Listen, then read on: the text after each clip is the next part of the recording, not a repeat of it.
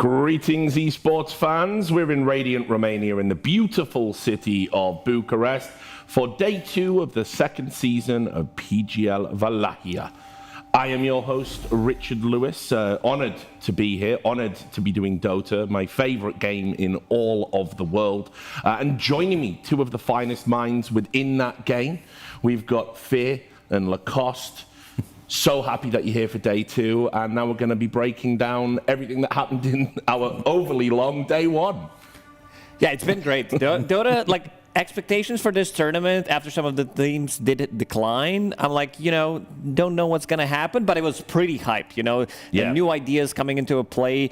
These teams that are going to show players as well, they want to do their best because they might be picked up by some other orgs, sign new contracts. We had some really cool stuff, and we had some upsets as well. Oh, yeah, for sure. I mean, I definitely liked a lot of the games that were played were just new stuff that we got to see, which is very interesting. We did see upsets. I mean, for me, Alliance, I haven't seen them in such a long time. They won a series, so that to me automatically is an craziest upset. Things happen in Dota all year. They're so back. I mean, but on top of that as well, NA disappointment. I mean, we're going to touch on these in great detail, but we did say this was going to be a tournament of upsets, guys, because, new patch, new ideas, new lineups. Yeah, and I think one of the upsets for me is definitely going to be Nouns. Sure. Going into this one, I definitely had high expectations for them because, as we talked about before, we have a lot of stand-ins going into this one, and we have a lot of teams that just dropped out. So Nouns, no roster changes whatsoever. So I expected them to come into this one like fresh, reinvigorated from TI, well practiced, and they just fell a little bit flat, unfortunately. Yeah, I mean a 92-minute game as well, which It took a toll on them. Yeah, and that was the one they won. So crazy. That's stuff. also the game that, in my book, they should not won because this is basically a 3-0. In my book, for Liga team. They played it so well, pleasantly surprised with what they managed to do. And Nouns, Gunnar talked about them, reaching top 3. Yeah. If they continue to play like this, it's, I mean, it's a Swiss system. You can have bad day 1, a bad day 2. You can't allow this to happen. There's bad day 1s, though, and then there's the type of day 1 where you really question if there's something at the core of the team is broken. And the drafting, I was in awe of you guys. You literally called it, Clinton. You were like saying, if they don't do this at this exact moment, they are going to lose the game. And lo and behold, they did not do it. Yeah, well, sometimes I do say those things and I'm wrong, but in that situation specifically, you're playing versus Toby, he's such a good Enigma, and I think the big thing about that was they just lost to that Enigma the game prior, right? So if I could see that coming, they definitely saw it coming. They just had an idea that they thought would work against it. Clearly it did not, right? And I think there's a lot to learn from that going into this day number 2 for Nouns. And coming back to you, Dom, Alliance so back. I mean, this new Alliance lineup, we all know Alliance are a bit of a meme. They've had a kind of a tough time of things lately. How good actually is this new lineup? Are we right to place our hopes in them? They have a big fan base and always Alliance. They're going to be under the microscope whenever they played. Course, yeah. Game 1, they kind of choked. They denied the Aegis as well.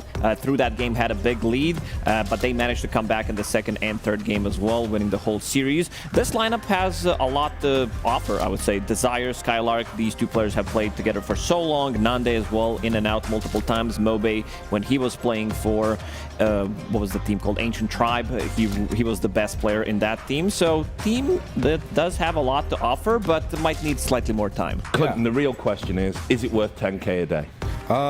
Not yet. We'll have to see. That's a big number there. But I actually did have a call-in with Loda at one of the Dream Leagues last year, or earlier this year, actually.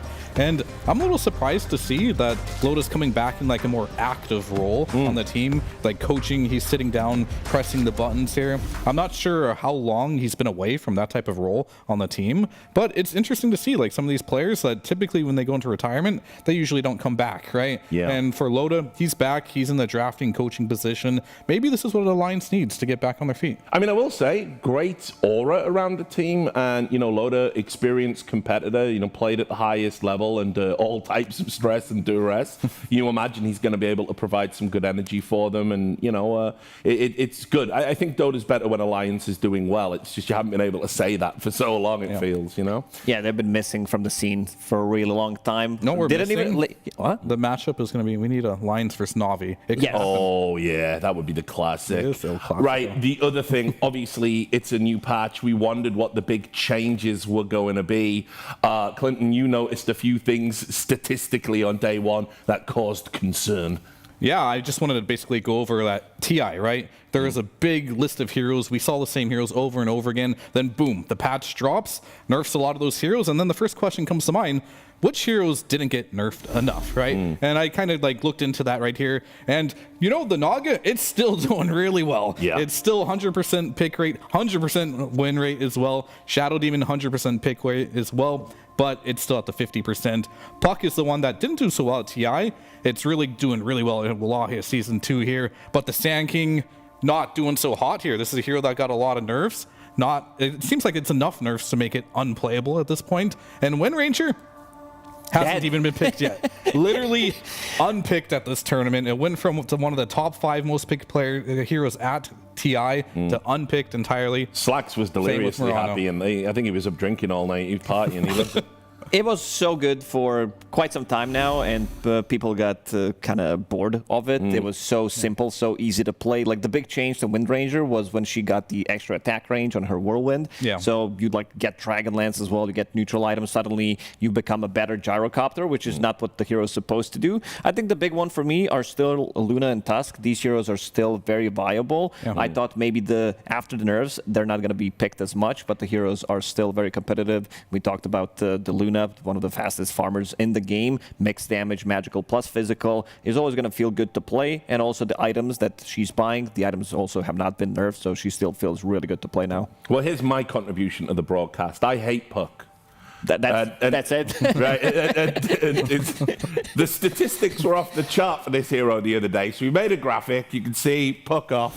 I'm done. I mean, that's just crazy, especially when you consider how it was at TI, right? Yeah, I mean, at the beginning of TI, this hero wasn't doing so well, to be honest with you, but Nisha started playing it more. He was losing his lane really badly, then came back into the game, just split pushing, becoming hard to kill. Eventually you do get that farm, then all of a sudden you're in a situation where you're unkillable. And it feels like there's no hero that can just answer this hero in the laning stage and the game. Like, it's a two-part problem that seems unsolvable right now. And I think a lot of it has to do with the fact that his innate ability, right? That one just seems way too strong. It even got nerfed this patch. It doesn't matter. This hero's winning. This hero's winning his lane anyway. Like, these DKs, these Tinies, they're supposed to be winning the lane versus it. They're not. So, like, how do you deal with this hero? And a lot of the times we'll see Puck having literally 0 deaths in the game, even though they do have stuns, like 2-3 stuns that could threaten a kill on Puck. But then again, the Solar Crest, any kind of a save, Shadow Demon has been picked a lot, so you have a save with that Pipe or the Crimson Guard makes him super tanky and becomes unburstable. Like, you can't kill this hero from 100 to 0. Yeah, and you keep screaming, the heal. That's what you've been raging about in the green room. Yeah, it's still, meta when it comes down to the offlaners. Meta has changed a little bit ever since the patch dropped with the itemization, especially from position 4. We're not seeing that Solar Crest being picked up as much. Mostly it's picked up on a position 5s, but still offlaners are buying auras, not as much as at TI. We also seen, like, at TI later stages during the playoffs that auras are not as popular. Tundra was a good example where they were playing different offlaners that didn't buy into Crimson Guards, into pipes and stuff. Yeah. There was another thing that you noticed that was a cause for concern based around the side of the map that you play on. Yeah, I mean, just the priority in general. Like, we can start first, like, what's better to pick, right? We can do first pick versus second pick. This doesn't look so bad, right? It's like, okay, second pick, minor advantage, but where things really get spicy is when it comes to which side you're going to pick. So Radiant versus Dire will be the next one, and this is where things got a little concerning if you look at it. Yeah, it's a 73% win rate if you choose the Radiant side, and if you choose the Dire side, that drops all the way down to 26%. And we were nice enough to do the math for you as well, just to show you which side is better. Obviously, first pick Radiant is going to be the side that you ideally want to go for, but I think most all these teams, they're going to be choosing just easily Radiant if they have the priority. Radiant is just better, period. The way that you play the map, like between 15, 20 minutes into the game, threatening Roshan as well. And it also comes down to well wishes. So you have mana. Most of the carries are using mana to farm compared to, I don't know, Sven's Lifestealers, heroes that don't use mana, that want to have HP regen when they're playing on Dire, for example. So you're farming much faster in the outer ring. And Radiant is just better, period, right now. It's been like that even during the TI. The numbers were even higher at the start of the TI, but they got closer as TI progressed. It ended up on about 52% by the end. I mean, is this an inherently broken thing that's going to have to be addressed by some sort of game balance somewhere down the line, or does it just seem extreme because of this particular sample size we've got right now? I mean, it's definitely extreme by the sample size, but it's always interesting to notice trends early on at the beginning of a patch and who can adapt to it, because I think Radiant as well is typical for abusing Roshan pretty much at that 15-minute mark, because typically by 15-minute mark, the carry, he's taking the gate, he's taking over the enemy safe lane, and vice versa. So you pretty much just swap sides of the map around 15 minutes, and that puts you in a nice spot as Radiant, right in front of that Roshan pid. So you can just like take that Rosh pretty easily, and we've seen once you get Roshan, all of a sudden you can take, like, so 15-minute Roshan can lead into a 20-minute stealing of the enemy, like Tormentors and stuff like that.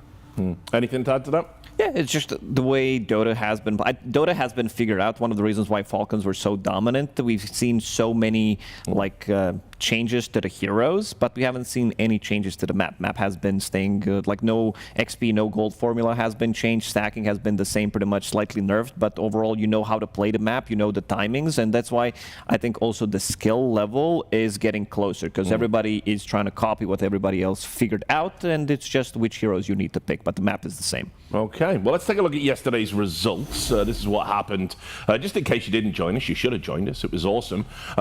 We went from having a TI full of 2-0s, where we ended up with 3 series, more on why it was 3 in a moment, that were 2-1s. So you can see there, Azure Ray started the day with a kind of closer than it should have been win over Infinity. It was an exciting game, lots of chaos in there. Then we had L1ga team beat Nouns, which is, one of the upsets of the day. Heroic Na'Vi had a slobber knocker there, which was 2-1. Lots of people enjoying that. And unfortunately, Team Falcons took a default win over Nigma Galaxy due to the issues that they had with players making connecting flights. And that obviously, it was a wonderful day, but you really wanted to see those two teams play, and unfortunately, they just weren't able to get the substitutes together. For sure. Nigma usually the first team at the airport, but this time around they are the last one at the airport. So hopefully they managed to solve the issue. I'm not sure if they arrived or not, but we kind of missed the banger of a series because they were not here. I am told they're here, and it should be okay moving forward, but we'll keep you up to date. These were the results from the secondary stream, because as you'll see later, we do have 2 streams going at once. You can see there, MOUZ with a comfortable 2-0 over Apex Genesis. Invictus fell to Alliance, which is another fantastical result that didn't seem possible. AVULUS 2-1 over beastcoast, and Tundra with a 2-0 over Team Waska. I just wanted to ask you a little bit about Tundra just while we're here as well, because we haven't had time to talk about them just yet. A lot of people got some question marks about where that team's maybe, what direction it's going to head in with the changes they've made. What do you guys think? It's hard to say. Like, for me, it's definitely like a change in which I was very surprised to see. 33 just like leaving a team after winning the TI, right, to build something new. He is playing with Soxa. They have stand-ins at this event as well, so like I don't know what to make of them entirely. I'm just waiting to see, because I haven't seen Mid1 in a while, and he's their stand-in, so at this particular event, I don't think they're at their full power, right? Of course not. But they are going to be a team to keep their eye on, as there are a lot of teams with stand-ins here, so they could take it potentially.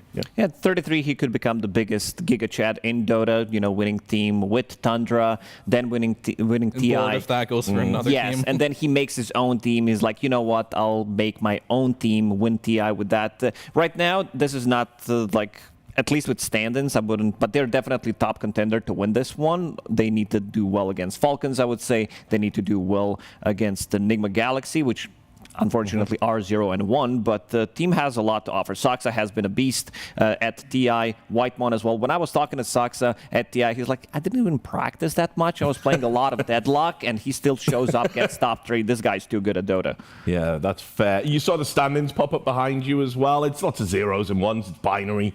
You know, at this stage, doesn't really mean a lot. But again, it's always nice to see. So I'm not going to read what's on your... Well, we got winners screen. And then we got losers. Yeah, exactly. You know? Yeah, it's super easy. It's like...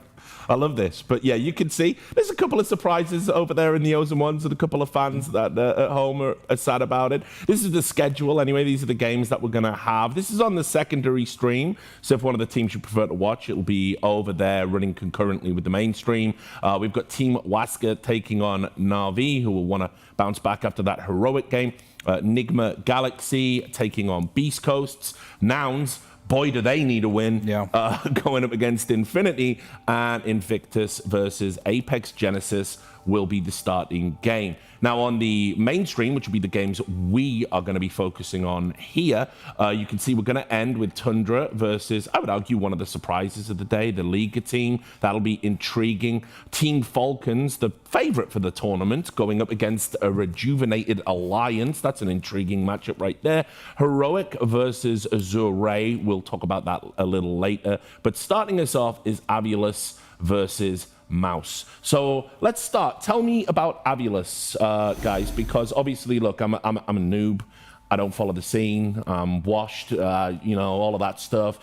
So I love getting the inside track on, you know, teams that I don't know so much about. So let me know. What's the inside? So I don't know a lot about the team, but I know about the players, right? Sure. We've got Stormer. He's been around for a long time, many different teams. He was actually had a short stint with Nouns as well. Yes, I was going to say, for a little bit. So like he's been around. He's been very good. Snako, he's been around since the beginning of time. I feel like the Na'Vi days. He became a new, like, for people who are coming from Dota 1 days, PGG +4. There were so many stacks around this guy. So Noiko is that like new PGG, I would call him, because this guy is old school. He knows his stuff, shows up from time to time. Every single time he shows up with a new team, the team is doing well. And you can see that there they are. I mean, in terms of where you think, where would you place them overall for this tournament? What are the realistic chances? That's really hard to say, because I feel like this stack was like, they took some of the best players they could find and just crowd them together and like, let's make a team. And it really just comes down to, is it going to mesh or is it not going to mesh? Because these are all really high skill players. They're all experienced players. They could make a run or it could just not work out at all. It's really hard to say. Yeah, coin toss.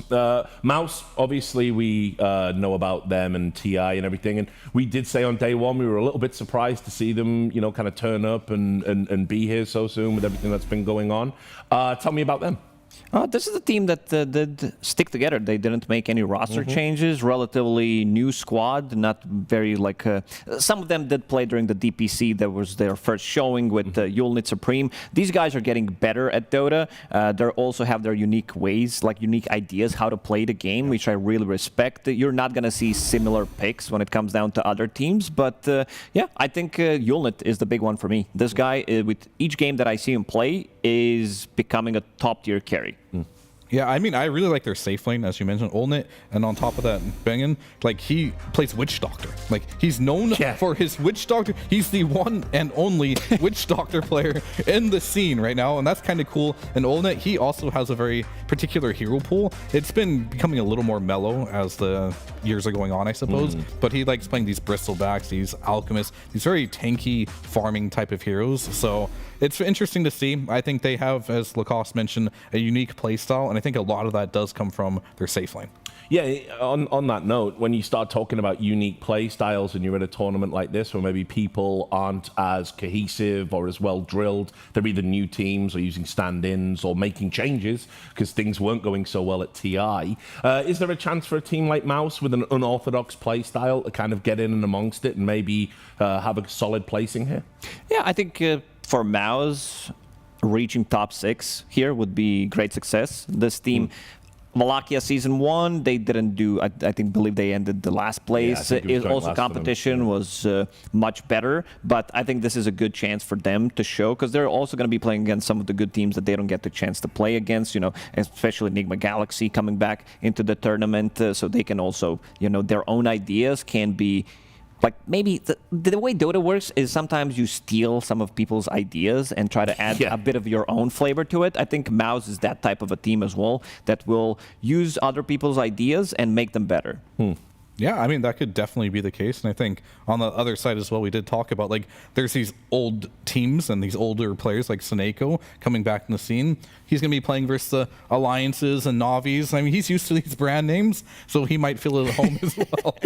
Yeah, so we've talked a little bit about, what the fundamental changes.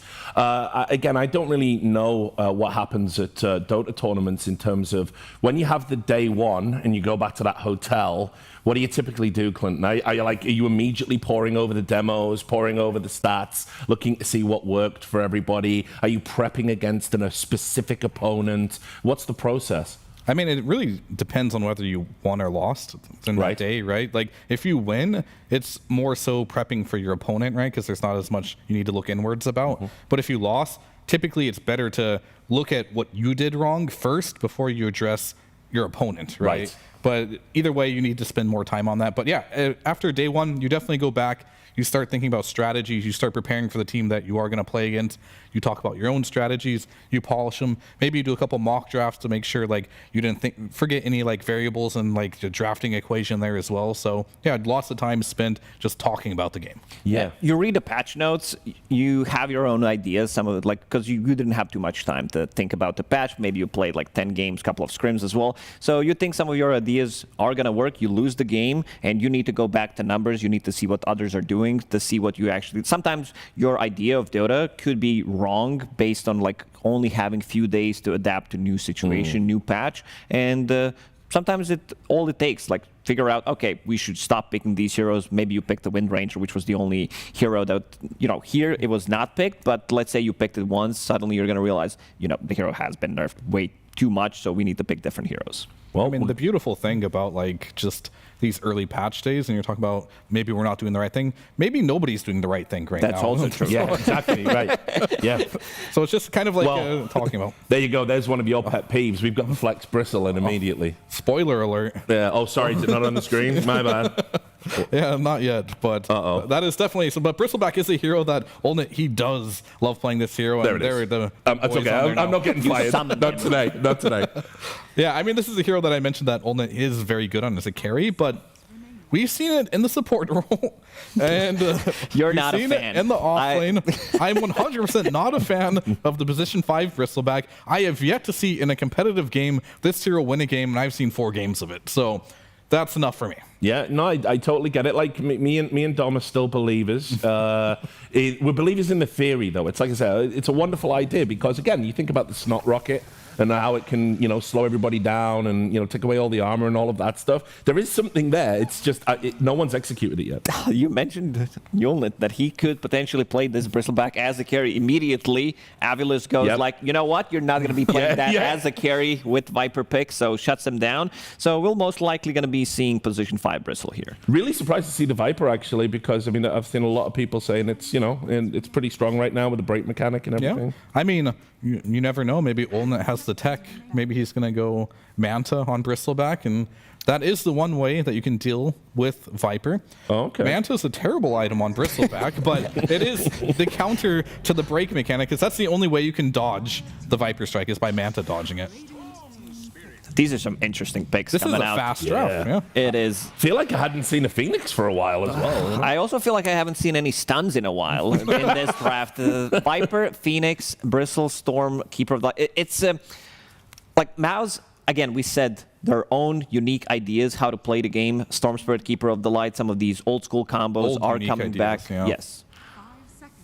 Yeah, I mean, I think that's very cool to say as well. It's like they picked this Coddle and they picked 2 heroes that are good with it. Like, and these are historically, as you mentioned, old school ideas that are good. And finally, we see a stun that is a traditional counter to a hero like Storm Spirit. We mentioned Puck before. That's probably the S tier hero from the mid lane right now. S++++++. I think Storm is below that. He's looking really good in Dota 2 Pro Tracker. His win rate seems incredibly good right now. And he's always had one issue. He needs someone to be like that battery to give him mana so he can keep going. And they got that in the Coddle. The one thing they are missing, though, as you mentioned, They have no stuns. No right now. stuns. You need something from the off. I mean, they could also use this Bristleback from the off lane and pick a different carry, so your carry will have a freer time. Bristle will most likely be tanking that Viper Strike in the end. But yeah. Coming into the series, coming into this tournament, one thing I was hyped about is I knew that these type of picks are going to come. Like, we're not going to be seeing, the same old boring style. We could call it boring, something that we didn't see at TI, that everybody else was copying what others are doing. But this is the new thing. Viper Phoenix opener, would not guess it in 100 years. Yeah, I mean, it's a good answer, the first pick Bristleback. I feel like this Bristleback has been answered. It has been answered by 4 heroes. Yeah, yeah, for real. It's like you don't like playing versus mana burn. Of course, the Coddle helps a little bit, and that's like the least of the counters. You don't hit egg at all. You do not want to play against Viper, and of course you got a tough lane for Underlord. What about some good old Rubik? If you want to play this Bristle, maybe as a position 3, if you are, like, from their point of view, we don't Rubik know. game. Yeah, it's a great Rubik game. Against Underlord, against Vipers, you have a break mechanic. Anything you steal from Lion is going to be good. Unless they already decided that this Bristleback is going to be played as position 5, then you'll have a Coddle with Storm, which means that Storm's mid, Keeper of the Light, is also a support. I mean, whenever I see Underlord, it's always a good Rubik game, so I can't go against that. But they do maybe are weighing the fact that they need like a hard stun right here. Like, I want to see an offlaner. I mean, if you're first picking Bristleback, you have Ulnet, figure it out, buddy. Like, this is the fate you chose for yourself. Pick a stun in the offlane that really just like makes this work. Yeah, yeah. I mean, I'm trying to think. What are the options? Like a Centaur Stomp or something? Or? Like, Centaur is pretty good here, actually. I do like that. It's not great versus Underlord, but it is pretty good versus Lion, Viper, and Phoenix, because you can disengage from the egg. The Hex isn't as particularly effective against Stampede too, but Underlord, he is a bit of an issue for that, so that does give you an ability there. Mars does not look that great, I want to say. Yeah.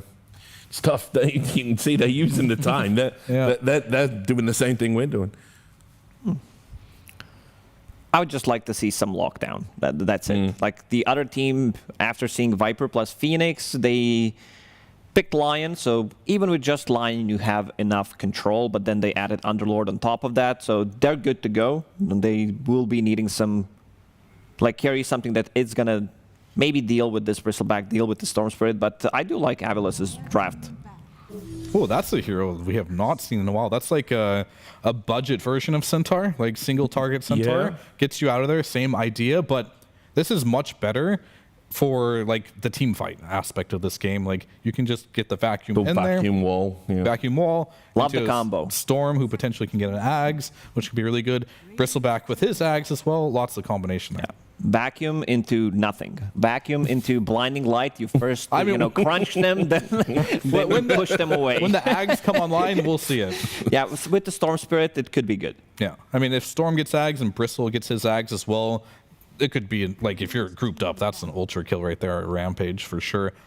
But yeah, I was thinking Hero Say, it's a tough question to, like, answer here, because you're dealing with Viper, and I think a Viper, like, we're going to pick, I don't know, a Beastmaster could be good or something like that, but you're playing Beastmaster into Underlord Phoenix, no thank you, right? Yeah. And it's very difficult. The Centaur, it's a big committal, and if you just get pitted there, it's not great either. So there was no perfect pick there.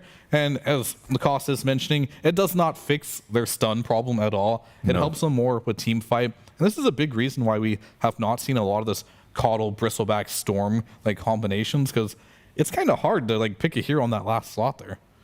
It is. I mean, if you're going for something tanky, you're playing into percentage-based damage plus a break mechanic, so nobody's going to feel great. Like, no matter what you pick for MOUZ, is going to feel good to play into, like, Lion, into Sunray, into Underlord, and also Viper Strike, so kind of feels bad, and I think the last hero for MOUZ needs to fix a lot of their issues. I would say Dragonite, but it's a terrible Dragonite game, because I would just love to see some kind of a stun, but then again, there are so many counters on their side.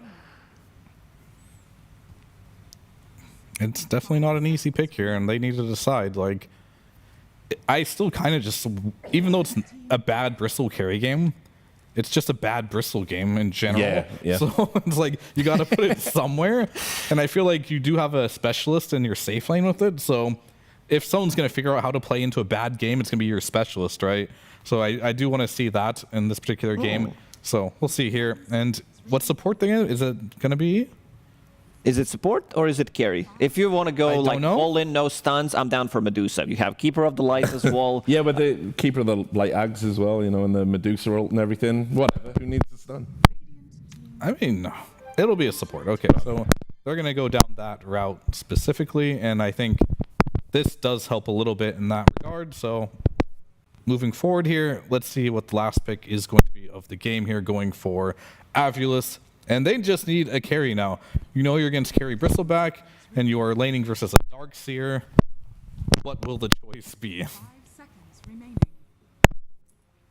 I'm really glad that they banned Dragonite because they don't have the good heroes against him. They already knew that Bristleback is going to be played as carry, so ban that one out. It would round up AVULUS' draft pretty nicely. It's a good Sven game. It's a good Ursa game. Well, you know how I feel about Sven. I've been dying to see. I mean, Ursa's just better. Look how they massacred my boy. Please bring him back. Sorry to hear that. So it's a tragedy. I know, I'm feeling Ursa. I think I am. You don't have a lot of lockdown for him, so he can just kind of enter the fights however he wants. Darkseer, he doesn't care about Darkseer. The clone is absolutely useless against the Ursa. You do have some burst as well. Eventually, you can. I personally enjoy playing it versus Storm because if you get a basher and you get on top of the Storm, one of those lucky bashes and you actually just kill him. But it's not really the best Ursa patch, so we'll see which routes they do want to go here. Great anti-mage game too. I was about to say, but then again, like it's not a hero for a while. I would say that other teams would pick AM on this spot. I don't know. I mean, yes and no. Just no, because anti-mage is not good. And even the versus Darkseer, it might be a little bit of a debate. It's okay in the lane, but the illusion is great. I mean, this is a hero that's also good in that regard. It's a little different because I'm not a huge Slark fan because the one issue I have with Slark is doesn't hit buildings, doesn't hit Roche, can't go high ground. And they don't have another hero like Beastmaster that can also do that. So they're just playing for the map. I suppose with Shard on Viper, you might be able to do it. I'm a Slark hater. I'm just going to come out and say it. Yeah. Not a big fan of this particular hero, but I see the merits somewhat. I'm just a little bit afraid that you do go into your Shadow Dance and your idea is to play these long fights, hit the Bristleback, but he just turns his back, presses Ags, and you die in your Shadow Dance here. It has potential here, but I do kind of like what MOUZ is going on here. This is a hard draft to call. It's like you got huge team fight on AVULUS right here with a Slark who can eventually overtake the game versus MOUZ where they've kind of got like this Caudal Storm team fight, like split push strategy and then Enchantress. I don't know. I do like AVULUS' draft. I don't like the no stun draft, especially with what they have. They're going to become super tanky. Underlord with like 1-2 items. These are going to be aura items for him. We'll make them super tanky. It's all about the speed for MOUZ. They need to be able to dominate the lanes with the Darkseer, get this Bristleback online as fast as possible. But then again, you're playing into so many counters as Bristle. If there's one guy who can do it, it's probably Yulnit, but it's a hard task. Yeah, I mean, is it though? I mean, it's not one counter. It's not just like the Vipers. Multiple counters. So, I mean, how do you overcome that problem? I mean, I'm just going to say Storm probably will carry the game if they win. Okay. It is a good Storm game overall. It's going to be a hard laning stage, but we've seen these mobility mids just take over a game. He's got a Caudal. It's going to be on the back of Storm if MOUZ takes this one. All right then, guys. Well, thanks for all of your thoughts. Obviously, the other part of the crew is Nomad, our intrepid sideline reporter. We're going over to him now. Hello, yes, thank you very much. I'm here with Mag, and we're going to have a little bit of talk about that draft. So, firstly, the last pick, Slark, what are your thoughts about this? What's the reasoning behind the Slark pick? And it just, like this game, very rare game, when my carry and whole team was saying like it's such a good Slark game. And yeah, it was like very confident pick, which of course you can see that we didn't play it much with this hero. I mean, I'm not even sure when we played last time, but yeah, we pick it. So yeah, let's see. I hope it's gonna bring us a win on the first map. Hope so. Well, we'll see how that one goes for you. A little bit kind of unsure. So finally, this is a team which you've played a lot recently. You played 10 series within 2 months. So is this kind of the draft's expecting? Did they go how you expected? Yeah, I think they a bit surprised us still with Bristleback first pick. We know that they played a lot on carry position. Just first pick of this hero is still a bit unexpected, but yeah, I think these opponents, we know each other very well. We lost last time on on BB qualifiers, and yeah, this is our time to take some revenge. And yeah, I think this opponents again, it's like very confident. We got because we didn't need to spend much time to prepare. We already know each other well. Yeah, it was kind of a rush coming into this tournament for a lot of teams, but hopefully you do well, and hopefully we have a great game, and I do know we've got some great casters coming into this one. Send over to ODM Fogged. Thank you very much, Nomad. Yes, ready to get into the action here of Game 1 of this best of 3 between AVULUS and MOUZ and DJ. Two teams that know each other very well because of all these games they've been playing in all these different qualifiers as of late, Fog. We've come into this one, though, and it was something new. You know, Mag said it was a bit new for him, seeing them do the Bristleback as the first pick in particular. And for themselves, they kind of go with this Slark, which didn't sound like they had a lot of practice with in this stack, in this team. But if if everyone's calling for it, right, that's when you raise priority of heroes, even if you don't really like it so much or it might not fit your kind of idea. If they're asking for it, you got to give it to them. And you can definitely see reasons of why he could have wanted it. Yeah, building up the stacks versus Bristle, these tanky heroes, it's always been a thing. The leash versus the Storm and Darkseer to hold him in place can have its relevance. So just unsure how good this hero really is at the moment. Yeah, so. Because we see what it's Smiling Light is the Grandmaster tier on the Slark. So if he asks for it, you player, give it to him. That's the instantly. thing, right? But at the same time, I feel like when you do add these players that have this much, this incredible amount of quantity of games on a hero, sometimes that sort of mindset, maybe it's from, playing all these pub games and then it doesn't necessarily transfer always into the pro environment. So that's what's going to be exciting to see if this Slark pick does work. Yeah, I mean, it's always like we always say, it's like, on paper. That's the important thing. On paper, it should work, but that's not how Dota is. Lacoste's favorite saying, we don't play Dota on paper, we play it on computers, so. Let's see how these lanes do go, because I think they already mentioned it ad nauseum. There's no real disables coming out on the side of MOUZ. It's extremely lackluster and force. It's close. He's not going to quite be able to get it, and indeed, Seneko. He's going to get chased down. He's going to go for the TP, and then he'll be perfectly fine. TP's back over towards the tier 1 to stay in the lane. Cool. But yeah, not really many stunts, right? It's a vortex and a vacuum. It's pretty much nothing. So overall, they're just looking to team fight, I would say, because their catch on the side lanes and stuff is going to be a bit lackluster later on. So it's interesting to see this approach. And going for the Darkseer, one that we don't see picked up too much, I think it's because they wanted this aura, this massive aura monstrosity that can enable the Darkseer, or the Bristleback, because he is playing into so many counters, right? He's playing into this instant stun, hex, etc. That's going to be annoying. The break, the percentage damage of Phoenix, percentage damage of Underlord. So I think they were trying to find a way to help own it toward the later stages of the game with these auras.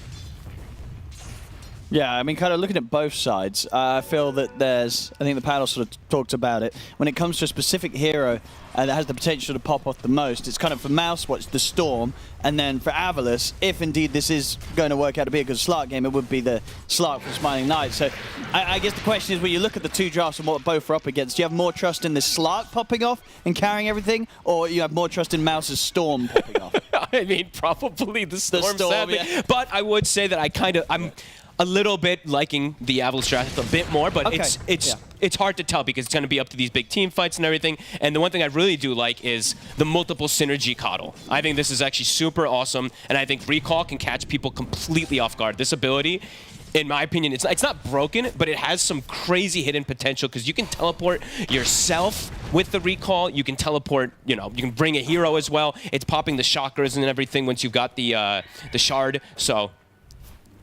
Or sorry, when you get the shard, you just get the double recall anyway. But yeah, you're giving chakras, you're constantly moving the heroes around the map, and they have great heroes for that. The Storm, in particular, the Bristle inside of these fights. The Coddle can do some cool stuff. Yeah. And definitely sort of respect, right, to MOUZ for going with the first pick Bristle, having all these sort of heroes being picked against it, and not changing the plan when it came to where they were going to put the Bristle, right? They still have it in this position of priority because they're that confident in their ability with it. This lane in particular, and we've just been chatting for a bit, but this one in particular, this is going to be the kind of problem also. It's like we talk about how the Storm maybe is the one that can pop off. And if they are able to win, there's a lot he has to worry about. It's the Lion instant catch, the pit. The lane in particular versus Viper is absolutely miserable. It's one of the worst ones for Storm, so that's the one thing where I'm like, yeah, we're talking about the Storm. Maybe potentially he's the one that can carry. He is playing into a pretty horrible game as Storm. So we'll have to see how it all does play out after the lanes. So right now, he is the one, of course, massively suffering, but the Underlord is suffering on the other front. Now, which of these lineups would you consider being able to ramp up the pressure faster? Because obviously we had a slow 5 minutes yet to get first blood, but when the group up starts to begin and early objectives start to get gone for, who's going to be likely to do that a little bit sooner than their opponent? I think they can actually both match tempo a bit. It's just the Storm is going to be a little bit behind, but he's going to be enabled more because of the coddle and everything, so I think they can both match speed. Because the auras are going to come out similar. Underlord's going to build a Fiend's Gate to fights, but if they have numbers on the side of MOUZ, they should be able to fight it, so. Supreme will get some stacks going too, so he should be able to catch back up on the Storm. And he didn't die, so important thing always we do point out when they're playing these hard matchups. Do they have stacks to recover? Yes. And he didn't die. Sure, one of them was blocked, as we see there, the Ancients, for pretty much the entire duration, but he's just looking to stack this hard camp for the moment. We'll get blocked though. Tsuneko coming in. Yeah, also able to make sure they get control of the first power in on the side of AVULUS. Yeah, it's cool, smart little moves from AVULUS, right? Like, they know Stormstormer's crushing mid. They're preventing this stacking, and they're trying to prevent the stacks at least, and trying to invade versus the Storm to not allow him to catch back up. So they're trying to put a lot of emphasis onto this mid right now. Snake as well, trying to, he tried to sort of contest the D-ward that no one was going for, but wasn't quite able to stop him from getting the D-ward on the cliff one. A lot of attention put onto mid, though. So that means these other lanes are going to have a much better time, in particular. He's already free farming, and so is Force. So it's an interesting choice that they're putting this much attention. He steps up quite far here, and that is going to mean first blood gets handed very easily to Supreme there. Bit out of position. That was a bit interesting that they kept the two supports there this long. Yeah, they've been there for pretty much a full minute, right? Over they were there a full minute. Rune, and coming up to 7 minutes, they were still there. So I like the initial move of them going to like block, but then sticking around. It's you just kind of give opportunity. That definitely seems like one of those moments where Storm's on his Viper. He's like, bro, what did you do? What have you done? I was destroying this guy. Come to my lane. Bottom lane, AVULUS. Tsuneko back in action. He's able to avenge it. Get a bit of a response there to the mess up in the mid. Sets up for a kill for Smiling Knight to get involved in. Supreme's like pretty much completely caught up. He's like 200 behind the Viper now. Don't come in again, I'm fine. He's going to go top Storm with the rotation here. He's got the break. Should be more than enough. Very, very dead indeed. I guess, I mean, Pit was already, could you not have tried for an instant TP, or was the damage going to come in too fast? Maybe could have tried, but it's a risk, right? Like if you die, then you have no TP out. You don't know if there's like someone else can come in. Yeah, it would have been close. It would have been close. It would have been close. He might have been able to get away with instant TP, but indeed accepts his fate. I like that rotation though. Stormstormer, I like that he can be active this game. Not to the Darkseer lane, but to the Bristleback lane almost every time. Yep. Can always net himself a kill. We'll get a regen, deny that one as well, away from Supreme. Yeah, that break, they're gonna have to find a solution for it. I heard Panel talking about some kind of funny things I think we saw the other day, like a Manta to dodge the Viper Strike and stuff like that. I don't know if we'll see that from Olnit. I think he goes more standard S and Y from what I've seen from him with the Aghanims. But we'll see if he does divert for anything else crazy, just to address the breaks. And bottom, Force is showing again. 3 heroes are here. Force could be in trouble. I think so. They've got the pounds to set things up, buying time for Eki to close in with the follow-up control. There's no escape for this Darkseer. As another kill is found.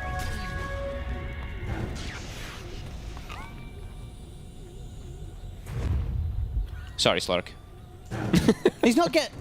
Yeah, I don't know why he's not getting them. I was just checking that as well. I literally was checking. I was like, wait, did they remove this? Stacks. Did they remove this? I was looking. I'm like, wait, what the hell? Wait, what just happened? Why didn't he get them? He didn't get it on either of them.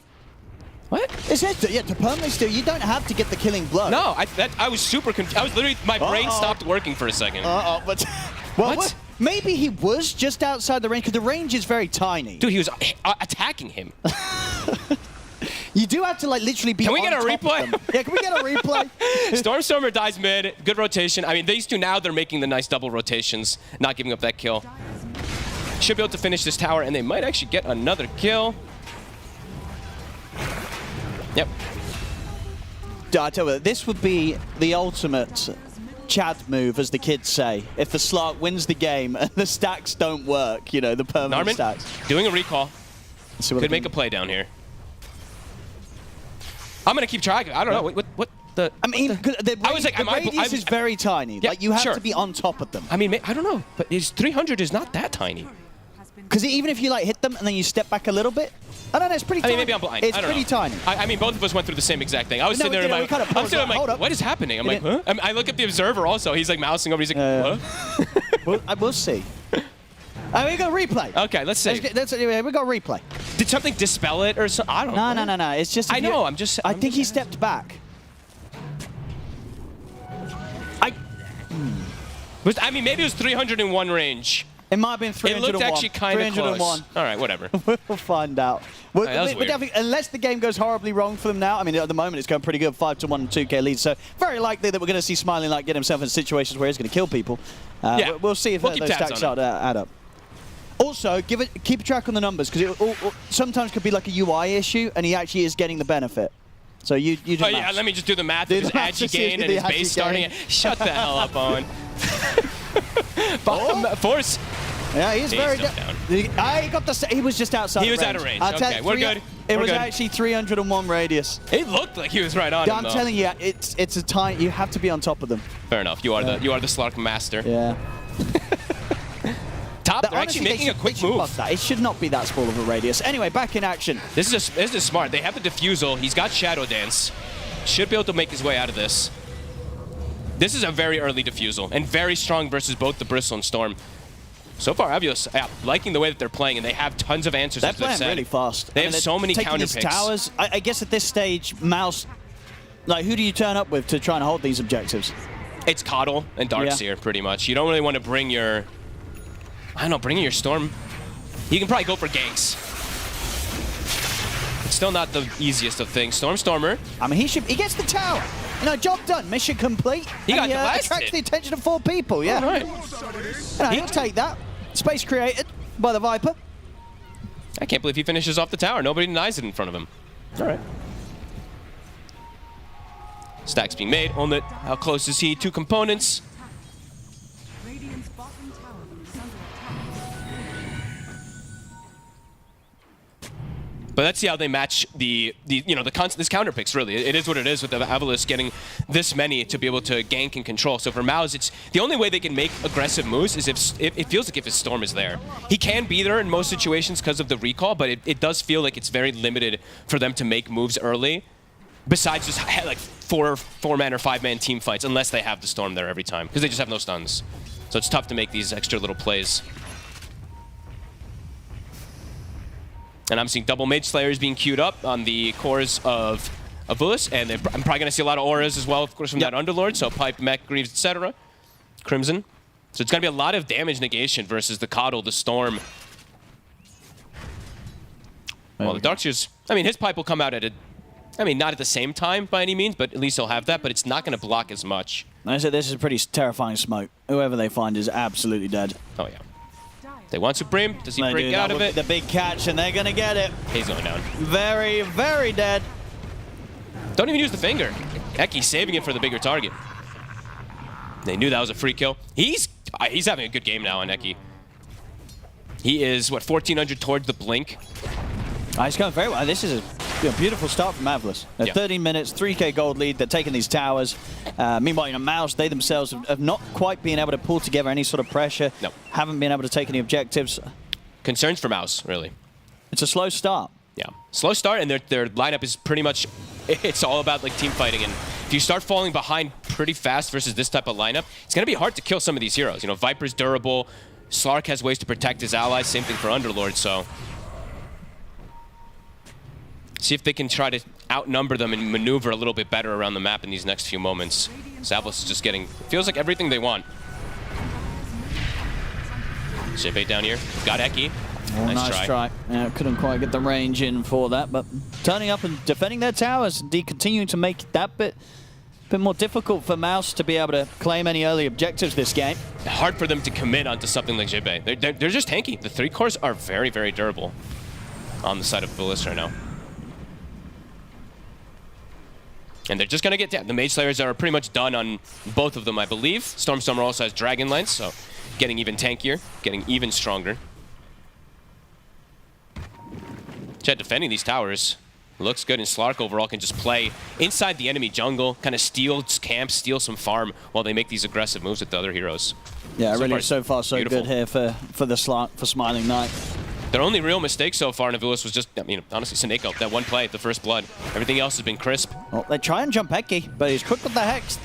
He's got backup chasing coming. him down, but indeed backup is here. And now MOUZ, they have to bail out of this. The stun's going to come out in response over towards the Storm. They've got the setup, they've got the finger. It's too much control. Supreme's gone. And they just have so many layers of CC for the Storm. And that's Eki's Blink Dagger done. Yeah, it's one of the earlier ones I think we've seen. We don't even see these really picked up online. If not, I mean, we don't even see Lion picked up too much. He's got it so early. I mean, that's got to feel really rough for MOUZ, right? You've, as a team, tried to go for some sort of move out of a 15-minute game that you haven't really been able to do much together, and it just goes horribly wrong. The Storm, Supreme has to kind of overextend, really chase the Lion, and you don't get anything. You end up losing your Storm. So they try to fight but he's so strong. He is just a little bit too strong. Maybe with Supreme coming in, they can stand a chance and bring in Stormer down low, but the ult's back up. He's able to turn with the break, and he's able to walk out alive. Does Supreme want to commit to try for it? He doesn't. I mean, they can go for more in the cleanup here. Smiling Light cleaning up the back lines, takes out a double as he brings down Force. This game, folks, it's getting pretty messy. Oh yeah, total disaster. They aren't able to make any moves, and honestly, I haven't seen Bangan at all this game. I haven't seen the Ench trying to make any rotations with the creep to try to help things out. Just they're getting completely smashed. Yeah, this is rough. They're getting outmaneuvered, outganked, and it's just easier, a lot easier for AVULUS because they have stuns, Owen, a lot of them. And for poor MOUZ, it's literally just the Storm Spirit. And Supreme keeps getting put in a position that he can just die. See what he wants to do here. He's going to settle for Bangan. Turns, gets the stun set up. Smiling Light comes in with the damage. As at this point, you know the game's rough. I feel like we've seen so many games across this patch, kind of the previous one, where Enchantress just doesn't die. This game, Enchantress does die. It's incredibly fragile, yeah. And now it's nighttime, so Smiling Light, look how he's just going to play. He's going to play super aggressive. They know how strong they are now, and they know that they can constantly make these good moves when they have Fiend's Gate. There's not a real easy way for MOUZ to fight back versus this right now. Oh, he might find Supreme. No, Supreme's quick. Supreme. Yeah. We're sticking around. Yeah, he tries his chance there. Sees if he catches him mid-zip or between the zips. Hey, the two supports now, yeah, they're huge. I mean, Blink's done, Solar Crest is done. Yep. The tempo of the game is just accelerated massively. And for MOUZ, delay, they have good ways to stop push, right, with the Coddle, but they have ways to pierce into the backline now very easy with this Blink. Smiling Light is getting, I mean, halfway to an Aghanim, so it's going to be easier for them to go for that too. Yeah, this is a crisp game so far. Onlyt's got his work cut out for him, and he's playing into so many counters as this first big bristle. Yeah, and with Supreme kind of falling behind as well. As you mentioned, there's already risks for him this game. He's got the Orchid. All right, let's see what they need to get something big. Though, right? Yeah, it allows him to go offensive, but won't allow him to keep himself alive. Let's see. Gonna try and jump Eki. He's in with the Orchid, but backup's coming in. Supreme, he can't do enough damage to bring down the Lion. The Supernova's gonna get focused. They will be able to take out the egg successfully. See if they can get anything more here, MOUZ. They drop down the wall. Smiling Knight is going to opt to Shadow Dance and TP. He's going to get dragged back by the vacuum, though. Interruption. Eki also getting caught by the silence once again by Supreme. MOUZ, they've found two. Nice fight. So if they can chase on for more, the pit's laid down to hold back any further chase, given the space for Smiling Knight to back out. They didn't have Stormer there. Just a bit too split up. They went a little over-aggressive there. They lose the two supports. They don't lose the chorus, and now they might actually just be able to get a freebie. Bangin'. Smiling Knight just straight back in. As MOUZ maybe getting a bit ahead of themselves after they picked up a couple of kills. I think they should have been pretty happy just with the 2 kills. Even though it's just 2 supports, I mean, those are the two weak heroes Knight's ready to start chasing for more. He can start pulling him around Ornit, getting these stacks built up because he's got the Shadow Dance, doesn't want to dive the tier 2. Saving the pounce always just to be able to have it defensively. Dire's middle tower is under attack. Not bad for MOUZ, though. It's something decent fight that they got a pretty good situation finding that egg isolated. And yeah, no Stormer there, so it was a pretty ideal situation for them to go for that one there. Supreme pushing the limits. And I feel like Supreme just has to go BKB next item. I mean, I want him to be able to go like Ags, but he needs BKB versus the Storm and this, versus all of this different control.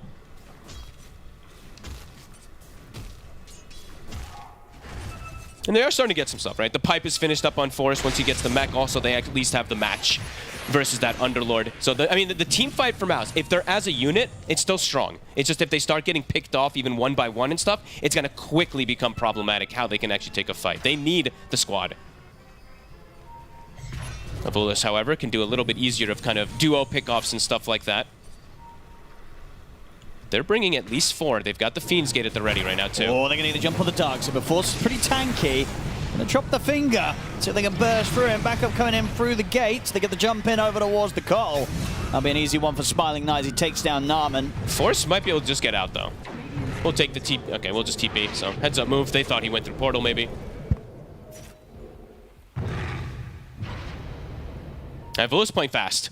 Every Fiend's Gate cooldown. I'm just checking every single time that Fiend's Gate's getting to like 10-15 seconds, they actually group up with 3 heroes and look for an aggressive play. So definitely liking the style of aggression that they're putting on. And look at these deep wards that they have. I think neither one of them are actually going to get taken out. One of them has been down for almost 4 minutes or something on the right side to scout the movements, and then that other deep one in the jungle. So they've got great information. They just see the Storm and they just saw the Darks here. They're going to have a decent step up in bursts, just overall damage in the next fight as well. Both supports are closing in on the level 12 for AVULUS. Yeah. Time for Tormentor. Bristle can do it pretty easy. Who's going to get it? Does Narman get lucky? Bangin gets it. I mean, still a decent one, but has gotten nerfed. I would say Narman's is pretty cool this game, just because of how many different things you can do with the recall to match movements. But either way. Time for a smoke. Yep, look at Fiend's Gate. 30 seconds coming up. They're actually going to bring Jibbe into this smoke. Bangin. He's going to be the one to tank it.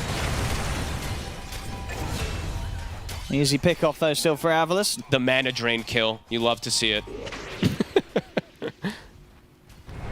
AVULUS, they can start to swing around towards the mid. I mean, they're going to definitely want to look to pressure these tier 2 towers now. They're getting all the waves pushed in against MOUZ. Yeah, and I like that they're doing this because they're actually, this is a team that wants to farm triangle, right? MOUZ, their lineup wants to still hit triangle, so anytime they make a move like this and they steal this area, it's pretty impactful versus the Bristleback as well.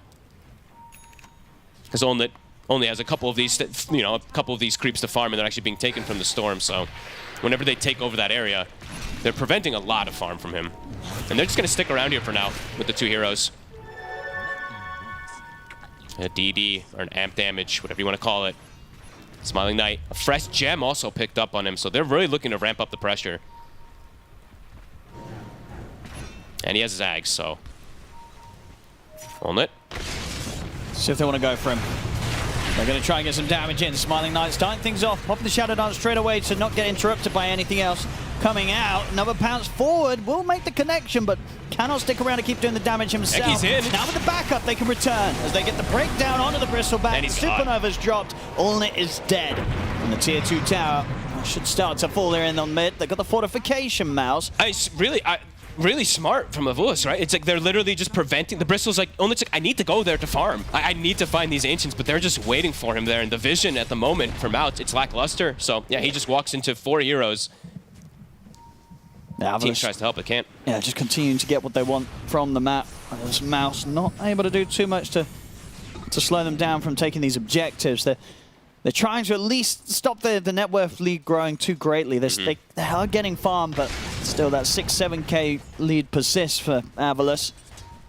They're getting a lot of these auras online too. I mean, Jibbe, he's going to have... I mean, he can probably go for the Crimson if he'd like to afterwards, because Stormstormer's actually going Shivas. They're going to have almost all of them pretty early on in this game. Damage is already going to be a problem for MOUZ because of that, and they already have to deal with all these disables and counters of the Bristleback, so yeah, these auras are going to hurt even more. And Orochi and Aegis definitely going to hurt on top of that. Not easy, or not really a way for MOUZ to contest this either.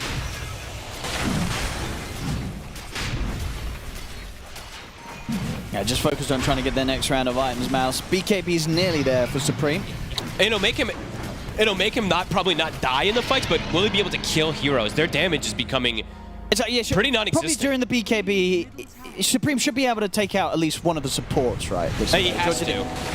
He absolutely has to. They're not the squishiest, though. I see Eki, he took the Pupil's Gift. So he's actually a 1700 HP Lion, and they have a Solar Crest on the Phoenix. So these aren't the most fragile supports by any means. But that's the ideal, right? If he can BKB jump, kill the Lion, that's probably how he wants to start the fight. But yeah, with the mech, with the pipe, it's definitely a pretty big hill to climb. And AVULUS, yeah, just not really many mistakes so far this game. No, it's looking really good clean. There really is, and they've come in and they've done this with something a bit different. You know, they definitely self-admittedly trying out the Slark here. off the back of what was kind of a vibe from the team, from the players. Am I the only one seeing error? No, it's one of the TP effects. Ah, okay. I don't think it's intended. But well, I don't think so. But it's caused. I mean, pretty cool. I'd buy an error TP effect.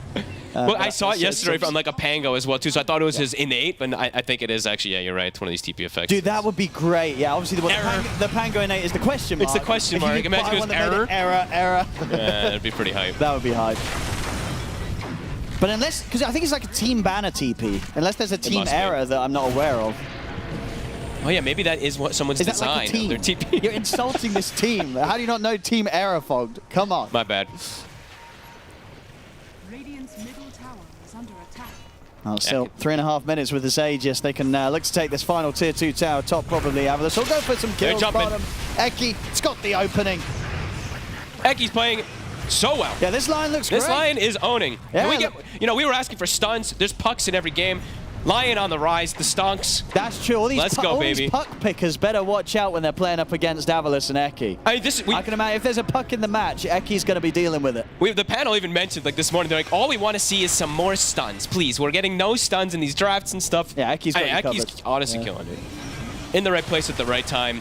The play that they made aggressively onto him bottom when they turned and got those kills too was massive, and they're actually going to start poking high ground. No shard yet on the Viper. But just with their tankiness at the moment, they're just waltzing up. Now, what do MOUZ do? They can spam it. They've got the coddle. They can slow it down a little. But they're keeping the catapult alive. TP's coming in now. But they've scanned this out, AVULUS, just to check if anything was coming in through the trees, and they know with that scan hitting that MOUZ turn up for the defense, so they'll just back off. They know that they've forced MOUZ back into the base. MOUZ, they're going to try and take their chances here with the smoke, see if they can catch AVULUS split up. Can they catch him split? I mean, the Fiend's Gate is not ready right now for Jibe, so this is an ideal opportunity. So Nako, I'm going to get the jump on him with the silence. It's going to get forced to the side, but he will pop to the Orchid. So they get one quick pick. Smiling Knight, he's ready to start fighting back. The ball gets dropped, will get vacuumed down away from the Coal to the low ground. Does he want to go in again? He's still got the Shadow Dance and the Aegis to rely on, but he'll play defensively for now. Pounce back to safety. Supreme is going to try and get a further grab. Turns over towards Stormstormer, but Stormstormer is able to slide up to the high ground with the Hurricane. Going high ground's hard. Not a bad move, though. Good little aggressive move when they have 5, as you said. A couple of times when they do have 5, they can be strong to get these catches. They did not take the gem, though, so that was the big thing I was focusing on. Eki was able to recover that.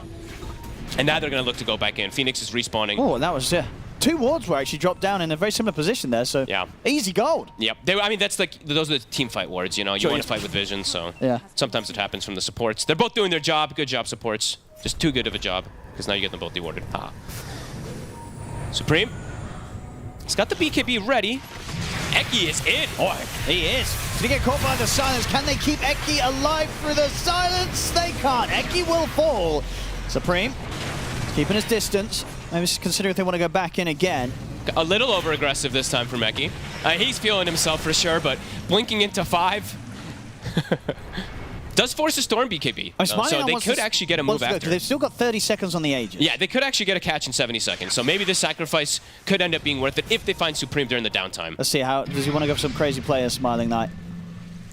They're glimmering in. Yeah, using this glimmer for the setup. Oh, this is cheeky. Oh, they're not going to get the catch onto the Storm.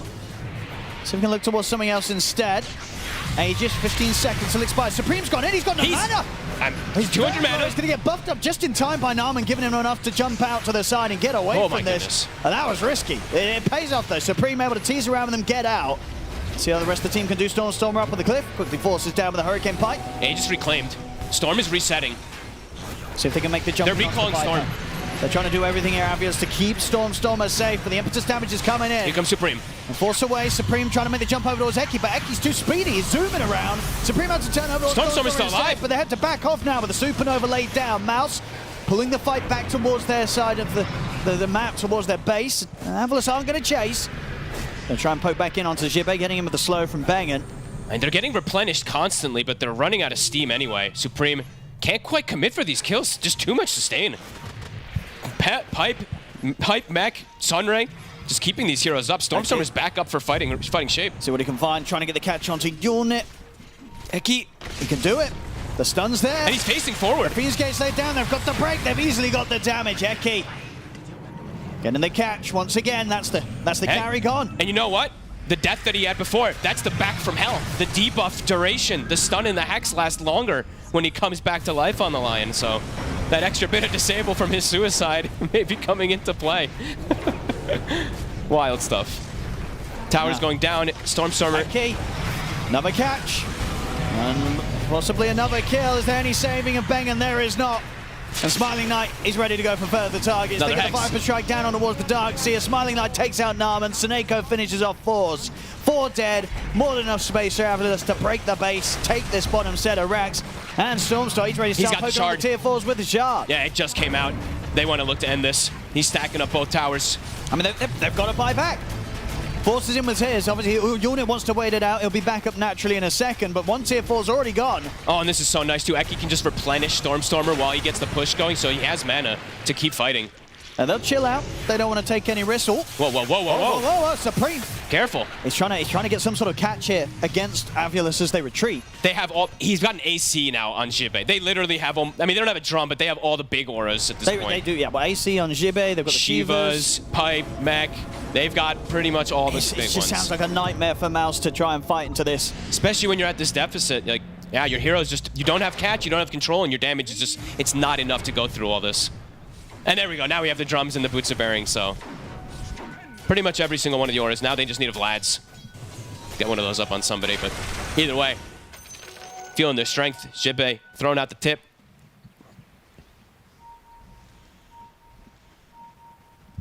They're smoked, ready for the next catch. Shield rune on Stormstormer for the next fight. Eki. Oh, he's gonna find him every time. Love the, I mean, confidence got him killed maybe once or twice, but overall the confidence has been excellent from Eki to make these jumps. They couldn't stop them on the bottom lane. So if it's going to be the same situation here mid as the tier 3's gone. The rack's claimed as well. They can't hit him. They can't walk in. And in they go, Smiling Knight. Ready to make the jump. They get the stun from Eki in. The Supernova's going to get laid down. They can't kill off the egg, so they've got to be careful how they fight around it. Supreme's trying to commit in with the BKB, but he can't quite kill Eki. Eki survived throughout it all. The illusion from the Dark Seal will finally take him down, but this game looking to be pretty much over and done with soon, as AVULUS just take every single fight back to back. They've got to buy back on Unit. MOUZ, they've got Supreme leading in, trying to put some sort of stop to this all. A Smiling Knight is going to have the Shadow Dance back up in a second, so he can keep fighting. Jibe's getting low, but Supreme gets destroyed by the stacks. Godlike hit. 300 damage. Knight, and he's ready for more. Jumped in onto Bengen, double kill for him. 50 stacks. And he can get even more potentially as Eki's ready once more with the setup. Gets him with the catch on towards Unit. GG is called. AVULUS looking phenomenal here in this game 1. Overall, a super crisp game, and overall, definitely the Slark game that you give to these players. I mean, he doesn't die. I think, what, he ended up 11. Did I check it right, I see? 12-0 and 8, actually got a kill at the end. Beautiful performance, and I have to say, I loved, yeah, okay, the little mistake from Seneko on the mid, it happened, but I like the way these two supports played. They put insane emphasis on Supreme, addressing these stacks, not constantly invading versus this triangle and stuff like that, and just playing around Stormstormer. That was cool to watch. That really was. What a game from AVULUS, and indeed doing it in their own style, something that's always fun to see. We'll see if MOUZ can come back hitting hard in game 2, but this game 1, it was a tough one for MOUZ. Yeah, cool game, bro. We spent so much time here on the paddle, like theory crafting about, you know, where we were going to go with the draft and everything, and in the end, a very one-sided game. I mean, all credit to AVULUS, though, of course. You know, they executed what they want to do immediately, and Dom, you said that draft's fantastic. It looked good, and also AVULUS gameplay looked fabulous. I gotta say the way they executed was also top notch. Couple of mistakes here and there, but you know, spellcasting isn't like the 100%. But they made it work in this game. They outdrafted them pretty hard, and you know, when your coach has the same IQ as Einstein, which is you know, a real thing. I'm not making this up. I like to troll a lot, but Mag, coach for AVULUS, he's a pretty smart guy. And when everybody in the team is also on the same page when it comes down to picking Slark as the last pick, it worked out amazingly for them. You know who else has an IQ similar to Einstein? It's Clinton, because he identified the exact moment in this game, in this match, where everything went wrong. Yeah, I did, and it was very, very early on in this game as well. It dates all the way back to the draft. Right here, where you see this bristleback pick, and then that's not it. There, boom. Oh, okay. This is where the game gets very difficult if your plan... Cinema. If your plan at that point is to do carry bristleback or any version of a core bristleback, your game's done. Yeah. And I think it only got harder throughout the draft because, like, now you're also playing versus an Underlord, which is also great. You're playing versus Lion, who's going to take your mana away. And Slark, also great versus your hero. Just all the heroes are good against the bristleback. It's your core. Didn't work out. But that's not the only place I want to go with this draft. Their support duo. What does it do? You know, like, you have an Enchantress Coddle support. You can't do anything on the map. Ench wants to be aggressive. Coddle wants to be passive. There's clearly an issue there, right? And everything about this draft just did not work out. The Storm had to go ham, but he was laning versus Viper, so he couldn't. So that's why you kind of saw this game turn into just a stomp, because nobody could do anything. Yeah. Yeah, and I want to highlight the Viper versus Storm matchup from the mid lane. It's actually Stormer against the Storm. He is a better, Storm overall. He's a Storm player as well. But yeah, the itemization, 10 minutes in, we can see some of the his GPM as well. His net worth 5,000. Storm is really struggling here.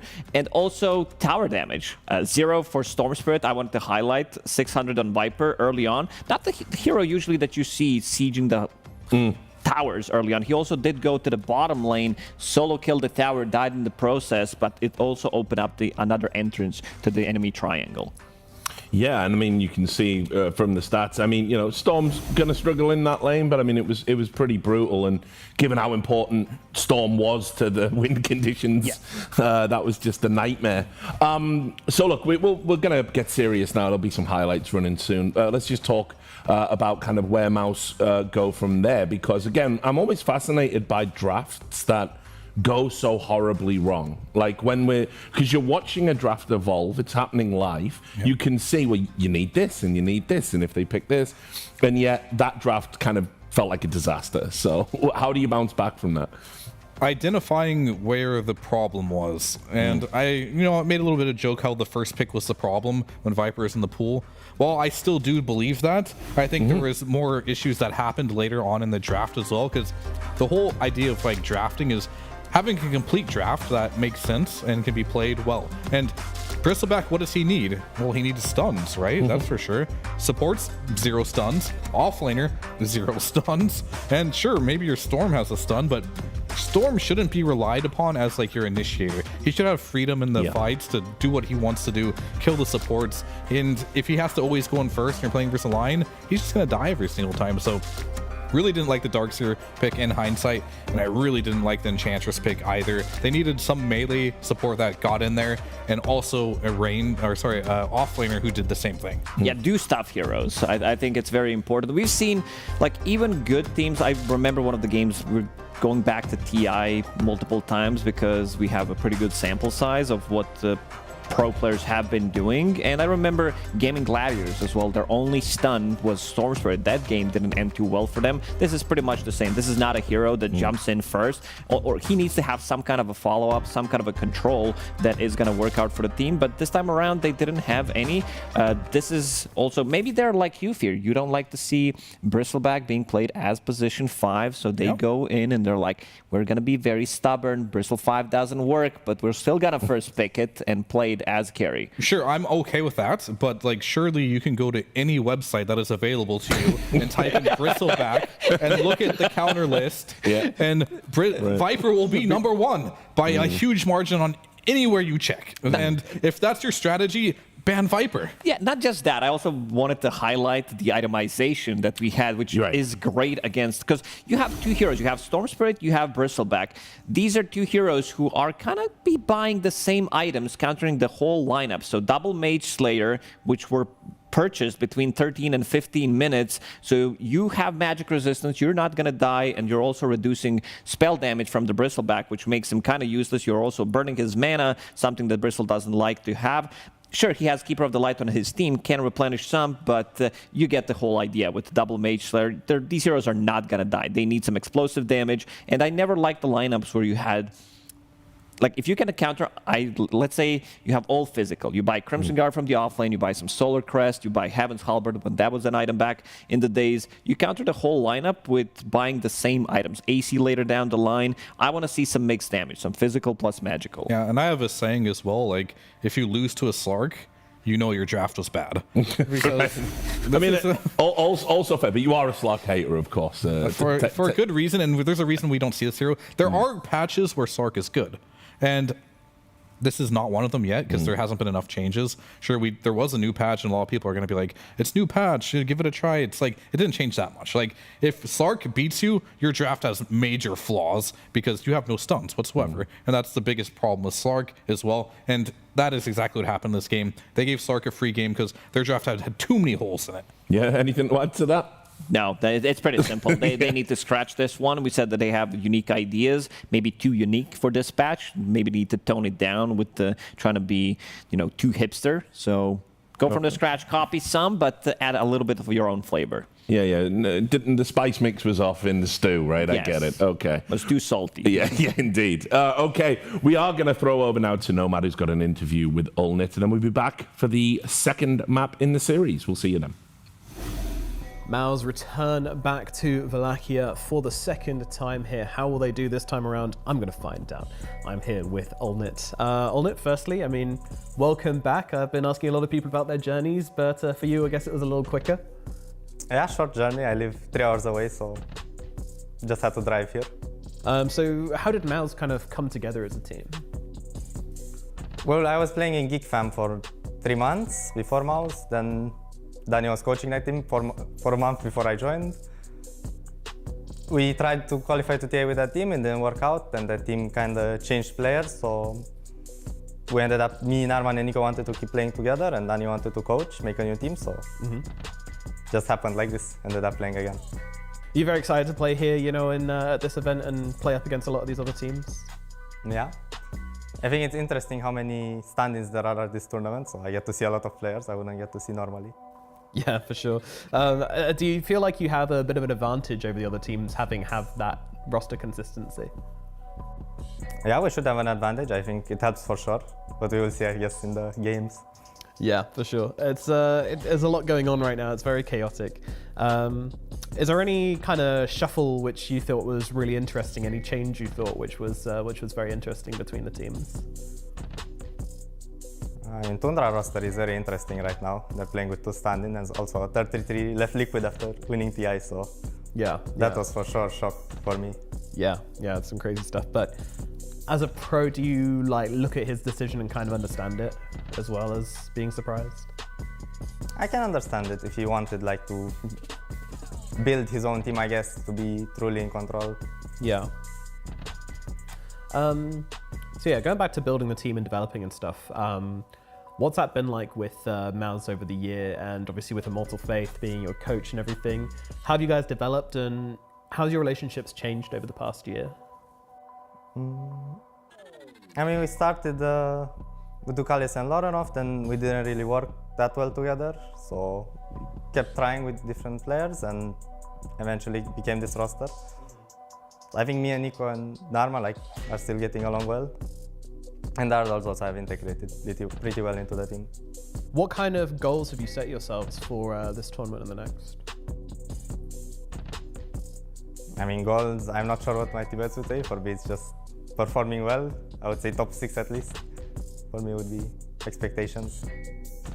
So top 6 would be a good finish for you guys, yeah. It's you're looking at this pool of teams and everything. Is there any team which you're really looking forward to playing against?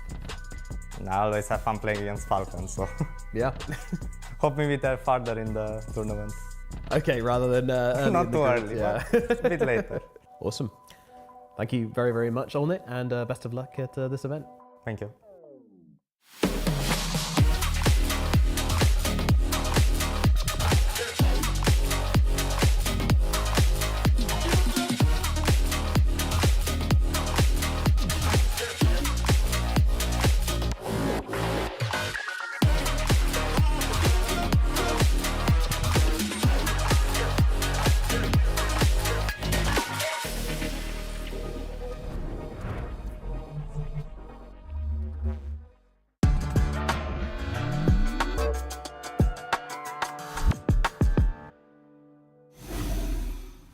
So welcome back. Yes, another top 6 believer. Very popular answer at this tournament so far. But they're up against it right now in this series. Fear and Lacoste are still here, of course. Terrible draft in the first map. Now we've got a second map. One thing I did want to ask, did you notice anything in terms of performance from the MOUZ guys that might give them a little bit of, confidence and heart? And like, look, it was a bad draft, but we were still playing okay, No? Not in this really. game. Unfortunately, Yeah. you hate to say it, but it's like It's fair. nothing went well for them, right? Like, Right. maybe the first couple waves bristleback on the top lane.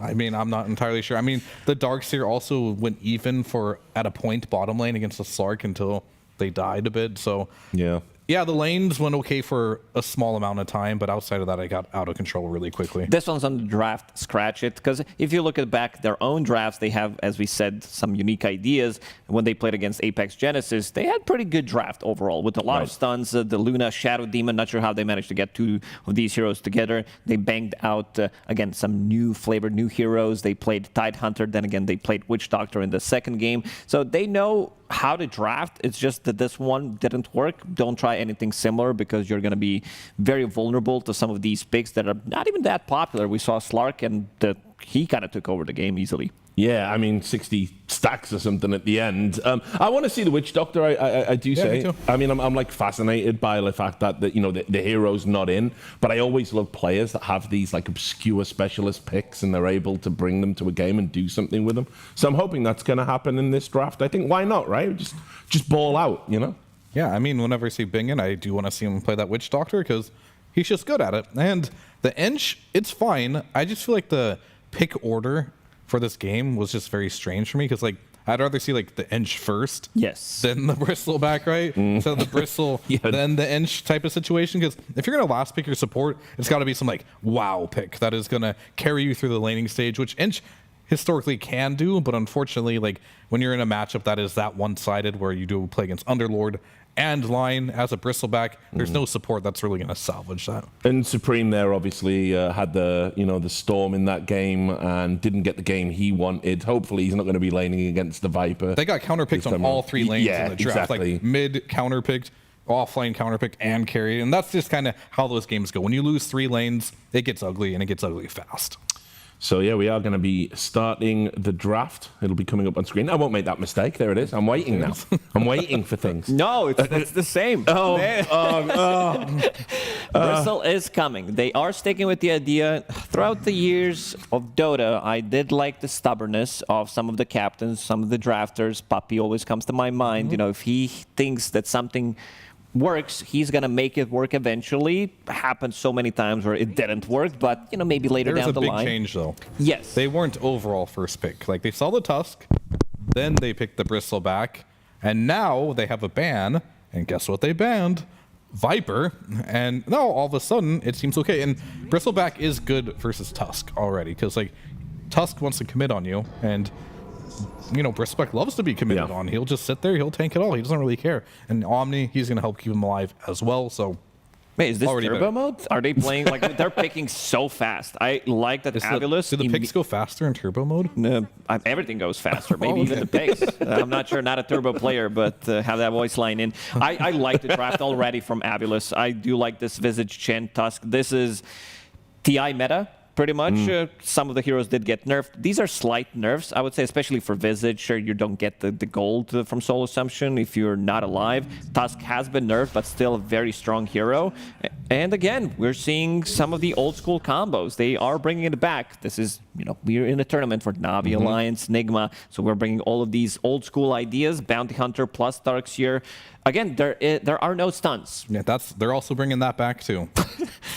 No stuns, and honestly, both these teams don't really have stuns, and that's kind of normal, I want to say, right now in Dota. And that's why we see heroes like that hero.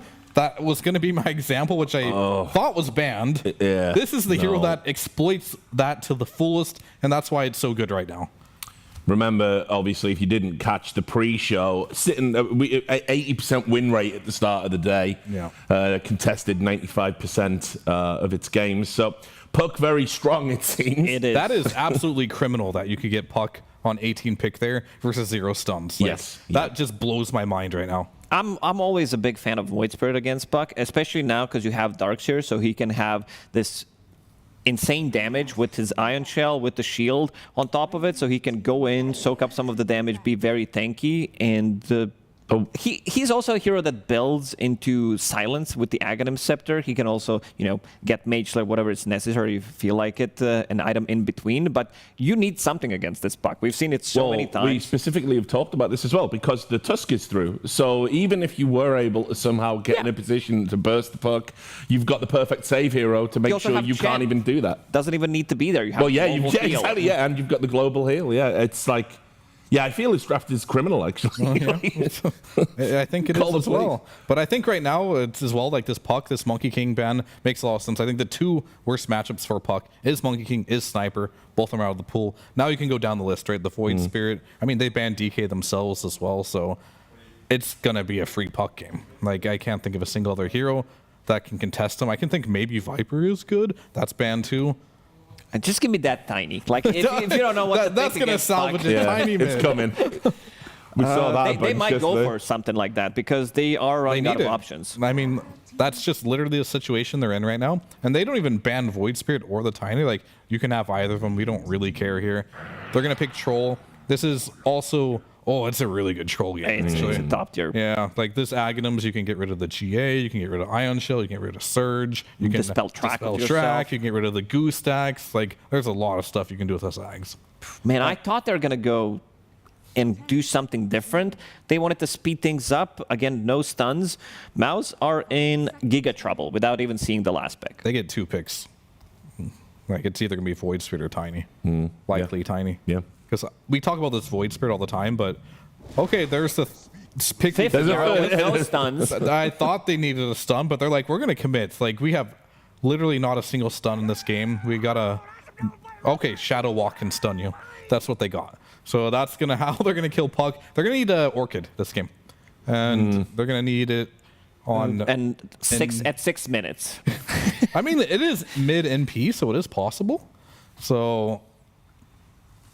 It's back to MOUZ being unique again. They're cooking something here, and this has got to cook hard because, like, if they don't manage to just completely stomp this game, be ahead at all points in time, the Puck is going to take over the game. The auras are going to come online. The 5-man ball is going to be there, and then you got nothing against that. Yeah, they have to cook hard, but I could also see 10 minutes in Gordon Ramsay walking into the restaurant saying, "What the hell is this stuff? Like, what is going on? Yeah, what is going on, kitchen guys? nightmares right now, bro. That's what's going on.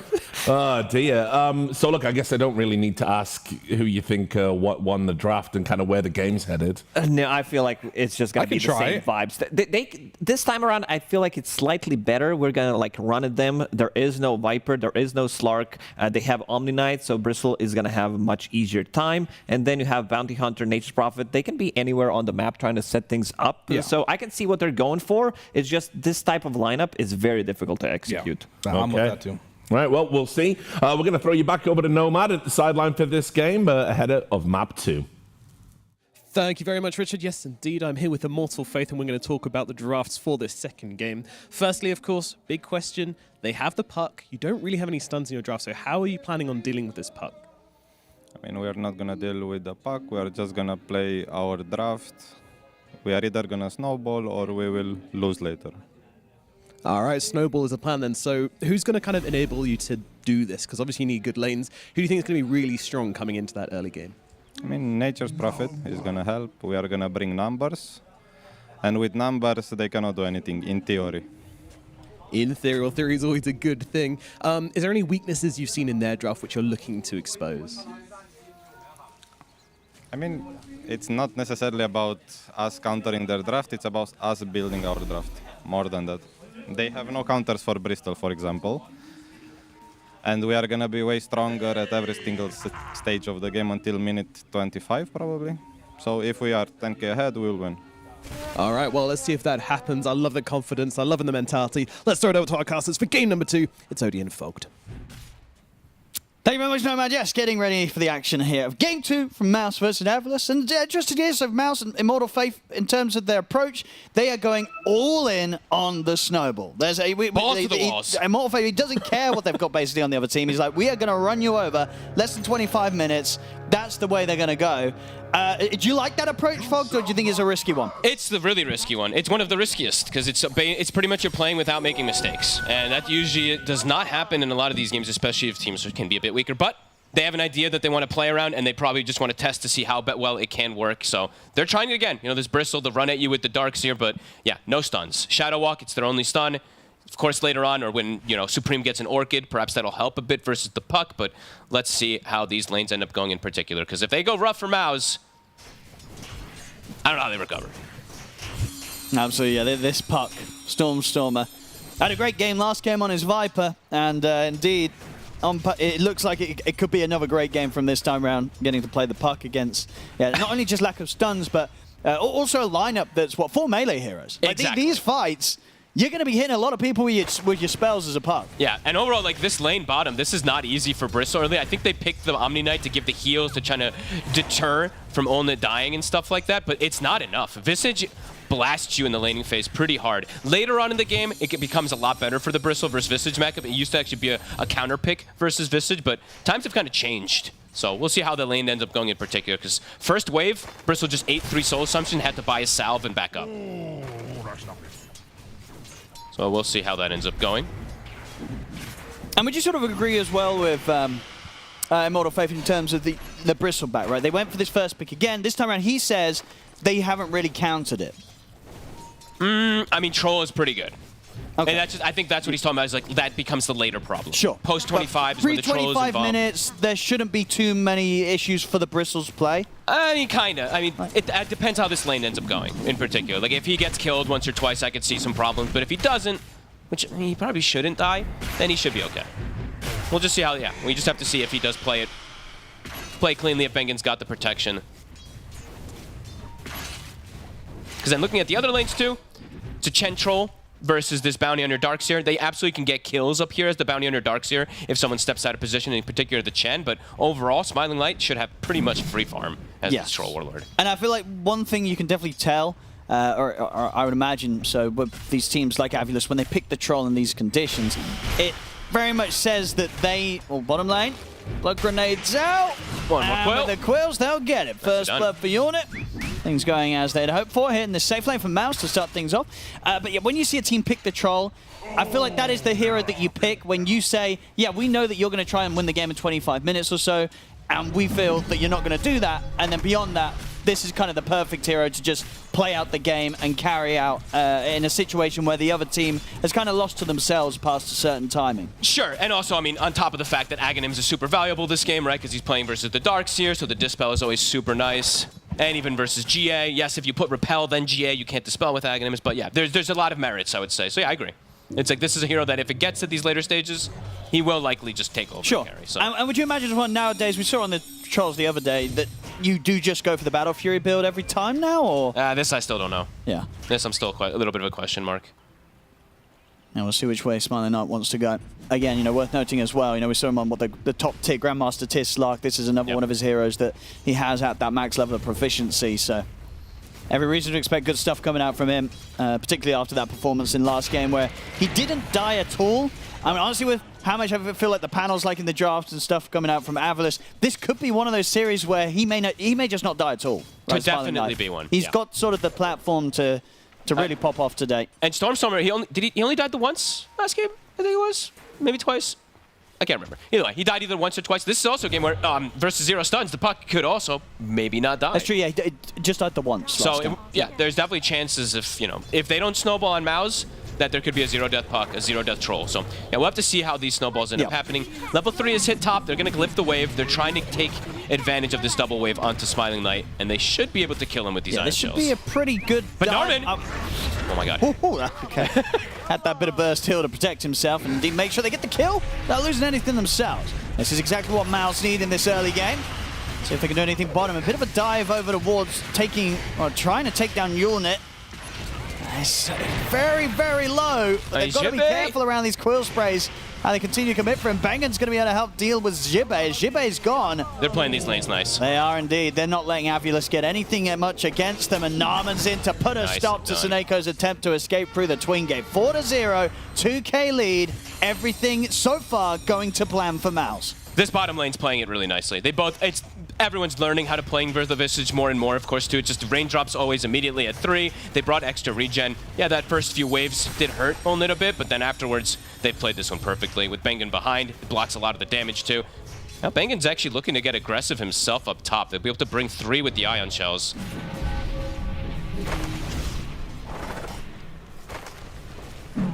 A little low on the mana for the two of them for some Narman. Tusk is also rotating. Eki. They're going to surround Smiling Knight. The axes are out. They've got good burst. Drag back with the vacuum. Smiling Knight surrounded. The snowball save comes in. There's no He's able to step back, turn, and take down Narman with the help of Seneko and Eki. Now with the shards out onto Bengen. He's also going to get punished as well. MOUZ. Great move. They need this early game to be flawless. A couple of mistakes, giving up a couple of kills to AVULUS. And that Wrath of Nature did not get the bounces I think he wanted to. They also had raindrops, so they were fine. Seneko does end up taking both kills, so a little bit of a whoopsie there. Doesn't end up giving to the trolls, but nice rotation. And yet, they ran out of mana. They didn't have an Ion Shell on any of the heroes, actually, so the damage completely stopped once they got on top of him when he got axes out. So, all right, that 2K lead, gone completely after that move. Looking to make it again. I mean, this is how they have to play. They have to thrive on chaos. I think Narman just has to make moves constantly. Him and Bengen. Bengen probably not as much, just sitting behind the bristle, but... And look at this pressure meant from AVULUS. They're ready to start making plays themselves. Supreme's going to try for the TP out within the Sprout. Nope. He's not going to get away. Stormstormer's in with the damage. Has that regen rune pumping as well, so could keep the pressure on towards the tower. That's actually pretty cool to point. I didn't say it for some, even though I saw it like 5 times. He went tag team. So, a little bit different. Even though Drinking Buddies got nerfed, it's still super powerful. Wanted to play around this. So, kind of cool. Bottom, are they going to look to react to this? Or are they going to look to steal the Wisdom rune? I see AVULUS is setting up to steal the Wisdom, perhaps, with Stormstorm and Seneko. Narman also trying to steal Wisdom. Jibbe, see if Eki can do anything to bail them out of this. He's going to drop the shards. Nice sharp block, holds back the two of them. Narman, he's going for the Wisdom. And is he going to get the pickup? No. No, Eki's able to secure it. Now he can turn. Wait. Another snowball comes out, but they're outnumbered now, AVULUS. Eki and Jibbe, they're in a whole world of hurt here as both of them taken out. MOUZ, they'll strike back. The aggression back to working off in terms of getting the kills, taking these towers. Force also got Seneko, so they got 3 kills. They lost their Wisdoms, but they get some good kills to kind of benefit and almost counteract that XP that comes out.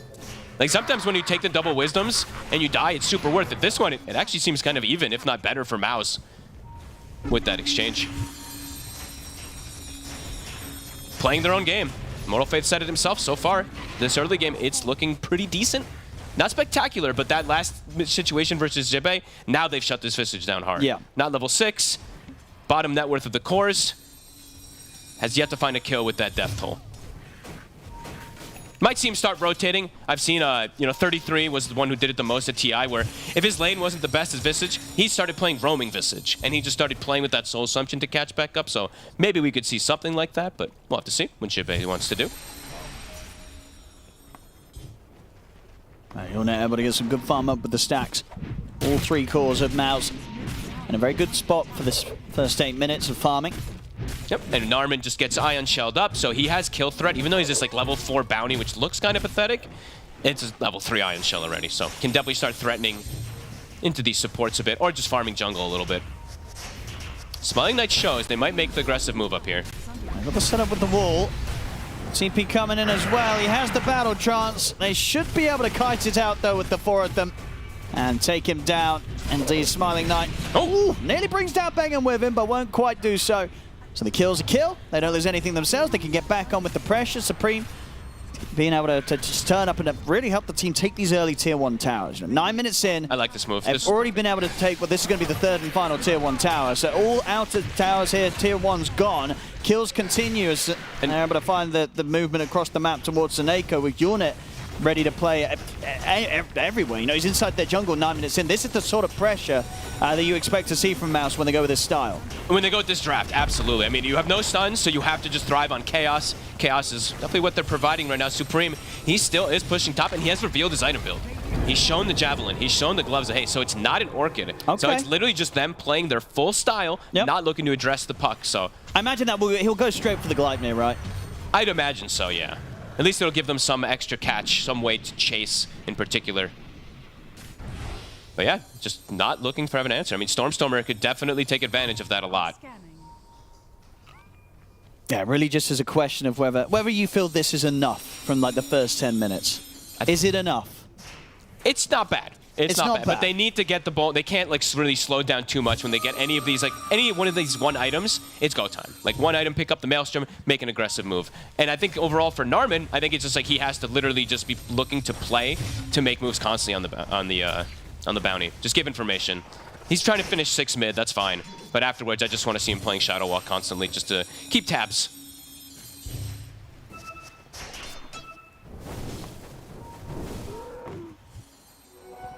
Where do you go from here now, right? That's the thing, right? You've got all the wards, you've got the tier 1s down, you have vision of literally everything. It's what do you want to do next on MOUZ?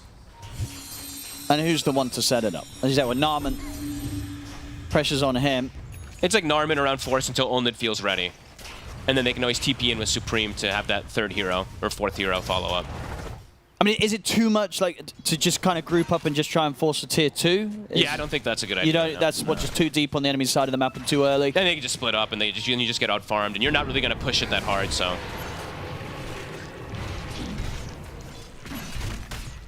at this point, it's about trying to maximize, but also continue applying some pressure.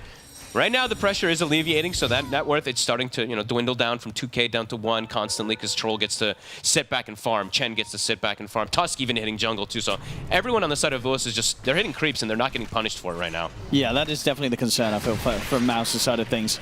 They gotta do something. They're gonna ramp it up again here, so Narman, level 6, he's trying to scout some stuff. Can they turn it into anything though? They'll be able to steal some stack. This is a good invasion play. The rotations are coming, though. Yeah, they want to try and force them away. Yonic, can he stick around long enough to clean up the stack? Don't stick around too long. Well, they got the sharp block. And as it was, I don't think he was able to actually get any of them right. He ended up just bringing them very low, so it's very easy for the side of AVULUS to actually just clean up the job. Yonic steps back in. He's taking a lot of damage. Dream Car's out here onto the 3 of them.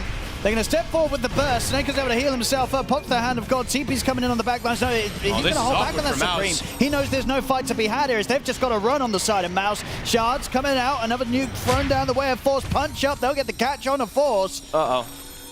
Big uh-oh. It's concerning, Fogged. Can't make a mistake with this draft, and this is a big one. Yep. Oh boy, Stormstormer gets 2 of them, and they can turn it into a tower immediately. It really does feel so rough. Even though it's kind of like just a 1K, 2K gold lead, it's just the nature of MOUZ's draft, having this sort of a slip up. It's like you can't, like this is maybe the one mistake that you can kind of allow. If there's another one, the game is going to get really, really difficult for them in an instant. So they can't make another one of these mess ups.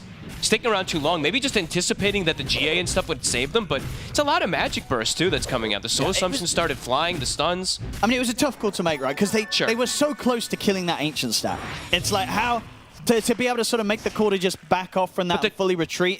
It's so hard to do because you're so close to cleaning it up and stealing it. But is it that's what I'm saying? Like, when I was saying like, what do they do next? Is that the move that you really want to do? You're contesting a triple Ancient stack. Is that the actual best option to do with 5 heroes and force an engagement that you end up like just giving them the game back completely? So I don't know. It's a tough call, of course, for where MOUZ wanted to go, but. Smiling Knight's going to be very ready to fight, right? The Axe Rush is nearly complete. Yep. He's just going to show up to every single one of them. Be able to Dispel versus the Ion Shell versus... I mean, that's a lot of the damage too early. Ion Shell actually is one of their bigger damage sources in the early game if it's just constantly getting dispelled. They're going to be problematic. And then the GA, of course, too, if it's not repelled. You can only repel 1 target, so... Armin? Under the sentry, TP's coming in. Uh-oh. This could be a little bit of a freebie. It will be. Did he Waning Rift push him instead of pulling him in? Come on, Stormstorm. Either way, he had a dust, so it was a free kill for him. He's got the... he doesn't have the blink yet, but on his way toward it on this puck. Top net worth. So far, the plan for AVULUS, it's working. For MOUZ, they had a little bit of advantage early, but They can't make another mistake. That's Can't make the another thing. team mistake. How on earth do they start to get that net worth advantage again? Like, team fights aren't going to be easy.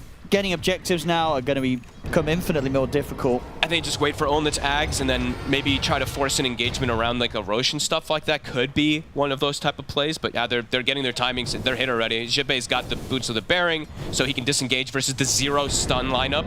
Very valuable to have this item versus 0 stuns. And they've got the Ags on the Troll now, so they've got 2 of the big items that they wanted, at least in the early game, to match up. And it's 15 minutes. And yeah, MOUZ, the team that's behind. Seneko smoked up with a mech. And also looking at, I mean, there's not too many builds you can do on Darkseer, but he's going pipe. But there's a lot of hybrid damage on the side of AVULUS. And They're feeling AVULUS, strong. yeah, they can just start running at MOUZ as soon as they see them up on the map. Bengen. He's going to get left behind. GA's for himself. Pop the GA to try and live, but there's no surviving this one. Oh, this game is rough. Even though it's just that 2-3K. Immediately just gets the dispel on the GA. I mean, he's dead anyway, but now there's no GA. There's a long cooldown early. Nearly 2 really minutes. is, yeah. And they're starting to lose control. They really are. They went all in. And they can't the even strap. force the Roche now. It's actually AVULUS who can probably go and just take the Roche themselves. So MOUZ, where do they go with objectives? They've got Gleipnir now, I think, done. So, I mean, this has to be some Gleipnir to get, like, a full 5-man wipe or something, but... Easy Roche. I mean, they're going to smoke and try and make the run over towards Roche. Will they make it? Only got 3 heroes They might make right it, but now. indeed, it's a question of whether they can get here and then actually win the fight. No GA, as you say. No NP ult either. They're starting to TP in. He's going to scout. Can they make But a it's steal down. happen? If they get in there now, they might have a chance. They'll drop down the sprout. Hey, Radiant they get Roche. Gleipnir. I think he got the last hit with the Gleipnir He did. there. But the Aegis still picked up by Smiling Knight. He's able to get the battle trance off as well. Olnit's here with Ags. MOUZ, they're going to try and fight into this. The Hand of God comes out. Unit trying to take down Seneko. He He'll get will him. fall. They'll Okay. get a kill out of this. MOUZ, can they get anything more? Might be able to get Smiling Knight too. He's isolated. They're going to have to try and get him twice. Does have the Aegis. He's going to get caught in the Sprout. And kill him off the once on the backline. Stormstormer gets caught by the Gleipnir. The Root's there, but he's able to all jump to the side. He's out, but they're able to chase him down with the quill sprays. They'll kill Stormstormer. MOUZ, they're making it work. Oh, Olnit. He's straight in and he's straight out. They turn with the burst. He's gone, but a lot of damage was done with the quills. Snowball over, but he's solo here. Akis hits the stick charge off, but the right clicks from Supreme will find him. And MOUZ getting something out of that fight for sure. They're able to turn up, steal, I believe I said the Gleipnir damage, getting the last hit on the Roshan, and taking not a bad fight after it. They immediately removed the Aegis from Smiling Light and are able to find some good trades. They get the big kill, Stormstormer. Supreme played that really well. He actually was able to survive pretty much during all of it. Yep. Olnit comes in through Portal as he gets the Ag, so the timings actually did hit for them to contest it. Not bad. It's something. It's something they needed to have. They needed this big time. Yeah, look at this Gleipnir. Bam! Yeah. Nice vac too. And then you see Olnit's coming through the portal, and it's literally as the courier delivered the Aghanim. So yeah, it was pretty ideal timing for him to be able to get that set. And you see Supreme on the sidelines. He was playing pretty careful of how he got caught in the midst of everything, because that's kind of how he has to versus Troll. And he played nicely. So. As we'll see if this sort of engagement is enough to shake the game up enough to allow MOUZ to get back on track. It was big that they got 25-minute beatdown that they're hoping for. Yeah, it was big that they got that, like you said, the Roche last hit 2 on Supreme, because then he is going to go for the Orchid afterwards, so maybe he will actually have the answer for Stormstormer pre-Yules.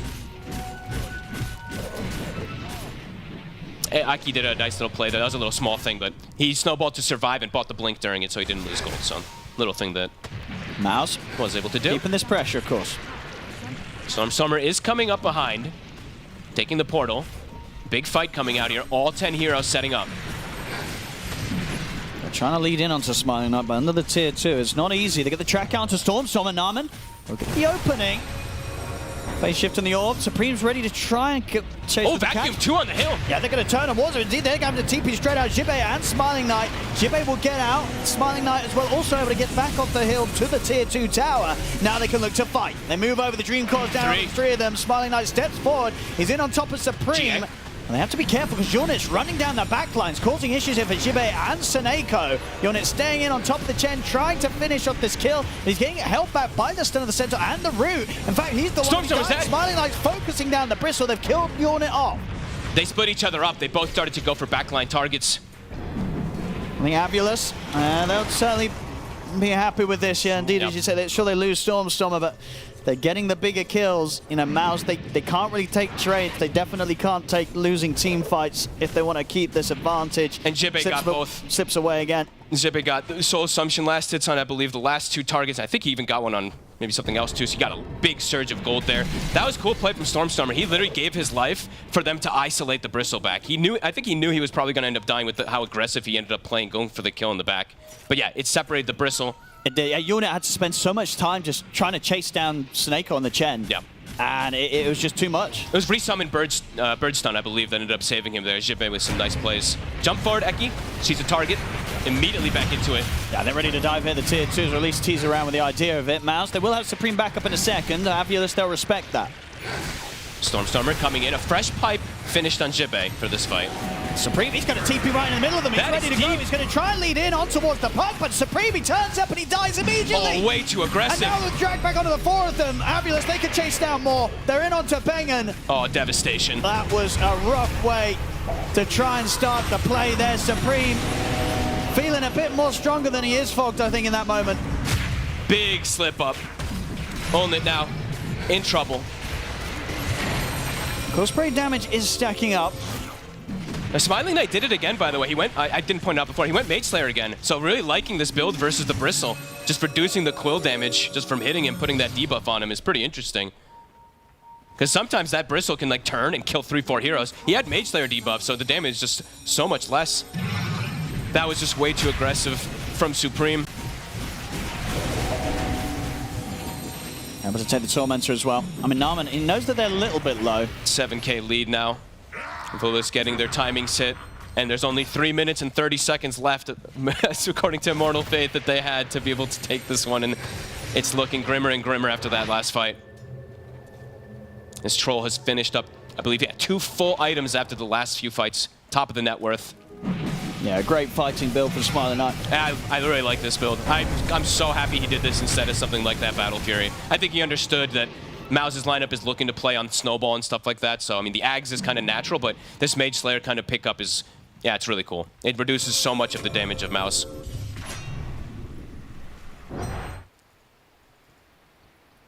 This guy's just chilling on the cliff. He's stuck. Free ward. There you go.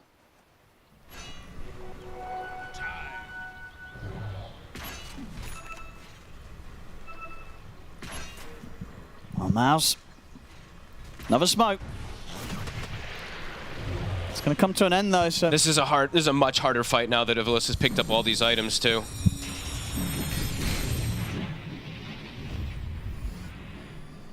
Does start to feel like the next fight from MOUZ might be the last. Could be. It really could be. Eki. They're going to get the punch up onto Unit. Shards are down. Splitting him for the rest of the fight. They'll respect the quills. Step back for now, AVULUS. Smiling Knight ready to get back in over towards Units. Down to half HP. They'll get the drag back here with a vacuum on and 3 of them. The wall drop down as well. Supreme. It's going to get chased off to the side here. Jibe sending the familiars. Eki's able to get the trap with the shard. Sprout will hold back Eki, but Supreme is still in trouble. The coil down on 3 of them. Smiling Knight stepping up. They've got some protection for Supreme, but it's not enough. Supreme's out. They'll lose Narman as well. Done and dusted. No way to take fights. Hold it. Isolated again. Eki's still playing around with Unit, buying time for the rest of the team to connect over and kill the Bristle off as well. I mean, Eki dies for this, but he does not mind at all. Gives his life there to play around with Unit and secure another kill for AVULUS. Oh my god, Jibe's getting every kill. Now he's top net worth from these Soul Assumptions as well. Oh my goodness. A devastating fight, really. I mean, they got, what, 4-man Dream Coil from Stormer. Pretty much perfect way to isolate everybody. Yeah, that probably was the last hurrah there, an attempt there from MOUZ. It definitely feels like it. Just playing it really smart together, knowing their timings, knowing their itemization. Very clever stuff. We'll see what MOUZ can try and go for next. They're 10k gold behind. I'm so glad I'm seeing more Mage Slayer. I was saying in the green room to you also, like, you know, we saw like so much Sand King and everything at TI, and some people were picking up Mage Slayer and pipes, but I think this item is criminally underrated in a lot of times. Such a good fighting item for a lot of these cores. So far, AVULUS, I mean, this game they have it on the Troll, but last game they had it on 2 cores. Definitely fits the archetype that they want to play around. And now they're actually the team with the 10,000 gold lead at that 25-minute mark, so. Radiant's top tower is under attack. Firm control of this game. Are scanning. Full AC soon on the horizon for the Visage as well, so even more damage prevention versus the Bristleback. Yeah, just everything continuing to go their way. Narman trying to find someone out of position here. Eki, they got him. It's something. It's something. It's a track. He's, you know, he's been pretty annoying for them, so. Yep. And he's been causing a lot of issues this Tusk. But so he's taken out for 30 seconds. So if that means that MOUZ could do anything with this. Steal some Ancients. They might actually walk in to catch him. They have this ward on the high ground. They're going to look for the Omni instead. Radiant are scanning. I thought they were going to like mass TP to get this Bristleback, to be honest with you, because they had the ward to see him. I guess because the Omni was kind of close, they didn't want to just commit everyone. But... And I guess Tusk was dead. But... Unit's still playing around this area. Stone's done. You're going to have that incredible amount of sustain. And with the hairball, it is pretty absurd how much you can do. Still, yeah, just struggling to see how the team fights overall. If they can somehow do some type of crazy execution, but just playing into all these auras, it's getting harder and harder. So many different forms of save that AVULUS have done for each other. And yeah, Supreme in particular, I mean, Supreme just has to have a fight where he can actually stand his ground and get a lot of attacks off. Like, he really just can't put himself in the front of the lines. I'm sorry if you mentioned this, but we were testing this the other day. The Purge, it does take, because he's got the Purge creep. It doesn't work. It doesn't work. It does not can't take off repel or anything. No. Unless it's something that doesn't work in demos. I was testing out everything. So what Owen is relating to is the Satyr Banisher, the Purge. Some people were saying that it pierces the repel, but as far as we tested yesterday, it does not. Either way, whatever. They're gonna get this Roche. It's a sneaky play.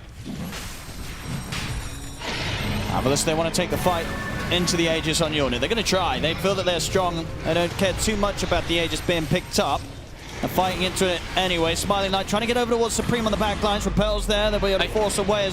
can kind of ignore the Bristle and go for everyone else. I mean, they're doing, yeah, exactly that. Smiling Knight's just trying to go straight for Bengen. The Dream Core is going to catch on to the two of them nicely. Allows them to take down Bengen. Force also falling low, but he's able to put the heal back off. Look, they're just kiting him. Completely trapped and kited here by Eki with the shards. Just holding the Bristle off to the side. Supreme TP's in. We'll get the Gleipnir opening over towards Seneko. Unit heading back over. He's starting to fall low though. Yule's Unit here. Stormstorm will continue to just control Unit. He's trying to bring down Seneko, but another shards hold him back. The Bloodstone heal coming into play a little bit. Actually sort of counterplayed by the Snowball, taking away all the targets that he was trying to hit with the Quill Spray. So Unit slowly but surely taken down the once. AVULUS is playing this fight beautifully. I mean, Smiling they're dancing Knight's on a cliff. Oh, whoopsie. And has no TP. It's on its way out. So he's going to have to spend a bit of time up here. They identified they the could snowball him down. Yeah, there we go, yeah. They were like, oh, okay, Bristle has Aegis. Kill everyone else. Kite him. Yes, he's durable, but his damage, if we're just able to play around it, it's not as much as usual. Yeah. It was a nice move from us. They get the Aegis. It was a good move. It was. But it was the best move. It definitely seems like we're very much seeing into practice the fact that even if they can make these plays like this whilst behind, just because of their lineup against AVULUS' lineup, things aren't necessarily getting any easier with any of these moves. No, it's just getting, in fact, it feels harder and harder because more of these items are coming. You know, we mentioned the AC. Now it's actually delivered on Jibbe, and they're going to have a Silver Edge soon. They left a tier 3 token, though, so we'll call them out on that one, on the Ancients on the left side. So someone's not going to have a tier 3. Stormstormer in. And he's found Supreme. Shards down as well. He's going to try for the TP out, and he'll make it. Nothing to put a stop to that one. And look at his Smiling Knight. He's got this constant dispel. It's very hard to go on the troll right now. Unit's going to try. Turns with his back with a jump in from Eki. Punch up as well. He pops the Bloodstone. It's healing him up a little bit. Is it enough to help him turn this fight around, Unit? He'll start backing away. The wall's been dropped down by MOUZ. Trapped Force. again. He's going to get forced out to safety. Stormer. So very low. Another jump in burst as well. Yornet, can he get back to the high ground? He can. They'll keep the Bristle alive. Okay, he survives. They had to commit a lot to be able to protect him, but will be able to survive nonetheless. Does have that fresh plate mail he picked up from earlier. And that is the neutral item that they left. More auras coming out. Greaves about to be finished, but yeah, even more so, just this Troll Axe versus not even just the Darkseer, the Bristle. There's no goo. He's just dispelling it. So you can't actually get him stacked up as much as usual. Smiling Knight, he wants his neutral, or maybe wants a kill too. Oh. Supreme. Oh, a free gift. I mean, Yornet's charging in. A little bit scary to head into their side of the map, though.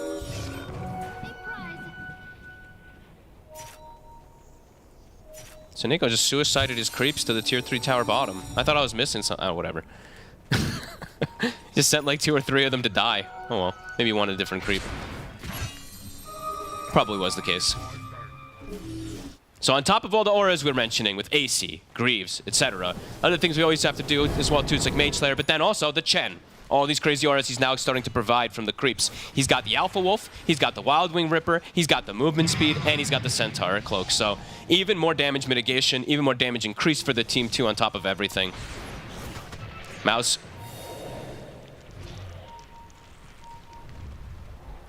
Smiling Knight's right on top of them. And he gets the first hit route. Yeah, they're onto Force. They've just got to leave him. First or second hit route there. Looking to catch more. Stormer. Another coil. That's a bit of a... that's a pretty deep one on the Bristleback. There's support maybe, but... They're not going to be able to do anything with that, so... just Force out for 30 seconds. MOUZ continuing to sort of hold on in this game. But that's all it feels like. Yeah, They're just holding on. They're just holding on. Silver Edge finished now for Smiling Knight 2. Level 20's been hit. Even more armor. Even better versus Bristle. And these wards, they're actually seeing Supreme. And they see Bangan. And it's his ultimate. MOUZ, gotta run. Smiling Knight. Trying to get in on them. And he'll find the break on towards Yornet. Got a bit of control. He's still pretty tanky. Has the buff up from Bangan with the Rebel and GA. Now they'll turn over towards the Tusk. They bring down Eki. They can't for now. He's going to get dragged back into the wall. Eki's still alive. Oh, Yornet's trying to kill him, but he's having the snowball off. And Smiling Knight's in on top of Supreme. That's getting a bit low himself. Just to let the battle tries to fall back, and he'll pop it, but he's caught in the Sprout. Kind of stuck awkwardly amongst his own team Shard and the Sprout. Now he'll start backing away, but the Gleipnir catches him with the Root Silence, but is able to take off with the illusions. And now Smiling Knight still surviving, having to stand position in the Sprout once more. He's getting blocked by his own creeps. And the Dream Coil's dropped down on 2, and then they're ready to get back in. Eki's got the kick back on, and Supreme jump forward for Stormstormer. They haven't got enough damage to kill Supreme off, but they do have enough to bring down Yornet as the Bristle's out for 50 seconds. They're diving into the base now. Bangan's gone. MOUZ having to get straight back to the fountain. Gleipnir into the silence, and Sprout, it is there. Yours is available though. Stormstormer ready with the counterplay. Bangan's going to buy back. Supreme forced back to the fountain, but Force, he's out. They're trying the best they can here, MOUZ, in the position that they're in, but very little to be done really to slow AVULUS down, and it's taking AVULUS a while to get these kills, but they are getting them eventually. I mean, Bristle got, I think he had like 20 debuffs or something, so when he got repelled, he had 4,700 life from the bonus strength. As soon as it wore off though, big damage came in. AVULUS also just showing they can play the kite and kind of dance around the fights beautifully. Yes, they drop like half HP on several of these heroes, but they're kind of just playing around them, playing with their food versus MOUZ. MOUZ 2 seconds till Ilnet does respond. Eki, he's in. Stormstormer as well, able to get the Waning Rift silence onto the 3 of them. Back to the fountain with the Soul Assumption from Jime, finishes the arm and off. Gleipnir hits, can they chase anyone out? Seneko? Yonet's trying. Smiling Knight is in with the break hit. Sprout to hold back Eki. Get the repel off, and now with the wall drop down, they're ready to start running back. Good back hit, one of the 3 of them. Stormstormer getting low. Seneko, the heal will be popped. Seneko's still alive. Yonet's going to turn towards the Sprout, will catch him. They'll get at least Seneko, but they weren't quite able to finish off Stormstormer. Can they chase more? I think you've got to kind of at least attempt to chase for another catch. They'll get Eki. Well, they should. He's got the snowball. He's got the blink. Oh, the blink as well. Into the trees, tries for the TP, but they see him. So they get the 2 supports. MOUZ Did something. again. They get something, but the racks, of course, were lost. Yep. The game continues to get harder. And the sadder thing, too, it's not even a bounty that's there, so it's not track kills, but a nice vacuum. Very nice vacuum from Force. I believe he just had gotten the Blink Dagger, so he got that positioning to get 3-4 heroes, but not quite enough. They need to get so much more out of these fights. Can't just get supports. They got to get one of these cores. And they just keep slipping away, really. Like, Smiling Knight, I think, dropped to like 20% HP 2-3 times. Stormer as well. Pushing the limits of their heroes. Supreme, all in on aggression. Sprout Leash is online now too. Could perhaps help with a couple more situations, but as we see there, another aura for the side of AVULUS.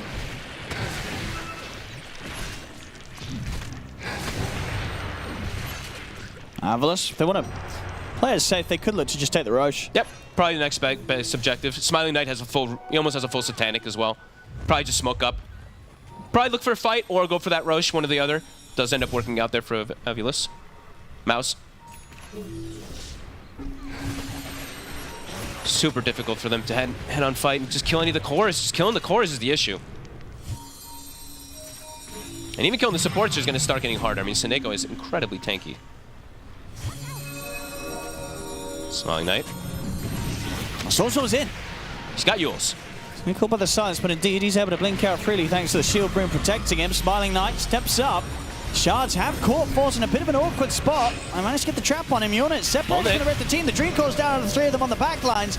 Unit's going to get buffed up again, holds his ground here with the Quills. Repel's wearing off. Those shards are trapping everybody. They can't it's get back 5 to their heroes. They trapped out of the base and they're forcing back. They're desperately trying to get there. It's a 4-man. Familiar Stone coming out for the double Jibe. They're trying to get back, but they're just not letting them in. They're going to lose Narman. I've never seen Force that as well. But yeah, Eki this series, he's been an absolute nightmare. What the? I've never seen a 5-man shard trap, 4-man familiar stun. Holy moly. I think it's just going to be the cleanup now here from AVULUS inside the base. Stormer with the triple. I mean, what a series for Eki. His Lion was Eki next on his Lion tier. and his Tusk. This guy's good. Yeah, this was really good plays from him on both of them. Just the control. Honestly, I don't know how many times I saw in this game the shards just trapping a Bristle. Snowball saves. Some pretty damn good teamwork. As GG is called. GG, it's called. Very much. As Mortimer Favorite admitted to himself that after a certain point this game is going to be impossible for MOUZ. Definitely seemed like it. AVULUS as a whole today, both of the games, they look fantastic. This team looking very, very good and had a very, very good approach both times round. It's 2-0 today for AVULUS.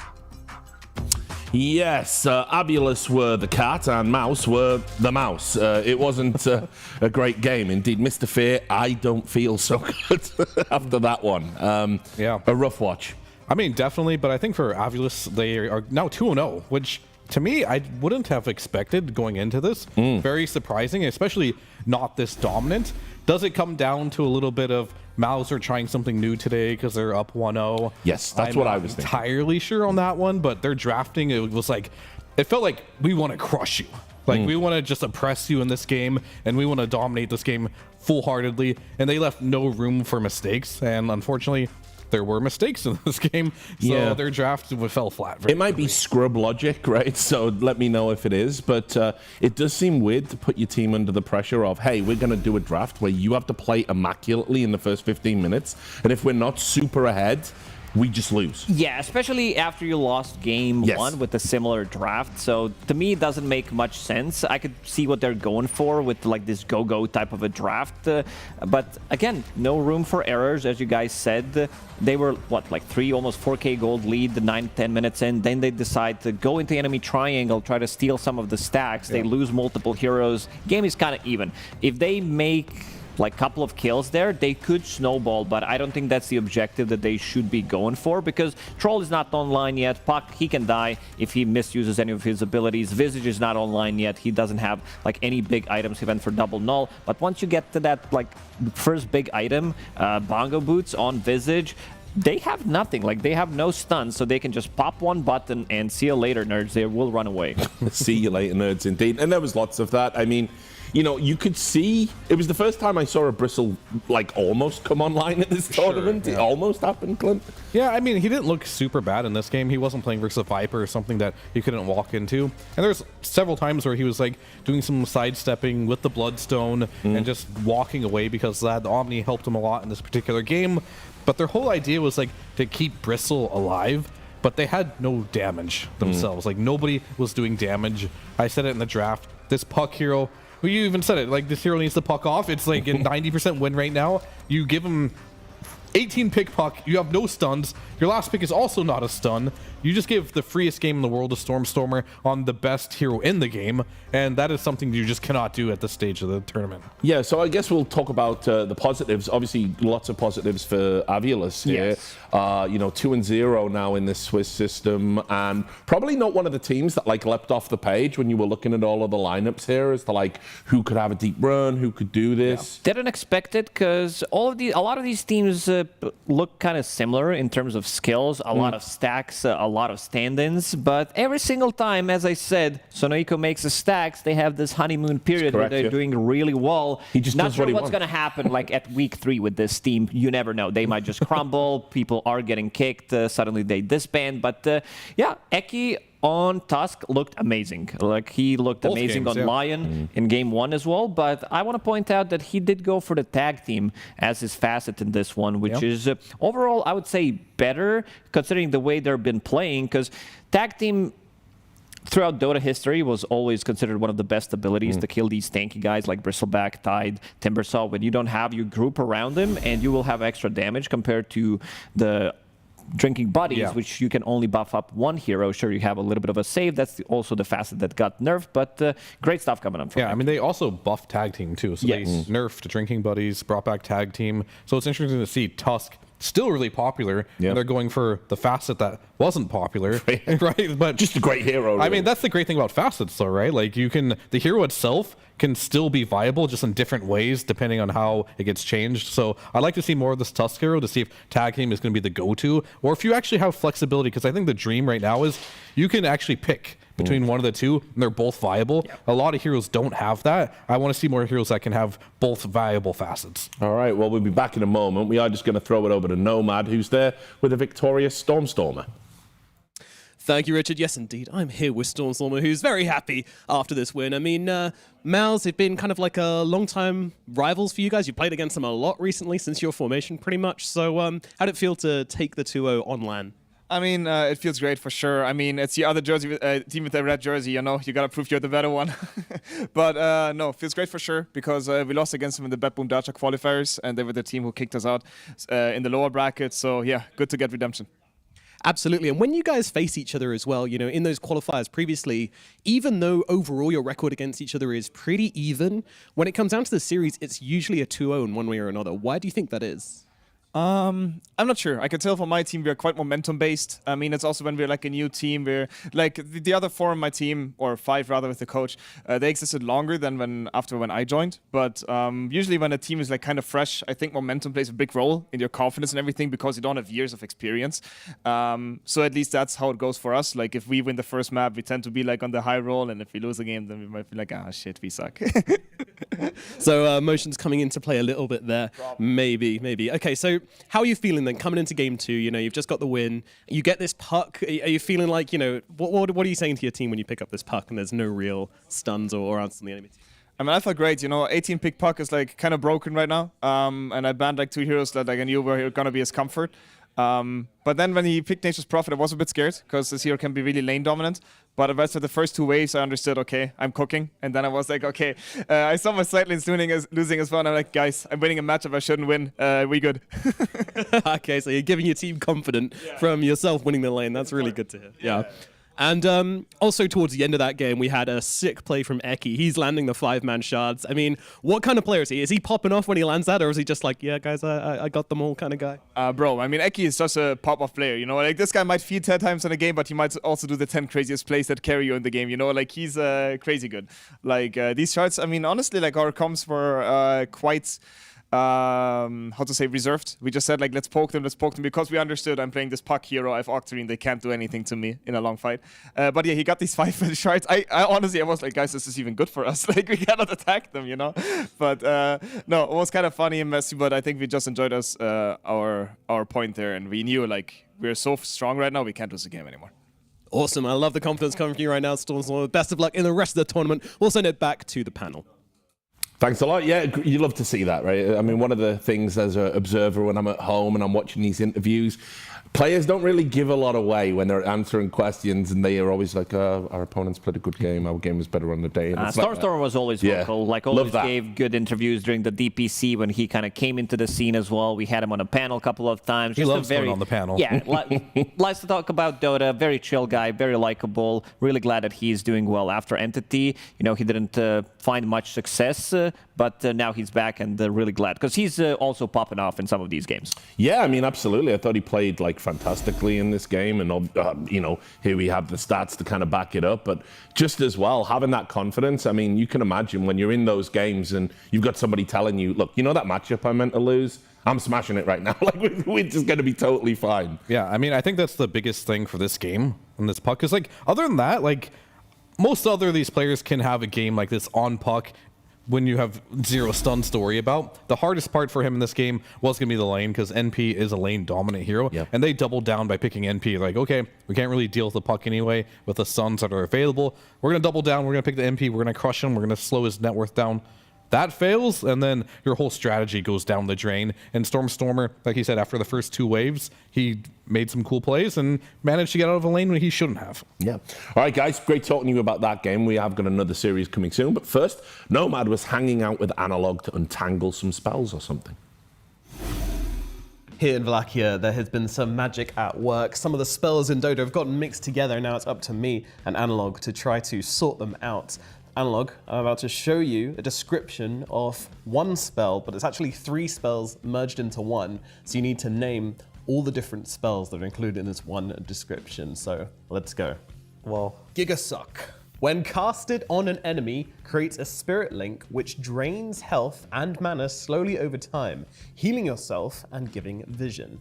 Can be upgraded with Shard and Ag Scepter to use on buildings, draining at least 3 units in the surrounding area, healing and stealing mana so long as you move along with the target to keep the link active. This game's too hard. Gigasuck, I will say the 3 spells that suck in the game. So I will go with Static Link, Pugna Ultimate, and DP Siphon. DP Siphon. Okay, can we have a look at the icon just to see if that changes your mind on anything? All right. Pugna, Arrow when DP, I use it. the third one.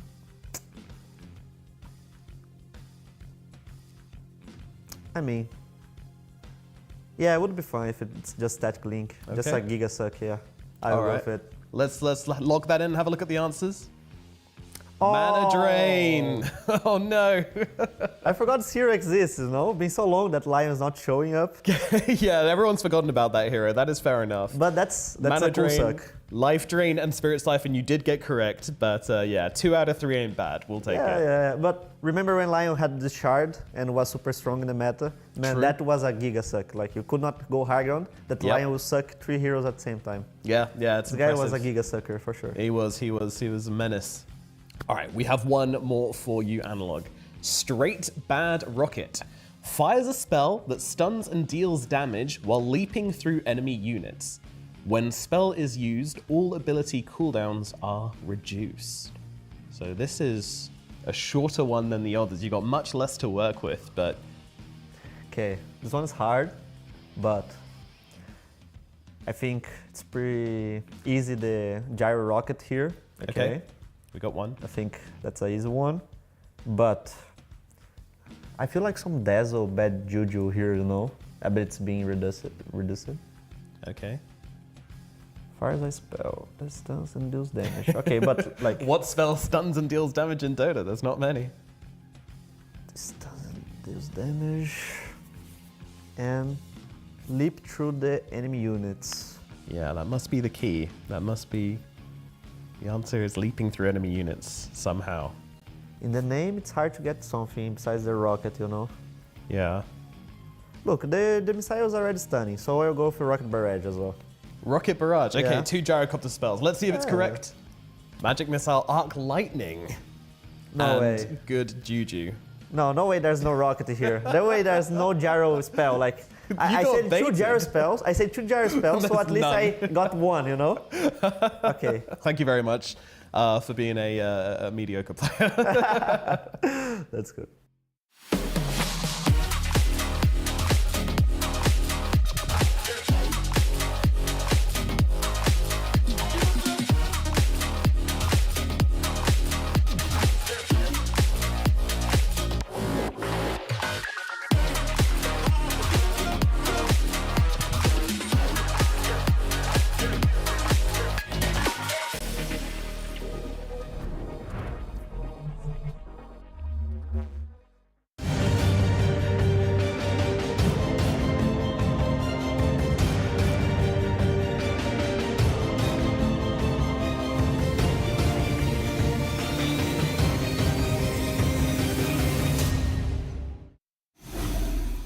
Welcome back to day 2 of the second season of PGL Wallachia. I'm still your host, Richard Lewis. I'm still me, trapped in existential hell.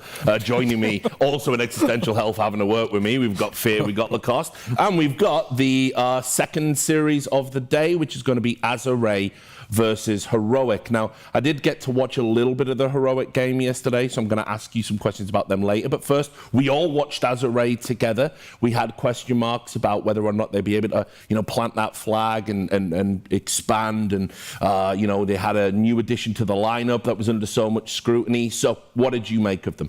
For the most part, I think that they looked a little shaky in the first 2 games. But in the last game, that was what I expected to see from them. They really came to fruition. They started getting all their spells together. They grouped up when they needed to. They hit the Roshan timings they needed to hit as well. And they were able to just go as a team and completely shut down Affinity. So that was a game that I liked a lot. I did see Han playing that Invoker. And that was his make or break game for me. Because the first 2 games, he kind of got handled by PP in the middle lane there. And then that 3rd game on the Invoker, he looked good.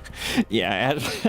It was a fun series that they played yesterday against Infinity. Azure Ray looked a little bit shaky, I would say, but their drafts looked really good in all 3 games, especially the 3rd game where they ran over Infinity. I gotta say that Planet still looks very, very good. Yeah, you were a big fan, right? Yes, because he did play that Medusa. He did play Clockwork in the other game. Him and Pichu as well, and New is also popping off.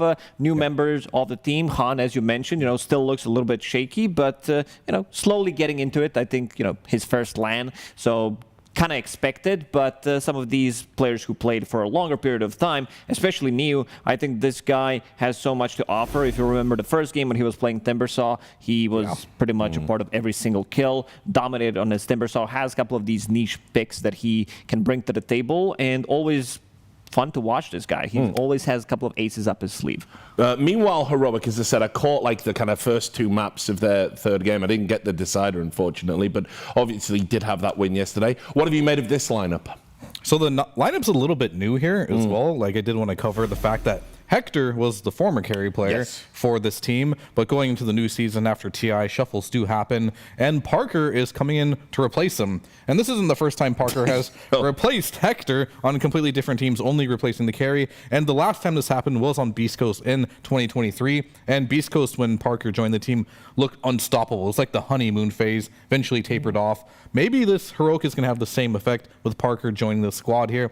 They did look pretty good, I want to say, but I think for the most part, Parker is one of those players that he's very explosive. He wants to have high net worth. He's very aggressive. He's getting in your face. So if you give him the right heroes to do so, he will shine. Especially Shadowfin. This guy gives me vibes 2 years ago when Pakaz first joined the scene. Very explosive, gets super active early on, always top network pretty much, plays a couple of these, as you said, niche heroes. His Shadowfin, 3rd game when they played against Navi, popped off completely, 21 kills, only 2 deaths. You check his net worth, he's always on top by a huge margin. In the triangle, 8 minutes in, 5k plus net worth. Yeah, I feel like it's when you play with Hector, you get to this point where he likes to hit creeps, right? He plays really slow, and then eventually, like, we want to play faster. So they always go to Parker, who's the complete polar opposite, and that's what they're looking for. Yeah, I mean, obviously as well, I mean, Heroic is a relatively newer brand as well in this space. So you want to always make a statement with kind of, the teams that you pick up. Just overall, in terms of, again, their chances, because I don't think we saw any of the interviews with the players about where they want to place. Where do you guys kind of place them looking at the other teams that are here? I think I used top 6 for a lot. Yeah, I was going to say, what I'm trying to do is nudge people to, Yeah. these are potential winners and dark horses. But if it's top 6, it's top 6. I could see them reach top 4 if they continue to play like this, because the team, I like the vibes. Like, you can see them on the screen, there's some hugging together, always smiles on their faces, except when double-elimination dies. Very emotional. I always love to see it. It's ups and downs. It's bad and good things in Dota, but the team is looking good. And I gotta say that Analog looked also in the previous, like last TI, he looked really good. Looked like a top-tier offlaner. When he first joined the scene, I was covering some of the South American games. I'll say I did not believe in this guy, I'll be honest. And then a couple of months after that, like let's forward 6 months in, this guy is a complete beast. So he adapted, he improved so much, and now he has a couple of these heroes that he plays so well, like Earth Spirit. That definitely has to be on their radar, because this guy is insane if he gets a hands on Earth Spirit. I mean, for me, I think the storyline is going to fall in Azure Ray's hands here, because their first match was against Infinity, which is a South American team. It was a close series, and Heroic, it's undisputed at this point. This is the best team in South America. Like, they dominated every single qualifier. They did the best in every single LAN. This is the best team. So can Azure Ray beat the better South American team going to this next match here? I do rate Heroic as the favorites going into this one. Yeah, when we were watching the Infinity game, we were talking about how they like to have that like chaotic style, create chaos, run at you, try and stop your game plan. Azure Ray obviously a bit more immaculate, and they want to be a bit more precise. Can we talk about the contrasting styles? Or how do Heroic approach a game? Heroic, they have the best of both worlds, I want to say. Right, okay. They have like the master of chaos, who is Schofield. This man is like the most chaotic player Dota has ever seen. He'll always be in spots where he shouldn't be, but somehow they find a good balance, and they can still play as a unit when they need to. They can be methodical when they need to. They can put him on a leash and make sure, hey, Schofield, like, it's time to buckle up. And this is a team that has been under boot camp for a long time, and I think we had a talk with L1ga recently where he just said that the difference between Heroic and all the other South American teams is discipline. They have been working on their discipline throughout the entire year, and it really has been showing. I would say that the way they play, it doesn't strike me as like South American squad. Right. They have adapted the European style of Dota, which kind of is superior nowadays for the last couple of years at least. But yeah, I want to see what they open up with after Azure Ray. So they're going to give Han Invoker one more time. He looked pretty good on the hero. I believe he's also master tier Invoker player. Yeah. What is the reality of Invoker as a flex these days? Is that possible or no? You probably don't want to waste it. The hero is too good when played from the mid lane. Fair. The only flex I've seen that was successful was carry Invoker. I think Watson played it once at TI. I don't want to see the support Invoker. That's like bristleback support level for me. Okay. They had the setup. They had pretty perfect setup at TI. They had Bane. They had Nyx Assassin. So you know that your Sunstrikes are going to land. I mean, plus he kind of plays like a right clicker anyway. So if you do put him on support, you're missing that aspect of being a right click type of hero right now. So yeah, and Mars will be the response. This is a hero that L1ga just loves to play. We saw him play it yesterday. 3 times. Yeah, 3 times in a row. So Paired it up they're with just going to pick it. Skywrath Mage, hero that was untouched at TI, I believe, because everybody was buying pipe, everybody's super tanky. You have this like Shadow Demon, you had Tusk, so he wants to use the combo. It gets broken by any of the spells, relatively easy. Hero that I kind of expected maybe he can find a place in the meta, but seems like Schofield can make it work. They did win one game with it. They did lose the second one, but... I love that as well. You just have like the Arcana and all the themed stuff coming out for Skywrath, and nobody picks him at TI because of the balance. It's like, that's wonderful. Yeah, Avenge too, right? Like, yeah, exactly. Heroes just died off, but it is what it is. I don't like the idea of picking a hero in competitive for cosmetics anyway, so that's probably for the better. Indeed. All right, bans coming out. The Shadow Fiend, we talked about it before. Really I don't think we've watched the game with him in yet, have we? I don't think he's got through for us. Shadow Fiend? Yeah. I've seen it being played. Sorry, not Shadow Fiend. Sorry. Yeah, I meant Shadow Demon. Oh, Shadow Demon. Yeah, he's just getting banned out all the time. So. Yeah, that hero has a 100% contest rate, and I don't think that's going to change. No. I think it was him and Naga were the only two heroes right now with a 100% contest rate. Because they haven't been nerfed that much. They're still strong heroes. And we can see it on the screen. Invoker as well up there. Tusk. Thought he's not going to be as contested, but yeah, Azure Ray. My favorite hero's out. There she comes. Yeah, perfect. What's your favorite hero? I love it, man. Love furry representation. Oh, okay, perfect. Yeah, it's good. That is good diversity. Anyway, moving on from Hoodwink, like this, they played it yesterday, right? They went with the Aghanims build. So typically, we've seen some evolution of Hoodwink where it started with a Gleipnir, and then after that, we didn't see as much, but when it was picked, you just had to go Solar Crest and all the other support items. Yeah, you know what I'm feeling about position 4, especially Hoodwink. Gleipnir was like the way to go. People first started with no Gleipnir, maybe Road of Atos, you still were buying, some Glimmer Capes and stuff. But damage is the way to go. And I feel like we are going to go to some like Deso. Deso 4, yeah. People will go greedy, that's for sure. I mean, he went Aghanims yesterday, right? With this hero. So he did, yes. That is a damage item in a way. It doesn't really play on your Acorn, it plays more on your ultimate.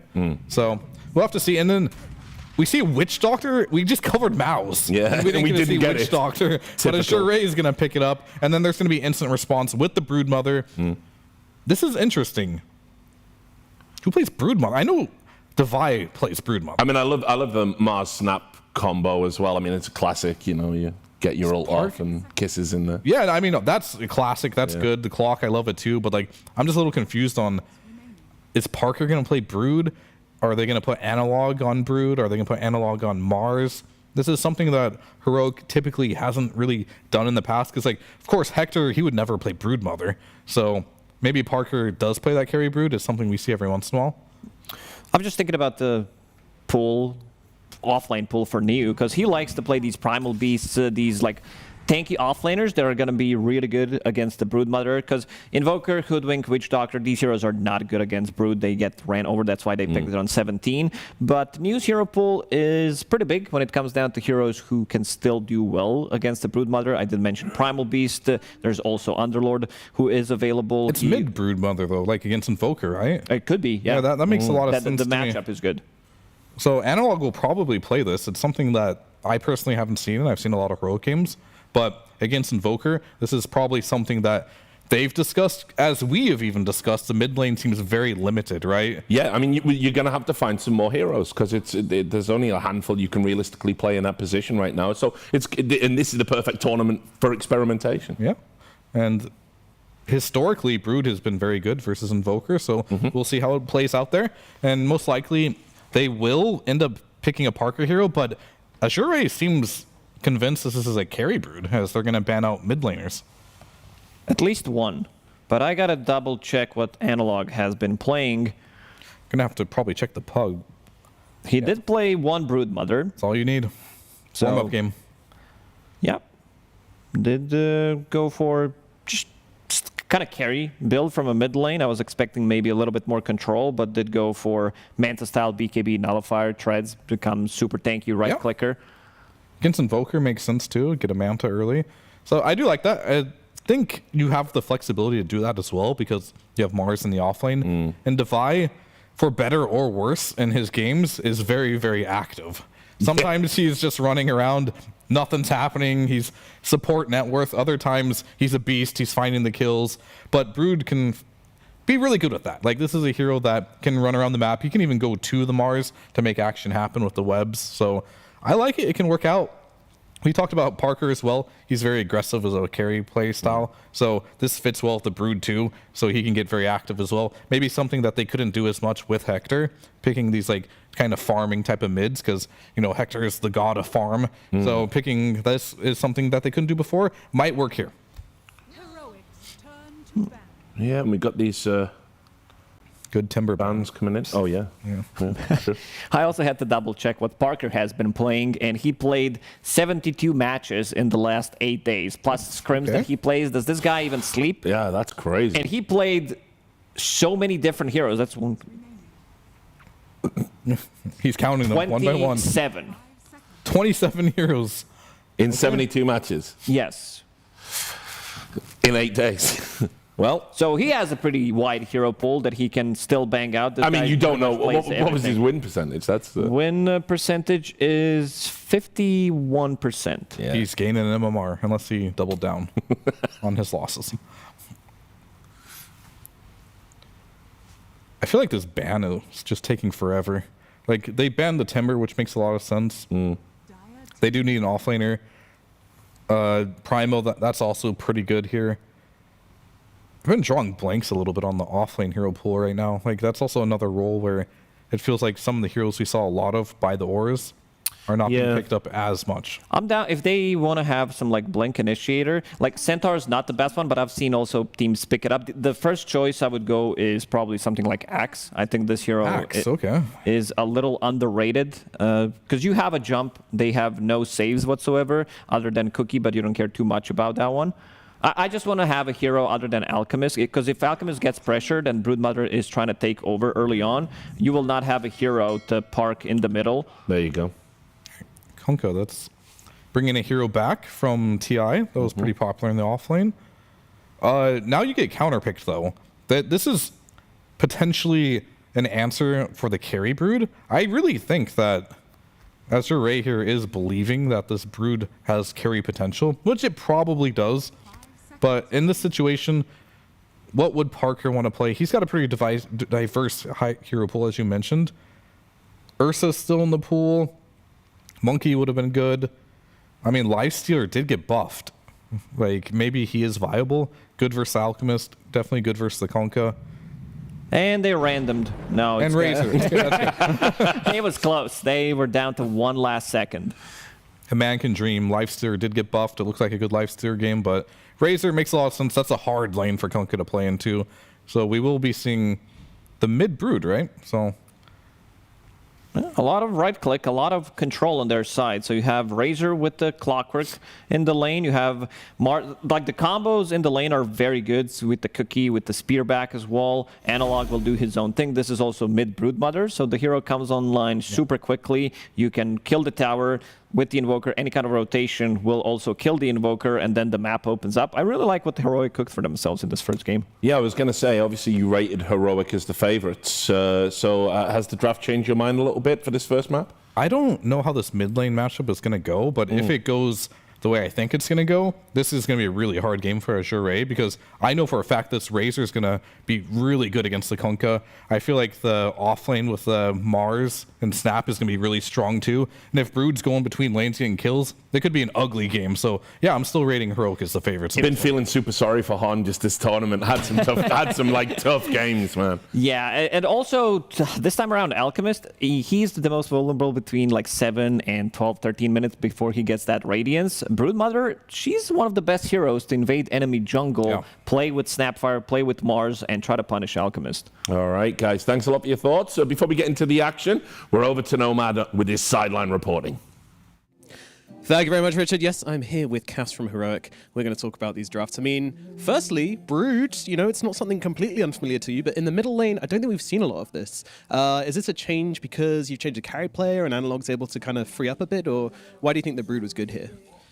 It's just a good answer to Invoker. And Analog, he can play a lot of heroes. Yeah, you can say that's kind of open up because of the change of the players. But yeah, I think it was a really good pick, and I'm excited to see how he works. Absolutely, going to be cool to see him kind of playing a new style here. So how did you prepare against Azure Ray? Because obviously they don't have the most history like a lot of teams here. We don't really have that kind of match history to go through, so what's your approach? They don't, but they played 2 qualifiers recently, so there were a lot of games. I think I could get a pretty good handle on what they like to play. And I know there was a patch like a while ago, but it didn't change that much, So yeah, we had enough information. All right, well, hopefully that works out for you guys. And finally, how confident are you in these drafts? Do you feel like you got the upper hand? Yeah, I do. I really like our draft. I think the Brood's going to take over the game. The Brood is going to take over the game. Well, I hope there's no arachnophobes around. We're going to throw it over to game number 1 with OD and Fogged. Thank Thank you very much, Nomad. Yes, getting into the action here of a Heroic versus Azure Ray. And indeed, we've got a Brood coming through. We heard they're very much confident in this Brood gameplay that we're potentially going to see from Analog. Would you agree, Fogs? What do you reckon Azure Ray are feeling? Do you feel that they may feel that they've got ways to deal with it, or is this spider pretty spooky? Look at Alchemist. Is indeed low. Does he kill himself? No. Used to see the Derecho, you know, suicide with the concoction a couple of times, but low will get taken out. Brood overall, he's good versus, amazing versus the two supports, incredible versus Invoker. They tried to pick two heroes to solve it afterwards in case it was side lanes, but it's a mid one. So it's a mid Brood that's going to be great to be able to take over. I haven't seen it as much lately versus Invoker, to be quite honest with you, but I imagine it's still the same case where you hit 6 and the Invoker just gets completely sent out of lane. Han has actually decided to go for Exort level 1, so this is definitely pretty interesting, looking to get kills on side lanes, I guess. Yeah, in terms of setup... Yeah, it does allow that, I guess, Yeah, too. it gets the range creep secure. His 1 CS that he got. And this is definitely a rough lane, pretty much I think during all of it now. It's just, I mean, it used to be much worse back in the day, but I think maybe it has actually become worse now that you have these innates and everything on the Broodmother, actually, so... Well, you're not going to have the ability to just harass the Brood at all. What the sustain and the CS is just going to be much easier for Analog. He can just trade with you. He has base damage advantages, Brood, better animation, can stand on top of creeps to prevent you from hitting with the, you know, the block. It's actually pretty horrible for Invoker. And I guess that's the thing. If the Brood gets this good of a start in that mid matchup, who's it going to be down to on Azure Ray to deal with the Brood if the Brood starts to get out of control early? Yeah, it's got to be Kunkka. Yeah. It'll have to be new. I mean, that's why they went for these. I mean, both side laners, in a way, the Alk and the Kunkka are the quote-unquote answers to the Brood, but Alk wants to be playing his own game. So if these spiders start coming in, starting invading, definitely going to have to see some type of rotations or something to help out, because... Yeah, I mean, Han, he already had a bit of a rough lane in a couple of these games in particular, and this is probably going to be his roughest one. Well, top lane. Big damage. It certainly is. Maledict's the concoction. Easily enough to burst through Davai-Lama, so Low and Pichu finding a chance to get a kill here. He got the perfect cask in between him and the range creep, got the bounces, got that extra damage. Yeah, no, this lane, I don't know. This bottom lane is, or this mid lane is miserable, and bottom lane, this one should get pretty hard, I would say, for New as well. They at least have, like, the bushwhack to hold back. Top lane low. Stop some of the link, but, ooh. Nice try there from Davai-Lama, trying to spear him away so he can't throw the concoction out, but we're still able to get the concoction thrown in the way of Schofield. Yeah, they should be in a position to actually win all 3 lanes, it feels like. Top lane maybe is a bit more volatile. I guess that one could go both ways. But yeah, they're in definitely a position that they can kind of crush the 3 lanes. And their lineup, it's very strong when they're able to just kind of apply pressure versus a hero, and a lineup that can be a bit slower with an Invoker and an Alchemist. I mean, would you have liked to see them switch up kind of what they were going to put mid when this Brood was shown, or do you think that, you know, why do you think they didn't do that? Is it just because they don't feel confident playing the Invoker in another position this game? They have to keep him mid? I would imagine not. It's also his like most played hero. Devi trying to go for another kill here. Schofield's going to tank a lot of damage. Now, he might just be dead. Sunstrike coming in, bam. Han might not be having an easy time in the CS in the mid, but he can find these Sunstrike opportunities globally. That's how you fix the lane. Yeah, so I think it's just that Han this is his most comfortable hero, so they just opened up with it. And I don't know if they fully expected it until the end. You saw the bans that they were kind of doing. They were banning out mid laners. They're banning like Void Spirit and stuff like that, so it maybe caught them slightly off guard. But for some teams, absolutely. You would see like an Invoker safe lane. We saw at TI, Cloud9 did it, right, Watson? It wasn't versus a Broodmother, but, you know, they varied.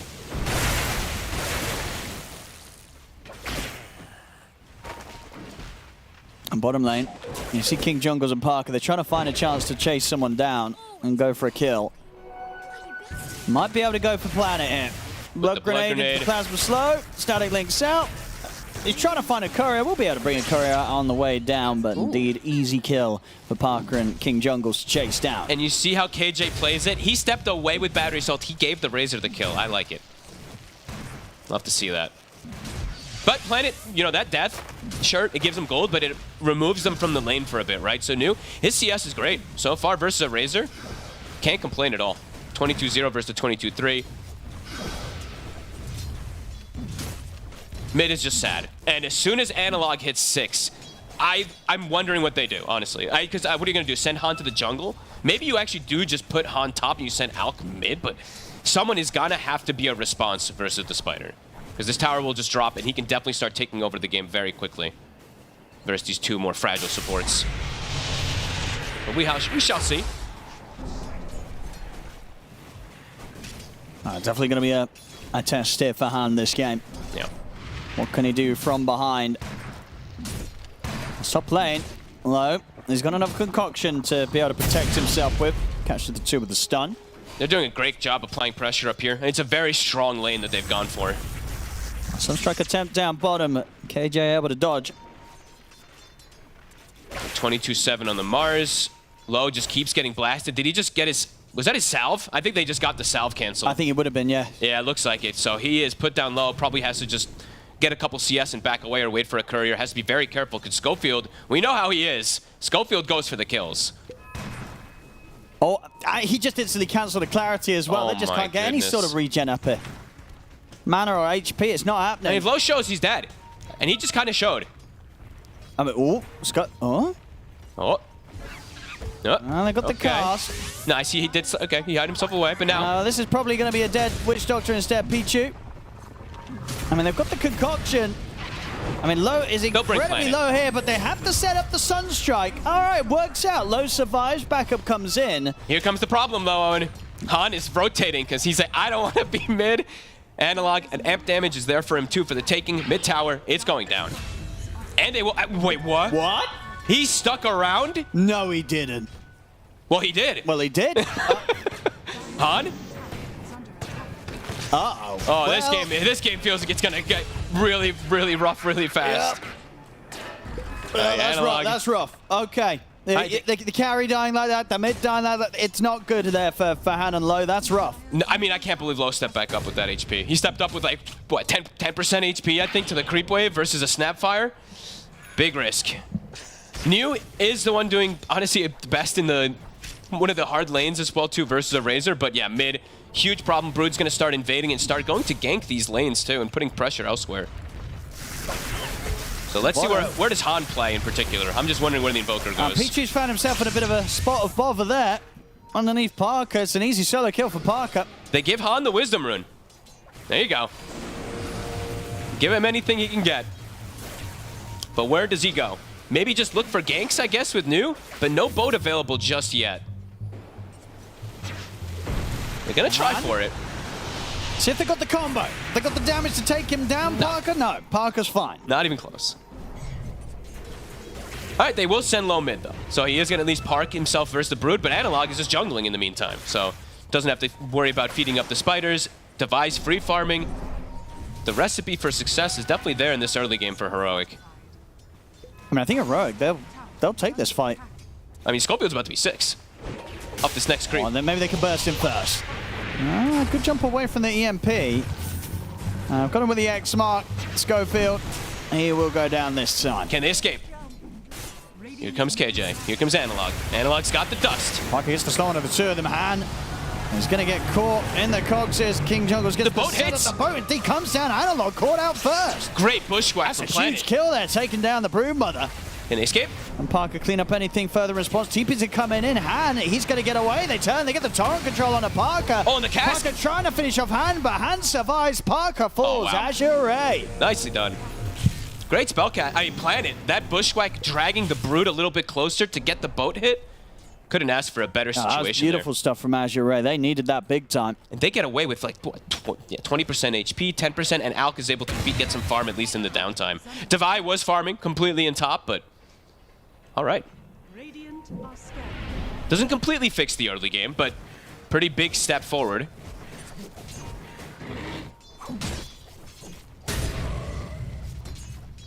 And maybe this is just how Han has to play. You can't go near mid, so just play the roamer. Let your Alchemist take care of that. So let's see where Analog looks to go. Also, if he's gonna try to apply pressure, just look to farm more after that death. Planet. He's trying to pick up some farm from the bottom lane, but he's gonna get caught out. Like the 2 of them there, Parker and Schofield comboing very nicely. Mid lane. Never easy for him to step up.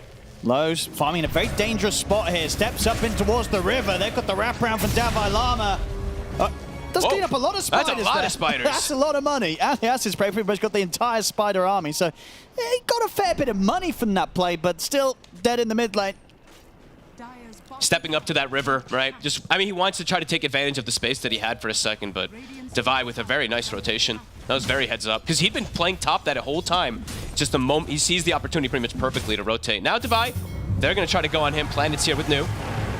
And here's the spear to try and throw the hooping off from getting the sharpshooter hit. Knocks him back with the God's Rebuke, but the burst lands. Sunstrike and all, it's enough to bring down Dalai Lama. Pretty cool plays that they're making. Schofield, he's got a haste ring, so he could get the setup onto New. King Jungle's coming in as well. Trying to block. 6 yet on the clockwork, so no hook shot available. This snap looks pretty funny with haste. I don't know if it's something about this set as well, too, that makes it look even funnier, but... Han. Some FPS lag. I mean, there's a Broodmother in the game, so it's going to constantly happen. We'll probably have a couple of these that ends up going down.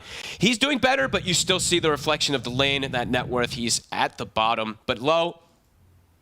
Not in the absolute worst case, I guess, for 3 deaths as an alchemist. It could have been worse. So his net worth is okay. Definitely felt like it was going to go a lot worse for them.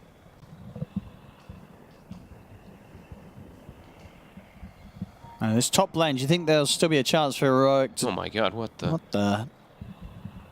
He's watching you. He sees all... Mortimer. What are you saying, top lane, what?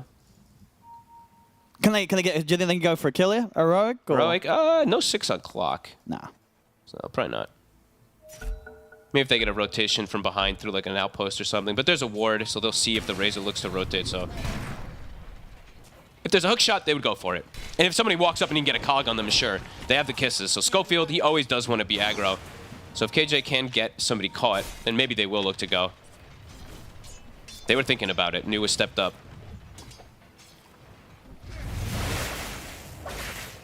And is the build just going to be standard on analog? It looks like it is, so nothing too crazy.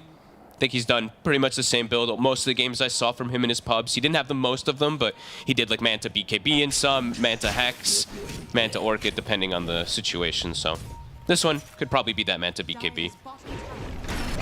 Hook shot. He's in. Gets the setup, the kiss is coming in, Pichu's gone. See if they can find anything more. Dalai Lama stepping up, has the arena if he wants to drop it, he will. Traps in News, able to take out his courier. Up the spear back, pushing him over towards the damage. The Parker's kicking out the stun control from the cookie. News gone, a quick move from Heroic. They bring in the numbers, they take the fight, and should be able to take the tower. Beautiful catch from Devi. KJ gives his life, I think he dies to the Maledict at the end of it all, but either way, super worth it. Now they're starting to get that ball rolling again. Finding these constant kills. They're applying insane amount of pressure here, and they're getting great scaling. Good farm on the supports, too. I mean, Schofield, he tends to do this, but he actually always has the same net worth as the Invoker. Yeah. They're having a spectacular game. Pavis is pretty much online. He's going to block a lot of damage that... I mean, Azure Ray's lineup overall is a bit damage lacking in this early game. It's going to take some time for them to get there. Yeah, it definitely feels like they need that kind of full combo of like the boat, the sharpshooter, and the Sunstrike to burst through some of these heroes. They just need some time too for Low to feel like he's in a good position. But we were saying his farm is decent, but it's not an alchemist type of farm, right? Those 3 deaths definitely do hurt him, so he is still even with a Razor and a Brood, which is not the place that you want to be on an alch. Scan coming out. Looking for the spider. Azure Ray. Hockey. Always comes. You know, whenever there's a Monkey King in the game, there's a Broodmother in the game, there's going to be hotkeys, there's going to be FPS. Look up all these few things, so. Azure Ray.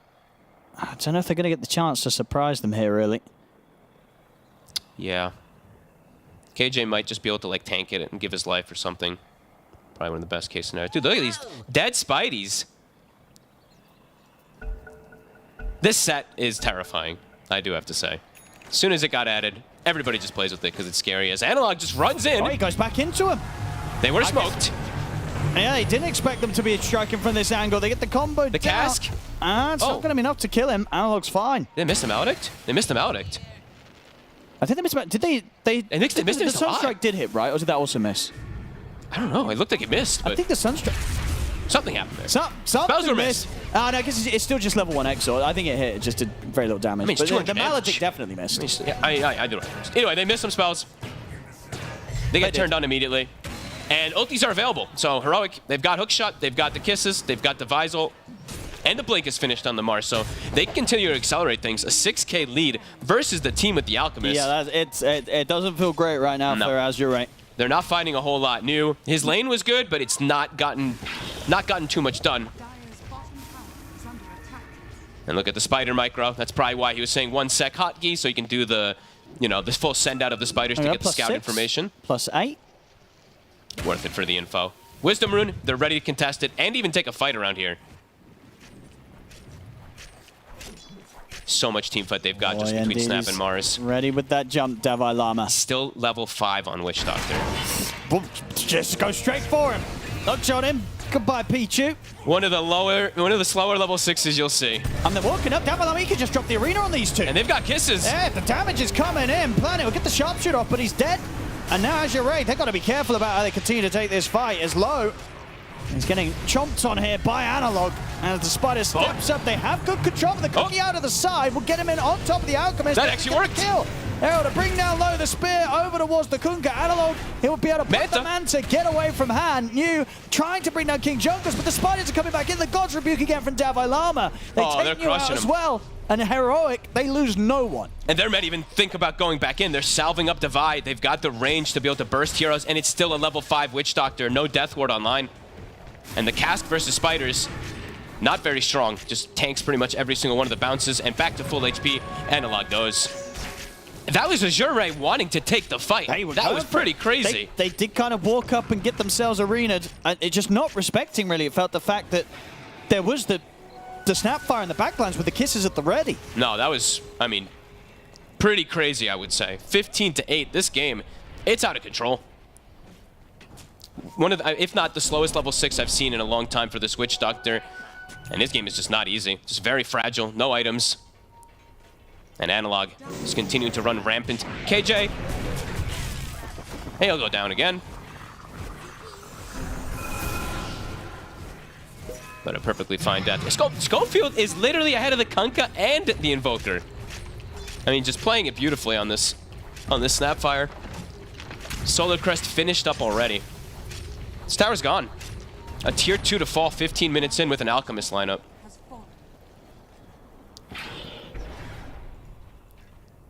Let's see where they want to swing over towards next Heroic. They've got the arena back online, Davai-Lama. And look at the itemization. They're all queuing up BKBs. All 3 cores of the side of Heroic. They've already got one finished. And that's going to be very effective. Azure's lineup is pretty hard countered by BKB this game, to be honest. Invoker and Kunkka, that's their nemesis. Especially when it comes out this early, so... See what Azure does in these next few moments if they can catch them before they even get these next 2 BKBs. Because the Razor one, as we said, is already online. So ideally trying to find AnalogA is a play, but Heroic is just playing perfectly around him. Divai is near him. Schofield is playing near him too to protect.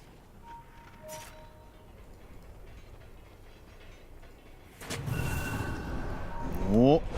Planet looking for the setup. Look at the push whack. Look at the concoction and sharpshooter down on a King Jungles. It's enough to take him down. Yeah, Parker trying to chase towards Low, but he's dragged back by the X-Mark. Good play for New there to hold back the Razor.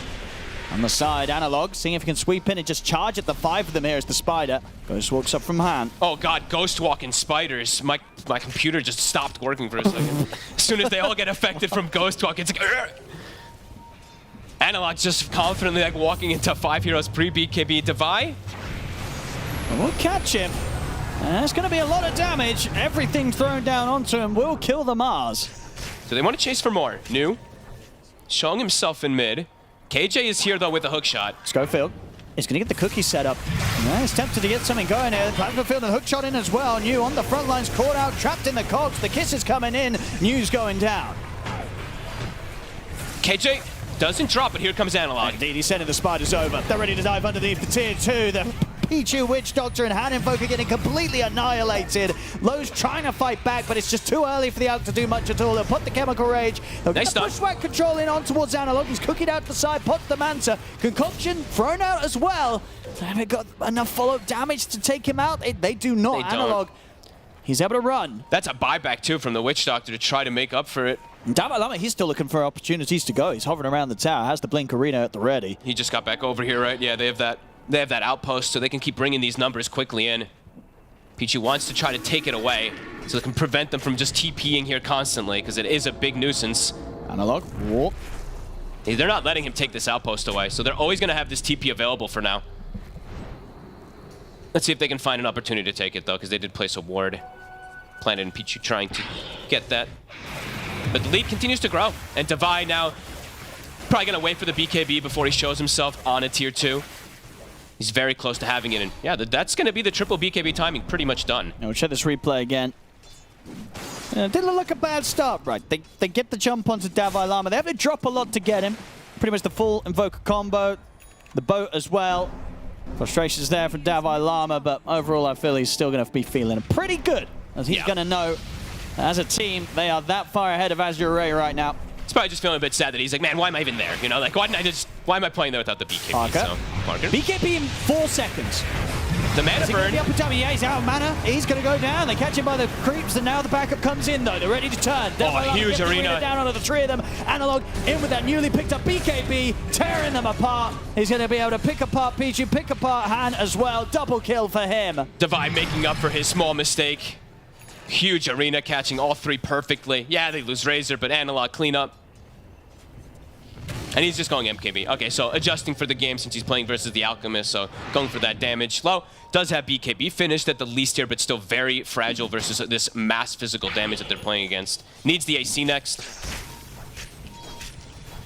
But they're just still so far behind. And the lead just continues to grow and grow and grow. And I'm just seeing Schofield continuing to stay above the 2 cores as this snap, because the fights just end up, they just keep going successful for him.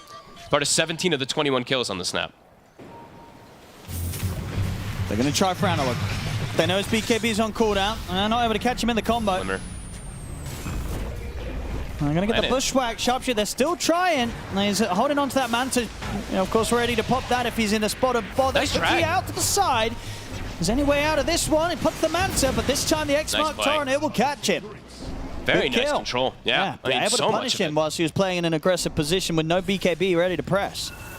Very cool that New did this and he went for the shard, right? He went for Blade Mail shard so he can just commit and actually get more inside these fights earlier. Because if he's going for BKB, he won't have it for some time. This shard is very impactful. Tidal Wave is very good to be able to get these type of fights into a better position.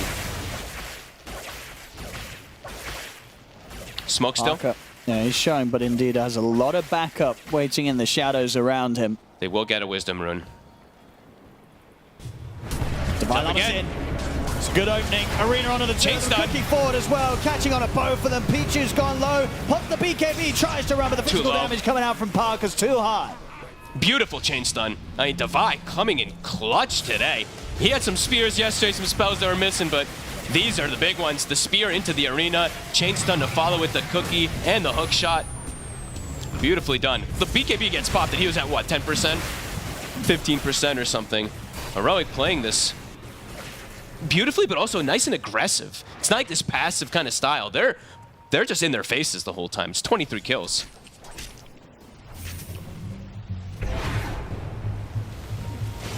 How did Azure Ray turn this one? They're just they're so behind with an Alchemist lineup, so it's hard to really see the method to bring it all back. Probably gonna take some overextensions from Heroic, realistically. Couple of bounty runes here for King Jungles.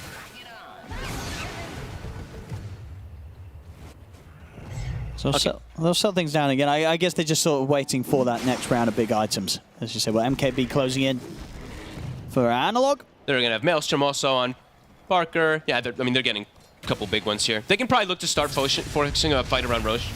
They do bring it down with the Brood pretty easy.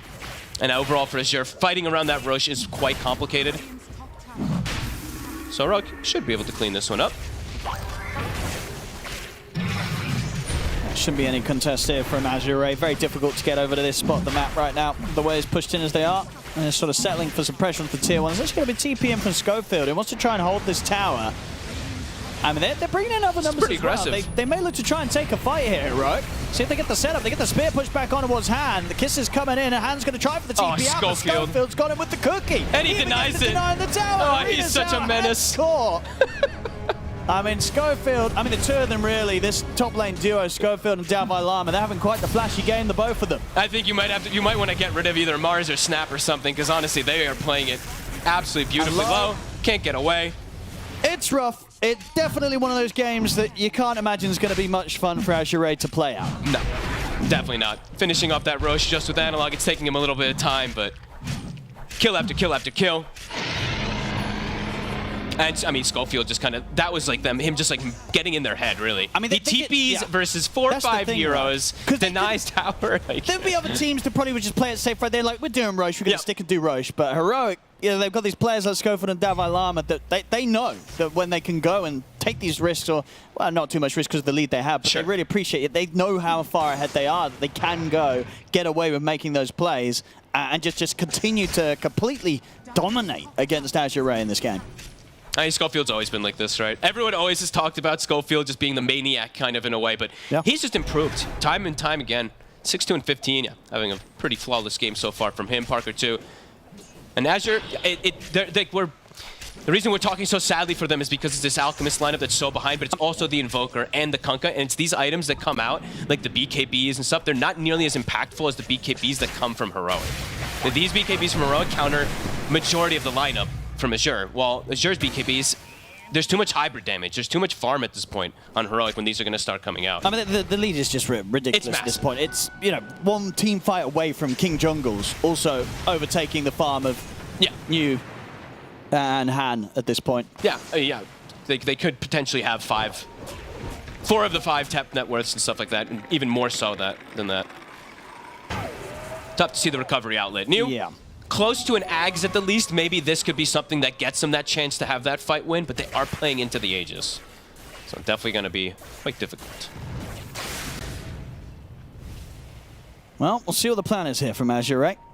Yeah. It's definitely one of the more stompier games I feel we've seen so far in this tournament. I mean, Heroic is, especially Analog, I mean, everybody's looking, but Analog is looking really confident, I would say. Like busting out this Broodmother right off the bat because they saw the Invoker. He hasn't played it a lot. He only played it like twice in the last like 40 games plus, something like that. So that's quite a generous offering there for Dota Plus. It's still giving Azure Ray 22% on this one. That's very generous. On. KJ's got a gem. Oh, hello. Oh, he's got him. He's got him. He waited to the last second. That's tough. Hey, he managed to spend his money though. BKB's picked up. Yep. Got his item, Han. Silver lining. Schofield. Solo cresting the catapult to annoy low. All right. I like it. And a full Mjolnir now finished up. Parker is they want to get rid of pesky Schofield. They've got the X Mark combo. They're dropping a lot. See if they can kill him. They will. They'll get him. But it took a lot, and now they've got to get out. Low has to go for the TP away. Pichu's going to get chased down here by Parker. By a bit of time with the Voodoo switcheroo, but he's not escaping this. Parker claims another life. But they get Schofield. There we go. 4 heroes, ultis committed just to kill the pesky Snap. Planet. Pushing the limits. The plasma field. He's going to try for the TP, but double-elimination's in with the spear. Can't run from this Mars. Device, spellcasting on point this game, and his overall movement has been, very, very nice. That little sandwich play that he did in the early game versus low when he turned up to after he'd been farming top. Yeah, some very, very nice plays coming out. Well, Analog. Analog. He's got Aegis and BKB. He's chilling. He'll go down the once. Is there any way they can do it a second time? They got the Torrent and the Sunstrike. Trying to force that BKB, but KJ with the Force Staff bails him out of a difficult scenario. Devi. I mean, he's going to be ready to blink into the high ground and go for an arena if he sees the chance. Devi-Lama, and there it is. He'll just drop it onto Pichu straight away. No hesitation, get a quick and easy kill. And get this push going. 23 starting to fall. They're pushing both sides. Analog. Still got holding on to the BKB. Keeping his cool, not letting Azure Ray force it out of him yet. BKB back on Razor in 4 seconds as well. Schofield. He's going to be able to make his way out at the base. Still has the kisses ready to go if he finds a chance to lay them down. He's going to get caught in the torrent. Analog's going to get able to put the BKB in time. Turns towards New. He's falling low though, Analog. He's he can't fight it. He's and Schofield. dead. They get Schofield as well. Good high ground hold. There's no arena, so they could try to make that aggressive move. Nice catch. Tidal Wave put Schofield in a weird spot there, and then, yeah, the damage, it's enough to go through this Broodmother. I mean, they need a slip up there. They need to do something with this. Yeah, I mean, that was the biggest. Kind of good as it gets for them once they're 18k behind Azure Ray. You've killed Schofield, you've killed the Brood. Can you do something with this? Oh, they got baited by an illusion. Clockwork Illusion ran in mid, so it reveals where they're positioning in. 15 seconds until Snap respawns. Device still in mid. Arena's back up soon. Should be able to finish off this tower. I say that. It's actually, they're going to pop the glyph. And Schofield's going to be back up in a few seconds and would have the kisses, so it's a bit too risky for them to push for more. At least bought them some time to get that next item, though, right? Low, he does at the least have this AC, so now at least he has physical and magical resistances in a way. But it feels like the high ground fights are the only ways that they can actually take them, and even then, I think that kind of happened because Divide did end up using an arena on a solo witch Yeah, it was so, wasn't ideal. Yeah. It was an easy kill, but definitely not what they needed to try and get a step closer to closing the game. No. Schofield pretty much has the pipe finished up also, so we'll be able to negate a lot of that damage that did come out as well on top of everything else soon too. And I think that is the full Hex, if I'm not mistaken, on Divide. Is it actually completed? Yeah, it is. So a lot of chain stun that they have now. So these BKBs, they got to be popped almost preemptively in a way, because Divide could just go for like the Spear, Arena, and then Hex, and they have a lot of follow-up. See how they answer that too. Yeah, they can go for that final tier 2 tower top heroic. They just have no real defense. I mean, they have one Force Staff on Planet, but this is the poorest I've ever seen a Witch Doctor. Literally just has a shard. 30 minutes in. That's not a fun time. Nope.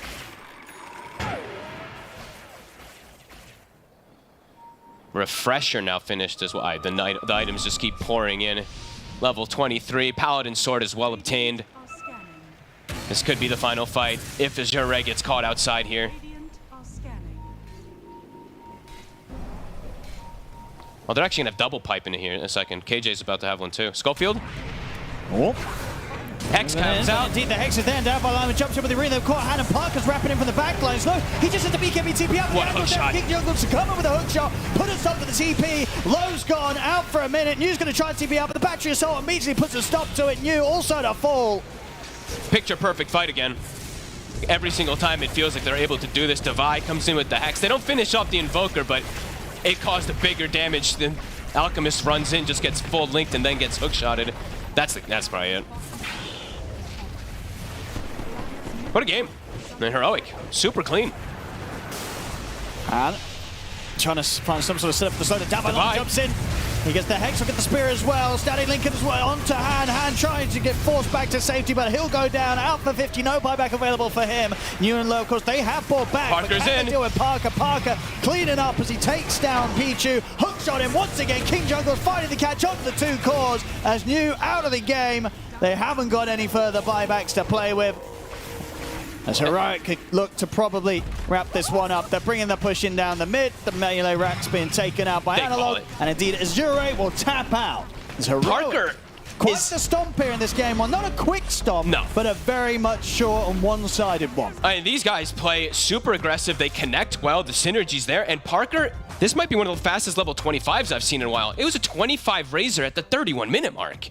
That's pretty wild. That's pretty wild. The XP per minute must have been off the charts for him. I mean, that was a beautiful game from them. Yeah, great draft, and they played it perfectly. Yep. Heroic. Azure Ray did not have any answer to that whatsoever. Game one goes to Heroic. It certainly does, and in fine style. We said when we saw the draft come in, we love what they're cooking up here, and are they going to be able to execute on it? Turns out, guys, they absolutely did. And Azure Ray in the Hurt Locker a bit in that one. Oh yeah, most definitely, and I think we now have our answer for the Brood versus Invoker matchup mid. That did not look fun at all for Han, and on the other side lanes as well, like Llama and Schofield doing it again. Mainly Schofield for me, like just in the back line, ended up getting solo kill on Lowe's Alchemist as well, and I expected nothing less from that safe lane as well. The Razor versus Kunkka, it's just an impossible matchup. Yeah, very difficult matchups in both of these side lanes, mid as well. So you are like Alchemist still got a good timing on a Radiance, but they did lose all 3 of their lanes because of the heroes that they did pick. Like, and the way they played it, it was they pretty much knocked it out of the park, especially with this Razor, because Kunkka is gonna have a bad time. I also don't like this Aghanim Scepter build on Kunkka. I don't think it would change much, but... Or Hoodwink, too, I would say. Hoodwink as well with the Aghanim Scepter. You have a lot of dead net worth in your inventory or just saved up gold that you're not using for anything, and you have other team running at you, so you're trying to get the component... Like, you're not getting anything other than some, like, raw stats, raw HP from Aghanim Scepter components, which kind of feels bad for both Kunkka and for Hoodwink as well, so that definitely needs to be addressed. I also don't think Kunkka right now is in that good of a spot as a hero. Yeah, well, it was something that you actually highlighted, right, in the game. There was one time, I think it was a team fight in 11 minutes where you said, get that. Yeah, I wanted to point out the hero combinations that they have. So you have Clockwork with Snapfire. These 2 heroes are always going to be good throughout the whole game. You will always have a kill threat until they get some Force Staffs. And then you also have Mars. And look at the synergy. Dalai Lama has been on the money with his spears. He spears back the Razor, gets the stun. Another good cookie coming out from Schofield. So you're inside the Razor. He pops the ulti, steals your damage. Just a beautiful execution coming out from Heroic in game 1. Yeah, I mean, it was really clean. I love the way they moved around the map, Clint. I thought it was like, we don't really see a lot of that kind of clean, just sweeping across. We haven't seen so much of that at this tournament so far, but Heroic executed it excellently. Yeah, and one of the heroes that was doing all that sweeping was the Broodmother. Yep. This hero did incredibly well in the mid lane. This is a matchup that I thought on paper would be bad, but wasn't sure if it still is. It's just as bad, if not even worse. This mid lane for Han was an absolute disaster. There was one glimmer of hope in this game where I felt like Han, he was going to kill Analog around that 14, 15 minute mark. It was so close. But that Manta style, as being highlighted there, was a savior. It got delivered on the courier, and we do have a clip of that one as well. This was like very much a need kill on this Brood. He got cookied in. It's like, okay, Han's back. He's going to kill this Broodmother, but look at this courier coming in, brings in the Manta, last right click, gets evaded with that, and Han just couldn't catch a break. And if you were paying really close attention to that as well, you would have saw that Han's net worth in that minute was below the position for Snapfire. Yes. So it was one of those games where your mid was lower net worth than the support. It's rough. And to touch upon that matchup as well, the fastest they do choose, Invoker, he goes for Elitist 1, so he's regioning up, getting that extra spell lifesteal. And then you have Broodmother with Necrotic Webs, so he's not going to be regioning in the lane, and later on it's going to be really good against Alchemist, 30% heal region reduction. You're not going to feel that Alchemist is even using the ulti during that time. Not that I'm looking to ratchet up the pressure. Obviously, we've already talked about Han and how he has to have this, good, showing here because he's essentially playing for his position. A lot of question marks around whether he can get up to that level. I've really felt for him here because this was a pick specifically designed to disrupt his ability to have a game. But I also wanted to ask you, we talked about Invoker being a comfort pick for him and how they feel almost compelled to leap on it and first pick it. Is this tenable? I mean, what else will he pick though? That's kind of the question right now. Because the puck is banned, right? Yeah. So it should be theoretically. It was banned this game, right? Yeah, that one. Yeah. Yeah. Sure. So it's like, what else can he possibly pick in this position? He's picking one of the 4 heroes. It's one of his Grandmaster heroes. I think he's in a position where we saw all these pucks earlier. You pick your hero, you have to find a way to make it work, even if it is a bad matchup. Brood isn't really a mid hero that we see a lot of right now. So if it is an unplayable matchup, then I don't know. He has to widen his hero pool. Yes. And one thing I'm seeing from the drafts, the way we've been seeing today, is first pick, whoever has the first pick gets immediately counter. We saw Bristleback immediately counterpicked with Viper. Then now you see this Invoker as the first pick. Suddenly Broodmother, that traditionally it's not considered to be a counter, but the hero matchup is really good right now. So I think we're going to be seeing more of that throughout the day and through throughout the rest of the tournament. Yeah, and we've got this here. These are the most picked first phase heroes this tournament, and Invoker's, up there. What do you guys make of this in terms of the meta shift? Interesting to see Shadow Fiend there, actually, in that first phase. This hero is good. I don't see a reason why you can't first phase it. The mid Shadow Fiend has been nerfed quite a lot. I do like it more in that carry position ever since they changed how the facets work, where you don't get the continuous souls. But that is interesting. I think the Bristleback, yeah, we saw it in the first phase. For sure. It doesn't seem, this isn't the most successful first phase. Yeah, I was going to say, because the Mirana hasn't been great either, if we're being honest about it. So, so anyway, obviously the series is, still going on. In terms of adjustments for Azure Ray, is there anything that immediately leaps out at you? I want to see some more aggression, because Kunkka is not like really aggressive as a hero. Mid got shut down. Alchemist needs some time to come online. Pichu, he had a horrible game. He was, level 6, 15 minutes into the game, so didn't really feel his impact. Hoodwink as well. A couple of these heroes that do seem to be like good on paper in the lanes didn't really work out for them. So I want to see something changed, and I want to also see priority shifted when it comes down to the picks, because this Invoker, they did win that game when they played against Infinity, but you need to have in the back of your mind that there are counter picks that are coming. I mean, for me, this isn't like the last series where it's like an incredible outpick. I think you have the tools to do things, but unfortunately, you did not win your laning stage. How you address that is kind of difficult, and maybe Lacoste is right on that. Maybe Han needs to pick a little bit later, but I'm not sure what his hero pool entails in the later picks in the draft. So it's going to be an interesting solution to try and find for Azure Ray here. I'm not sure what it's going to be, but yeah, you got to focus on the laning stage. You can't give Parker a free lane. You can't let this mid lane happen again. I guess you start there. All right, guys, thanks. We're going to take a quick break. When we come back, we'll see if Azure Ray can pull off some heroics. We'll see you then.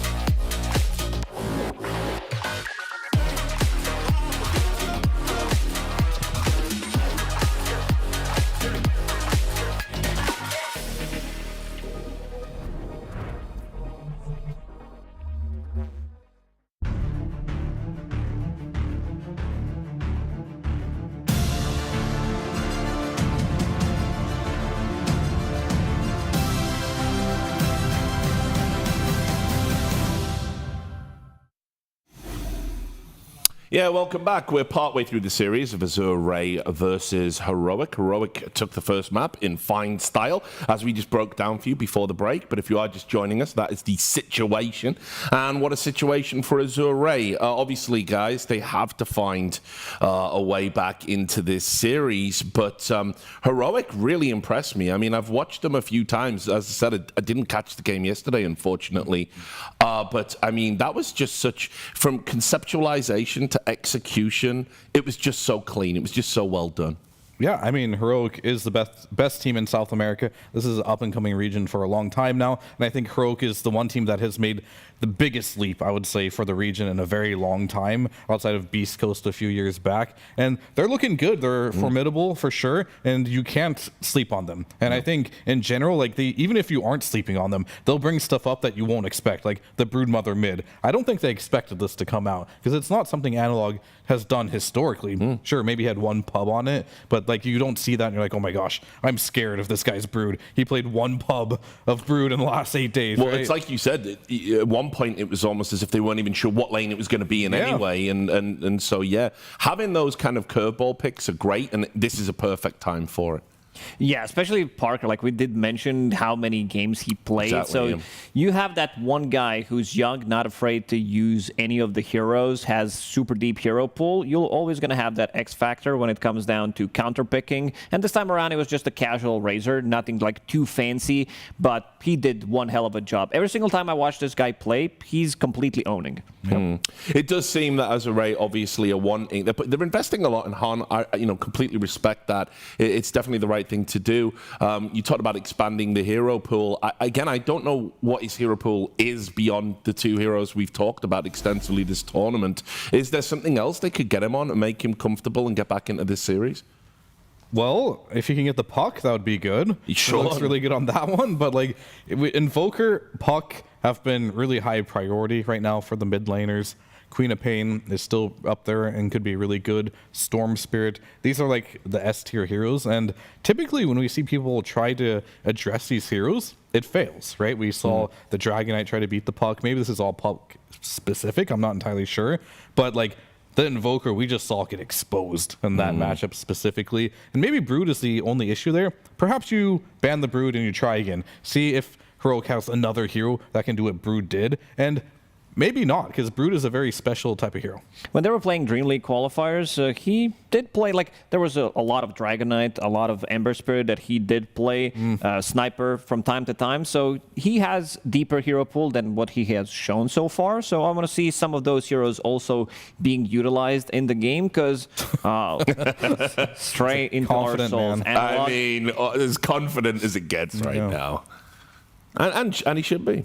Yeah, deservingly so after that Broodmother game. Like, I would feel confident too. Like, you pull out a hero that you barely play, your team relies on you to make it work, and you make it happen. So, confident as should be. The Mars ban, though, I think that one is the only thing that we should really be focusing on in the bans. Like, sure, maybe Puck we can talk about, but we've been talking about that hero a lot. Kind of goes for itself. Shadow Demon Naga, 100% contention rate. Omni, pretty good. But this is a specific ban against L1ga. With that Mars ban, he played it 4 games in a row now. So every single game at this tournament has been Mars. They're going to force him to play new hero this game. Yeah, we saw as well when you highlighted that play early. I mean, so important, and immaculate spears instead of arrow for some reason. Very clutch. Also, it comes down to them not having any kind of save. They can throw maybe a tornado inside that arena, maybe some like boat to try to tank up a little bit more. But he was really on point, getting. It wasn't like 4 or 5 man arenas, but he goes in, goes for the target, they kill it, he blocks them off the rest of the team, they can't see inside. He did the job, so I want to see what he has to offer in terms of his hero pool, because the L1ga, he plays these like traditional off-laners, but he also has a couple of other things up his sleeve. During TI, he was playing some off-lane Slark. They didn't win that one. Yeah. He was also playing something like very weird, which didn't work out for them. And I did mention the Sniper for Azure Ray, something that Han did play, and they're gonna pick him up immediately. Can still be used as a position 4, but I was going to ask about that because that was diabolically bad at TI. I think that was like a 36% win rate. Well, it's going to be worse even now because it got nerfed. Yeah, exactly. Most likely, it's not going to be position 4. I'll give a couple of percentages there to maybe be picked up, but yeah, most likely just a mid laner. But also as well, having that first pick, you know, mid lane option for the team. I mean, Sniper is a very countable hero. Yeah, and we saw it yesterday as well, the Earth Spirit, and guess who plays the Earth Spirit? Analog. Analog loves his Earth Spirit. He's very good at it, and it is very good against the Sniper. When the big green boy is running at you as a Sniper, it's a bad day, like, for sure. So we'll see. I'm curious to see, though, like, Azure Ray, they do pick up the Sniper, which, you know, we talked about before, it can be played, but for Heroic specifically, like, you mentioned L1ga, like, if he doesn't get his staple hero pool, he tends to get kind of weird. Yeah, and that's what I'm afraid of. I don't want to go into weird territory. Like, they need to have a hero for L1ga, otherwise they overcook it. Yeah, like, his Pango's out, his Mars is out, and then when he doesn't get those two heroes, then we start seeing the Slark off lanes. And we start getting into very strange territory. I hope they learned after TI to, like, broaden the hero pool of normal heroes. Oh, there was one more hero I had to find. It was Marcy. It was such terrible Marcy game from him. Like, he was lower than most of the supports in the game. Might be even, like, lowest net worth. Terrible game. Scratch it. Hope nothing like that happens again. But Schofield is the man who owned in the previous game. That was his traditional hero, Snapfire. Yeah. South America is big on Snapfire. Even when hero was not popular, they were always picking up the hero. And this man is one of the better Snapfire players out there. Yeah, I mean, even Nouns, they have Laylis on that team, and he's playing Snapfire. We saw the play that they did yesterday. Yep. Throw in, who was it? Gyro. It was the Gyro, yeah. It was Gyro initiation. it was fantastic. Throwing in a grenade there. All right, so we got Medusa. Okay, this is normally I would say it's a carry, but we saw it yesterday. Planet played it as support, and this is cool to see for me. Like, I don't know. Like, there it is. One game, it won. We watched it. I don't know if this hero is good on support, so I want to see it more and see, like, why is it good on support? It's pretty tanky. It was given a new ability, which something volley, whatever. It roots you in place. And that gives it the utility of being a support. So we'll have to see. Imagine waking up from coma that you've been in since like 2013, and then you see these two first picks, Sniper, Medusa. You're like, yeah, maybe I want to go back to coma. Dota's not in a good spot right now. But it does feel good to play Medusa for. We did say that Boxy played it, Planet played it the other day as well. It looked good. I think you need to ignore this hero. If you can disengage when she uses ulti without casualties, this hero is kind of useless because it doesn't bring you any kind of damage to the team fight. Sure, you have a little bit more control, but this is not the hero that you want to focus. And also, one of the biggest things why like Medusa becomes popular is these like Lotuses. So don't focus Medusa who has a Lotus. Yeah, period. I mean, to go back to your coma talk, you wake up and Sniper and Medusa are in the game, and then they also tell you these are both your supports. Dota has come a long way, and it's ever evolving. The thing is, as well, though, I mean, remember, these are like the best players in the world are doing this stuff, and then it's like, what I hate when this happens is you have to go a pub world. I have to play with people that don't understand why these heroes are good in these roles, and it makes me very sad. So please stop doing this, guys. Let's traditional supports, please. Or just learn how to play it before you queue it up. Think about that one. Could also be an option. You can't ask for too much. I see. You can't ask for too much. But I do like Heroic. Oh my goodness, that is the forbidden hero. Low. Yeah. He's the big guy on Raid King. This is okay.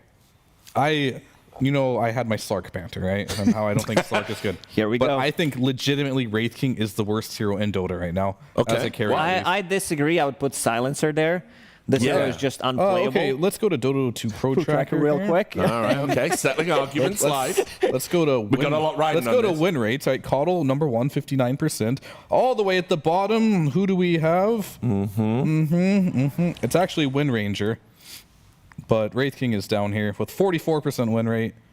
44 games played, so no one even picks it. Yeah. But apparently Wind Ranger's the worst hero in Dota. That's why it's been unpicked. I told you, it's Slack supremacy. It's happening. He's got his wish. Yeah, but the problem I have with Wraith King right now is, like, he doesn't have what most carries have right now. It's either gap close built in, so you just get kited like crazy. But the biggest issue I have is he just doesn't do any damage right now. Like, and if he does get on top of you, it's not like a Sven, which is also a bad hero, by the way, where you do a lot of damage when you get on top of a hero. You just kind of hit him. He typically is used to counter big team fight ultimates like the Faceless Void, the Doom. You're not really playing against One that thing right now. this hero does have that none of the heroes have is he can deny himself. He can kill himself, Yeah, he can kill literally, himself, double-click that ulti. Wraith King keeping himself safe. We like to see it. So I mean, he can only deny himself when his ult is up. So he's not really killing himself. He's just going to sleep. Oh, what a and coming shocker. back. They did not ban it. They also don't have that really good heroes against the Earth Spirit. Sure, you're going to lose the lane against Sniper, but he's going to be on your ass 24/7. You have Clockwork, you have Centaur, so whole team with the Stampede. Heroic, they're not overcomplicating things. They're picking simple things, simple counters to what Azure Ray is throwing at them. Yeah. And then I see Sniper, Medusa, Wraith King, which is not what I would expect. I would not guess in a million years that these three heroes are going to be played together. where does the Jakiro fit into that puzzle? You need to have one good hero. Is Jakiro good? He used to be really good. Oh, sure, They nerfed him. The Liquid Frost, not quite as good. Typically, you pick that hero against heroes that either have summons or you want to slow their attack speed. And, you know, Snap doesn't really care. Centaur doesn't really care either. So I think it's just combination. It's a hero that can just do damage for them. Yeah, Azure Ray's drafting is definitely interesting, for sure. They had good drafts last couple of days. Last day, They're cooking they something. played in Dream League as well. The qualifiers that they played, their Dream League, their lineups looked really good. And now they're like, oh, we're one game down. We need to. We need to pick Wraith King. Yeah, I mean, I don't like. It's also so early. I don't like the draft, but I like the fact they're willing to do something crazy. Because as I said, coming out of TI where everything felt so established, this is great to, you know, it makes the games interesting to watch. And maybe they will accidentally stumble upon some insane recipe. Yeah, we'll have to see, definitely, when it comes to that. So Sniper is the hero I'm still looking at, and what can you play that's good versus Wraith King and Medusa, I guess, and Sniper? There's What heroes... about some good anti-mage? Well, how many times can we mention anti-mage once per broadcast? That's already too much, I think. Well, do you? I mean, we already used it our is anti-mage good. suggestion today.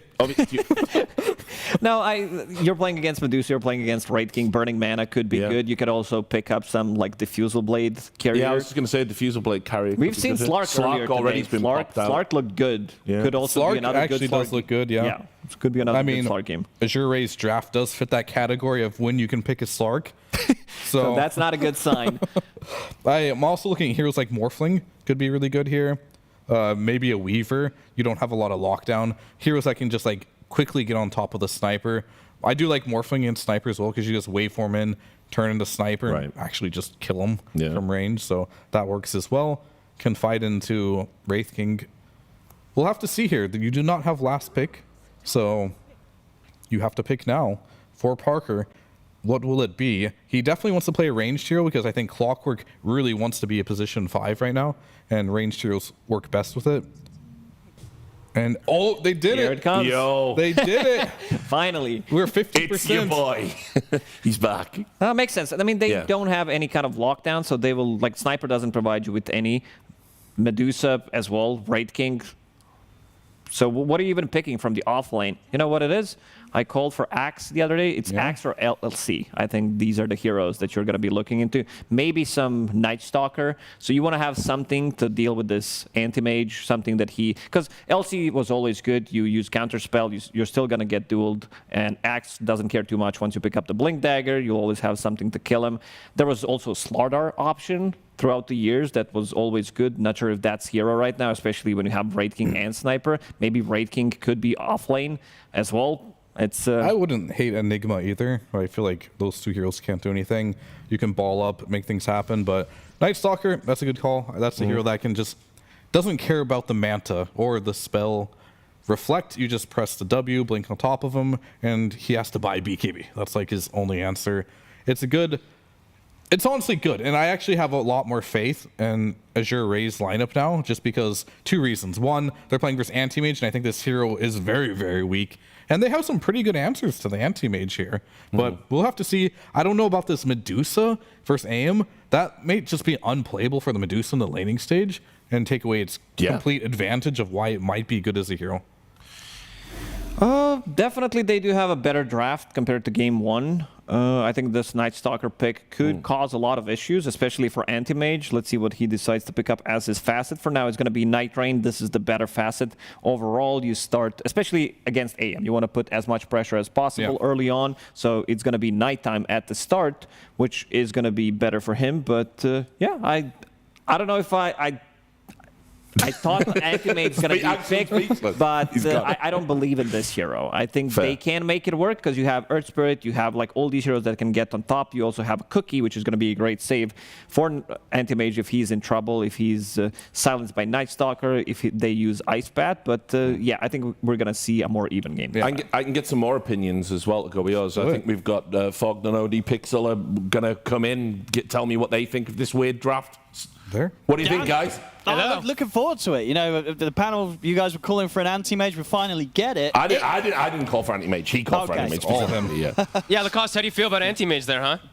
Yeah, I feel like I would love to play Night Stalker in this game, I'll be honest. All right. Well, look, guys, have a great cast. Enjoy yourselves. We'll see you soon. Thank you very much, Richard. Yeah, looking forward to this one. Anti-Mage getting some action here. We're going to see if it's good. Because this, without a doubt, it's going to be one of those games where if the Anti-Mage does terrible and loses, we're probably not going to see Anti-Mage again for the rest of the tournament. No. I think it gets one shot. It gets one shot. You know, we had a couple games even at TI where we saw like Coddle, Medusa, Storm. In and it's like it was the anti-mage team, and people still didn't pick it. So they're going to try it. Parker feeling confident. They do have very, very aggressive lineup that can make plays without him constantly early, right? Earth Spirit, Centaur, Clock, Snap. This is lots of damage early. Lots of ways to get on top of heroes and kind of just make plays happen always.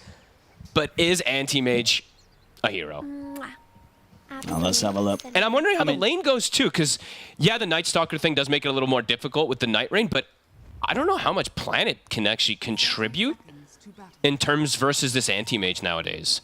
And it feels like this kind of counteracts how much tankability you have a lot as the Deuce in a lot of ways in the laning phase. Is AM just like getting a couple extra hits on top of you? And even just like, I don't know, if Scopefield comes in with a Cog, more mana burn, so... Not sure where he's going to go. He's probably just playing 4, but... Yeah, definitely interesting. Interesting drafts. I don't think I would have predicted a Wraith King and an Anti-Mage in a game today together. No. I mean, I feel from Azure Ray's side of things, they just wanted to change things up big time from last game, right? Last game would have been a rough loss as it was a kind of a 30 minutes, not necessarily a quick one, but a very stompy game for them to endure. They come into this one with a different approach. Completely different. Literally all different heroes, right? They brought in, I think, like... We've only had a few games, of course, but I think they did show a lot of like the hero pool of what they like to do. So I think whenever you can get into a tournament and show that you have more heroes, it can be good if you make it further and further in the tournament, because then you have variety. You can't just get banned out. L1ga, this is probably his best hero. I actually absolutely love when he plays Earth Spirit. He is a beast on it, super aggro. And they already did address the fact that there's going to be stacks. They put a sentry to block the hard camp of the sniper early on. Yeah. And we saw what this matchup the other day, right? What the sniper in the matchup against Earth Spirit completely dumps to the Earth Spirit in lane. But for the rest of the game, the Earth Spirit looked incredible. The Earth Spirit did end up losing the game at Zantic in that crazy series, in that crazy long game. But it just goes to show that even if Analog does have a tough time in the CS and the lane at the start, you can expect him to pop off. And if he plays the lane well, he may not even have that tough of a time. We'll see how well he can do against Hand Sniper. That's what I was going to say. I actually don't think Analog is going to have as rough of a time. No, because he's having that sort of solid performances every single game on mid. Almost every time. And Zantic, like, he's a good Earth Spirit player too, but I think Analog he's very confident when he plays this hero, even versus some of these counter lanes. But we'll see how that ends up going. Bottom so far, Wraith King's lane is quite good, playing versus double melee when he has a Jakiro to back him up. It should be good overall, too, for the Wraith King down here. Tough to apply that early pressure if the Jakiro stays down here. Yeah, I'm going to be looking at top mostly, because I'm just curious to see Anti-Mage. I mean, that sounds horrible. I don't want to see Anti-Mage, but I'm curious about it. And do you think the Night Stalker was the best option that Azure Ray had to finish the draft? I mean, I liked any of the 3 suggestions that Lacoste had said at the end there. I think it was, what, Legion, Axe, and Night Stalker. I think they all had a bit of a archetype that it fit, but I think this probably was the best one. Absolute cinema. Just because then it's like, you need BKB, right? It's not Manta or anything that can protect you.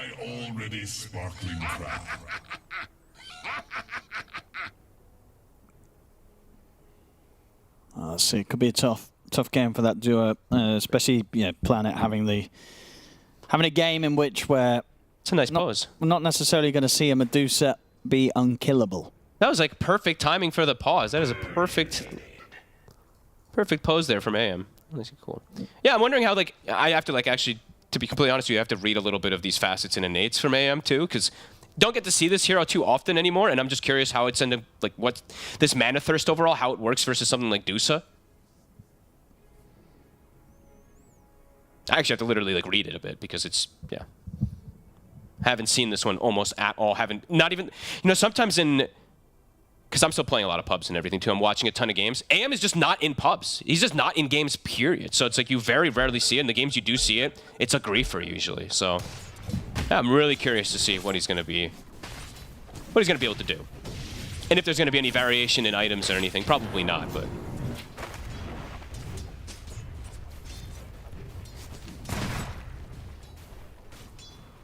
And King Jungles, we'll see if he's able to step up to the level that Schofield did on the snap last game. Good luck with that. A bit of a switch around, you know, it's just, yeah, Schofield taking the clock. This time down to the bottom. Nice. I like that I mean, they're doing the same heroes in a way, right? But, oh, they actually get on the Dusa planet.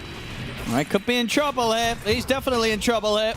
This is what I was a little worried about. It makes you're not tanky anymore. Yeah, he went boots to try to avoid this kind of play. But yeah, you're taking so much increased damage. Very interesting stuff. And yeah, Schofield, I was mentioning, this is also one of his most played heroes. This Clockwork, he is a nuisance on it as well. But overall, which would you say is better on the clock or the snap? Like, what does he pop off more on? I like his snap. The snap. I like his snap a lot. Yeah. I like when he plays his Rubik and Snapper are my two favorite of the Schofield classics. But yeah, his clock is definitely very good because he's just he's probably one of the most aggressive players ever, so. And overall, looking at mid, 13-6 analog, 9-0 sniper. He is having an excellent top so far on this Earth Spirit, which means it's probably going to continue to go great, at least inside that laning phase. Yeah, and as I say, we saw the other day, bottom lane, and get the connection on towards Pichu. Getting some kills themselves down here. Heroic, Schofield and L1ga. That's a pretty big misplay, to be honest with you, because they don't even have like the double edge. This is just a retaliate passive on Divine Llama, so just completely stepped up out of position to get caught. Not really a lane that you should, in my opinion, really die in as this Shakiro. Not early, at least. Maybe at level 3, but at level 2. It's a bit of a rough one. Because they even went Bone Guard, right? If I saw correctly. Yeah, he had Skeletons, so to soak up the Battery Assault. So definitely a bit of a weird death there from the Yakiro. Yeah, mid lane continues, as you say, to be very smooth for L1ga on the start. And as I was saying, this is definitely something for Azure Ray to be pretty scared of. Yep. You've seen Earth Spirits who got dumpstered in the lane. And look at Schofield. Schofield. Incredible in the mid game. This Earth Spirit's not getting dumpstered at all. He's having a clean start, so the mid game is going to be very terrifying. They know there's a ward somewhere around here now. Schofield's going to continue to look to zone on. He actually gets the blood grenade connection. Schofield, you madman. I mean, Han's trying to juke, but Schofield, he's going to find him. The cops are down. And Han, he's gone. Let's see if Planet can do anything in return. Schofield. Missed the blood grenade. Missed the blood grenade, Planet. Schofield's he's going to get a walk away from this. Oh my goodness, and now New is getting punished because of this. He's alone. Oh, that's a series of pretty bad events there for Azure Ray. I mean, we've had a couple of these games with Han's laning phase that have not gone so great, and Analog is just straight up bullying him. I mean, great rotation, of course, from Schofield, but he had a ward to try to protect himself, and he still gets killed by the gank. Yeah, tries to hide in the trees. I guess just didn't expect Schofield to be as aggressive as he was, but yeah, I mean, that's Schofield. You have to win at Schofield, and he's going to dive. He's going to dive absolutely every single time, and getting away with it as well, not even getting punished on the way out. Well, Devi is in a lane where it's he realistically can't get bullied too much. Yes, there's a lot of damage at level 3 from Jakiro, but Devi should be pretty okay to be left on his own unless he really messes up in positioning. So yeah, heads up move from Schofield. And he stacks the camps too, so Analog now be able to farm those on top of everything too. And the anti-mage lane, it's going very well. Double Wraith Band into Orb of Venom so he can stay in the lane. And that was the night time for that Night Stalker. So now it's day, so it's going to become a lot harder for Neo, especially if he's left alone by Planet. Very good start for Heroic, 3-0. With an AM. And we saw last game, Parker, how incredibly fast he farmed the map on the Razor. You give him an anti-mage with a good start, you can definitely expect good things from him. He's all out aggression, though. Look at this. Double Wraithband into the Corrosion. He wants kills. New. See if he's going to get any backup to get him out of here. They'll try and hold them back, but won't get the catch on to Parker. They'll turn towards King Jungles, but New's gone. And Planet. He might just die as well. He's absolutely dead, surely. Try for the TP, but it's a double kill for the anti-mage. 6 minutes in. Uh-oh. Parker, baby. Yep. That was heads up. And they even fed the Lotus to the Nightstalk, which ended up hurting more. And then the Dusa didn't have the Lotus for herself, so ends up dying from the dive.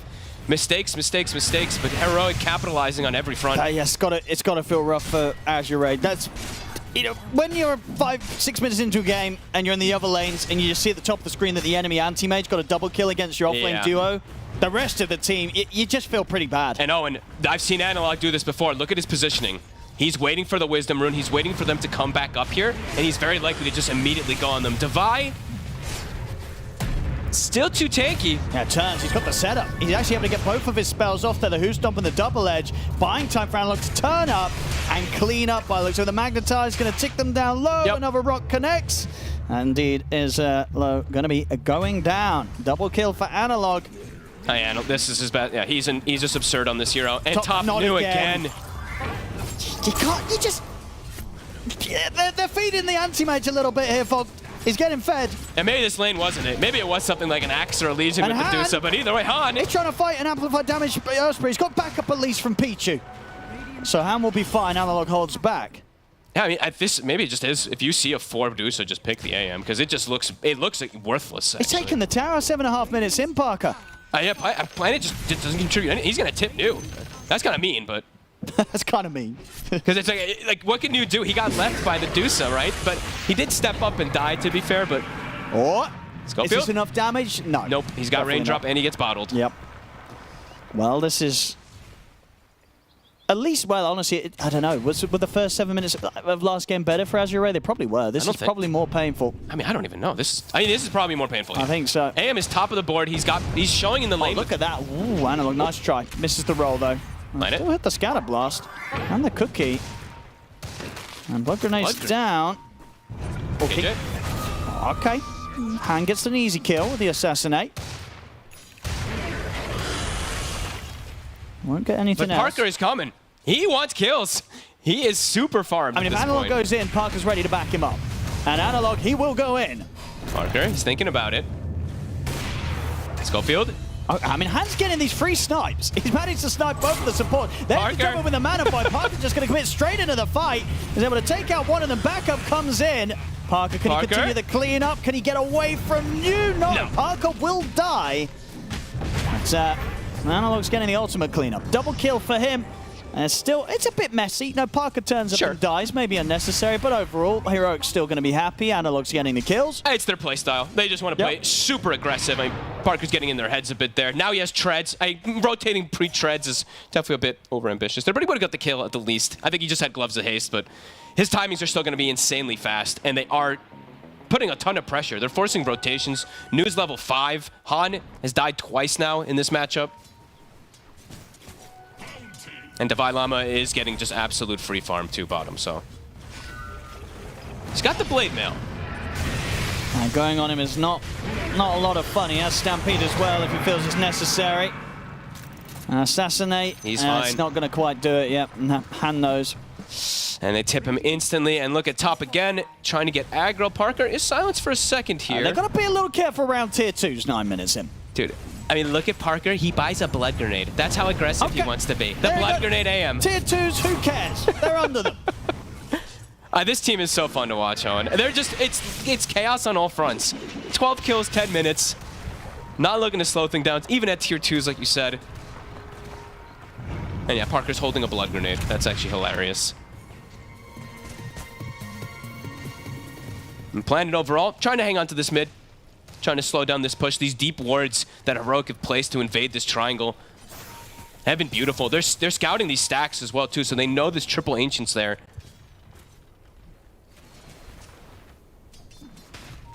And that's the Blade Mail done. So Analog having a beautiful game so far here. Timings are very quick. Double Blade Mail is finished up on the mid and the off lane versus a Sniper. Definitely going to be difficult for Han throughout the majority of this game because of that. He's behind, and he's versus two super tanky heroes with Blade Mail that also just get on top of him. Schofield.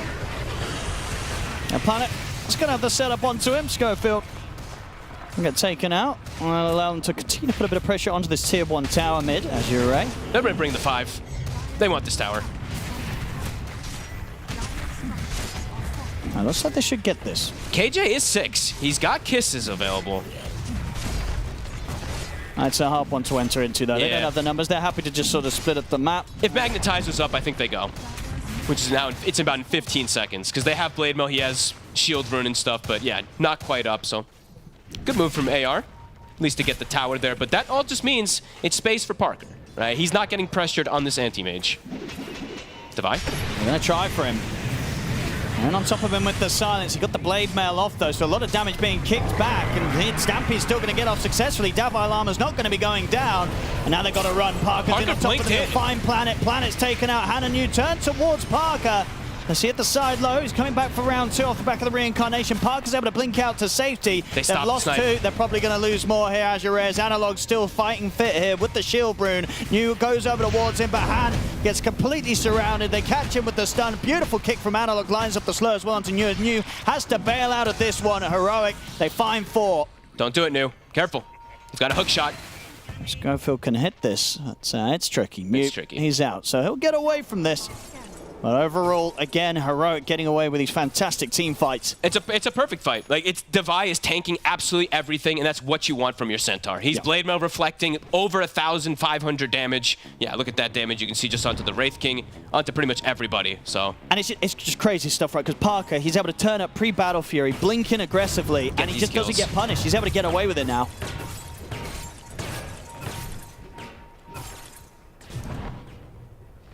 Playing fantastically aggressive here on the anti-mage and not skipping a beat in farm either, staying at the top net worth. Parker on the river. They'll get the catch on Analog. Macropire drop down will do it. Big one, and Han gets the kill. Important. I think I was literally like, he needs to be getting at least some of these last hits on kills to enable his items, because he's not super poor, but not having a great time. I mean, Blade Mails versus Sniper is just so complicated. It's so tough to play when you're behind versus it. And every fight I've seen so far, Parker, he blinks right on the Medusa. So Planet, he's got a Ghost Scepter as the first item on a Medusa. Yep. He's walked into this, and he's not going to be walking out of it. They might go for more. I think they certainly will. Parker's going to look for the easier kills first. Tries for Planet. He's going to get a bit of safety. Lovely hook shot angle there for Schofield. Catches onto the 2 of them. They drop the Mana Void. Planet has the Stone Gauge, trying to hold them back, but Parker and Schofield are able to focus down the easy kill of Pichu first. We'll get the chance for Planet to TP out, but it's an extra couple of kills going into the hands of the anti-mage. Yeah, this game is such a disaster for AR. Battle Fury, it's coming out already. And this is an AM who is part of so many kills. 8, 1, and 4. Gonna steal that Wisdom Rune again. They did this the last game too, that 14-minute mark. That's quite a big one as well as the anti-mage. Level 1 Mana Void kind of sucks, but level 2 it starts getting, you get some decent damage if you find the right situation. And it starts buffing your passive, you know, starts buffing that facet. He's got crazy timings. Yeah, 14 minutes, Tread double Wraith Bands, Battle Fury, yeah, it doesn't get much better than this. Parker, he's had an incredible series. Right? Cannot get better the than levels this. game 1 on this Razor, and now game 2 on this anti-mage. If this continues, I think we'll certainly be seeing them bring out the anti-mage again if they find the right chance to do so in a draft. If the formula is there. Exactly. If the draft requires it and allows it, they'll go for it. But this one, I mean, the formula is absolutely there, and I don't know how much more Dusa, you know, that 4 Dusa being brought up so quick and early. Do have to be careful of this type of answer. Analog. Finding a quick catch in the river. No escape for Pichu. I'm just getting so much farm hit across all fronts whilst New in particular slipping behind on the Night Stalker. You know, this was the last pick, the answer that they were trying to look towards to provide something against the anti-mage, but at this point, it doesn't really matter if the Night Stalker gets on top of Parker. He's just going to turn and take you down. Yep. And he's got the barriers too, right? That's the other thing that keeps coming into play is these Solar Crest, or I believe it was Pavis that came out from the Clockwork. So yeah, he can stand his ground. And the pace of farm, it's going to accelerate so fast in comparison to a armlet Wraith King. Yes. Yeah, it really is. Not an easy one for Azure Ray. Neither of these ones have been. It's been a tough series so far. Hey, Heroic is just an absolute treat to watch, really. If they're going to play this aggressive when they have something in AM, I'm just looking forward to a lot more of their games. They are trying to capitalize here. They've got the nighttime available with Ascension. He'll use it. I should have a solid shot at getting King Jungle, but maybe not. Stampede's coming in. And he'll still die. They get the kill. Can they get anything more? Over to the river. Schofield stick around, grabs the illusion. They're going to try and see if they can get an angle in towards him, but it's difficult. And Schofield, he's got backup by his side. Parker. Ascension is ending. They're spotting low top. Parker wants to gank him. I mean, can he get any help here low? Okay, it's going to be too much for Parker to continue chasing. He doesn't want to spend any more time running down the Wraith King. Over in the river, Pichu caught in a bit of an awkward spot once more down here on the low ground in the river. Oh god, Owen, where's the damage going to come from now for the side of Azure? There's a full Crimson on Davai. The Wraith King and Sniper will do pretty much 0 damage. Night Stalker too. It's the Jakiro who's going to be pumping out most. And some, I guess, the shrapnel from the Sniper, but so much will be negated from that as well too. They're itemizing quick. Blade, I mean, BKB's nearly done for an analog too, so he can just start piercing into backlines even more so than he already has. 9-1 and 3. He won't have any threats once he's got that. Yeah. I mean, Planet's got to be cautious here. And I think Planet, yeah, the struggle's showing. In terms of the item build as well, he's got a Vessel queued up, but it's not really going to do a whole lot, is it, Fogged? They're desperate, right? It's desperation. They're looking for something to deal with the ES and the Centaur tankiness, because their damage, it's just non-existent for these two, at least right now. Yeah, I mean, it's tough. It's tough to really see what they can get, at least on the supports that'll help out. Maybe just build for your team, not for that kind of things. Maybe just build the buff ups, right? Because they're not building a Solar Crest or anything. It does feel like they need an extra Amplify for this Wraith King, so we'll see what he does do on Planet.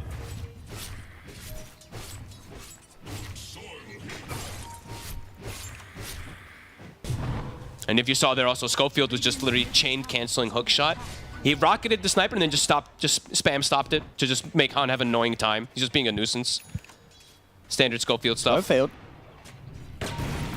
He's going to try and set something up, and there is backup for New, but there's also backup for Schofield. Rolls in, Magpie's going to get laid down on towards Schofield. Analog's got the BKB at the ready. New, he's gone. He's going to keep going. Han has to be cautious. I mean, same time, top low. And he's going to have the... Yeah, he doesn't have enough mana. Yeah, he was short on the mana, of course. Didn't have the charge for the reincarnation. He's just dead. Analog actually did. I thought Analog was going to commit a little bit more into that one, but maybe giving them a bit more respect. Devi was in the area, but... He's got his item at least, though. He's got the Deso. But he dies. Again. And he's going to... I mean, it could get quickly to the point where AM is like doubling that worth fast. Every time you die, AM is going to be able to farm... Yeah. A couple, like, at least like 1,000 gold or something while you're dead. Beautiful stack. Manta is pretty much done. This has to be some of the fastest timings in so long. Yeah, if there were any AM records to be broken, if anyone else played it, he would be breaking them right now. Yeah.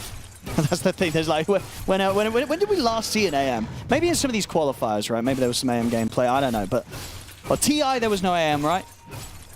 I don't think we got a single one, no. I think maybe we got a ban of one, but I don't believe that we had a single. I'm gonna check. It's been a rough time. Actually, I'm terrible at looking this stuff up. Somebody else look it up. Thank you. I'm not good at that. I can't look at every single match. I'm bad at this things. Schofield. I mean, continue to just be annoying. Yeah, they're getting everything out of the map. A smoke's up. They want to get some Deso checks. Dark Ascension is available as well if they want to try to use it, but Analog is not the target to go for. It's tough. Who do you want to go for, right? Like, finding AM is hard. Centaur's tanky. Earth Spirit's tanky. I guess the supports, but you don't want to just get support kills. That's tough. Tough for AR to look for a target. Obviously, ideally, it's an AM, but yeah, good luck with that, with the way that Parker's been playing. They're looking at Divine Llama, but going on the Centaur. He's got Crimson Blade Mail. I mean, they're going to try. That's straight away. I mean, that's going to be the first life of Low gone in an instant. See if we can do anything on round 2. He's going to have to start backing off. They're looking for Schofield. The Assassinate's going to come in. It's not going to kill him. He survives. Blade Mail's active. And they're just falling apart in the back lines now. Heroic continue to collapse in on the rest of them. Parker jumps up. This game's done. I think so. This game is so painful to watch, actually. It probably feels so rough to play, too. I mean, the whole series, right? It's been a painful day so far for Azure Ray. Give him a rampage. Give him the rampage. Just give him a cheeky little rampage here. Come on.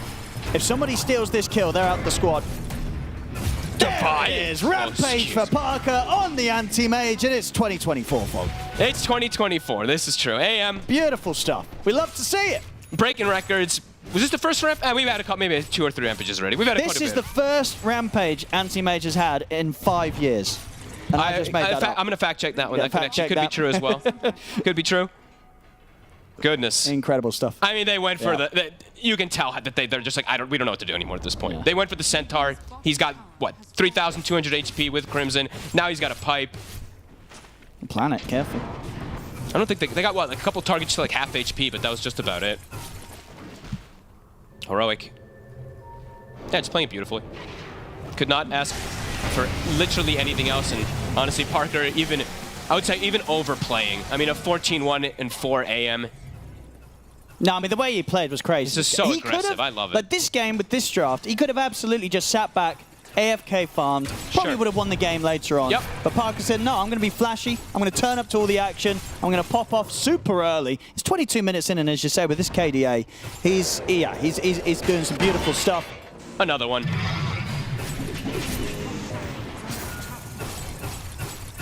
Now, the question is... Chomp, chomp, chomp, chomp.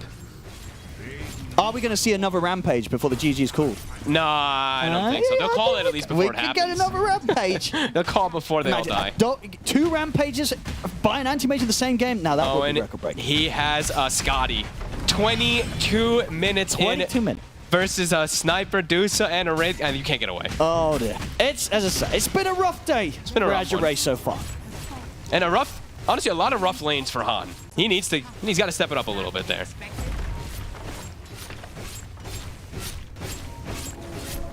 I mean, they're just cruising now at this point. Deep aggressive wards, beautifully covered on top of their play. They saw New sneaking out here. I mean, New, it's just desperation items across the board. It's a Blade Mail Night Stalker, something you don't see very often. Let's see if we can. Maybe Parker will buy a cool item next. He's got what he needs. I feel like he kind of, it's not cool items, but I feel like it was cool that he did the double Wraithbane Corrosion into gloves, into just playing super aggro. I like that, because I feel like you get a different style from certain players, but like you said, some people might just AFK farm sit back. So. No, Parker did it best.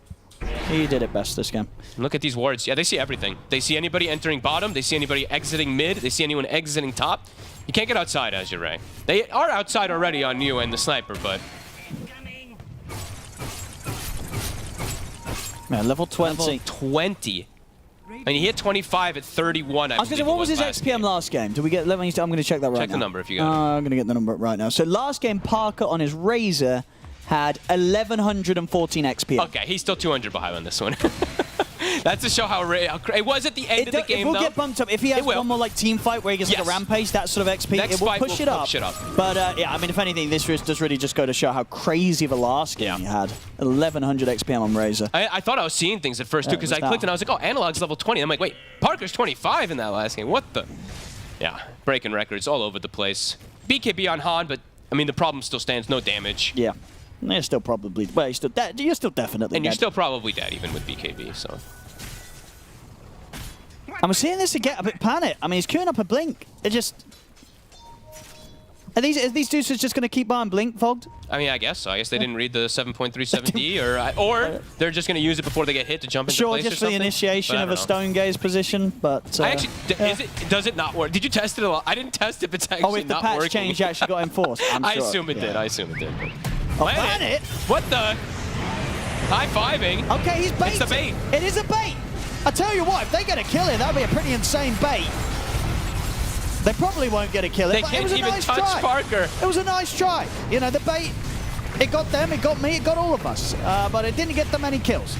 As this fight, is it going to be another one where they can get a rampage? That's the question. Well, okay, Parker's a little low. He's not really in rampage. I mean, he's going to go now he's anyway. going to go for it. He's dreaming about another rampage, Parker. Cookie forward. His hand's already dead, so no rampage on the tip. Maybe it's Analog's turn to get a rampage. Sure. Here we go. Let Analog get a rampage. Yep. Okay, they're not letting him get a rampage. They're not letting him get a rampage. GG's called anyway. They're going to call before those kills happen. Well, there we go. That was a rough one. A rough one and a tough one for Azure Ray and Heroic. Oh, wow, beautiful one. These guys looking fantastic today. Great both games. And again, this one, we're getting to see the anti-mage come out for Parker. I mean, without a doubt, he's going to be feeling on top of the world. You're getting to finally play some anti-mage as a carry player. You're getting a rampage. You're getting involved. That must have been a whole lot of fun for Parker to play. They just look so, in every possible thing I could imagine, they looked prepared. They've looked super prepared for draft, prepared for plays, prepared for every type of movement as well too. Yeah, this was picture perfect. It really the was. domination. It really was, absolutely. Both games, not a chance for Azure Ray. Very much back to the drawing board for Azure Ray. They tried something different in game 2. It did not work either. Heroic all the way today, 2-0 here. Well, what can you say about that one? Brutal, savage, wrecked. We do the classics over here.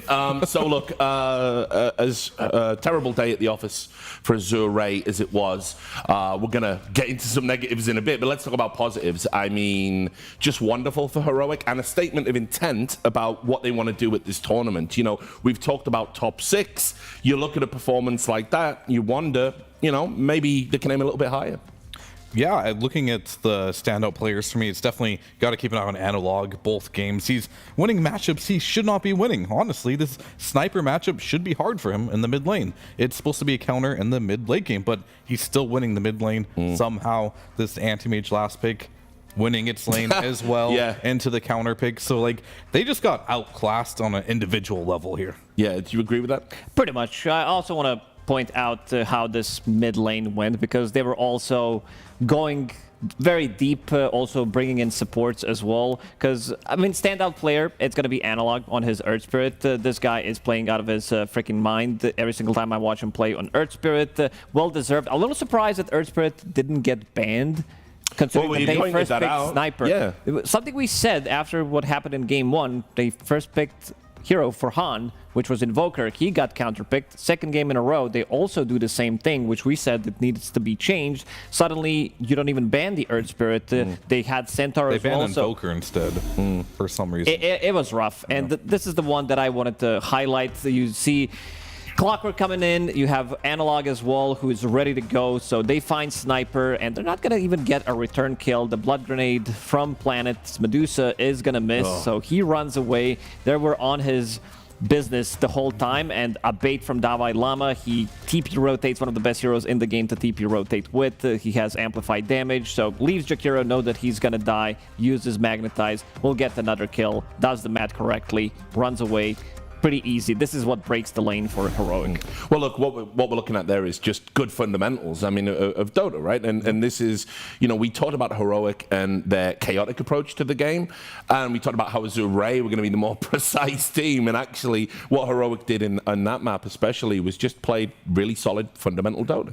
Yeah, I mean, they played incredibly well that game, and I think just looking at the heroes, people are experimenting too much right now, I feel, with like what could be good and deviating from the meta of TI. I feel like you should deviate a little bit, but the first 3 heroes of this game were Sniper, Medusa, Wraith King, right? We talked about waking up from a coma and seeing that. Like, I wanted to be in a coma. Just go back into it because it's still not working. But like Wraith King is definitely not a hero that looks really good. Anti-Mage, sure, it's a hero that's not particularly good right now, but if you're picking these heroes I want to call bad heroes, yeah, heroes like Anti-Mage, Slark, they're going to make a return, and I guess you can get away with it in certain situations like this, but I'm still like learning as the patch is going on, like, yeah, these heroes are nerfed, but you can find new versions like the Shadow Fiends, the Gyrocopters. Like, there's other ranged heroes that can fulfill the same role of being aggressive, getting farmed. We're getting a little bit too crazy right now with the experimentation. I kind of want to settle down a little bit. Like, actually picking from the bottom of the list. You did go through the win rate of some of these heroes.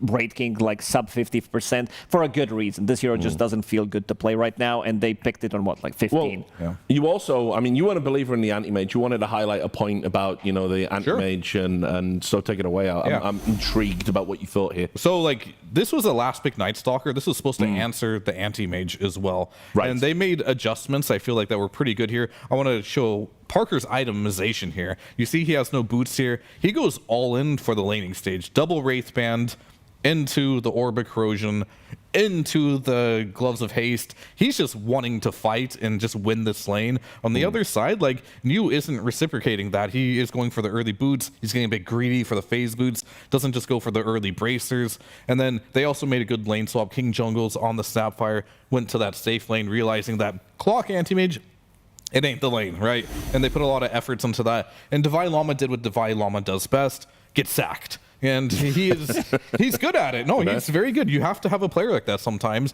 especially if you want your mid laner to like survive, and you have a player like Parker who's very explosive and needs to play from ahead.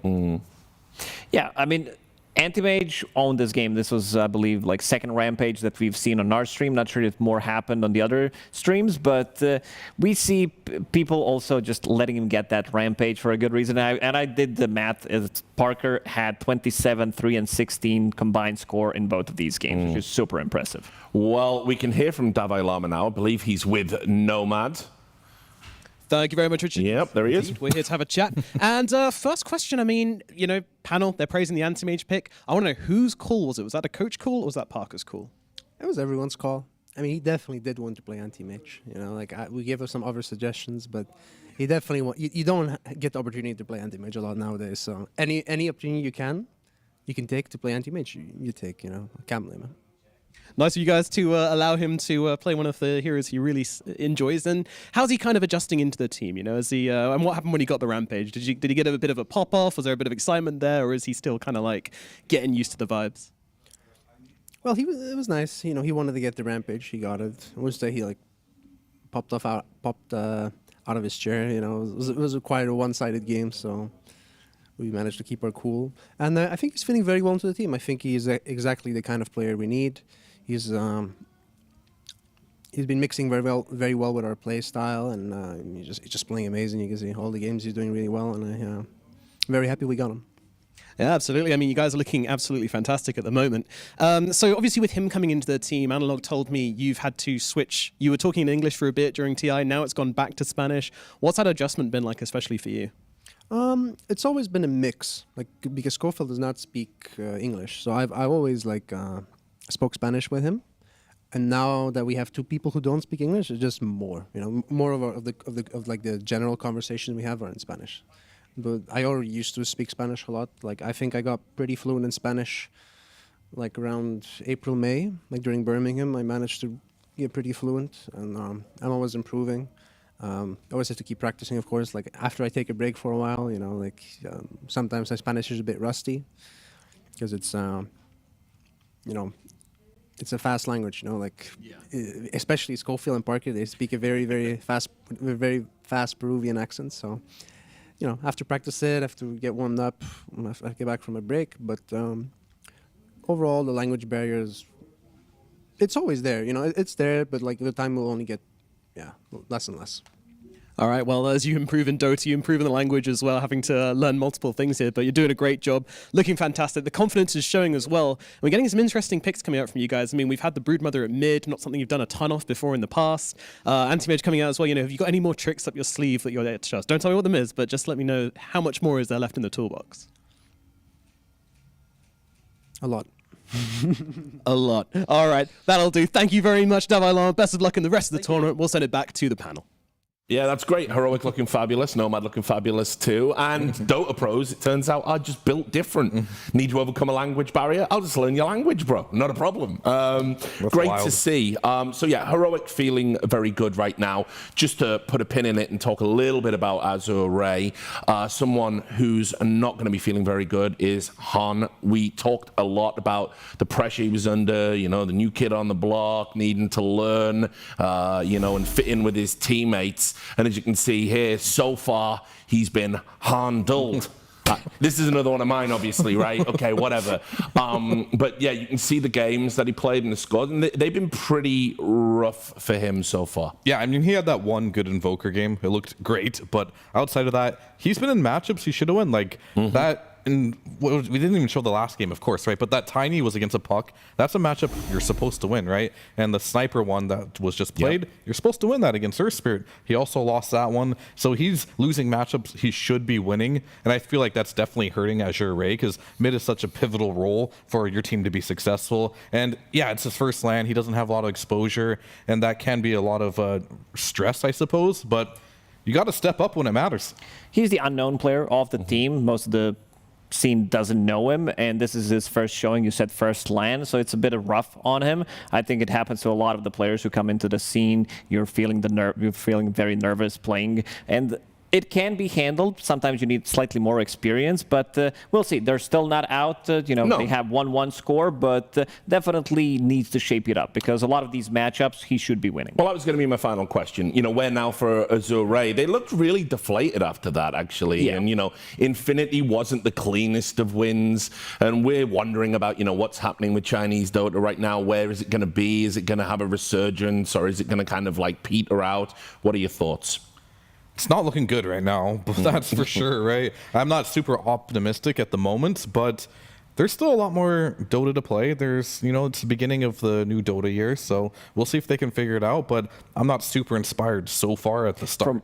From what I've seen from IG and Azure Ray, it's like looking like tier 1.5 type of a Dota, just to be clear. And I think there's a lot of room to improve, but because both of these, when I saw the lineups for both of these orgs, I feel like it was a big downgrade to what they had in the previous season. So, still a long season we are to start, so they might swap things around, but we'll also have to see. Sometimes you have a rough start, but you start to pick it up as tournament progresses. All right, gentlemen, thanks so much for your thoughts. Great hanging out with you today. And that's going to be it from us, but not it from the broadcast. We're going to be changing in some new people and continuing with some games. I think we got Falcons Alliance coming up next. And with that in mind, pray for Crit, because he had to hang out with Sir Action Slacks.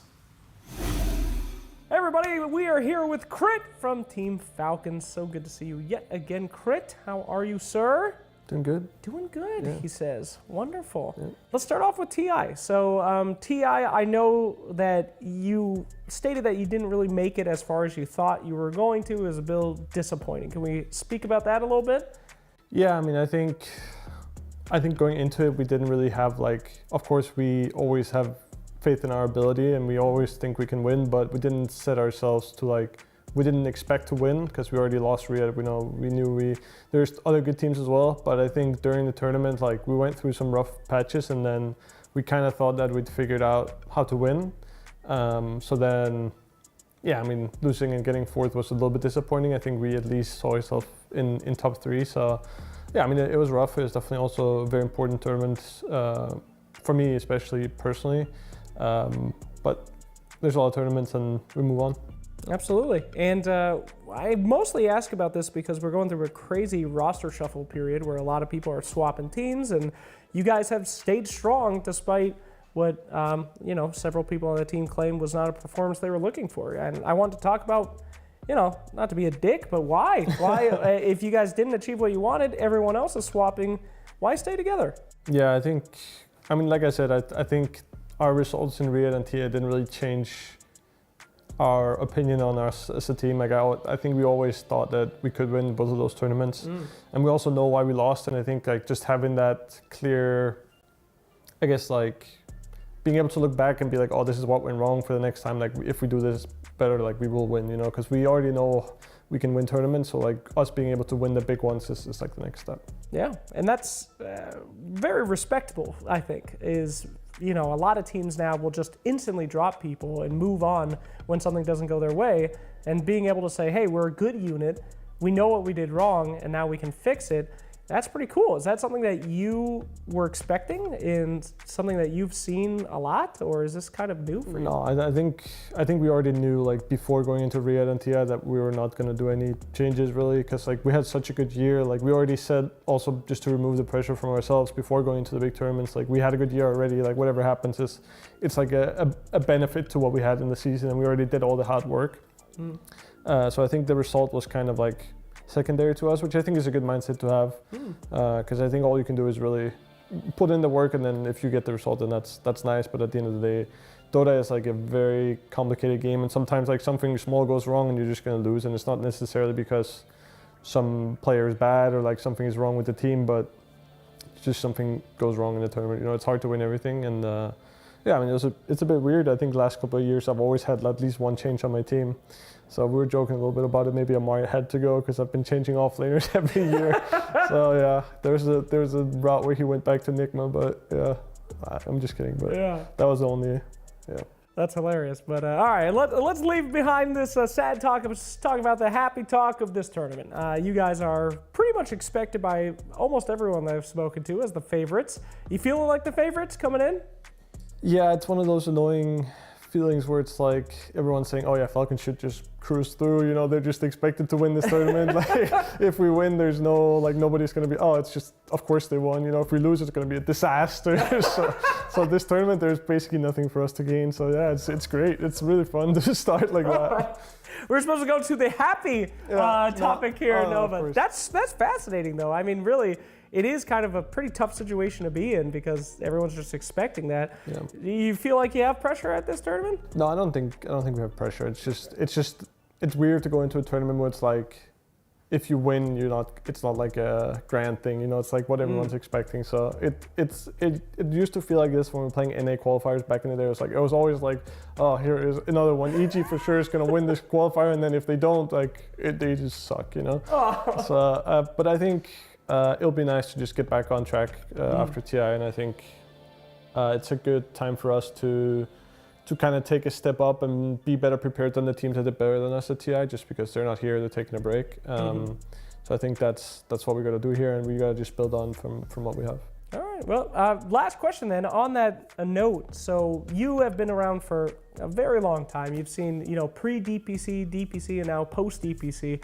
As a player, how do you feel about this new kind of environment? Because DPC was great in some ways because of its structure, but now there's so many tournaments, so much on the line. What do you prefer, and what are your overall thoughts? I'm not sure, honestly. It's hard to say before going into it, because I think this season is very much like, I think it was 2018, where there was just like minors and majors and tournaments all the time. Like people, it was very wild. And I think this year will somewhat be the same as that. I'm not sure. I mean, it's just fun to get to play more. I think the problem with DPC was just there's so many periods of time where nothing was even available. And now I think the good thing about having a lot of tournaments is that it's up to players and teams themselves to like kind of make the breaks if they want to, you know. So like there's never like a lack of Dota to be able to play. And I think it's better to have it that way than the other way, where it's like there's just nothing you can do. You just have 6 weeks DPC and then there's nothing, and then, you know. So I think for me, it being packed is better than it being empty. Wow, that's really surprising, because there's a lot of players that have been around for so long and now they're just kind of, I wouldn't say coasting, but it's like, hey, I'm on a big team, I go to this event and then I'm done. And they complain about how many games there are, but you're still in it, huh? You're still grinding. I mean, I can feel myself having gotten a bit older, but I think I always had like a big drive. So I think for me, it just doesn't bother me as much. I also think my team has a mentality of where it's really hard for somebody to just coast. Like we put a lot of, I wouldn't say pressure on ourselves, but like we keep ourselves accountable for making sure that you practice and that you're the best player you can be, because we want to win. And then you kind of people be like, oh yeah, we want to break here, we want to break here, you know. So we're kind of all just committed to winning, and that's what it takes. Absolutely. All right. Well, I'm sure that we're going to see that commitment to winning happening many times in this tournament coming up. So thank you so much, Crit, for your wonderful time and great interview.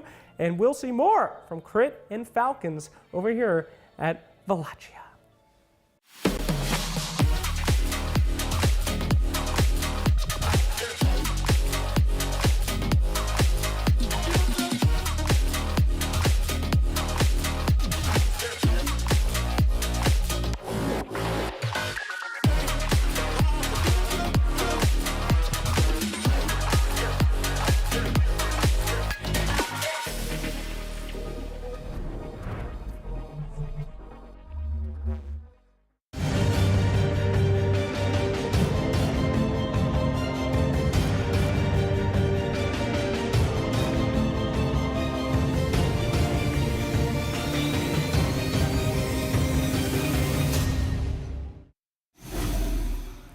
Brit says it's up to the players to decide if they want to take a break or not, and Falcons is one of the few teams that has decided no, they do not want to take a break. They want to get straight into it to have a leg up on the rest of the competition that is taking a break up for the rest of the season. Let's see how their event starts. Before we get to their game, though, there's a lot to break down of what has already happened here today in Bucharest. And to talk to you all about that, I am joined by the wonderful Lizard and Tiga of Lizard. Good morning, afternoon, good afternoon, how you doing? Good afternoon. Like a much quicker morning than yesterday. Yes. At least the morning part of Wallachia so far. Reminiscent of TI, not as crazy as yesterday. We had some 3-game series yesterday, I believe 1 or 2, right? One of those games as well, going really down the road for a 90-minute mark. Yeah, very true. Different story today. Yeah, teams are kind of finding their footing in the tournament. They're understanding what they want to be doing. Maybe they're shifting away from Bounty Hunter a little bit. And yeah, they're kind of understanding what they really want to bring. And hopefully we get to see that trajectory for the rest of the tournament. But I would still like a couple of the series to have that kind of tenacity that we had yesterday. I think we got that in store for you, Tiga. There's no worries about that because we're only halfway through the day. We did already have a 2-0 at the start of the secondary stream with IG starting off very strong against Apex Genesis. You gotta remember that every team you see right here is a team that did not win their series yesterday, or in one case didn't even get to play their series yesterday. So winning here, winning for these teams is incredibly big. Nouns is still in the middle of their series against Infinity, and I think the draft has probably just concluded. So they won game 1, but we'll have to wait and see what happens in game number 2. But there is a lot of series that can tie later on and go for the distance on that stream. I think the same thing can be said for our series coming up. And earlier today, we did have 2 2-0s, as mentioned. MOUZ on the receiving end of AVULUS' aggression. Heroic 2-0ing Azure Ray just now as well. And I actually want to touch upon the last series because I think this one, Tundra Liga team, Tigov, this is the one where I'm expecting a 3-gamer. I want to see 3 games because also for the players, it's the kind of the stand-in bowl, right? We've got like 5 stand-ins in total. These are guys, they're not 2 organizations. If they do well, other orgs, they still might want to pick up players. So that's where this tournament for these ones, they want to go far. They want to get some contracts after the fact. So that is very important for all the stand-ins in that series. I think so too. And on one side, you get on one side of the series, you've got a lot of stand-ins. In our upcoming series, not a single one. Everybody with their full roster, everybody playing with their signed players and coaches, as well as we're going to focus on Falcons versus Alliance. Am I wrong? You're pointing at me. Wrong. No, Skylark, offlane for Alliance. He's standing in. But he is signed since March 2024. Or rather, he was in Dandelions as well. So I would imagine he was in Dandelions in 2024. They had a different offlaner. Who did they have? He started with a Palantimos. Oh, my bad. I stand corrected. Bam! I feel like you're both kind of right, because even though if you can consider him a stand-in, I think it's going to be a long-term kind of a deal, because if you look at these players, they've played together before. Yes. And if you look at Skylark, like he's played, I believe, with Desire before. Of course they have. Like these are both Greeks. These are the Greek bros. They've been together for At Finum days, yeah. Well, actually, no, Desire was not in At Finum. Actually, he was. He actually was for a short stint. But not for the Boston major, where people remember of course. the stack. The key thing here is Alliance. They do have Skylark coming in, and he is just incredibly talented. The fact that he's been able to hold top 100 on the leaderboard in Western Europe, the most competitive region, for multiple years. He does have kind of the zoo kind of niche hero pool that allows you to kind of hold that position, but he plays it extremely well. And coming into Alliance for this tournament, they've been able to go, hey, what do you want to play? Let's draft for you. Rather than forcing him to play like Palantimos in previous qualifiers, they're just going, here's the freedom. We'll now kind of craft our concepts around your concepts. And against IG yesterday, it worked out, but against Falcons, that is a completely different story. But I still think that they need to go all into the same kind of lineup, same kind of the draft, because it works really well for them. And when you look at these players, like when you look at Skylark, when you look at Desire, these are the kind of heroes that they do like to play. Like just what Tigav mentioned, like he's playing a lot of these nasty heroes. It's not only Zoo, like he's playing these broods, these heroes that you don't want to. Enigma. Exactly, Enigma. You don't want to play it. You don't want to face them. They just make the lane very ugly. And then on the other side, you have a lot of like Flash a lot of flashy plays coming from Desire. So I think those two combo very nicely together, and they're probably the ones that should bring the playmaking potential of Alliance together. Tigo having a celebratory moment I here. heard my voice line. It's all good. It's all good. Now, I know we kind of glossed over Falcons. I think a lot of people are already familiar with Falcons, but just in case you're not, they are the raid boss here in Bucharest for this PGL Wallachia, because this is the team to beat. This is the team that people think will just coast it through the grand finals and take it easily. So this is a series where Alliance it has a very good test for their play style, because they are coming in with their own style. It can go real bad real fast. Let's put it that way. But it's the best time though, right? Like for Alliance, they win Series 1, Series 2 in a Swiss-style format. You're against the best team in the whole tournament. Even if you were to lose the series, you have multiple best-of-3s to fix it, and it's not a double-elim situation where you're now lower bracket, right? Like if you are an up-and-comer team, you finally get back to LAN. I think the teams like Alliance, like IG, these guys, like you want to play up against Falcons as quick as possible to just see how good you are in the tournament. So I don't think it's a bad thing. Especially because Falcons, like, okay, so I have these two different mindsets about Falcons right now. Like one is probably the realistic one. They're like Rocky in Rocky 2. Like he lost one match or it evened out, whatever, and he's even angrier. And he trained a lot, and he's coming in stronger and stronger, and that's why they didn't even take the break. I can back that up with stats as well, because Maureen, throughout TI, they did not touch Nature's Prophet. They played it one time against Team Zero where they lost. Skidder lost it on carry. Never again. Maureen, though, after TI, he's now just rinsing Prophet from the mid lane. 16 games, like they are making sure that they are ready for the rematch. I love that you mentioned that, because that instantly ties into my other mindset, and that's it's as if we've done this before. It's like we're working like some together analysts or something together. Yeah. So the other mindset is they lost to Tundra quite heavily in upper bracket, in lower bracket. That has to leave a stain on your morale, right? And you talked about Maureen and his pubs and what he's playing, like this Nature Prophet. You don't want to look at Skitter in his last 7 games. He's lost like 6. And the win rate percent in the last 7 days isn't that great as well, overall. So he's starting to play his comfort zone heroes. Like I've seen some Weavers, some Chaos Knights as well. So I mean, he's practicing Lone Druid as well. Like again, they're taking TI. Yeah, but a little bit late. No, that's the point, right? Falcons, they're favorites for TI. On paper, they were the gaming of years before, where they win everything, they get to TI, they're meant to win it, they don't. And you heard in Crit's interview, like they are going to be the team that will play every tournament. Like we have the new format where there's no DPC, of course, for a couple of years now. Like if there's teams that take breaks, like Liquid, Falcons, they're probably, if they get invited, they're going to every single tournament. But that aside, draft, we're talking about the stand-in, Skylark coming in. Look at the bans. Like you're the fresh guy on the roster. Yeah. 3 of the 4 bans are targeted towards him. Now that is a statement of how much they respect him. One thing that also needs to be said is Falcons, they do have an upper hand here, not only because they're considered a better team, but because they already watched them. They watched Alliance and what they can do yesterday. They had 3 really nice games to dissect and to look into. Yeah. And because of that, like it's much easier for them to make the proper bans. And they do let the Nature Prophet go through. I do think that it's one of those heroes that Alliance, well, they did play it yesterday, and they do, like you said, they play it quite a bit on both sides. Like Maureen plays it, but on the other side, I believe Mobe as well. Like they play it mid and carry. Yeah, he plays it mid, and he's not like, one thing that I noticed, he's not like this guy that goes, he's the anti-meta, let's put it that way. Like he doesn't go for the puck immediately, he goes for the next level, like the next step, the counters to the puck, the heroes that can work well against him. The hero that I would like to see, and that we saw Alliance showcase yesterday, and I think they are the only team that is playing. Well, no, I wasn't going to say Pudge. It's an old man. Although it is, I wouldn't mind seeing a Pudge. Don't get me wrong, but I was referring to the Warlock. They're the only team that's making. I'm sitting next to 2 position 5s. Of course, did you know Warlock is the highest win rate hero in Herald?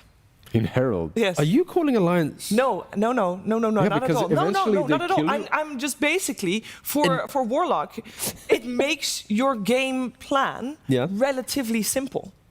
I was trying to say, are you calling Alliance creative for taking all information in? Because I think teams are stubborn to actually appreciate the depth of Dota. So I was trying to say, you're commending Alliance for actually dissecting the stats from all brackets. And I think Kadaro... Sure, we can take it that way as well. We see the lad on screen there in the center after Nande. But he has played Warlock a lot through, and he really likes to utilize the Black Grimoire facet, because from laning phase, nowadays is a very aggressive carry.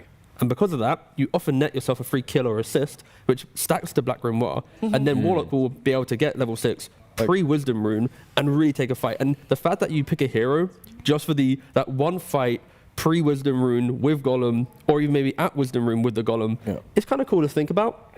Fatal Bonds as well, with Wrath of Nature from Prophet. Like, there's cool concepts. A lot of damage, yeah. But the key thing, I feel like, is Alliance. They are still, even though it's a new roster, their playstyle is following the textbook, right? They want to win their offlane. They want their safe lane to feel good, play behind offlane, and control the game in the first 25. Build a big lead, and then that's kind of it. They don't have and most importantly, it has to all be balanced. Yeah, right? yeah, exactly. And you need to spend 10,000 gold each game. But like the logic is Alliance is a textbook team. They follow a clear script. When they go off script, I think they struggle immensely compared to other teams. That's where, at least in this draft, if I want to see them be competitive against Falcons, I want them to have that very well-rounded lineup, nothing too kind of volatile, and then maybe they have a shot to get into that kind of mid-late game. And that's interesting, because Alliance was always, for me at least, the team that goes in the opposite, at least when they had success, right? That's like 10 years ago. They would be doing these things that kind of are out of the meta, that no one understands, and they would be winning with that. Yesterday, they kind of showcased it against IG, but then again, like T said, even though they were kind of out of the meta, the drafts were really well rounded up. So it can go in both directions. Tusk, however, like we just see Tusk again. This hero isn't banned, and if it isn't banned, it's gonna get picked. Even with the nerfs, I don't think there's anything crazy about him. It's still very quick on the map, right? And when Nature's Prophet is picked against you, to then respond with Pango and Tusk, it means wherever Prophet goes, the Pango and Tusk are probably also going to be mirroring that move, have TPs available, like the speed in which Falcons can play.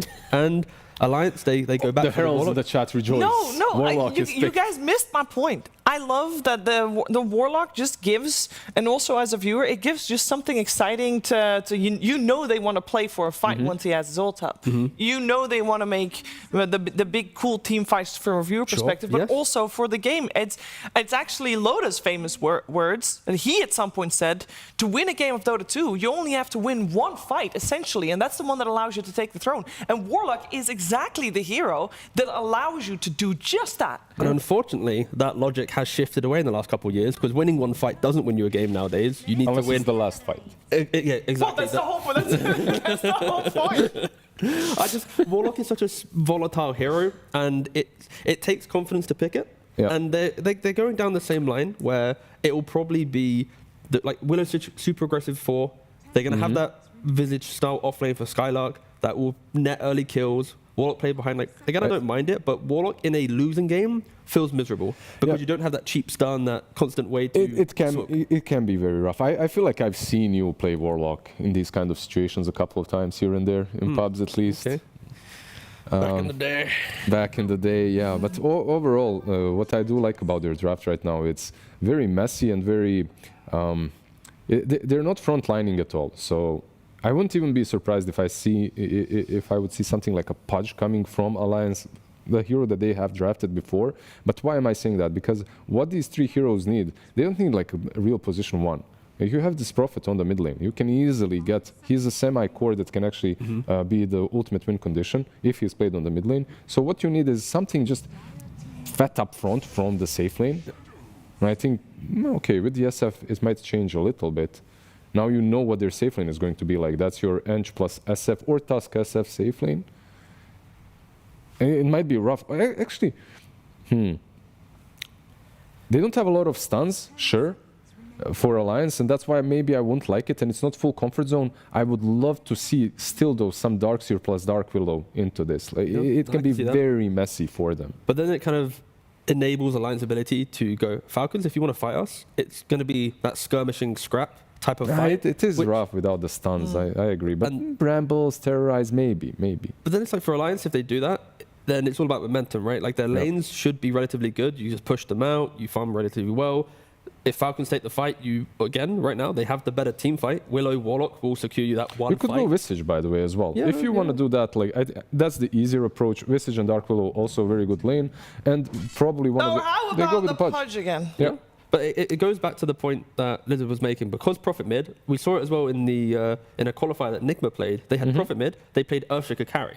Yep. Like, sure, their opponents weren't the strongest, so maybe they're having a bit of fun, but the logic stands true that it doesn't matter what you pick in safe lane, as long as it is a body that can continue the fight. And you're big enough that you absorb so much damage and that Warlock doesn't have to panic with his Golem. I think Warlock playing 5, when your carry is like a Terrorblade or a Drow, that's scary. Because if you panic and use Golem, your fight's over. But with a Pudge, you kind of soak the initiation, buying time for the correct And it goes usage. more than that as well, right? Like Fatal Bonds plus Rot, that's no joke. It's so much damage in the lane, post lane as well. And you don't, like, versus SF, Pudge feels pretty damn nice. Versus Enchantress as well, it feels pretty damn nice too. Like you have a BKB piercing disable against a Pangolier as well, like eventually down the road if you do get a BKB or something. So overall, I like it. I think this lineup so far from Alliance, of course it all comes down to execution in Dota, right? Yeah.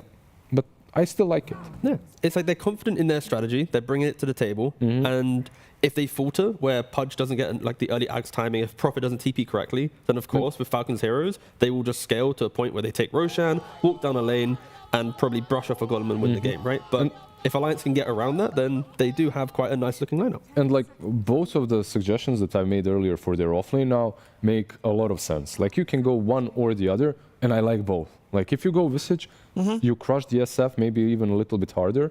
It depends. Like that lane does not have to be completely one-sided, but it can. I'd like to see some initiation though. Like as much as tempo from Visage is good, Even Darkseer, by the way. them to pick it potentially, but I think Darkseer is quite nice. More for the hey, I've just vacuumed a guy, let's take the fight here.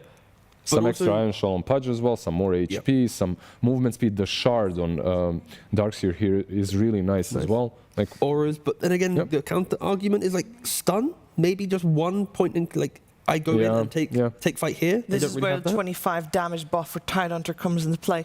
No, I have a question. Can there be any flexibility? Because, you know, it seems like both teams are assuming we're looking for that offlaner. That's what we are thinking as well. But is there a potential for any kind of swap play where we might see, for example, Pango be played in the offlane, maybe Pudge or Nature's Prophets? Falcons have last pick. They easily could do, Shadow Fiend, Pango to multiple other core roles, and then for Alliance, I think it's just going to be the offlaner. Like we've seen them play Prophet mid, we've seen them play Pudge carry. It's like their strongest roles on their. And I don't think they're super interchangeable. Like Prophet, sure, on one, but I think it's much easier to just play the game that way.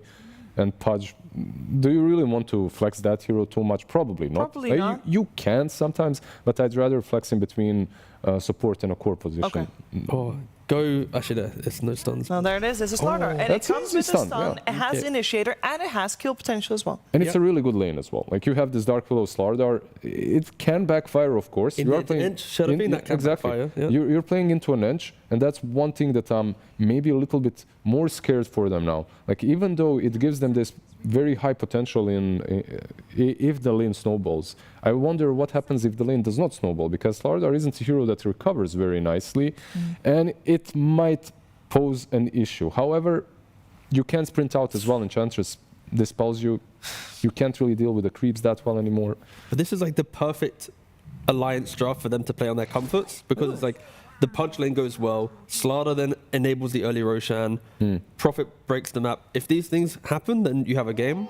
But as soon as something falters, like Falcons lineup is, meta-wise, so strong. You got the offlane Bristle that we've seen 33 dominate with his time on Liquid. You have the Shadow Fiend Aura. You got Tusk and Ench to break the map. Like, if you were going for what draft looks better for the current meta, Falcons, like pretty much like 8 times out of 10. Like, it looks so much better. But Alliance, if they do get out of lanes, I can see them being able to play their script of their draft and running into them. But it's so hard to go against Falcons when they have so many strong, stable heroes. It's regardless going to be very hard to go against Falcons, considering they are Falcons, and I get that. But I think we can all appreciate that Alliance has, especially for Game 1 against a team that they know is considered to be the best team here, they have got their style of Dota, they have got what they think is what works, and I think it's very important to be able to stick to that in a game like this. It definitely is. And the first 4 heroes for me had me really cheering and hoping, like high hopes for Alliance. However, these last 2 picks, like the Bristleback and Slardar, literally seal the deal in Falcons' favor, for me at least. That's how I feel. Because I really think that right now, for them to do well, Slardar needs to do extremely well in the laning stage. And I'm not sure that's going to happen versus Enchantress and SF.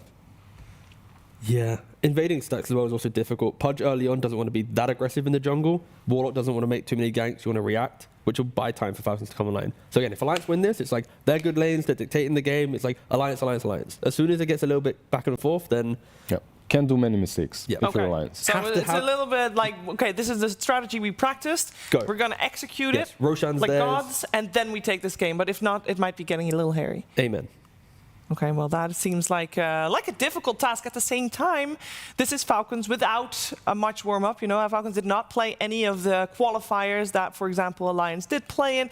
They didn't play yesterday, which might also have a role to play in this upcoming game number 1 for Falcons, their first series. But we'll see how Coach LOTA feels about this upcoming game 1, because he is the one standing by with Slacks.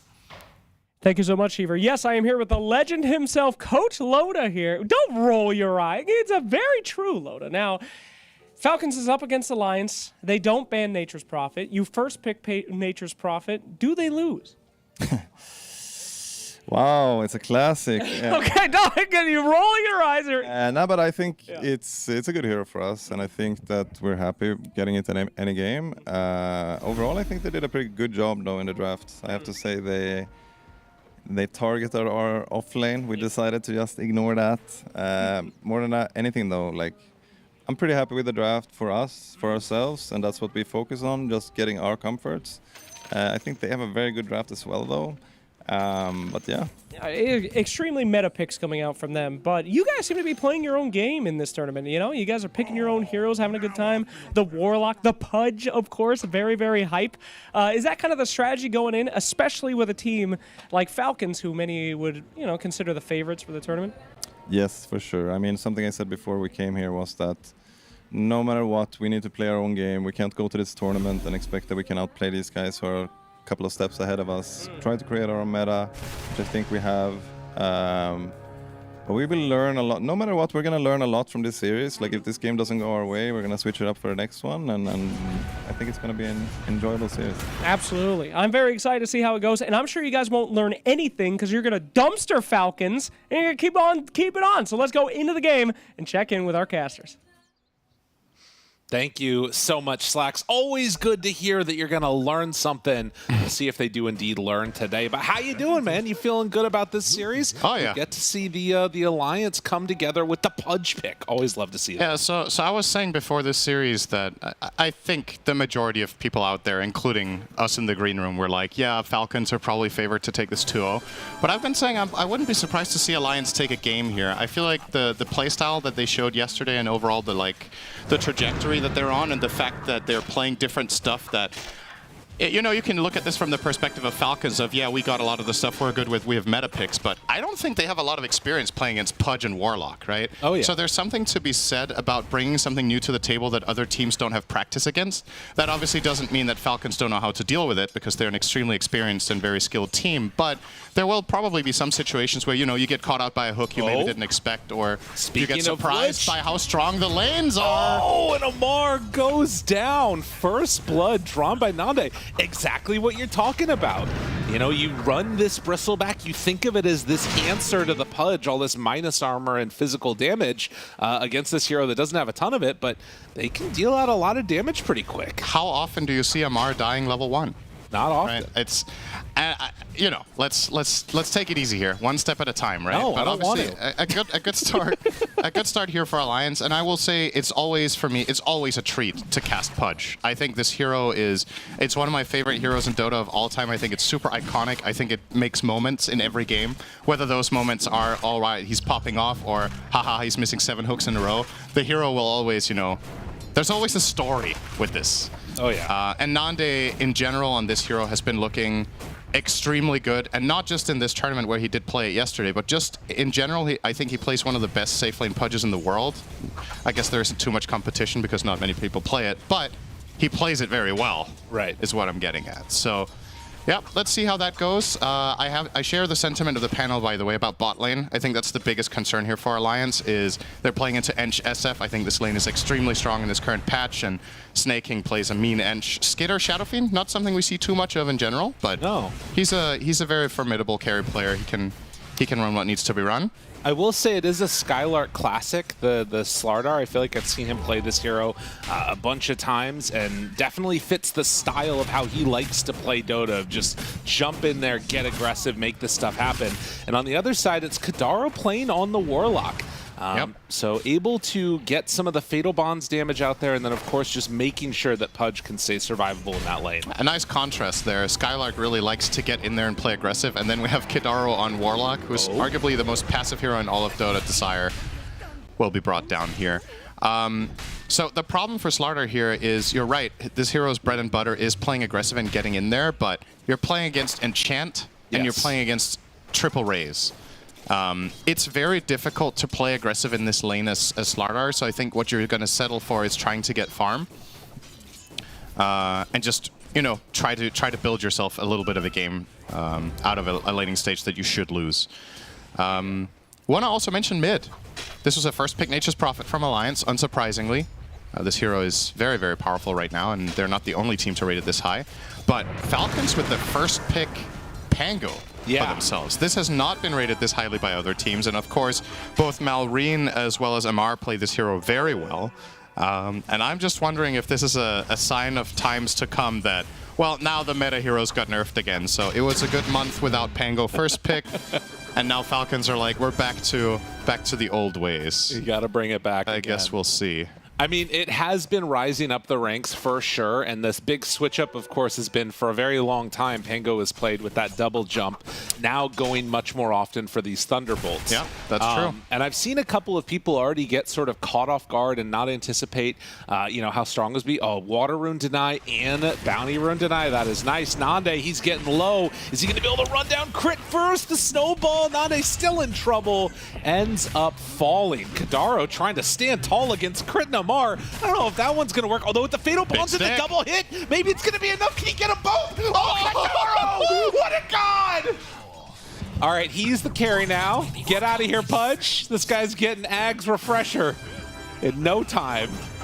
And Kidaro, I think, if I'm not mistaken, basically always takes the Black Grimoire facet, which gives him the book that he can use after 7 minutes to get experience per kill / assist he's got. This one already has 3 charges on it now after those kills, so there's 750 XP going his way if he wants to come minute 7. He could basically crack level 6 7 minutes into the game on a Warlock. Or he could hold on to it for later, but I think what Kidaro usually does is pop it instantly, get that fast golem, and look for a fight Nande. Some damage here. Are they just going to dive him? They're going to get reinforcements. Yeah, they're moving people in. They have fully committed for this, and this is a little bit of an overextension as everybody is going to die. Nande does fall, but they managed to take down 2 beforehand, and yeah, look at the book. It's getting bigger. Yeah, this might be the best Grimoire he's had minute 5 in an official match. This is a very unusual that Warlock will have this many assists or kills at this stage of the game, so looking good for him. Now, for the side of Falcons, both their mid and safe lane are doing very well here. Malrine will now crack his level 6 on the Pango, so that opens up a total new avenue of play. And of course, this is the luxury you have with safe lane Shadow Fiending and Slardar. You give him a head start, Ench went through the gate, and there's no like concern that this is going to cost in your safe lane. The Shadow Fiend can play this lane on its own with 0 worries. But mid, this is a huge problem. They are setting up, it looks like, for SF, but the big issue is that they took over the tree, and they also have the catapult. So this tower, if they don't rejoin, they're going to take the whole thing. Yeah, move forward. Ench against Nature's Prophet getting the Greater Treant is it's over. That's a tower. Big problem. You actually have to be very wary of this as Mobe. Unfortunately, this is probably the worst thing, the worst time in the game that it can happen, and now that you've learned your lesson, it's kind of too late. But you have to be very wary of where Enchantress is when you're spawning this Treant, because yeah, if she takes that over, you lose a tower. It's like the old days when you used to be able to enchant catapults. Getting 2 of those. It actually is. Yep, that's a very good comparison. Wow. Skylark. They move in for the crush and now gonna roll forward thinking about it. Skylark does get away. Meanwhile, a battle going on for the Wisdoms. Kadaro wants it. He's quick though with the Thunderbolt. Malrine comes in, swipes that one away, and is going to be able to find a kill. Now, Warlock could pop his book for 6 if he wants. He does it. Doesn't have mana. Now has the Golem, but he could block off his path maybe? Don't think he's going to go for this. Crush? Maybe. They got a chance. Jumps away. Golem down. Do they have enough to kill off Malrine? Trying desperately. Requiem. Skitter. Requiem of Souls goes out. Pushes them into the corner. Double Rays looking for a third. It is enough for Nande to die up top as Desire goes down and Kadaro also going to the grave. Skitter. They're so low! It's not enough. Yeah, it's not Malrine quite is there. bound to them with the Fatal Bond, so Skitter will survive too. Well, that felt like it could have been such an insane moment for Alliance if Mobe could have connected on the Nature's Prophet to that play. Yeah. But I think he had already teleported top to try to help the Pudge, and it's clear that Falcons are communicating this as part of the play. Yes. The Nature's Prophet wildcard there would have given them 2 or 3 kills down bot. He went for the other he stole the run. Wisdom. I see. Okay, so yeah, either way, teleport was unavailable. And I mean, that is a high impact play. I don't blame him at all for stealing the Wisdom. I think that's massively important, especially because if that doesn't happen, Desire's game is, I mean, it's already rough enough on the Willow being almost only level 4, minute 8. Right. Warlock's fine. Don't worry about him. he's okay, but you want those levels on the Willow. I mean, maybe that's one of those things too, where it's like if they had had that, I mean, maybe they did have the communication, but obviously not having the teleport available changes the way that that fight could have gone. Or if he had Wrath of Nature. Yeah, right? for sure. That could have also been a huge difference maker. Still 2,000 gold lead at 8.5 minutes in. This is not an insurmountable lead by any stretch of the imagination, but you can see Skylark definitely the one that, as was predicted, is having a bit of a tough time in this lane. That is the biggest problem of this game for Alliance, and the biggest thing that Falcons have done right is making sure they win this safe lane as hard as possible with the outpick that they have going on down here. In addition to that, they now have 2 triple stacks for Amar, so his game is also going to start looking up very quickly here on the Bristle. Oh, that's a lot of gold. He's taking what he can. I don't know if he's able to actually take the whole thing here. And in the meantime, Dismember. he's going to lose a... Oh, snowball off to the side. He's dead. Doesn't matter. They have enough for the kill. Now chasing onto Kadaro. Does have heal back up again. 3 points in it, but with Thunderbolt, it's not going to be enough. It looks so weird to see Pangos roll this fast. It's kind of cool, though. I like it. Yeah. Oh, he's almost got the Virtuous Dale back up again. Don't die to the creeps. It's a bad look. Yeah, this one got nerfed in this patch. The max duration went from 14 to 8. So for this kind of purpose where you're just farming stacks, it is weaker. But still, it's still a great neutral item. The HP regen is just so good, and the health.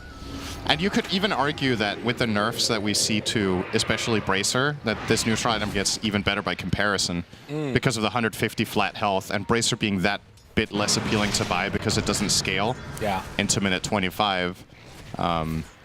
We are, I believe, going to see this item a lot still, the Seats of Serenity. It's looking good for Falcons, though. 3k lead, mid and bottom tower are down. I guess the next natural move is to look for a smoke play with an Ench creep and try to take the top tower after killing Pudge. You would imagine they want to bring Tusk +1 for this play, either the Pango or the Bristle.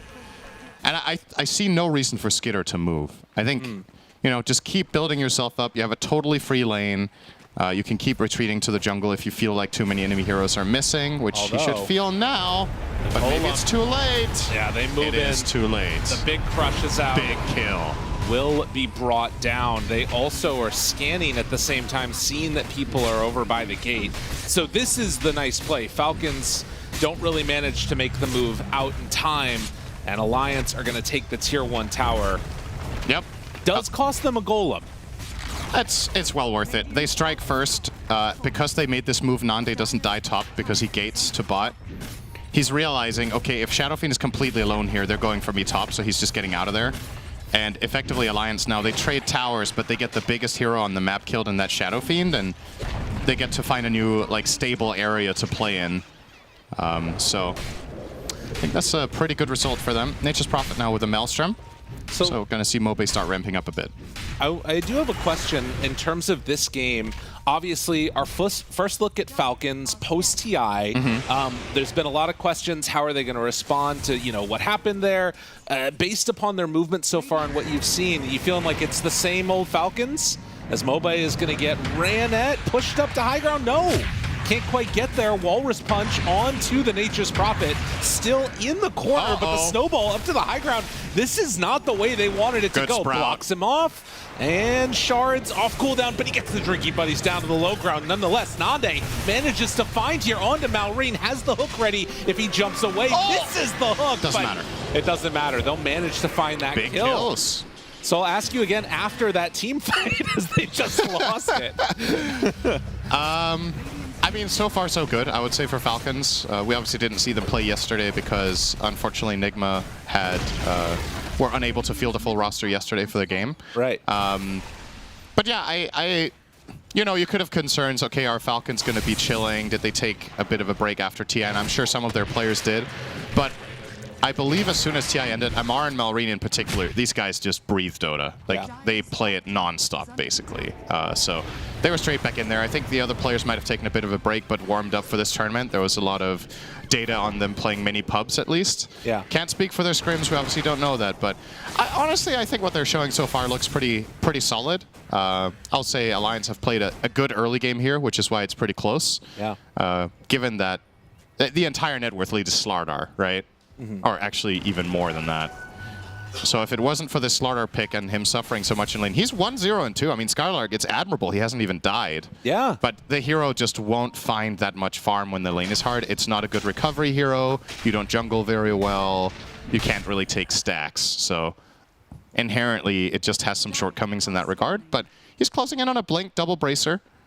And hopefully for him, he can do the job he needs to for his team. And always, of course, Corrosive Haze is an amazing tool against tanky heroes such as the Bristleback. Kadaro here just going to be left to the Wolves. That does set up for a double wisdom on the side, yeah. Mobe was thinking about teleporting into the top one, but Skitter was actually prepping up the Requiem on top of the wisdom rune. And yeah, he decided against teleporting either way, so this is a big win for Falcons. 2 wisdoms, minute 14 is huge. And we'll see what they plan to do next. Still a pretty even game, and I guess something to keep in mind, there's a reason Warlock isn't a popular hero, right? Yeah. Many teams never run this. I think Alliance might even be the only team this tournament that has played this hero, or at least it's been very few games aside from them. It's a very long cooldown ult, and it's a hero that's very one-dimensional. It team fights, but it doesn't skirmish well. Oh, hang on, snaking. Can they get the brambles? No. Can't quite connect. So what I'm getting at here with Warlock is this hero needs a specific type of fights and a specific type of gameplay to be effective. If Alliance can force these 5-man engagements where they get Fatal Bonds and they use the Pudge Ags to do a ton of AoE damage and Wrath of Nature, he can have massive impact. But what do they do if Falcons start playing more skirmish heavy and don't group up? Well, what if they're just already playing going to find a nice pick off here. This is kind of perfect. That's a good start. Can they find more after the fact? Kadaro, they spot the SF. I mean, I guess one answer to that is something that Slardar excels at, which is going in and just taking Roche, securing these other objectives. Yeah. And that might be the pathway here for Alliance. They're up in this side of the map. There is still an Enchantress in the area, but that was unfortunate. It's a good point, actually. Forcing Roche here will give you a Warlock fight. Yeah. You want to... This hero wants 5v5s. It's that simple. And obviously, if you threaten a key objective on the map and the enemy team feel like they have to respond, that's a big help already. Now, the Pango matchup for Warlock is really tricky, though. Even if you're playing in the pit, because, especially with Thunderbolt, he can just connect on you in the backline. He can ruin your fight. I guess Kadaro isn't even playing with Upheaval. So not the biggest of deals that if he gets interrupted on that, but it can be hard to find your footing in the fight, get a good position for the Fatal Bonds, get a good golem down if you get cut off. Same thing can be said with Ench and the Creep, just getting vision. Finding Warlock a lot of the time is half the job in the fight. But, well, for now things are just going to calm down and we will continue farming. And all in all, I don't really have a clear favorite late game here. Yeah. Pudge is an insane late gamer. You don't underestimate this hero if he gets farmed, and Nande's farm is looking solid. Nature's Prophet should, you know, ultimately scale really hard as well. His Gleipnir is now complete, so despite this item being nerfed, you will still see it on certain heroes, Nature's Prophet being one of them. Yeah, I genuinely think Alliance are still in a pretty good position in this game. Yeah. And ultra late game, when it does come down to it, generally speaking, late games will have some sort of 5-on-5s, right? Yes. So your Warlock will find value, and all it takes is for you to set things up with a good Blink Crush into Brambles, and then maybe you can get a Golem and build a fight around it. Now, Falcons will be the ones taking the Roche after this. This is a little bit rough, too, because if you look at the area that they're walking into, they're all going to be under some wards. They do manage to get a D ward here, though. So still can maybe take this fight if they feel so inclined. Skitter standing up front and center. Skylark gets him immediately out. They've already used the Fatal Bonds. Nande didn't end up quite connecting there. Walrus punches out. The Terrorized forces Amar away, but now the Thunderbolt roll-in comes through. Kadaro is gone, and Desire also going to be hitting the deck. So 3 dead rather rapidly. Yeah, and this is, again, this is the formation problem, right? You're jumping in on the Shadow Fiend who has Aegis, so first of all, I think it's a questionable play to begin with, but let's say you go for it. What's your follow-up? Yeah. I think you have to Blink Crush into Hook there. I don't think you Blink Crush and then Pudge starts walking and looking for a Dismember, because the problem that Nande found himself in there is, if I Dismember the Shadow Fiend, I get snowballed instantly. Yeah. And if I Dismember the the Tusk, I just get Requiemed. So ultimately, weren't able to do this, however. That is the perfect hook. They try and Tricky Buddy snowball out. Skinner's still in some trouble as the rest of them fall. That is Aegis down. Can they find more after? They're still looking. Golem and at the ready. Level 1 upheaval, but Kadaro drops the rock, and now they've got him caught in the Sprout. Do they have another round of hooks? Don't feel comfortable making that move. Amar steps forward, finds the kill onto the Warlock. Miss on the hook. And now, with no more chaotic offering, they gotta just run. Skylark trying to get out. Nande, he is a slow guy, but he gets towards high ground. They don't feel comfortable chasing. Yeah. Ultimately, a result for Falcons that I think they can be pretty happy with when all's said and done. But that did look really scary at first when they got connected on there, and they get the Gleipnir into hook into the tower, but they still end up taking the... They get the tier 2, they get a somewhat even trade, and they're in a pretty stable position now with their cores, both the Bristle as well as the Shadow Fiend having a very solid game at this point. And of course, something we haven't talked about, Warlock. I do like talking about this hero quite a bit because he's like... He's a very clear example of a polarizing hero in Dota that I feel like over the years we get fewer and fewer of because heroes start, you know, their bases start being covered more and more. Right. Heroes get better at wave clear, heroes get this and that, neutral items help them out in certain regards. But Warlock is still a very old hero in a way, in that he really relies on hang on snaking is very dead here. There'll be a little bit of a kill going their way, and Nature's Prophet actually. He relies on his identity functioning. Yes, he has one style that needs to be accomplished, and that's late game. That's 2 things. It's the Golem and the big team fight, and it's Fatal Bonds. And ultimately, one of Warlock's pitfalls that he runs into later in the game is Dispels, right? So we now have a Lotus Orb on Bristle, so that'll be able to remove 1 Fatal Bonds. Shadow Fiend is going to complete Manta. That'll be able to remove a Fatal Bonds on him only, but it will still be a removal. And I would imagine there's more coming that way from other heroes. So ultimately, that is generally the way you counter Warlock late game, is just by getting a Dispel on almost every hero, because then, you know, then you're a Golem. Yeah. And the Fatal Bonds is generally what makes or break this hero. So Falcon's well aware of that. They're already prepping it. Skitter. Gonna get Drinking Buddy away. They're just trying to prod here and bait a reaction, but it's gonna cost them Kadaro. Yeah, he was thinking about sticking around for the Wisdom Rune off to the side, but doesn't end up going for it, obviously, and they weren't able to do much of anything.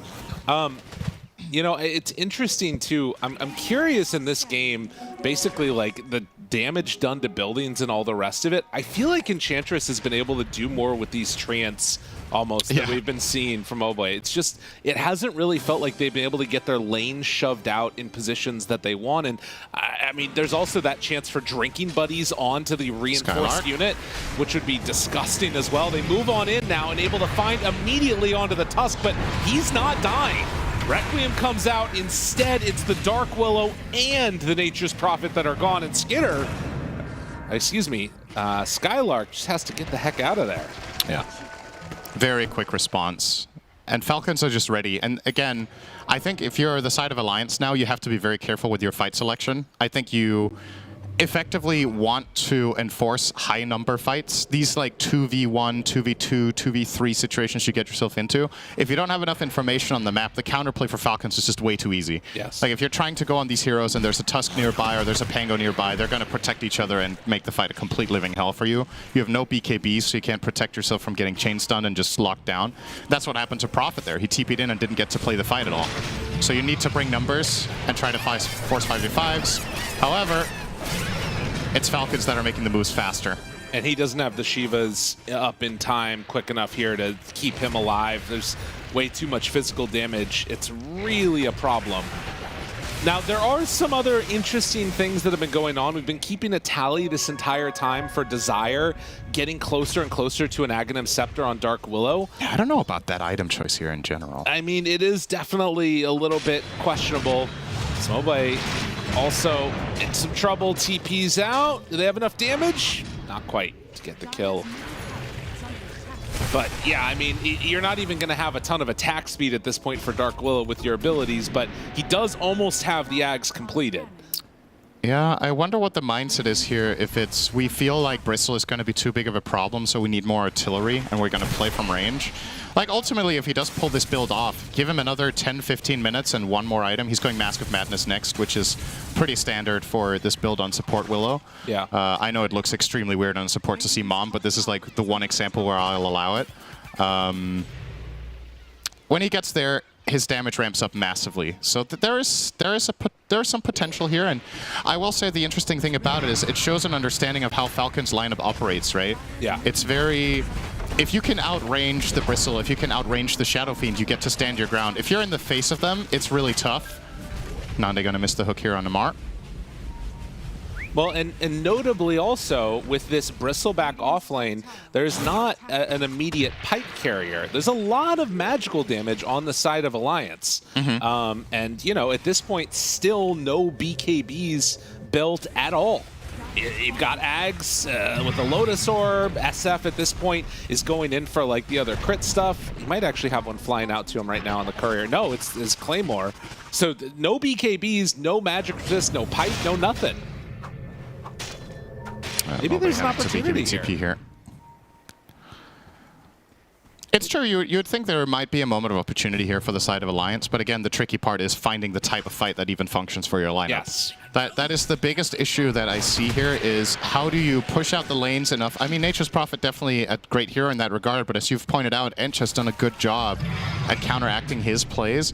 But if you could find the type of situation where Mobe's pushing out 1.5 lanes and then you smoke as 4 and he connects with a TP, maybe then you can find the moment of opportunity where you just burst a hero with Slaughter Crush into hook, dismember, and build a fight from there on out. Another hook missed from Nande. Amar is very aware of his movements. Yeah. And this is going to be the end of that. The rest of the squad is coming up behind in the mid lane.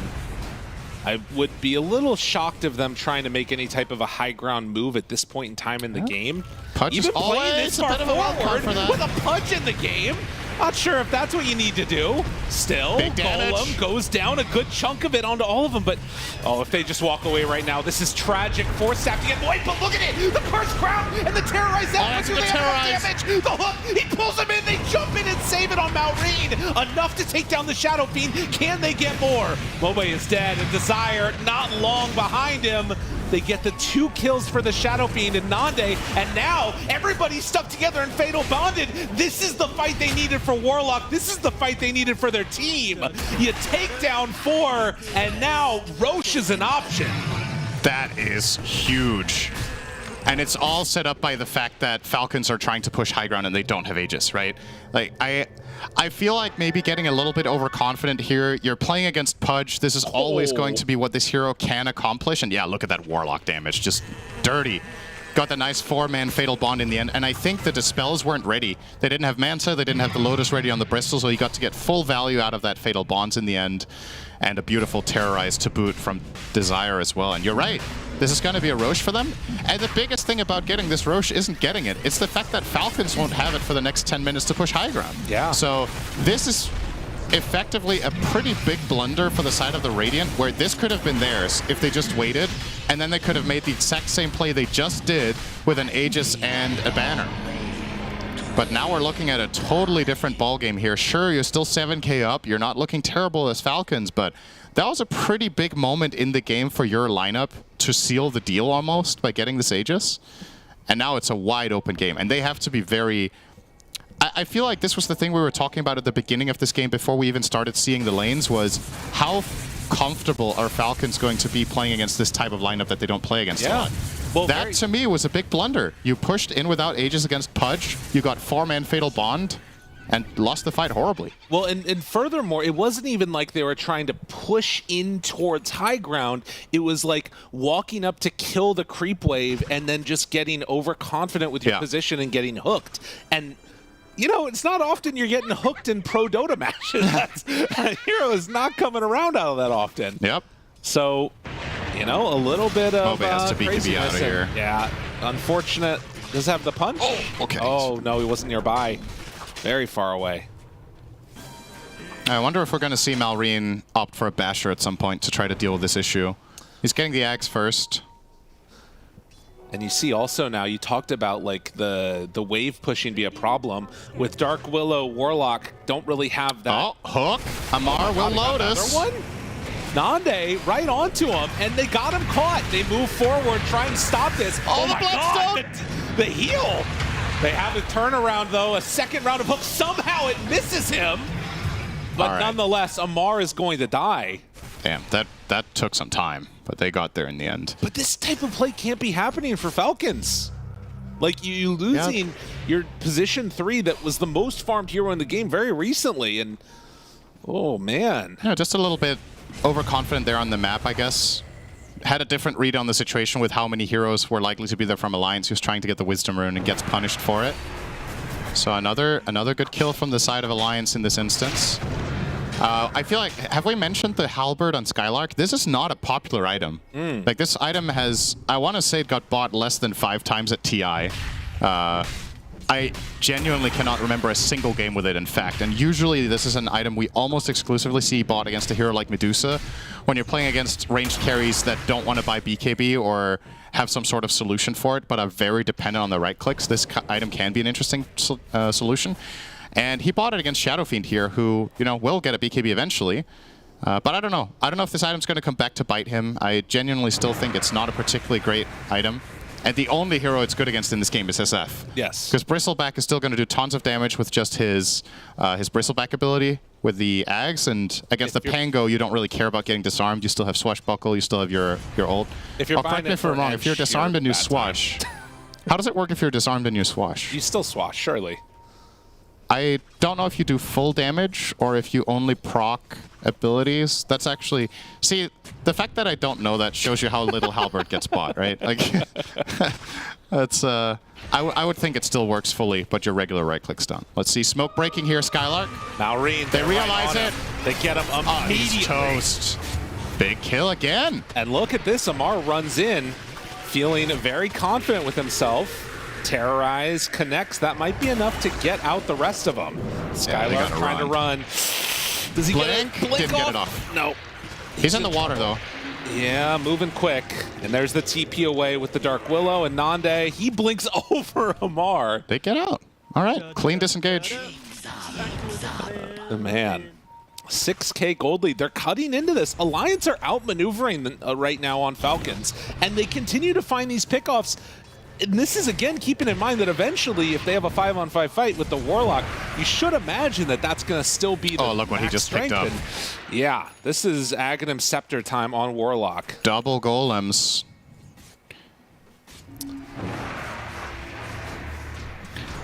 Man, it'll be interesting to see how this goes. Desire has the Mask of Madness now, so some serious deeps coming out. Does have the Dragonlance queued up, and of course the Enchanted Quiver to boot. Yeah, he packs a punch now. This Axe that we were questioning, is it going to work? I feel like they managed to get through the stage that they needed to make this effective. Good hook. Pulls him out just in time. Double golem down, and now they're all fatal bound together. How much damage do they have in the tank? Malrine runs through the Rolling Thunder, only hitting at this point on the Warlock. the rest of the heroes free to hit away. Can they get out with the rest of them? Skylark still has another opportunity for a jump crush if he wants. Skitter pops BKB, but they force stab up to the high ground. And look at Desire way off to the side, ends up getting punished. So eventually, as the BKB comes out, it was a little bit too much for him. Yeah, they didn't have enough to commit anymore. Although, I say that Nande never used BKB there, so perhaps there was a way for Alliance to find an angle where they could blink BKB, dismember the SF, and build a fight out of that. But I think, ultimately, as you said, once Skitter pops everything and they're in this position, and they've taken care of the Warlock and the Fatal Bonds run out. Again? Skitter, force Good staff? Manta. Yeah, gets out just in case. Yeah, I mean, if he gets dismembered there, he's actually screwed. I don't think Tusk was anywhere near to save him. Misses that hook. So a little bit of freedom for a moment, but now with the Sprout up, Kadaro is nearby, obviously does not have Golem for a little while still. They have the Gleipnir hook threat here. Need to be careful, the Sprout hook is in time just there as well. Now, Lotus Orb is already out from Amar, but still good damage done. Tier 3 tower taking some serious hurt. Looks for the hook, not going to be able to connect on it. So damage done, but in the end, high ground not broken. That'll be a full respawn now for the side of Alliance. So I think what we're looking at now is the next Roche for either team. If Falcons manage to get this Aegis and they can push high ground confidently with Skitter, they're getting at least one lane. If Alliance can somehow get this one and find themselves a fight with it, that could blow the game wide open once again. I still feel like Falcons are in a good position overall, but it definitely is the type of game where it really comes down to the initiation. If you get a good clean hook on a hero that doesn't have Lotus, so yeah, they're getting the Bristleback hooked here, but Amar, when he gets hooked in, he's going to insta-Lotus and then he can't get dismembered. If somebody else gets hooked with crit nearby, maybe there's a snowball save to turn things around. So gotta really try to find the right moment of opportunity. But if they're able to... Oh, hang on. Desire actually seeing Malrine here. Rooted. Going for the Brambles. And he'll just roll and get out. Does he try and go for the kill? No. Gonna play it safe. Golem's back up again, which could mean it's time for Alliance to make another move. Or they could opt to play it a little bit safer if they want. Wait for the time when Roche is going to be back up and then go for the big smoke out play. I mean, I guess that's the thing, is they don't necessarily have to try and force the issue too much. And eventually Amar does go for the pipe. So that is going to massively reduce it. Yeah. Wow. That's actually very surprising knowing this guy. Yeah. I mean, it just shows like how much they need it. Yeah. I mean, this is Amar. Where's the Eternal Shroud? No? They grow up so quick. Yeah. How times change. You're right, though. If you're Alliance, you don't necessarily have to force anything. You want to take the fight for Roche, but anything beyond that is completely unnecessary. And there is even a world where Falcons push high ground and you win. But I do think that is a high-risk approach that is unnecessary to take compared to playing for the Roche.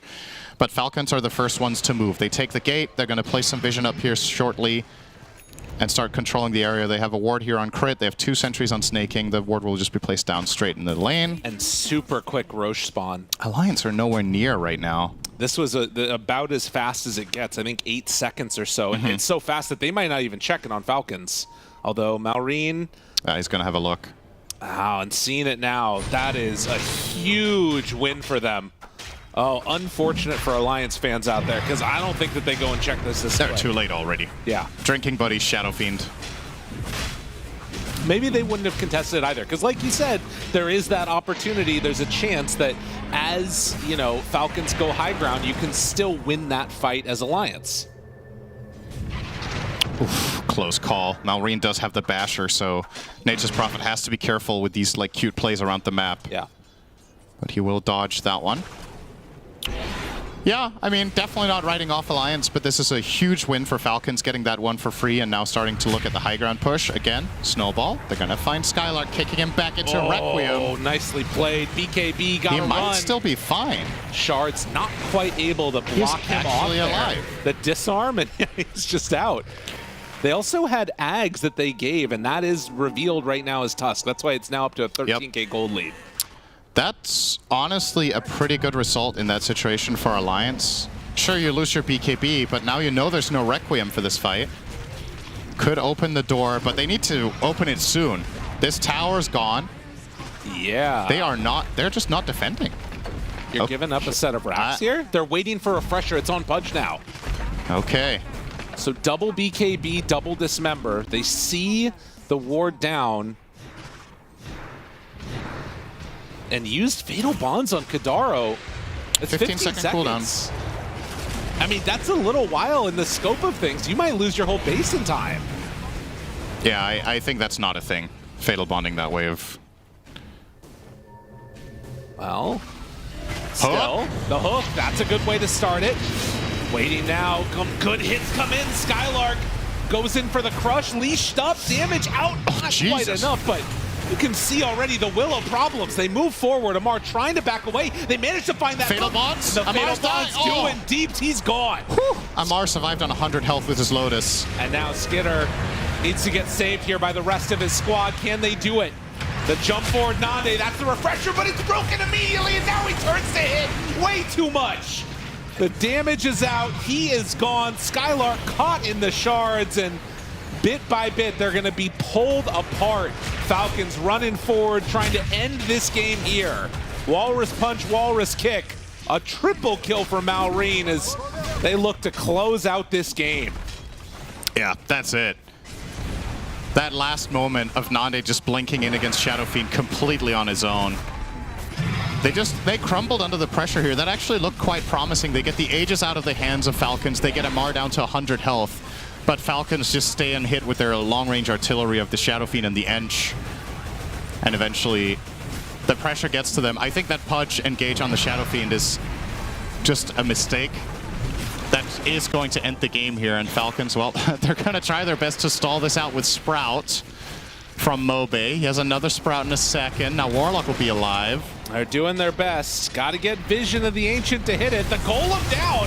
A double Golem hit. Hold on. There's no way. There's no way. No. Skinner turns, he's like, Okay, please let the game end. He goes in to finish that one off.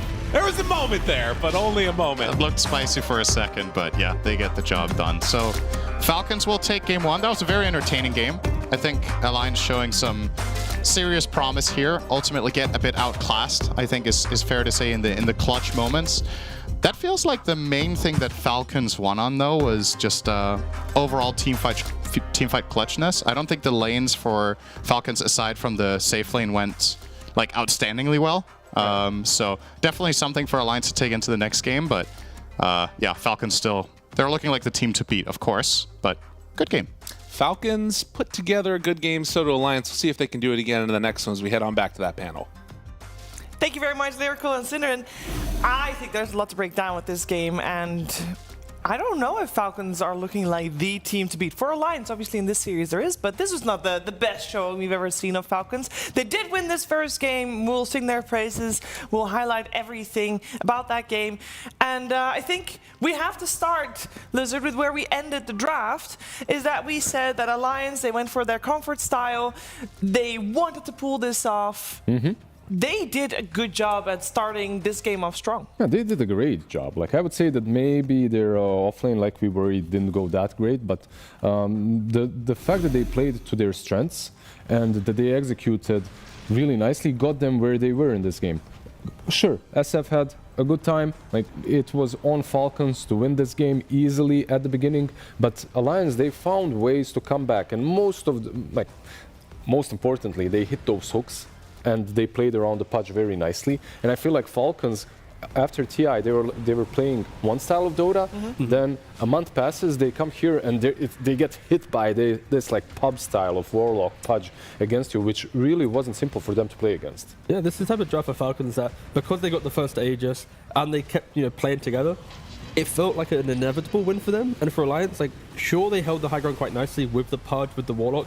But then after that, they would make one play on the low ground where like a Slaughter gets picked off, or someone has to use an item in a poor way, and then it's like back to the high ground. So unfortunately for Alliance, because the early game was poor and they didn't get first Roshan, it was always waiting for can they hold high ground? Can you do it? And yes, they tried, but again, like Falcons, I think the reason why they looked a little bit maybe shaky to some degree compared to previous games. It's their first game, and they're also playing like a Shadow Fiend. MOUZ playing Bristle. Like, there's a couple not as seasoned heroes that we see on the core role, but yeah, it was a pleasant game. I think for Alliance though, in the next game, they need to try and get a little bit more lead from the lanes. Otherwise, they'll kind of have a repeat of this game potentially. I don't want to take anything away from Falcons because they won this game because of their experience and how well they're geared up as a team, basically, like how clean they are in team fights later on.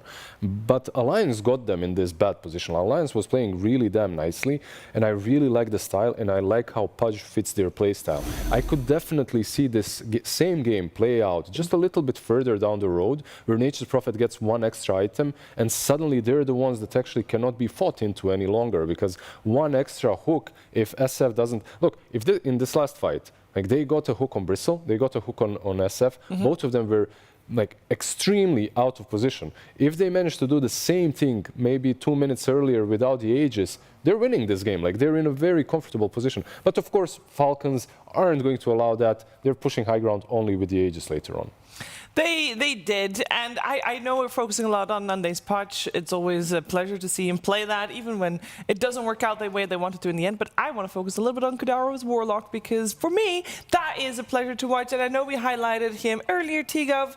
This is a hero and the player-hero combination. This is his signature, and it was proven why that is. Fatal Bond's extremely strong, but they respected the fact that for Warlock to feel good, you need lots of damage to use Fatal Bonds on. You cannot pick Warlock for the Golem. If you do that, then you're not playing Dota. But they have Pudge, they had Prophet, even like Dark Widow to some degree. They have multiple ways of Fatal Bonds, if connected, feels really good. And I like this idea of, we cannot kill the Bristle, but if you Fatal Bond him, everyone else is dying. So that's really nice too. And the cool thing as well is because, we had the ladder patch and heroes aren't as tanky, you can't be as tanky anymore. So, for example, a crit, the fact that he isn't able to stack multiple braces and Tusk, he's going to feel the effect of Fatal Bonds even more because more damage, less tankiness. And, we see here 18 minutes, his inventory, if we were thinking of, pre-patch, he's sporting 3 braces here. He's living the dream, 7 minutes away from being extremely tanky. But he's also got like Solar Crest in the horizon. So we are seeing a shift in what supports are having to do. But yeah, maybe for Kudaro, it's why he likes Warlock a little bit more. Yeah, that change, Tigov, in regards to the Bracer, that has big impacts, big implications that we'll probably see in play for the rest of the event. Yes, and I also did a Weatherman, so I'm going to have to bore you for a minute, but it's okay. And I'm going to walk very quickly over to the Weatherman station. You don't have to walk quickly, there's no rush. Okay. Well, as slow as you can, just right now. Just leisure yourself over there. Hello. So, for all the people that enjoy, the economics of Dota, I thought I'd do a quick look at the HP gained for gold spent in Dota. How much does it cost to get a single bit of gold HP in Dota? And right now, if we look here, of course, this is the pre-patch Bracer, right? Well, we'll cover that in a minute. Right now, Bracer sits quite healthily. You need to spend 3.2 gold to gain 1 HP. It's balanced, 160 HP. But the reason why Bracer was so broken in previous patch is after 25 minutes, it goes from 3.2 gold per HP down to 1.6. So you would gain 320 HP for 505 gold. And then if you compare that to Heart, that's a late game item, right? 3 Bracers is better than a single Heart in the game. Like, logically, how would you ever have, 1,500 gold is better than, a 5.2k gold item. Like, logically, it's bewildering that it was even in the game. But thank God it's gone. And of course, that is why we aren't going to be seeing supports going for Bracers as much. I think the meta will dictate that we see 1 Fluffy Hat, 1 Bracer, and the Fluffy Hat will then go to a 4-staff or something like that. But right now, we're in a very healthy spot. You get Bracer for early game. If you're off lane, you get maybe 2. You can then sell them. But it's back to being balanced. We're not seeing some 25-minute power spike where it catapults 5,000 gold items. But yeah, when you look at the economics of gold to HP, Bracer was conceptually busted and in the game for way too long. So thank you for patching that out. What about the Blood Grenade? 1 gold per HP? Yeah, it's very efficient. And that's where another thing, as well as I walk back. Just buy 100 Blood Grenades. But that's what they do. Nowadays, we saw Falcons do it a little bit where Snaking will have 2 Blood Grenades in his inventory. He'll then have a Fluffy Hat and a Bracer. So he's kind of getting all the cheap ways to get gold into HP. But before, it's just 3 Bracers. But now it's going to be maybe you have a Fluffy, you got the Bloods, you got this. It's support's going to have to think a bit more, not just me buy Bracer. Yeah, and just don't throw the grenades. This is what I'm learning here. Just keep them because they're limited. But if you have more, you have a very... Well, inventory management is in a whole other conversation. Sure. But yes, I think the key thing is I'm excited to see supports in PGL Wallachia having to think about maybe they actually want a 4-staff now, or a Glimmer, or a Ghost. Like, utility is back on the menu. I promise you, Bracer was always the item to go for if you were kind of bad. You know, like back in the day at least. Like if you're feeding, like you would get bullied by your teammates with bracers. They would the same way ATF is buying mantles of intelligence and dropping and so on. They drop bracer. Like just tank up a little bit. You know, be a little bit tankier. They went a little bit too far with the bracer patch, and I'm happy that it's got a well-deserved nerf. Well, you guys are excited to see what supports will buy in their games later on. I'm excited to hear from our support players as we are now going to listen to what Desire has to say to Nomad. Previously Dandelions, now Alliance. This team is coming into Wallachia for their first LAN appearance. How are they going to do? Well, that's to be seen. I'm going to find out what their team's feeling like. I mean, Desire, how does it feel to be back on LAN and playing on here at this event? I mean, it's my second LAN ever, so that's a new experience for me and my team. I think Nand and all these guys never been to LAN, only Skylark with the legendary Ad Finum. Ad Finum, yeah. And all the rest never been to LAN, so we go all in, no expectations, we will try our best. And what's the level of excitement and nerves for you at the moment?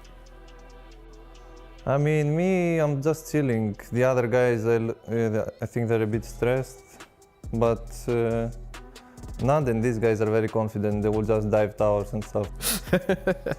Yeah, I mean, you've been playing with Nande for quite a long time now, and you've got Skylark coming back into substitutes for Palantimos, right? You kind of, obviously, you rather play with your main player, but are you a little bit excited to have like those three back together for LAN? We were playing 3 years together, and I think on lane we're very good together. We can communicate in Greek, so this is very good for me.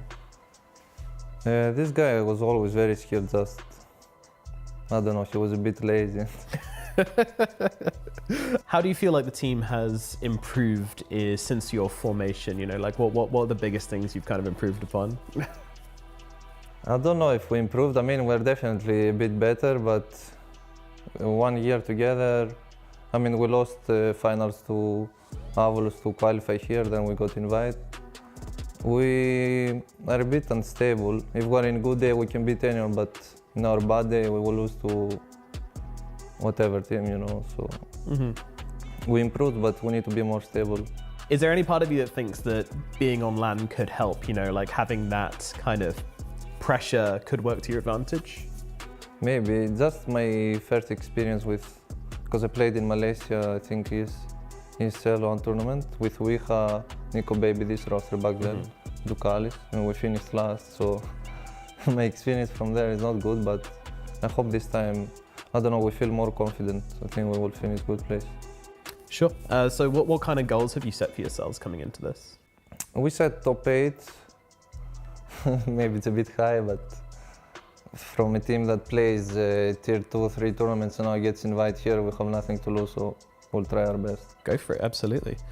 Actually, I wanted to ask you about some of the other teams in the tournament because you know you've been around a long time now. You know a couple of players. Have you spoken to any of them yet? And are you looking forward to playing them? Wish, for example, I think you played with. I mean, Neki is my friend from Team AVULUS. I talk to them. Amar is also, every LAN we meet, we hang out. Yeah. But I want to play Falcons. I mean, they're super good, but it's gonna be fun. Yeah. And why are you looking forward to that matchup specifically? Just because they're great? Just Amar ults, when you kill him, maybe tip him, you high-five him. I mean, imagine you win Falcons, you will just ult them all the time. It's gonna be mad. All right, Desire, thank you very much for coming to talk to us, Thank and you. best of luck at this event. Thank you.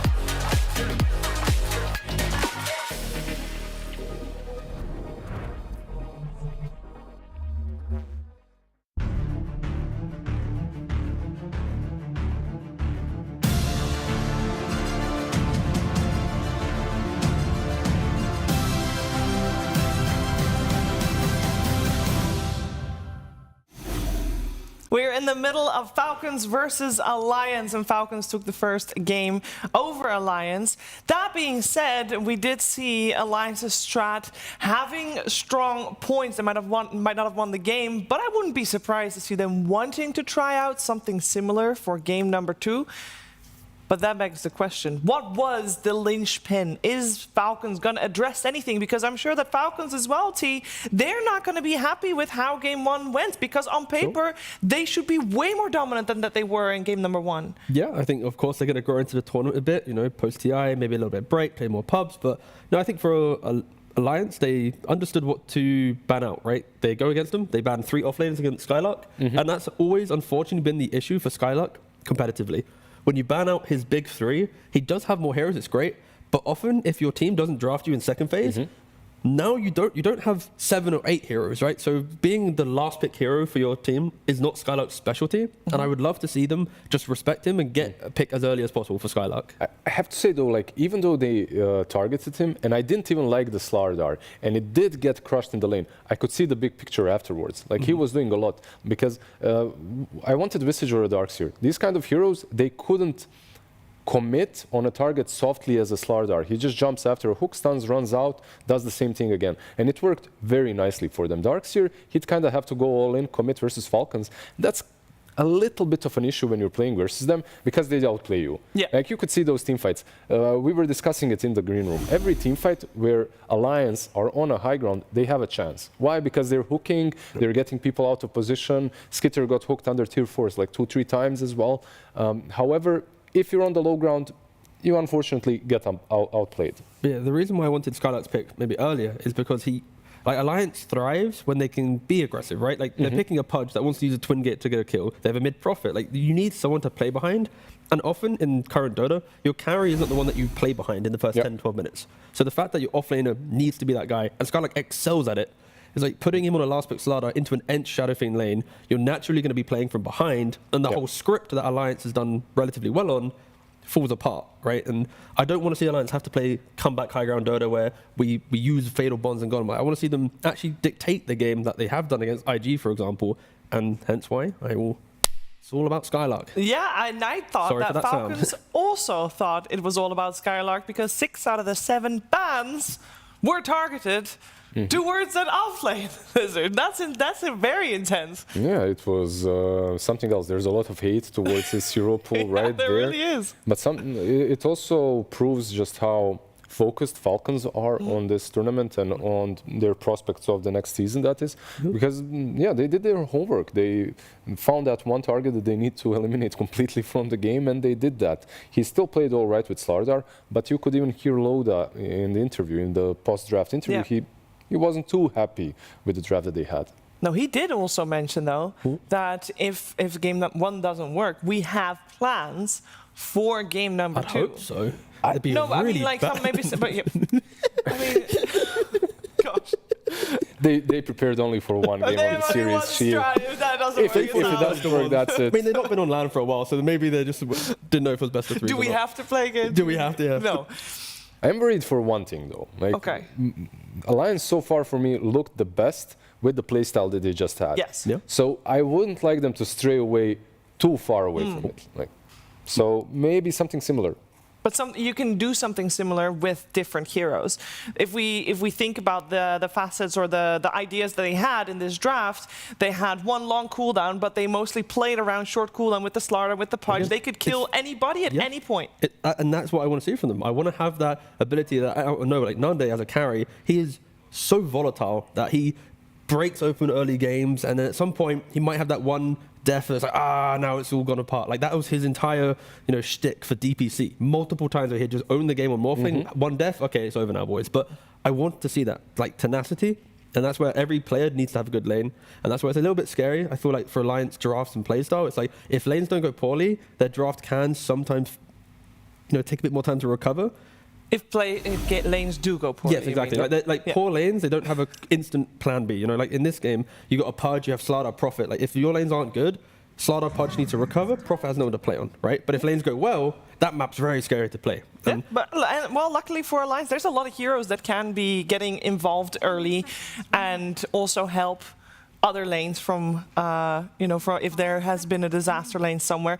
I thought they did a decent job in game number 1. I'm not going to lie, coming into this Falcons versus Alliance, you see a team that is so fresh and has struggled to even reach qualifiers or then do well in qualifiers. And they obviously have been doing better and better throughout the entire year, which is what Alliance saw in them as well. But they're going up against Falcons that people have been saying, like, they might not have won the International, they might have won Riyadh Masters, but they have won the most tournaments this entire year, and people have been saying this is the best team of the year.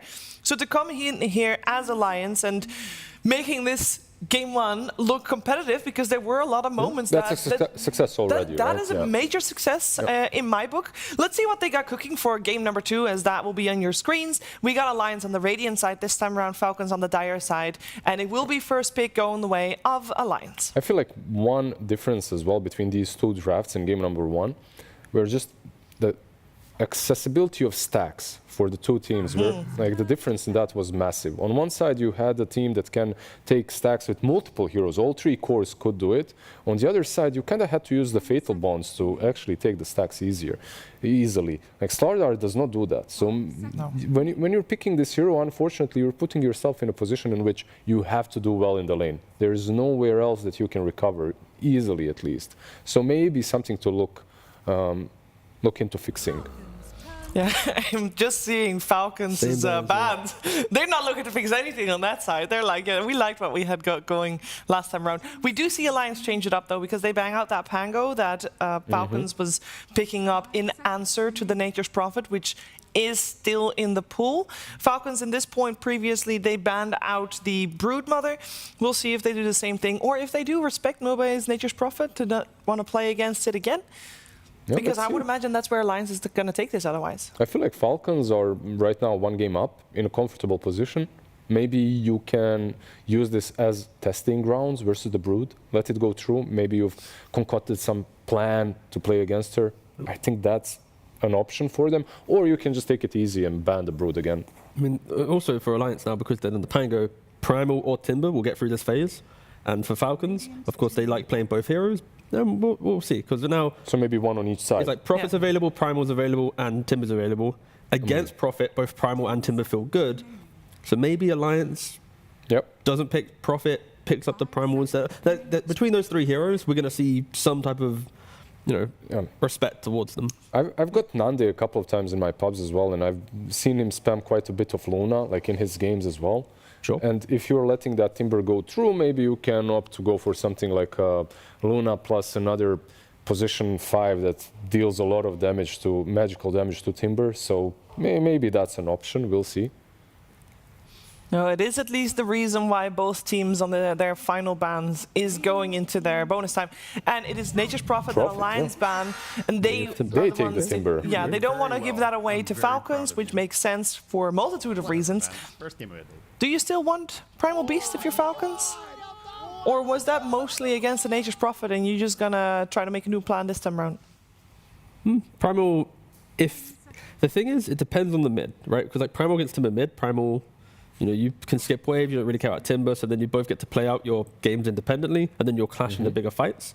So for Falcons, it depends on, do they want to pick it now? If they don't care, then maybe they just go for a strong support that sets up for a good lane down the line, like an Ench or something.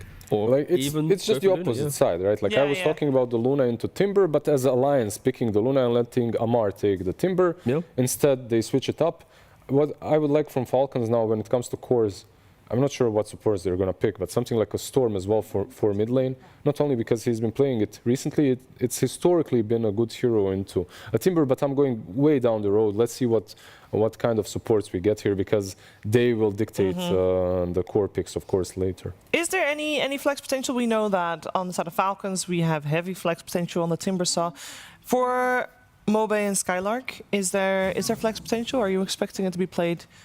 I'm still expecting it on offlane. It's been played a lot mid, though, actually, for Alliance. Moba plays it a lot mid. At least in their recent couple of games, but again, for Skylark, I don't know if he plays it even he plays it a small amount, right? But it fits into that category of hero for him, where it's like he's got his big 5 or 6, and then like most offlaners, Timbersword is still in your kind of your top 10. But and I've seen lanes like yesterday. We've even watched one lane.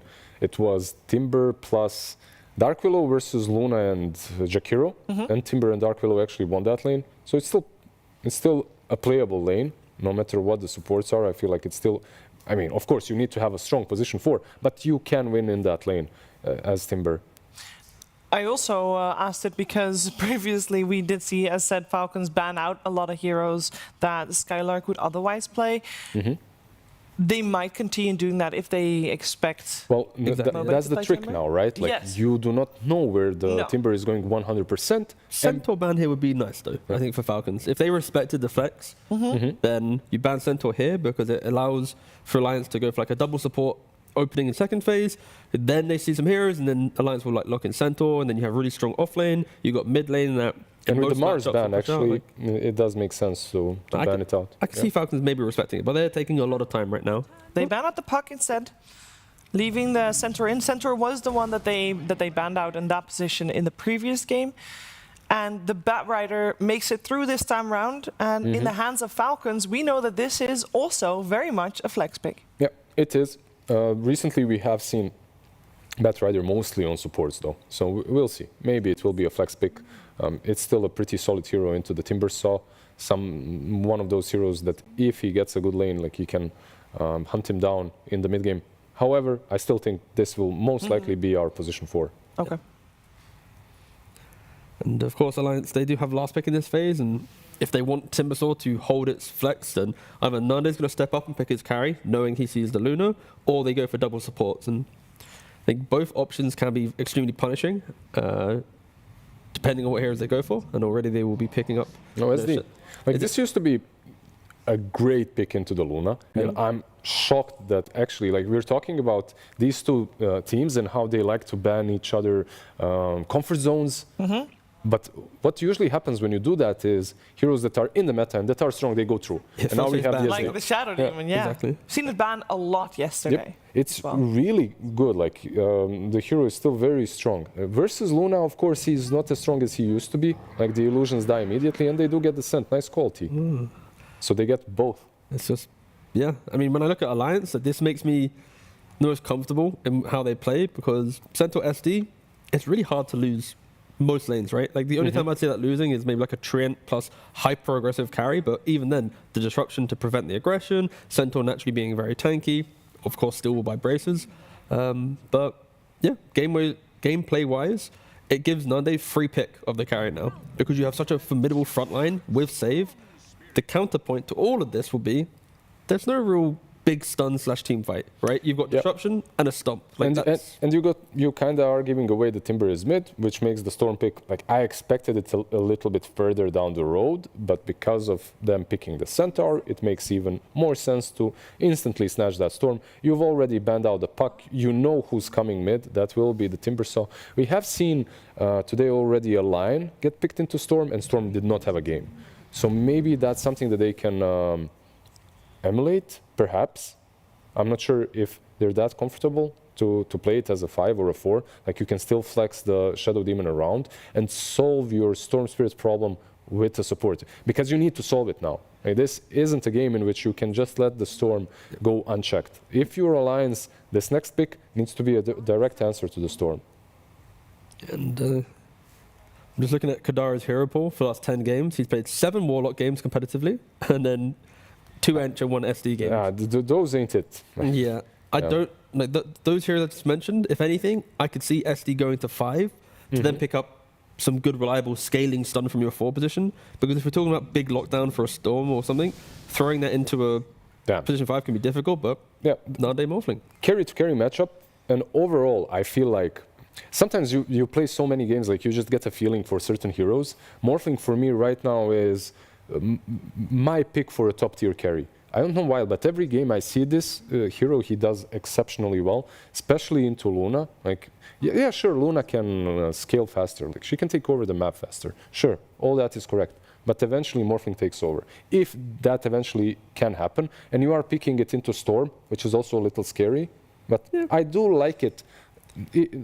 I really feel like most carries right now, if you ask them which hero do you want to just carry the game, it would be the Morphling. I mean, the argument that we gave for Alliance and the lack of stuns also is given to Falcons as well, right? Like the resources needed to kill a Timber or a Centaur, It's the lasso, the storm jump in, the eclipse from Luna, or right clicks when she has items. If that isn't onto the Morphling, then how do you go? You kind of need to use all of it in perfect harmony to kill off the Morphling. Hence why I think Alliance are fine picking it. And there's no real early map breaking available for Falcons. Like, they can kill and invade the jungle nicely with Storm, Bat, and CM smoking together. But Luna, she goes from lane, and it's like farm Dragon Lance or Mask of Madness, then a BKB, and then she entertains truly trying to break the map. It's not like old school Luna that... They need some glue. Yeah. Like on Falcons, they need the glue on position 3 that can tie all those things up together. And the problem right now, the Primal is still left in the pool, maybe an option or something like that. Underlord, perhaps. They need something that's in front, gives them some catch, also carries the auras. We'll see what they go for. On the other side, for Alliance, it's, for me, pretty damn simple. Like, you need catch from your position 5 or 4. And do you have preference on where you want the Shadow Demon to go? I'd rather have him maybe even on 5 than if you are picking something like a Lion. Basically, you need a hero that will be rich enough to get the Blink Dagger fast enough so you solve the Storm issue. It doesn't have to be the Blink Dagger. Any item that makes that hero come online. I wouldn't mind Lion in the position 4-0 for Alliance. You put SG to 5, and then you have instant jump for Storm, follow up from Centaur. It's a classic lane that can also play out really well. This was my first choice, basically. Like the Lion, the second one that... And actually, I see a lot more Lion recently. And they ban out the Underlord that we talked about a little bit earlier. I think Underlord was also really good, of course, because of the Morphling and how he plays into him. But let's see. Shadow Shaman, also an option, but I don't like it nearly as much as Lion. Either way, Alliance's entire concept will be really formidable lanes, which we said that was a key point in them succeeding. They've done this time around with the draft. And then when Nande's ready to fight, you follow him and you make the moves. They aren't going to be too crazy and, you know, map play and pick off. Like, if Timber wants to take a fight, you go to him, but it's a lot of wave shove, wait, get your blinks, get your Manta or Morphling, and then off you go into the game. Giga Brain, Centaur, position 4, and you pick a mid laner in Storm. That was something Adfinem would do, actually. Like, back in the day, Shadow Demon plus Invoker mid 24/7 from them. Instead, they get a Hoodwink. I mean, solid laner. Player comfort. Player comfort as well. I think that's the most important thing. Gleipnir has been nerfed, so it's not that amazing on Hoodwink, but you're still going to buy it here. Like, you need it. You need at least the ATOS into the Storm. Overall, I think T-Gav hit the nail on the head. It's comfort more than anything else. The great question for Falcons now is, do you go for the big lockdown control that we wanted from Amar to bring together all the damage they have, or do you just find the hero that like bullies in the lane, like shuts down the Morphling? Because, like, you know, Viper's still available. For big team fight for Amar, I'm kind of scratching my head. They could always go for his Bloodseeker if they want to, but Sand King? No. Giving another hero that's really nice to replicate on Nande's Morphling, overall, gives you another hero that doesn't necessarily have to win the lane, same like with Bristleback in that last game. Like, you're going to do all right in the lane, then you can easily go back to your jungle, farm up. Overall, I think so many offlane heroes got banned that Sand King came back. Even though this hero was all the talk in the last couple of weeks, I don't think he's as strong right now. But he's also not played mid, he's played offlane, so... And it's also not played that much by Amar. It's his, out of all his heroes, it's his 10th most played competitive hero. It's his only hero in the top 10. Excuse me as I choke a little bit there. And that doesn't have an above 50% win rate. 41% win rate for Sand King on Amar. All his other heroes, 58%, 65%, 70%. So it's not the strongest hero for Amar, at least in recent time. But maybe he starts winning now and he breaks open that win rate and does it. But again, it's quite a rare pick for How does it fit in the game? It fits nicely. Stun, I feel set up. Basically set up. Basically, Sand King up to this patch was always wanting that speed. Like, he plays the game really damn fast. He can enter team fights. The moment he gets Blink Dagger, he's constantly blinking and stunning. And you cannot, like, not a lot of offlaners can match that pace. So when you look at that, like, they have a very fast lineup together with the Storm, together with the Bat Rider on position 4. I think they can break the game very early on. I'd hate to be Kadara in this game. You're playing Shadow Demon, so you want to disrupt that core, keep them alive. Yeah. There's a Storm hunting you, there's a Bat Blink hunting you, a Mar hunting you as well. It's like, for supports, if they're out of position one time, they'll instantly die, and then that'll open up even a bigger fight for Falcons. So positioning on Alliance is key. If that doesn't happen, though. Oh, then what? If the Morphling goes late, I Yeah. feel like this is a really nice game for Nandi. Too many heroes that he can morph into to have impact. Like overall, I feel he is the ultimate win condition here. Close game. Close game. I also want to say, in terms of positioning, Kadaro is a Warlock veteran. If it's any hero that is training you to be the best that you can be with positioning, it would be Warlock. But we'll find out how Game 2 will play itself out before we see the game, though. We're first going to see the faces of Slacks and AUI 2000.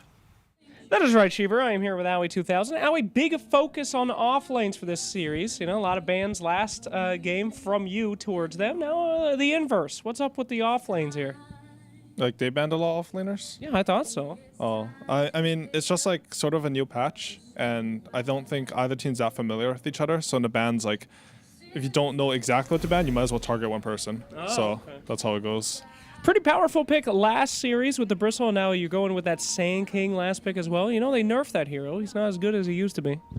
Yeah, I think like they nerfed the moving Sandstorm now, but people are gonna take the Invis one now, and I think like the hero's fine. It's like, it's not like insane broken like at TI, but I think the hero's super playable. Let's talk a little bit about Shadow Demon, all right? You guys let that through, didn't value to ban it, instantly picked up against a Luna. Now you remember, Shadow Demon versus Luna, very powerful. How bad did you mess that up? I think SD versus Luna's more playable now because when you press Q on her and she uses her second spell, like the illusions die really fast because it like hits them all right away. But I think, I mean, we thought that they weren't that comfortable on it because the only data we had in their last series was that like they like it was sort of ignored or they left it very late. So we think it's like, even though it might be a good pick for them, they'll be less comfortable. I think that's more important. Chances of you winning out of 100? I don't know. It's a weird patch. We don't know what we're doing right now, actually. We didn't even get to play Nigma to like, you know, like practice and see like what's good. So, because Amar also had problems flying, so we have no practice. It's good. Oh, thank you very much, my friend. The game is happening. We need to go in there. Sorry. Extremely late to the interview, this man, but we'll go ahead and get into the game. Please be on time to your interviews. You didn't tell me. Thank you. Slacks laying down the law apparently here as we get ready to of all people to do it. I know, right? Yeah. It's pretty awesome though. But yeah, you got to hear a lot of interesting things in that interview being said. I feel like, you know, one of them, they didn't get this practice. Obviously, we sort of knew some of that. But some of the thoughts about like the patch and how things are going and trying to make Alliance feel uncomfortable in this game by saying, okay, we're going to give you a good pick, but you don't necessarily love taking it in the Shadow Demon. Kind of cool. Yeah, I do think it's a bit of a misread though. I think Kadaro is very good on this hero, but they might just not have had the data from recent memory at least. But if there's a classic position 5, there's a good chance that Kadaro knows what he's doing on it, and Shadow Demon definitely falls into that category. However, he's dead, so you know he's fine. He knows what he's doing. Yeah, relax. Good Don't stuff. call the kill before it happens, Lyrical, please. My bad. Sorry. Can you forgive me? So I want to highlight something real quick here. So Tiga was talking about for Amar in his top 10 most played heroes, Sand King was the lowest win rate. The moment Storm was picked, I was like, I have this memory of this being Malreen's worst hero in Pro Dota. Yeah. So I had you check it, right? Yes. And what was his win rate again? 30%. Across how many games? It was about like 20, 25 games, somewhere in that neighborhood. Okay. Let's see. 20 games even. So 20 games, 30% win rate. That is 6 and 14, I think. So they're playing Malreen on one of his historically worst heroes in Pro Dota, and they're playing Amar on one of his historically most weakest heroes in Pro Dota. And in the interview, AY 2000 says, we have no idea what we're doing. This really paints the picture of Alliance might have their best shot in this game. They're tired. But we'll They see. haven't practiced like everything. Yeah, we're picking heroes we don't know how to play. Look at this. They already got good. the 1 kill on Snaking, and now they're going to get another one on Skitter. How does it feel to eat like 3 or 4 double edges in a row? Feels great. Skitter's got to be pissed. He's going to live, though. He'll have some tangos to munch on courtesy of Snaking. But yeah, it's interesting, right? This is one of those things with a new patch where we saw in the previous game Falcons rated their Pango really high, and I was curious if that was going to be a pattern or not in the future of the tournament. We'll obviously see. But the fact that they're dipping into a part of their hero pool that we've barely seen them play at TI, right, tells the story of they might have a new read on this patch, or maybe they were just looking at specific matchups and they were like, all right, we see them picking their Timber first, we're going to counter it with the Luna in the safe lane, And then we know, because they have this Timber, it's either going to be Mobe playing it or it's going to be Skylark. Well, if it goes mid, we might as well give Malrine a free matchup for the Storm. Right. So they obviously are picking this based on information, and they're looking at the matchups that they have. At the time they picked Storm, they saw, I think it was Timber, Shadow Demon, Centaur. And Storm good against all 3 heroes makes a ton of sense. He can deal with the Stampede very well. He can kill the save of the Shadow Demon. Oh, nice damage onto Skater. He will live, Then though. this leaves open the Centaur to get taken and, you know, run at the Luna, which is also causing issues, it seems like. Yeah, this top lane for the side of Alliance is going very, very well. But Malrine's Storm is having a very good time. So at the very least for that lane so far, this pick is making a ton of sense. He will have a nice start. And honestly, that's just my hero to watch this game, because Malrine is like a breakout player of last year and this year. And he has his like baseline, nice kill there from Skylark. His baseline level that we've seen for a very long time is exceptionally high. Right. So that begs the question, when he is playing his arguably worst hero, what's the baseline this game? That's what I'm just really curious to see, if he's going to pop off and put my doubts or the stats to shame. And how good of a Storm game is it? It's pretty damn good. Like, when I'm looking at this, it's not free, but it's very good. The last pick Hoodwink that Alliance brought out doesn't really deal with this hero particularly well either. So it really is a proving ground here for him on that hero. Well, the other thing about forward. it that's really nice, I feel like, is it's not just that there aren't great answers on the enemy team, but all the heroes Storm has to play with in this are sick too, right? You've got the CM for mana, you've got multiple people that can go in first in the Bat Rider and the Sand King, and maybe we just jinxed him. No, he's going to be fine. But, like, in a lot of ways, it does feel like just great for his team and the opponent team. Yeah. I mean, it's definitely a very good hero. And I also always think stats come with an asterisk, you know? Like, 6 and 14 it's a pretty damn good sample size, to be honest. But how many of those games were with Falcons, right? Like, when they really popped off. Did he just play this hero a lot in a previous team that wasn't as good? And were they in a slump at the time? You know, there's a lot of question marks when it comes to that kind of stuff. And ultimately, 20 games is not the biggest sample ever, but it just, for a player like that, it just stands out because, as you pointed out, his win rate on other heroes is ridiculous. I think with Razor, you said he had 30 games, 81% or something like that. It's pretty insane. Just a complete polar opposite. He's going to hit level 6 before Mobe here. Oh, and catch mid-chain, and now looking to get away from there. Can they do it quite in time? No! They get the kill on Timber, but Desire should be able to clean up unless he misses uphill. Does he manage to find enough for the kill? Oh, he needs 2 more! The armor! Oh, but it's still not enough to get away from Malrine. Very, very quick to make that play. The moment he cracked 6, he instantly went on the Timber, but a fast TP response will get the trade, but definitely advantage Malrine here. With Snakey coming in, they get a 2-for-1 trade. He gets the kill first. So Timber will now be further behind here in the mid lane. We'll be greeted by a Frostbite as he arrives. And of course, Kadara picking up that invis and heading off. Could stick around here. I mean, again, there's not really any way for you to do anything big to Storm at this point once he comes back into that lane. With the Shadow Demon, actually saving his TP. Wants to be able to make these rotations and find a kill if the opportunity arises for a TP response somewhere. But 7-minute mark coming up, and look at this. Kadaro, he saves the Invis rune to go and sneak it. This would be 2 times in a row now with double Wisdom runes taken by Alliance. Did they get both last game? No, I'm lying. I forgot. But they tried to, because Yes, the that's the Prophet tried to important steal one, but the counterplay came from Falcons. However, this time... Oh, does he get there in time? He's going to come out. He's good. Oh, he got it. He can TP out here. And now the nice flame break into the Frostbite. All right, so they'll get the kill, but this is still very, very nice for the side of line, especially if he dies to neutrals here. Oh, that was actually kind of close, but the splash from the Black Dragon, not enough. But definitely well worth it to die for that. Not only do you take the rune away, but you also force a TP, and that leaves exactly this, a vulnerable Luna. Stampede out for the finish, and now Malrine wants to catch, wants to kill. Desire in trouble, Desire dead. Malrine now, but Nande moves in, doesn't quite hit on the waveform though, and that means Malrine should get out of here okay. Skylark is not fast enough. That's not happening. All right, so far so good for Malrine. Another kill on the board here, but yeah, the Luna being punished immediately for that Crystal Maiden TP to the Wisdom. Good heads-up plays here from Alliance, and now Amar will give Nande a tip for arguably the lowest impact rotation he's done all tournament. Just went top, waveformed, missed, and then went back bot. Like, good job, buddy. A tip for Welcome anything. back to the lane. Snake King goes down to Kadaro. Yep. Well, Play is holding on. Now, they do spot out this stack here. This is interesting. After dropping the Sentry, I don't know if it's going to be that easy for them to come and contest this at all. Timber is very good at this. That's true. I think they want to try.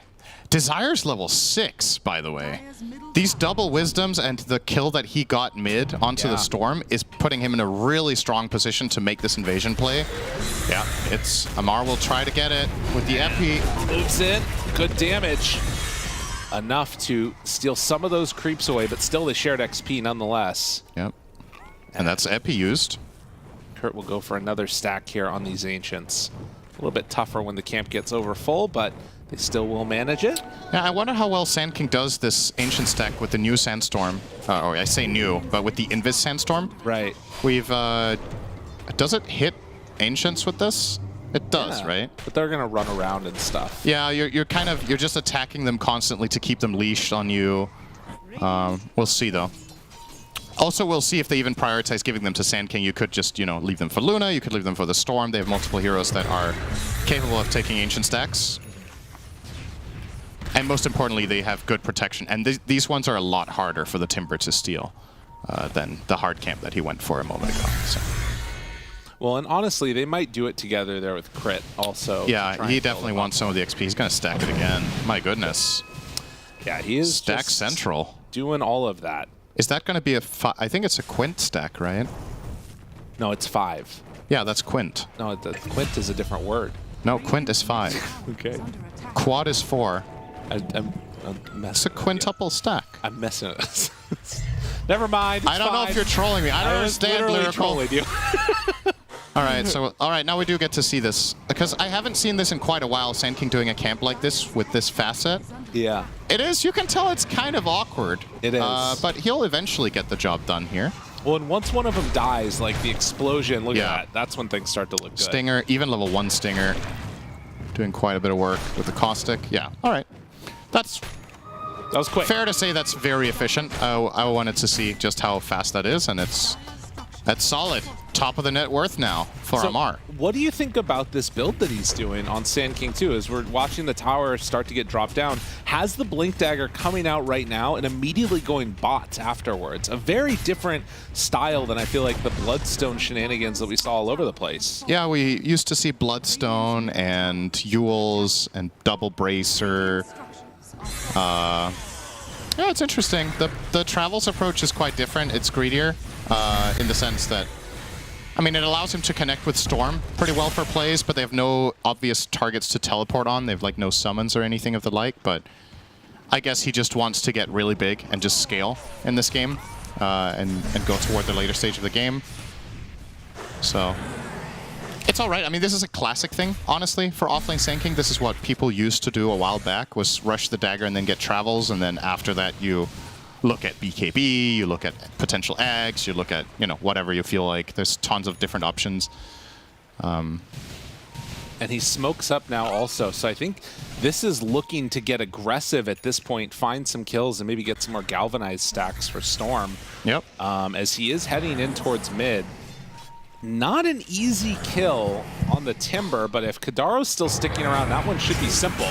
Goes immediately for the Stampede to try and get him away. But Kadaro dead nonetheless. It was a multi-purpose one. They were also going on Skater top, but that play failed, and now the turnaround play Eclipse. Oh, flame break! And then he immediately dies. catch, but he does go down. Desire had enough. Now jump forward, Snake King on the hunt with the rest of them. And Maureen involved in this kill, as there is going to be a quick disconnect, some type of lag, I guess. Yep, looks like it. But another good sequence here for Falcons. So multiple kills. They do take out the Luna again, so they are slowing down Skitter quite significantly. But yeah, he's actually very far down here on the net worth. The thing is, in this game, I don't think, usually when you have Luna lineups, I will say that Luna's game is extremely important. I feel like in this one, Luna can have a slightly rough start and play catch-up for the next 10 minutes, as long as both Storm and Sand King are doing well. Right. Because, sure, your damage output right now on your team is like 90% magical between the Storm, Sand King, and Bat, and even the CM. But until the enemy team starts getting meaningful magic resist or BKBs, you can still make tons of plays across the map with these heroes and generate space for Luna that way. So eventually she can cover the physical component issue that you have. So yeah, with both Storm and Sand King having good games and building up this fast, I think that is A-okay for Falcons. By the way, Amar just queued up Travels too.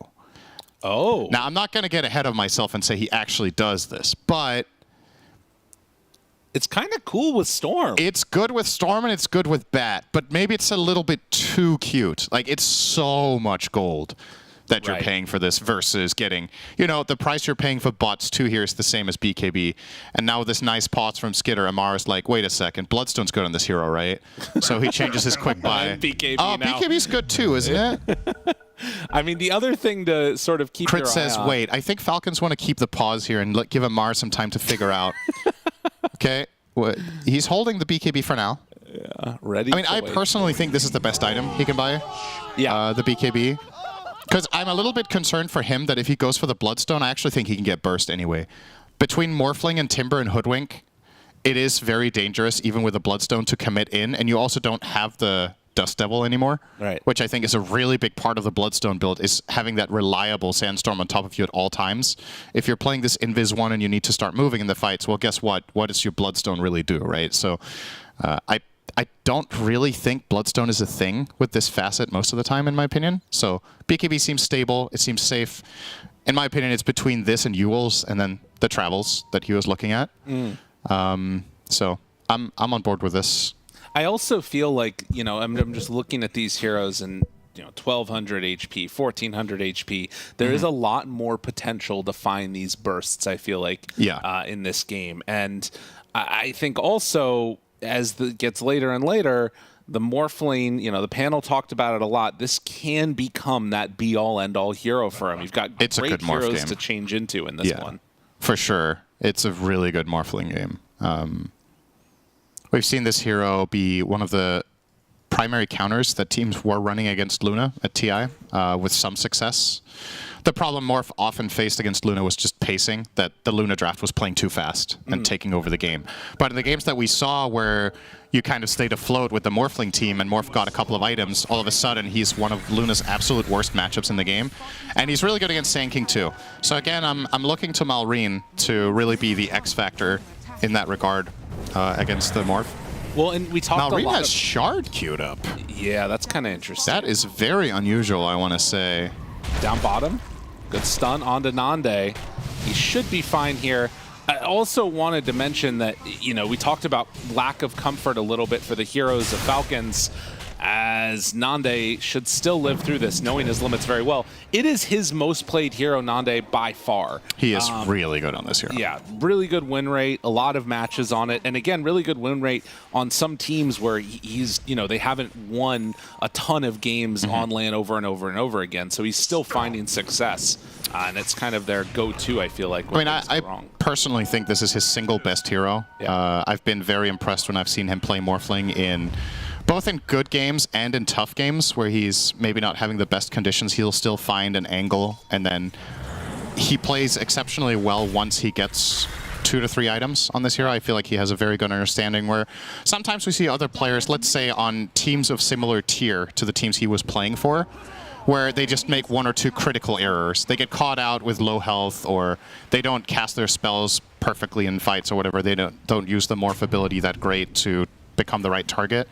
He's very crisp. Like, he's clearly an expert on this hero. So this would be a nice catch-up kill opportunity for him, because they're about to lose double wisdoms. But unfortunately, Skitter does back away, and also taking a little stack here of Ancients is very nice to sneak that one away. Alliance actually weren't near to any wisdom. It was like they didn't even consider it. They lost both 14-minute wisdoms last game too. I think this time that both of them, they've been looking for kills as the Wisdom Rune has come out. And now, Amar onto him, drops the ulti. Looking, hunting. We'll still have disruption available. But he's playing Sandstorm. And he's out. Yeah, I can't quite get there with the vision. Do you like that taunt? I don't care about Sand King. I hate that hero. But do you care about Darude? Yeah, that's a good one. It's an old school. I feel like people don't know about that now. Like it was. What do you mean? We have the same players we did 20 years ago in this game. That's true. We got a lot of the same. You're not wrong. I think if you played Darude in Fortnite, people would be like, "What is this shit?" But in this game, yeah, people know. Of course, people know. Now we're old. He does go for the shard. Interesting. I mean, it's kind of cool. I feel like it is underrated. You give your team 40 attack speed. Obviously, you get the overloads, the 3 stacks of them. It's kind of a unique way to play it and can do a ton of magical damage burst. Yeah, you just don't necessarily have the best friends for it, right? I mean, like, who's going to use these charges in your team? I feel like there are better games for it, but we'll see. I mean, obviously, Skitter, if he's part of the move on the Luna, sure. Right. But I think in this game state, a lot of the time, Luna will want to farm, right? So he's probably not going to be part of the majority of the moves. Nice blink from Skylark. Will still be spotted, though. Hunting, Stampede ready. Gonna pop it now. Tries to run away. Flame break. They're gonna eventually run him down, I think. Yeah, blink down. That took so long. And they wouldn't have got that kill without the shard. Yep, that's very untrue. No, it's interesting. I'm always happy to see players experiment and do new things. And I personally think the shard is very good. I just don't think this is the particular game where I would have suggested it. That's the main thing I'm saying. Got it. Because like if you're playing with other, let's say your 4 and your 5 aren't Crystal Maiden bad. Let's say it's some heroes that actually activate the charges very easily. You get that extra burst damage when you go for ganks with them. Ande jumped on. Gets the waveform out. Nobody doing some damage onto crit. Now the control for Kadaro will go for the self-disruption. Now Nande pops the Sandstorm. Invis off to the side. How much damage can they do? They have detection down. Now they finally pop the dust. See a big catch there with the bushwhack in the cut. Holy! For the kill. What a destructive moment. Damn. That was such a good initiation there from Skylark, finding that. And not only that, this is we haven't talked about the synergy between these two heroes. I find this to be one of the most interesting duos in Dota is Hoodwink and Timber in the same team. Because when they're laning together, which they weren't in this game, it was a mid-Timber. But sometimes if you're playing this lane, it's so frustrating. Timber cuts down the trees and you miss your bushwhack. But when you have good communication and you're playing a fight like this, Hoodwink gives you a guaranteed tree to jump to with the Timber chain. And we saw in that fight, Desire just shot out an Acorn shot, and they were able to just full-on burst. I believe that was what it was. Maybe it was one of the trees already around, but you see here, it's not this one, I believe. I think it's coming later, but we'll see this first. So Nande immediately turning into the Sand King, get a double stun, get the Sandstorm off, and he's in Viz. Now there's going to be a sentry placed up north here from Snaking, so they see Nande, and they're kind of tempted here, but yeah, there you go. It just puts down an extra tree here, and it's so easy for them to connect with all their spells. I think in this instance it actually didn't matter that much, to be fair, because he had a tree behind that he could connect on. Right. But it is an interesting duo, and it just gives that little bit of extra play potential for the Timber and that extra burst. Well, and comfort was what they talked about in the panel. You know, maybe not the best answer for Storm in a vacuum, but for this particular player, he feels really comfortable out. They're going to run into each other in the river, or rather the trees. Malrina's very scared. Yeah. That's his entire mana pool. He has to go back to base now. And that is, I feel like, is maybe one of those little things that, disruption. Disrupt. Although that means it's a setup for a more. He can't get it. The Burrow Strike not quite going to connect. Oh man, Snake King goes down to the Timber, and seeing instances of these heroes that the team not always the most comfortable playing, just missing a few things here and there, using the mana pool to get out on Storm. It's a rough one. This game is looking really good for Alliance, because I think not only, I mean, it's obviously good for them to be ahead by 5k, but you're thinking about the paths that Falcons have taken with their heroes. Storm bought Shard, so that's a full-on fighting item, but you're not winning the fights. Yeah. Your Luna is playing Recovery. She's 6th on net worth minute 19, which is unheard of at this level. So he's having a terrible game on Luna. Your Morphling is having a great game, and on top of all of that, it's an outstanding Morphling game. I feel like all the boxes that Alliance needed to tick for this game have already been ticked, so now it's about bringing it home, right? I feel like this is their game to win now. And I would be a little bit more hopeful for Falcons if they had itemized slightly differently. So Sand King going BKB and Storm buying Shard is, we're going to fight you. Right. But if that fails, now you have a lot of quote-unquote dead gold, right? You have less farming speed on the Sand King because you bought BKB. You have Storm with the Shard compared to, you know, building towards something bigger that can really explode the fights. It's concerning to say the least going into the next 10 minutes here for Falcons. We'll see if they can find some sort of opening here with this smoke. Crit only level 9, by the way, on the Bat Rider. Yeah, it's not been a very easy low one level for on him this hero either. in this game. You think about that stolen hard camp and how much that could have propelled his game forward as well, not having access to it. This regen rune on Storm could be really big, and of course the big question with these teams is, can you close out a match? Smoke Illusion. breaks, they bait it out. Oh no. Yeah, now they got to run. I mean, I will say that, like, oftentimes the difference between the Tier 1 and Tier 2 teams is their ability to close out these one games in, like, really easy fashion. And it's going to be a great test for Alliance to see if they can knock this one out of the park.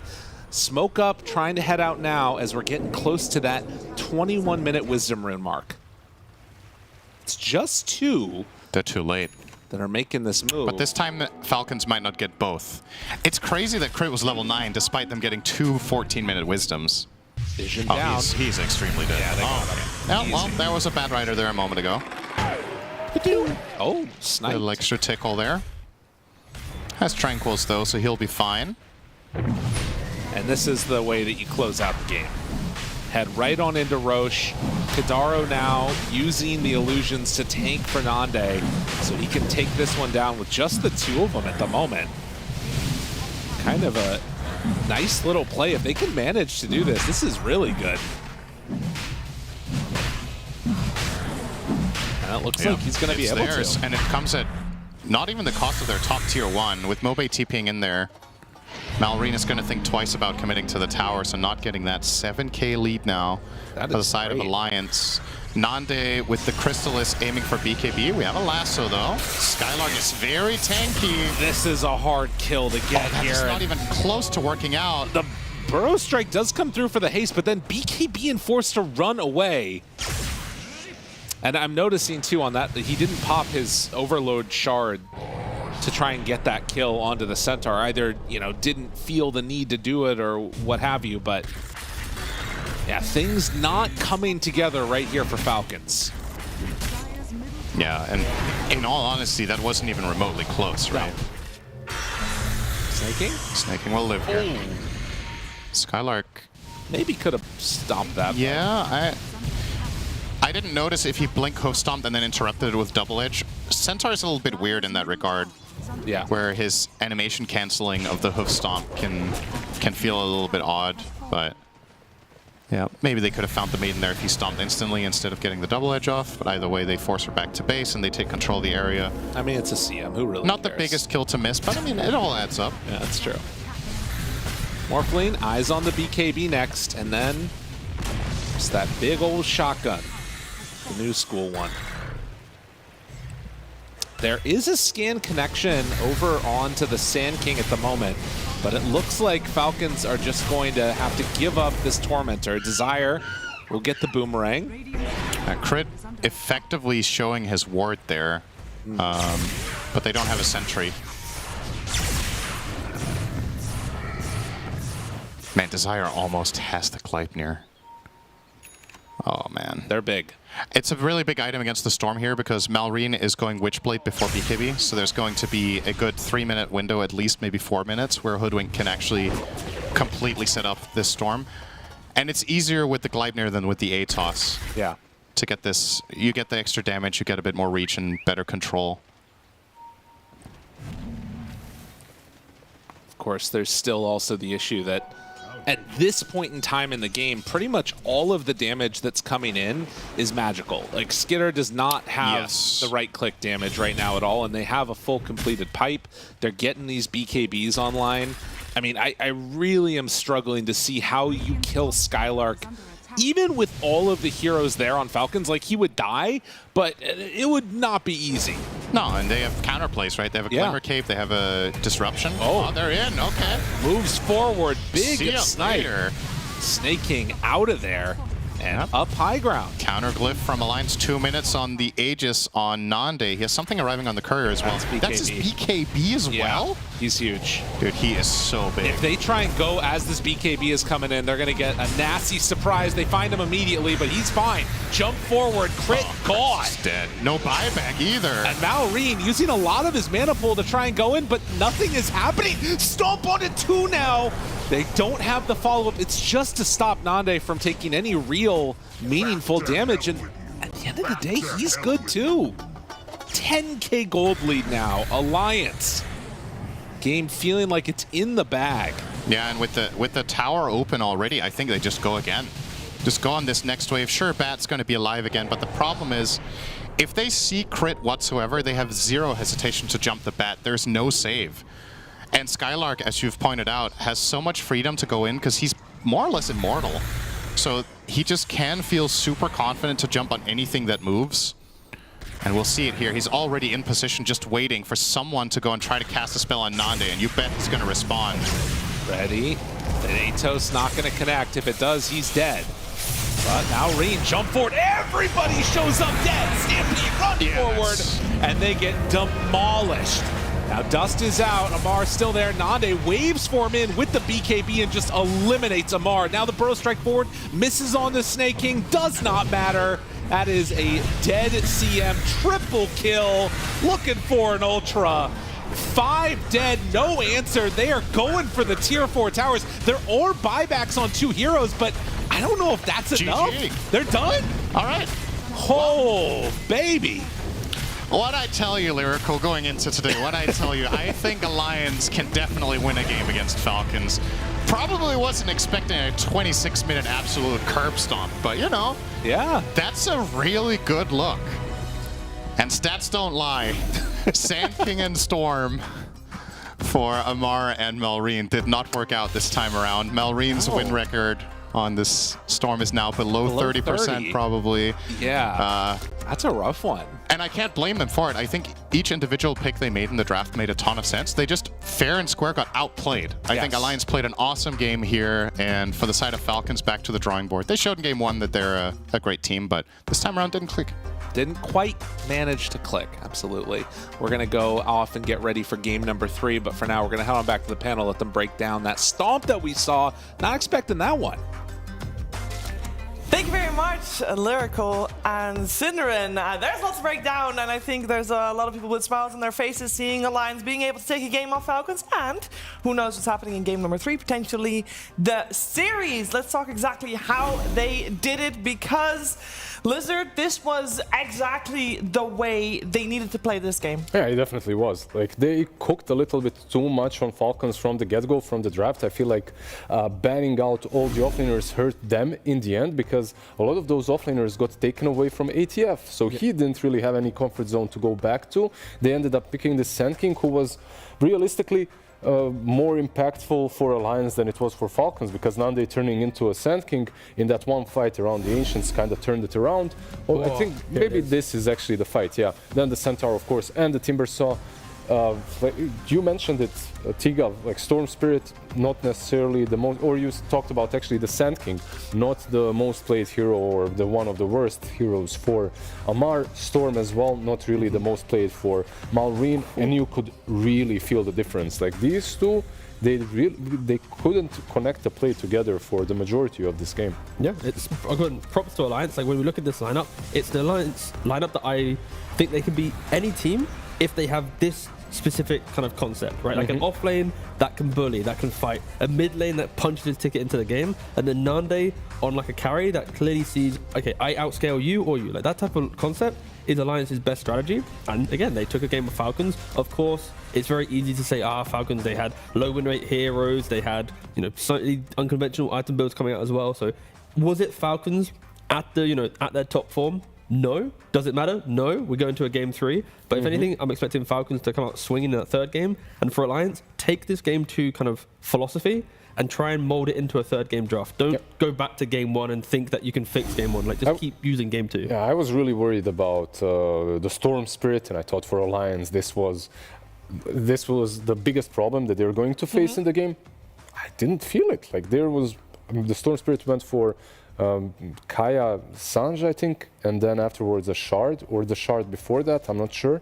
Like, it was he was cooking, but the meal was not great in the end. Like, overall, how it gelled with the team, they had so many missed opportunities, like even with the bat, like they had so many stacks, it was nice. Crit is playing this bat, he's catching people, but the Shadow Demon just counters all of that. And you let the Shadow Demon go through, and then suddenly your lassos comboed with your Eclipse, they're just not killing a single hero on the map. They are not, and big reason for that was top tier play from all of Alliance, but one stood out a little bit better than the other. It is Desire's Hoodwink, and close to 91% kill participation. That's incredible. Yeah, it's really important. Like, when you get to play out from your offlane and you're not playing backwards, it makes the game feel much better. Like, again, I keep harping on about Skylark and his laning phase. If your offlaner has a good lane, guess who gets to play the map well? Your position 4. So because of everything we spoke about and what Alliance needed to fix in game 1 to 2, now Desire also gets to show that, because he has the freedoms to twin gate around the map, to find kills, to be in the right place at the right time. And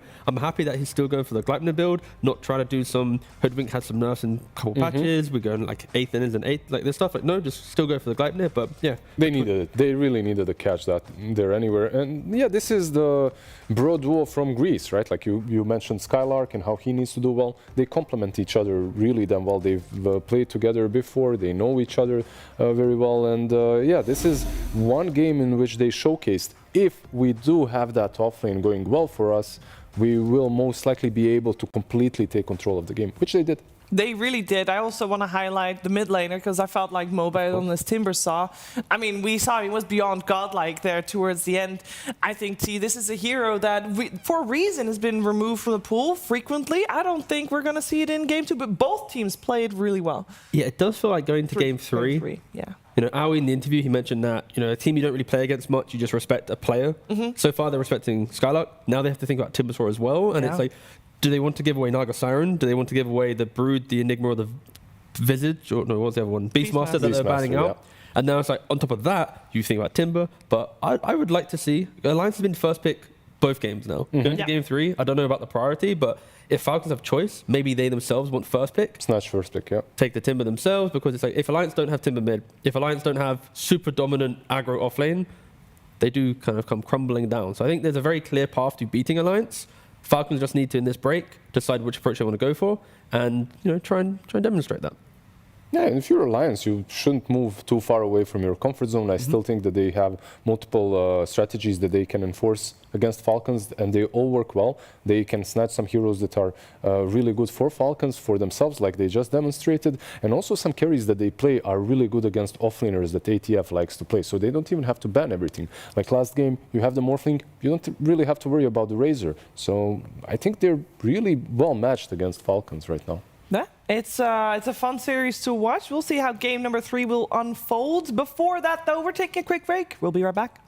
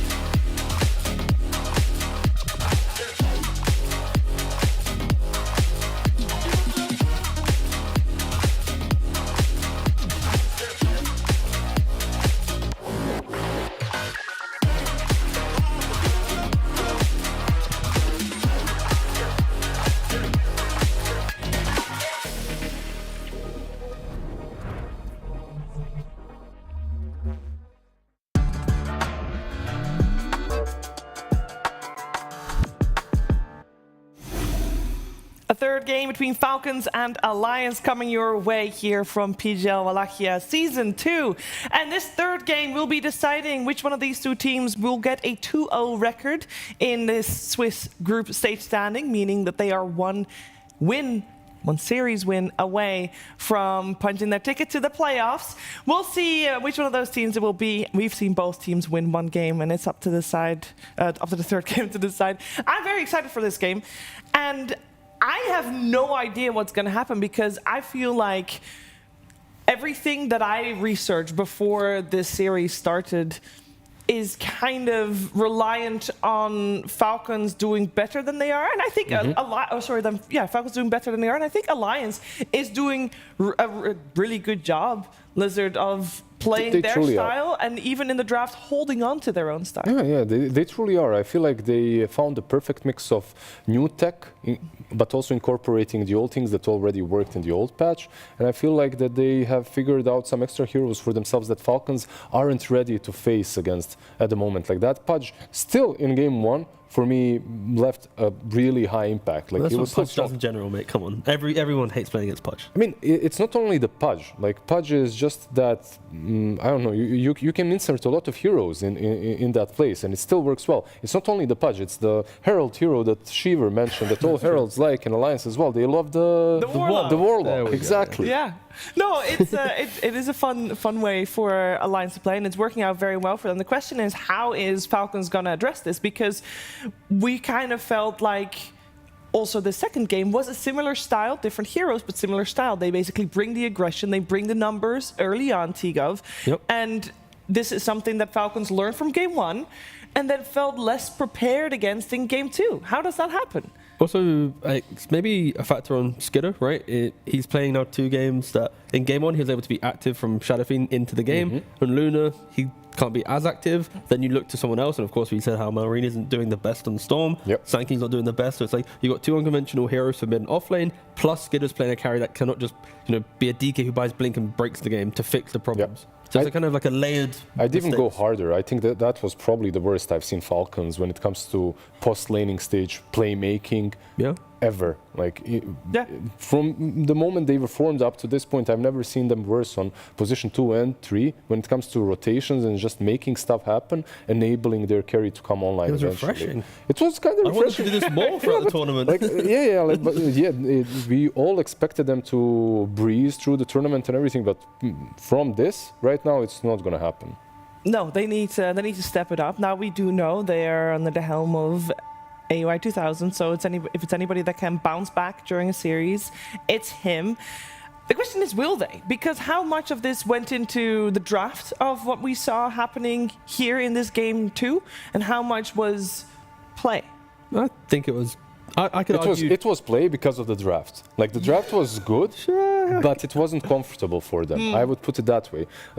Do I think the Timber is much better than Sand King right now on the offlane? Definitely. But I think their draft was still playable way more and way better if they were comfortable on their position 2 and 3. It also doesn't help that they didn't play yesterday. So when you're a team that isn't as ready to compete compared to others who got an extra series under the belt, harder to execute drafts will naturally impact you.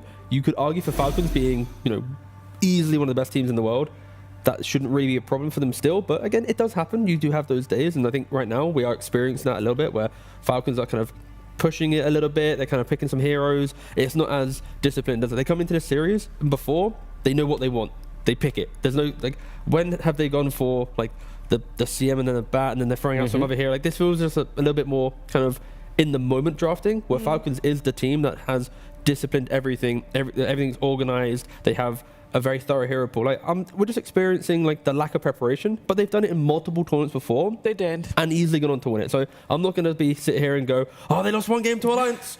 They're now the underdogs. It's like no, they're still easily favourites. They just lost. They lost a game to a very disciplined team because Alliance, they've been a hard stuck tier 2, tier 3 team for so long. Even when you think about pre-PGL, they're playing in qualifiers they're still losing the qualifiers to, OG, they're losing to Navi Junior. Like, you're talking about the stack that's playing for Alliance. Yeah, right now. but they've been under the helm of yeah. Alliance for some time. Sure, they've been named as the Alliance, but the support network of Alliance has helped them throughout multiple tournaments. And there's also the fact that Desire, we heard his interview before the game, right? Like he really wants to win against Falcons.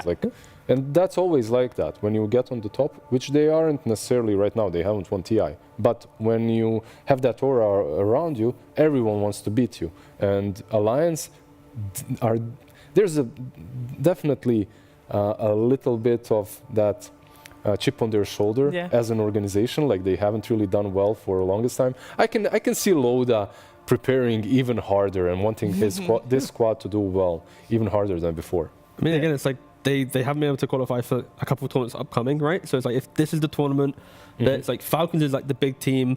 Then other than that, you've got maybe like a Heroic that kind of stuck together by one change. You've got Nouns. It's like if you think about the grand scheme of Dota, it's like for a fresh up and coming team like AVULUS, like Alliance, making a run at this tournament sets you up for a confident year. It's like we didn't have to go up against Gaming, Liquid, or these guys, but we were able to beat a Tundra, a Heroic, a Falcon, right? So again, this is the perfect confidence tournament for some of these teams who are about to enter the next gauntlet of the Dota year. Yeah, they do have, Alliance does have the advantage of, indeed, as mentioned, facing Falcons in the first series that they played. And we do know Falcons in group stages, and especially on the first day or two, generally not on their strongest. We'll see how it develops within this series, as I am sure Falcons also would like to get this win under their belt and then be sitting on 2 wins, because it just means you can get faster to that playoff bracket. Only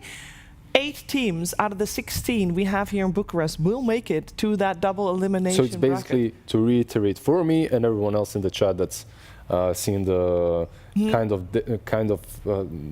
what's it called? Swiss stage, right? This is a Swiss group stage. Swiss group stage, exactly. Delightful. So 3 wins take you through. Correct. Yep. That's it. 3 losses. And you're out. And you're out. But you have maximum 5 games to play. So it's a race to 3. Either 3 to the airport or 3 to the next round. It's basically best of 5 series against different teams. Yes. But no, it's a refreshing format because I love it. Again, it's probably the best format I've seen in a while. No, I like it because again, for teams like Alliance, right? They have a win against IG, who IG struggling themselves from China. Yep. They beat them. Then they go up against Falcons. Even if they are to lose this series, they've still got 2 wins or 2 losses until the continuation or conclusion of their run. It's like there's plenty of time, and you're always playing versus someone that's in the same spot as exactly. you are, which is what's yes. so nice about it. You're never in this weird mismatch where if you have a bad day and now suddenly it's like, oh, I've got to go up against Falcons and I'm 0-3 right now. Please show mercy. No, like it's always quite tailored until there's some crazy upset. Until there's some crazy upset. Just like this game 3. If Alliance win here against Falcons, I would count that as a crazy upset. I'd love to see it. I'm here for it. I hope they're going to do it in similar style as what we've seen from the previous 2 games, and that was high aggression. Yeah, they need to stick to their guns. On the other side, I feel like Falcons have to go back to their guns and pick something that they're a little bit more comfortable with. If you are picking, like there's this one thing with teams, anyone can have a bad day. And sometimes a player needs to play a hero out of his comfort zone, such as Sand King. What is important though is that 2 players don't have a bad day. So maybe if you are experimenting in one role, the other ones should be full comfort zone that you can ever ask for and get. So if you are doing Sand King, don't do Sand King and Storm at the same time. Well, I would say we're giving ATF a pass because he arrived only late last night, and I see that he's having a brace for his middle finger on his right hand, which would be his mouse hand. Oh yeah, so that's that true. will be uncomfortable to play with. Wasn't aware of that. I saw it on the cameras. That's it. I was not informed, so I don't know. Yeah, I just noticed how much that impacts. I mean, anything. You. Is it something that is it like a brace that's permanent? No, because he's been playing with it. He's been playing with it. Could be like a clip-on, clip-off thing, but still, for any athlete, esports, traditional, whatever, it's like anything like it can be the smallest thing. Like if your chair's the wrong angle, your monitor, sure, and then you throw that onto your hand as well. It's like the better you get at Dota.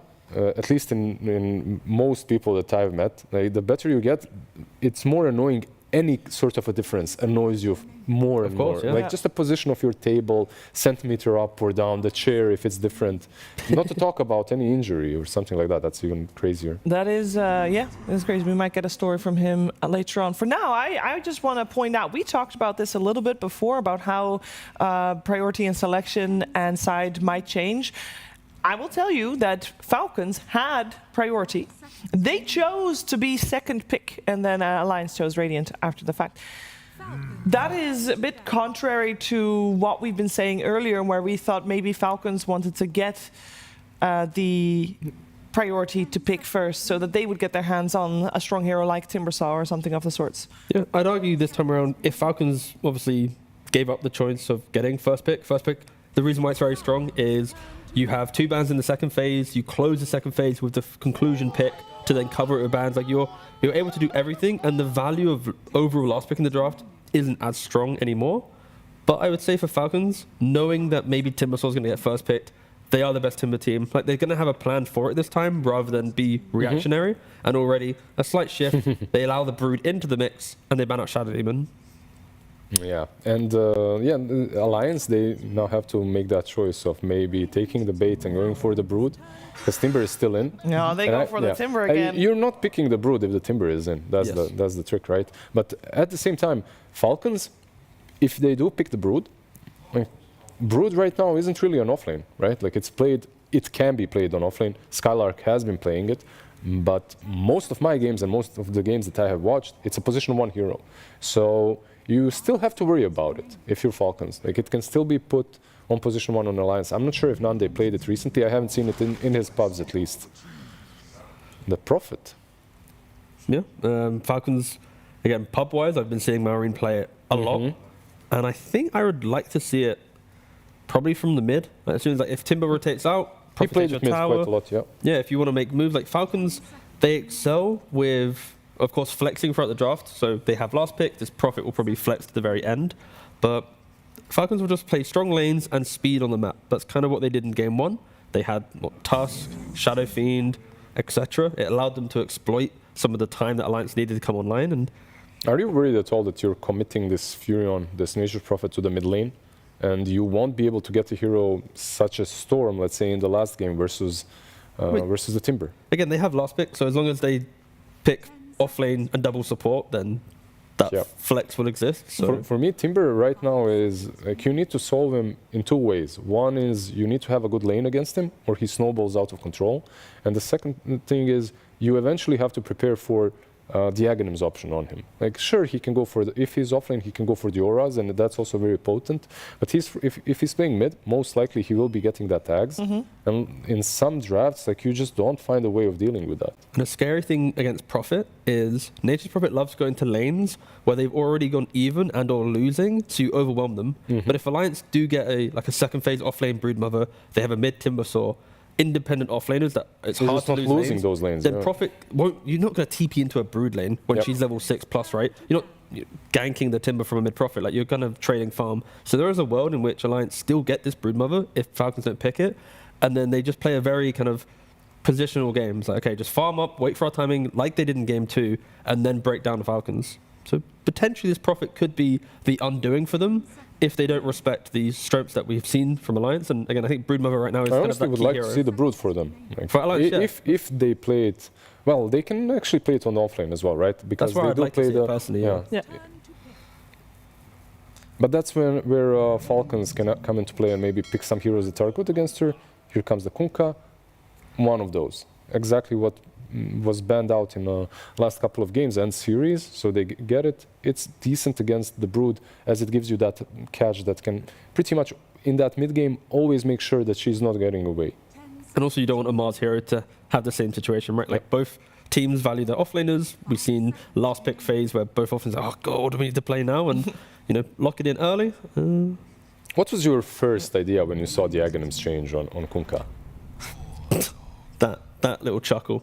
It was just, sure. Yeah. I think it was... Did you think it's going to be as useful as it is? I think I would actually argue it's relatively overrated. I think there's a lot of games where Kunkka, during TI, could have skipped going Ag's second item for an additional aura.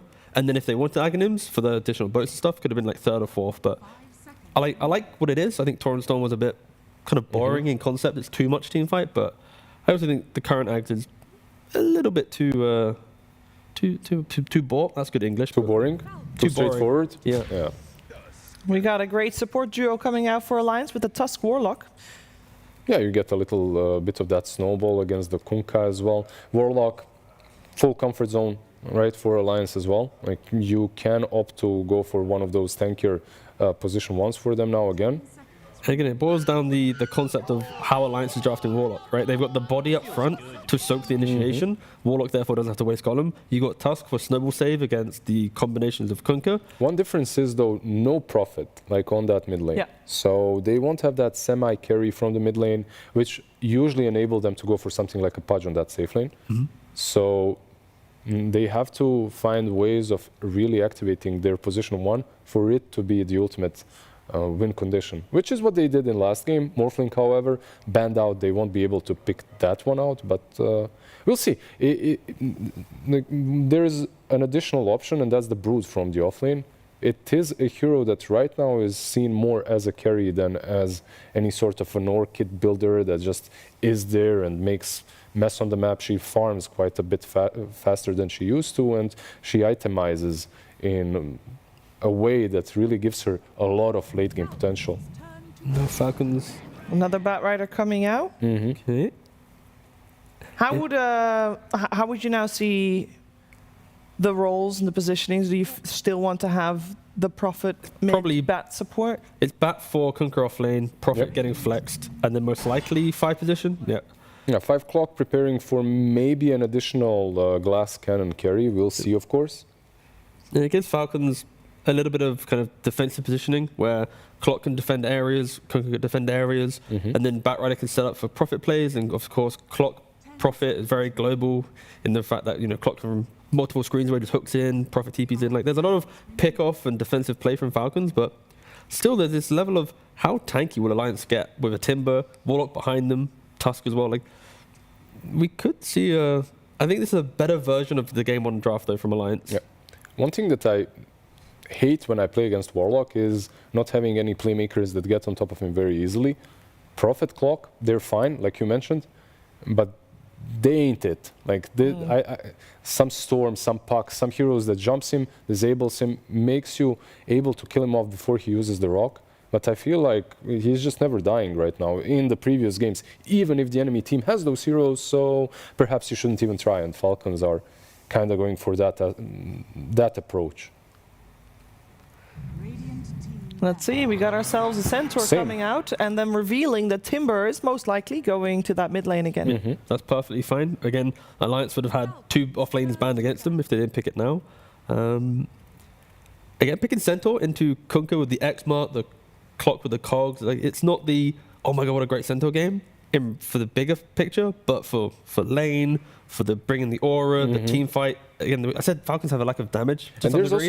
How tanky are they? Yeah. There's also this aspect, like you see Team Falcons, you see that they picked Clock. What do people usually combo with a Clock? It's usually this ranged carry, right? Like, I'm not saying it's going to be a Drow, but SF Drows, things like that, right?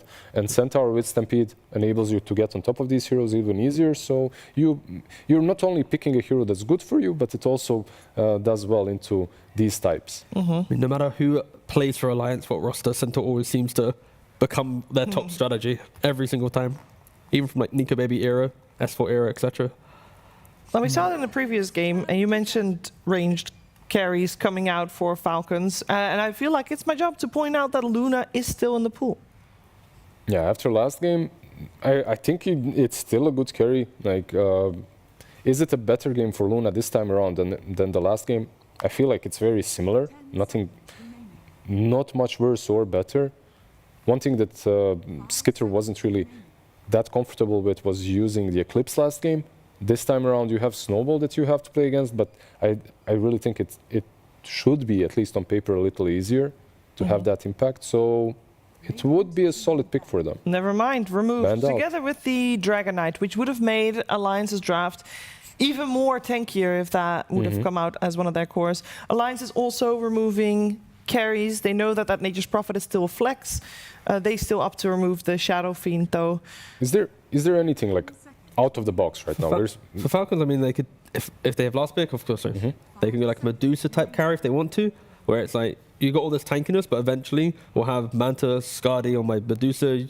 You never really end the game, so we're always going to get there. I think that's where for Falcons, it's really what an Alliance picks. Because if they see another tanky hero that need a little time to come online, Falcons put Prophet carry, Marines, and I destroy Timber mid hero, and then they break the game and get to play around Prophet being the silly OP TI winning core, right? So that's where Alliance need to be careful with this pick and make sure Nande is in a way where he can still fight with his team early, but also secure the late game and not put them on a timer. Today, I've seen carries that aren't necessarily the meta. Take quite a few games, like we've seen an Anti-Mage, we've seen a Slark as well. Maybe something for Alliance to look into, not AM. The Slark could be okayish here. But you don't see your carry-to-carry matchup, so you don't. It's not great. We got a Huskar band out, so that would have been another unusual one to see. Another Nande classic is like Monkey King, but Monkey King into Batrider, into like these. Honestly, I feel like it's fine. It's not as crazy, and it secures your ability to play around the map. And if they had different heroes recently, I'm seeing a lot of Monkey mid as well. Like that's where it's played more often than not, right? Like into puck and stuff. It's also very solid, but it's nice call. I love it. I actually completely forgot about Monkey, and I'm seeing it constantly every game I play. I love you too, Lizard. Mwah. All right, so what will we get from Falcons? All right, you too. Oh, the Kappa Prize in chat, yeah. We do, we have a studio. This is true. Get a room without me. Get out of here. Scram. Nah. On the side of Falcons, now that they know exactly what's happening on the side of Alliance, do they still want to flex this Prophet? Now that they know it would go up against the Timbersaw? I think it needs to be mid lane, because Falcons with Skidder on Prophet carry, again, they played it once at TI, didn't work out well. I don't know how much you've been practicing it, but with this lineup, a Prophet carry, it feels like a timer type draft where if you've not crushed the game, broken the map in 25-30, you aren't going to outscale a Centaur and a Timber and a Monkey King. I think Marine's going to have to take the Prophet, and Skidder, you've got 20 seconds. What do you want to play into this very tanky lineup? Never mind, Storm. And okay, they're going to go for the time, the speed. Again, fair play, Falcons got the confidence, and historically, it hasn't worked out with this specific type of lineup. Again, it's one game on Skidder. And you know that percentage that Malrine had on Storm before the last game? It's even worse now, but we'll see. Like it's possible. It's still a pretty good Storm game, I would say. And remember when we were talking about Warlock, I was worried that they have no heroes that can jump him. Now you have a hero that should do well against Timbersaw. He did well last game. Then you have a hero that can jump both the Warlock and the Monkey King later on in the game, get him, follow him through the trees and whatnot, and overall scales very nicely. However, last game just didn't fill me with confidence. I was going to say, I feel like I've heard this before, because last stream, Malrine was supposed to jump Kadaro as well, and Kadaro was fine, and now he's on Warlock, which is a higher comfort hero, I'd say, for him than the Shadow Demon, so I'm not too worried. I'm just happy we're going to game 3, where Alliance have got the heroes that allowed them to beat Falcons in game 2, and Falcons have kind of gone somewhat similar strategy, but they're going to execute better, you'd expect, right? Because if they haven't changed from game 2, they're still the same concepts, and it's like, okay, we're just going to play better, we know we shouldn't play like this, and we're going to make sure we beat Alliance. But also Alliance is like, wait, we've got everything we can to beat Falcons. Like, there's very easily with these lineups, like I could see Alliance winning this game, but also Falcons are strong enough to understand why they lost in the previous one. Yeah, and we have now Falcons with a draft that is a little more speedy than their previous one. We know Alliance likes to play with high tempo. Both games so far they've done that, and I think that is a very good recipe for a very entertaining game. Before we head to it, though, we're going to hear some words from Slacks, who's standing by with Loda. Thank you so much, Shiver. Yes, I'm here with Loda yet again. Quite an aggressive draft coming out from your enemies there, in my personal opinion. Is that how you're feeling? Do you feel like they got pretty high tempo coming at you? Sure. What does that mean? If I'm wrong, say I'm wrong, man. How you feeling about their draft? I think they have a good draft. I think we have a pretty good draft also. Was kind of expecting them to switch it up a little bit for this series. But, you know, same as the first and second game, we focus on ourselves. Don't get too excited. It's very cool to beat Falcons one game, but we need to close out the series. But, yeah. I agree. Now, you guys got to keep some of your MVPs, you know, Warlock coming back, the fantastic Centaur coming back, and I noticed you didn't, ban that Storm Spirit. Did you want them to take that Storm? I mean, the thing is, they have a lot of heroes. Honestly, I think they're an incredible team. They have so many heroes. You can't really ban out all of them. You can't respect things too much, so we remove what we think is the biggest problem for us. And yeah, then we go play Dota. Absolutely. Now, you told me earlier before this tournament that you thought Owie 2000 might be the worst coach out there. I'm sorry, you can pass through if you... I never said this. Sorry, there's a guy waiting for... You can pass through if you want. I'm so sorry. Just a... No, but anyway, you told me you hated him personally. He's a really cool guy. He's really old school. If you actually know your stuff, me and Owie go way, way, way back. We played each other at like DreamHack 2011 or 2012 or something. Like, it's so long ago. Yeah, so it's... I respect him a lot. I think he has a very good idea of the game. And yeah, looking forward to a good series. Absolutely. Well, I respect you a lot. He respects everyone. But still, I hope he loses. Good luck to you, Loda. Kick his ass once more, and we'll see you guys in this game. Okay. Always a pleasure. I can't believe Loda said that. It's I messed actually can't up. believe it. We should make a Reddit thread or something. I don't know. I think Slack should start a tabloid. You know what's funny, though, is that every interview that Slacks has done so far, the team has lost that he's coached, interviewed for. And I feel like, you know, he specifically requests that one. It's like the kiss of death, the interview when you go up with Slacks. So stay yeah, away. you could definitely tell Loda didn't really want him to talk to him. So I think you're right. That's probably the reason. It's a very bad luck charm. Well, nonetheless, we do have and are blessed with a Game 3, and I couldn't want to see another one between these two teams more. Like, honestly, I think that this is one of those matches that can be kind of tournament-defining for both teams. Going up to 2 wins out of the first 2 days in a Swiss stage changes so much, I feel like, and particularly for this squad that I wouldn't necessarily call Alliance like a young team by any stretch of the imagination, but they are a squad that haven't gotten their footing on the big international tournaments yet, and being able to take down Falcons here would be huge. Yeah, and it's always interesting with teams of this kind that, you know, you've got a team, this was the team Dandelions before, and they were close to qualifying for multiple things without quite making it. Now that they're at a LAN tournament, some teams really rise to the occasion, you know? Like, you need this opportunity. Some players play their best when the stakes are highest, when they're together as a team, and they can really, you know, build the synergy leading into the games. And so far, so good for Alliance, right? Like, even if they were to lose this series, I've been impressed with them so far. Yes. And I think it's absolutely not a horrible position to be in, to be 1-1 after this for either team. Keep in mind, in this format, you need to get 3 wins before you get 3 losses. And if you look across, like, let's say the average performing team of this tournament, I think Alliance have done better than that.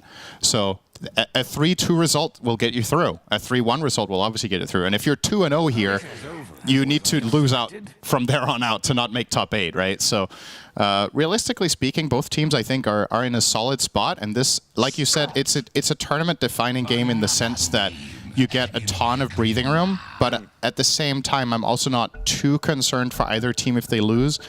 I feel like Alliance have more to win. Yes. I guess I'm more on board with this being defining for them if they were to win this, because then you're starting to see, all right, we're actually, that will be the most insane confidence boost, right? I think based on the coach interviews, Loda was talking about this series when they started, that Alliance, they wanted to focus on themselves. They know they're not as good as the opponent. Well, guess what? What if you win? Yeah, absolutely. Then aren't you as good as them, right? Right, and definitely, like you talk about, for Alliance, being able to win here, putting that together would be huge. For Falcons losing, this would not be the most disappointing loss of the year, but it is definitely still a crazy one, as Skylark does take a heck of a lot of damage, and as you can see, a little bit more often seen tag team, it's starting to come back into vogue a little bit. I think this is worth, it's worth focusing a little bit on the lanes this time, more so than we did last game, specifically because I think this time Falcons have more favorable matchup in the safe lane. The Clock Nature's Prophet lane is insanely strong against double melee. Nature's Prophet, just a formidable laner with the Nature's Call as well. With the Ironwood Treant, you're putting that together with a Clockwork, who will easily be able to connect on the melee heroes, and you're just putting so much pressure.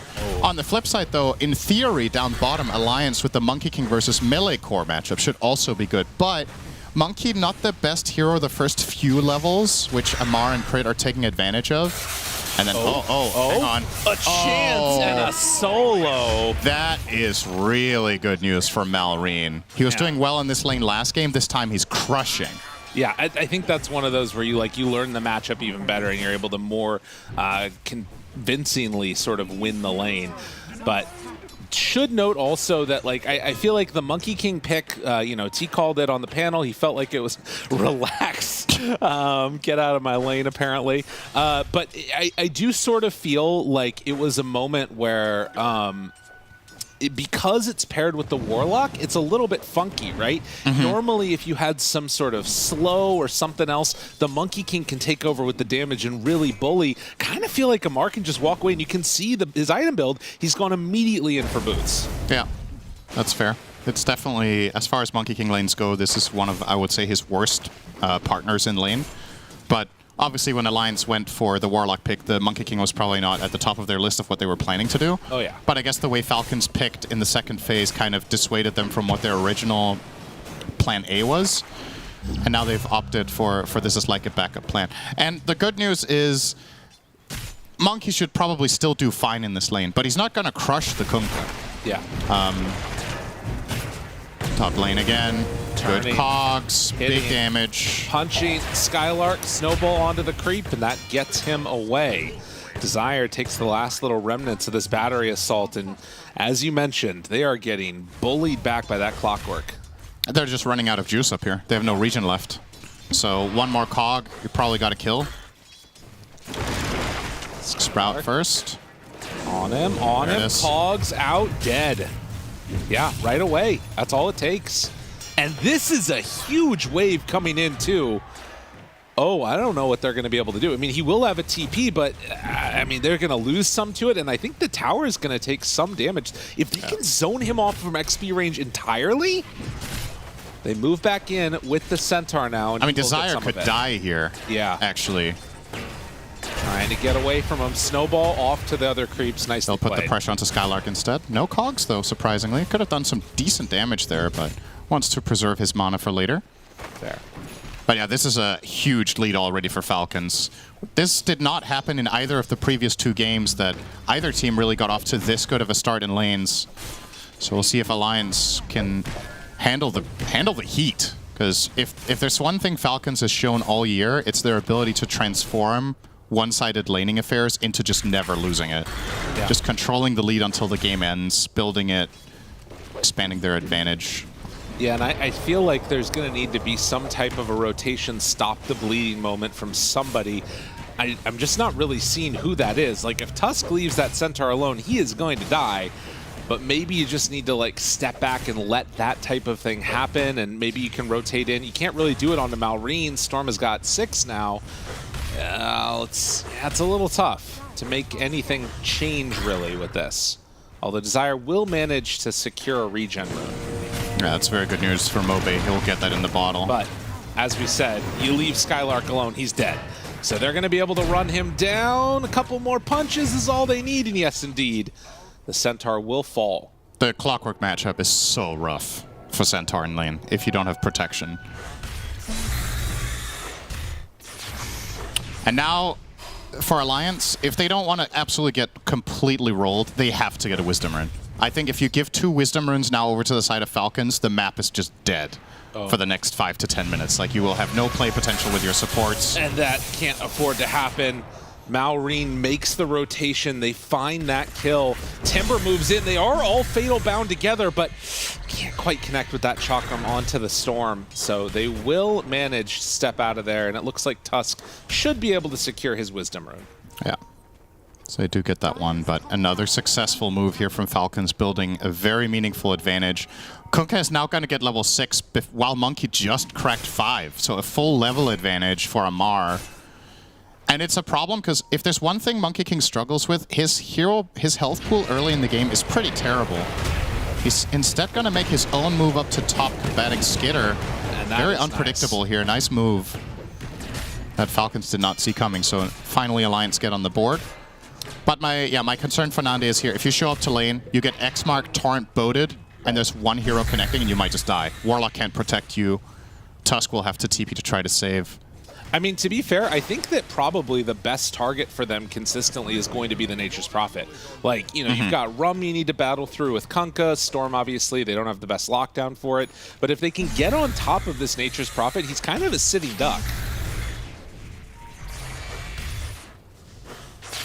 So we'll see if Nande decides to make that similar move you're just talking about, or if perhaps it's going to be more just trying to stay alive down here and not get picked off. But yeah, it's dangerous. Snake King not quite level 6 yet. Realizing there's a ward here because Nande's reaction. Kadaro's very dead though. Yeah. But at least they get their core out of trouble. Another Galvanized stack now. 6 on Malrine. And that nice little extra mana regen, and probably also a tower here. I don't think Alliance have any ability to defend this. Centaur is still not level 6. And Timber's already half HP from farming the jungle. So I think you just concede this one, and Falcons... This is the type of game that could just be a complete beatdown. If Falcons get this rolling a little bit more in the next few minutes, if they get this bottom tower, let's say they make a collapse move on mid and they kill Mobe and take that tower, the map can start feeling really small really fast when you're playing against Storm, Clock, Nature's Prophet. Like, the amount of catch and the skirmish power that Falcons have and the way they can combine their heroes into pairings is extremely powerful. And for the side of Alliance, levels is really the problem, right? Tusk is level 4, Warlock's level 5. Sure, he's got 1 charge in his Grimoire, it's not great. And we've talked in Game 1 about Warlock's shortcomings, right? He wants team fights, he doesn't want skirmishes. The Falcons lineup can force skirmishes everywhere. Yeah. Well, and I guess that's the question mark then for me. And do you think that to sort of kind of stop the bleeding that's going on as Alliance, you need to try and make a move with 6 on Warlock? Or Malrine, I mean, he's not going to be able to take down this Timbersaw very easily. Pop the Stampede, still hunting for more. He tries to back away. Nande is out to the side, jump forward, and the Boundless to get the finish. Just barely able to survive that one is the Timbersaw. Now Shard's out onto Amar. They're going to drop the rock. What a great turnaround battle. They get the kill on the Warlock, but Retribution comes the other way. You will take that trade every day. Oh, for sure. Bit of a mistake from Nani there. That could have been even, or sorry, from Kadaro. That could have been even better. The Warlock dying there to the Kunkka Cleave was avoidable, but still good result. They get 2 cores for the price of a Warlock. So that was a situation that had to work for Alliance, and it did. There's still a lot of ground to cover, but now they're getting some momentum. And on to Snake King. They move in, try to get that finish. Clockwork Hookshot is out. And that is enough to take down Skylark, but they do get the Timbersaw out alive again. Battling back here, signs of life. Yep. I mean, I think also, you look at that, you know, for Malrine, he had 7 charges a second ago, right? The Galvanize, being able to cut those off, I feel like is so valuable. Definitely. Now, in comparison to the game we just played, Skylark's Centaur is having a really tough time. Yes. He's very far down on the net worth. This is the biggest difference in the game right now, is between those 2 offlaners, where Amar is leading the charts and Centaur is a full 2,000 behind him. It's a bit problematic for the side of Alliance, because what worked so well for them last game was that Skylark very quickly reached a point of critical mass where they didn't have the damage to take him out. That does not feel like it's going to be a concern for a long time in this game. Arguably, the pipe is basically as good as the last one, but he's going to want the Blade Mail first. Probably wants the dagger in this game. So he's going to need some time, and if there's one thing the Dire lineup is not going to give you, it's just that. They'll just keep their foot on the pedal, you know? Just keep going. Yeah. Next tower, more pressure around the map. Well, and this is the thing, right? You think about how some of that fight managed to go so well. It was, 1, a pretty heavy commitment on the Timber, but it was 2, Warlock ulti. Long cooldown on that spell. Can't really make it work without it. And for the moment, Nande sitting up here on a tree as they can go on in and try and take out these Ancient stacks, it looks like. Fatal Bond's really good for this. Yeah. Does some pretty good damage there, and obviously has the heals the whole way through too. And trying to build into the full Gleipnir. Sometimes it's still just too good of an item to pass up. It's incredible on Monkey King. I think this is the best hero in Dota to buy that item on, personally. It sets you up to hit multi-hero boundless strikes. It keeps enemy heroes in Wukong's command. It's a farming item for you here. It's just amazing on this hero. So I think Gleipnir needs to be nerfed quite a lot before Monkey King doesn't buy it anymore. Right. Or Battle Fury needs to be conversely that much better, and the game needs to be that much slower. Or this is just a gimme item for this hero. It's just that good. Well, Shard is again queued up for Malrine. Apparently it's the thing that he likes to go for. Has an Arcane Rune. Slightly better friends this time, I would say. This time he's playing with Nature's Prophet Carry instead of Luna. Yeah. Can easier join and get the attacks used with the Overload. The support duo of Bat Clock isn't the best either, but I would say it's better than Bat CM, because Clock will be in there hitting. But yeah. Still not fully sold on Malrine's approach with this Kaya into the Shard. And also, like you pointed out last game, how much did he even use it? Yeah. Maybe his under 30% win rate on Storm is because he thinks the Shard works differently. Okay. I don't think so. But there's a chance. Never know. Looks like this is going to be the third time in this game where Wisdom Runes are stolen at the 14-minute mark. As Kadaro steps on over this is not happening. He's going to get broken away. Easy. A little unfortunate. Oh, he did it. Kadaro went and did it. Okay. They'll get him, but it's going to cost them a golem. It's a decent kill here for Nande, of course. He really wants that influx of gold, but I think if you're crit, you're very happy with that exchange. I mean, yeah, what do you do now as Falcons? There's no golem up. Like, how aggressive do you think they want to be with this? Or are they comfortable just farming, waiting for their item timings? That's a good question. I feel like they have multiple options. If they make a smoke move that's successful in the bottom half, I think they could look to tier 2. Bottom, if they make a successful move top, they could get the tier 1 there.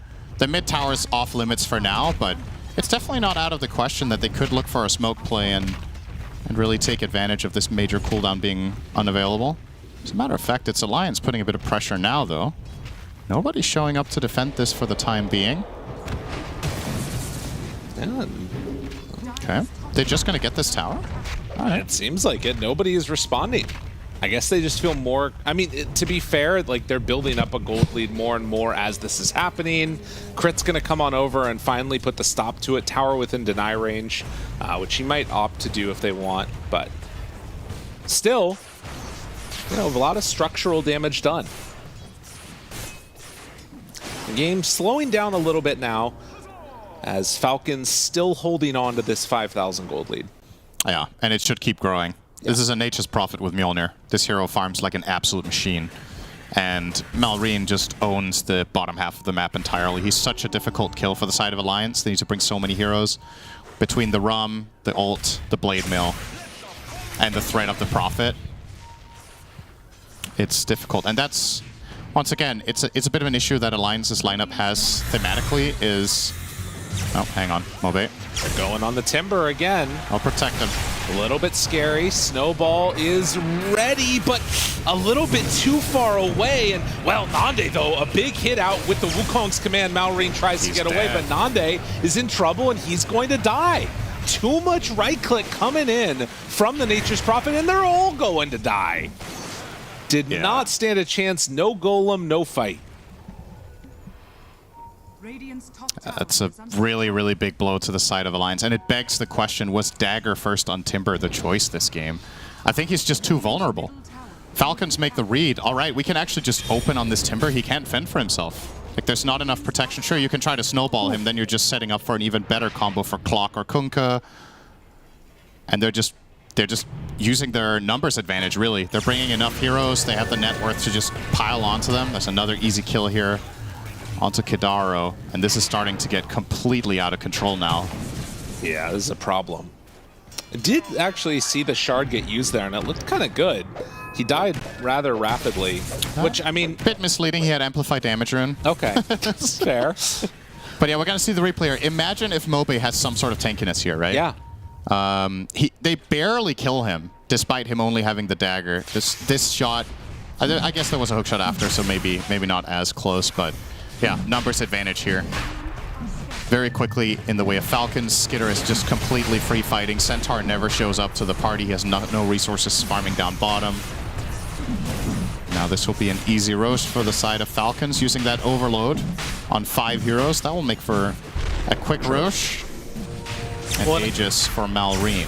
And I don't want to harp on it too much, but you can imagine also in that instance how different that fight would look if they did have like a golem. Because I think there was like that Tusk wanting to back away, Timber backs away, but you could have snowball saved, those abilities wouldn't have hit if you knew that there was like that big, you know, team fight ultimate behind you to go on in for it. But nonetheless, the gold lead's still being held, and they're going to be hunting now.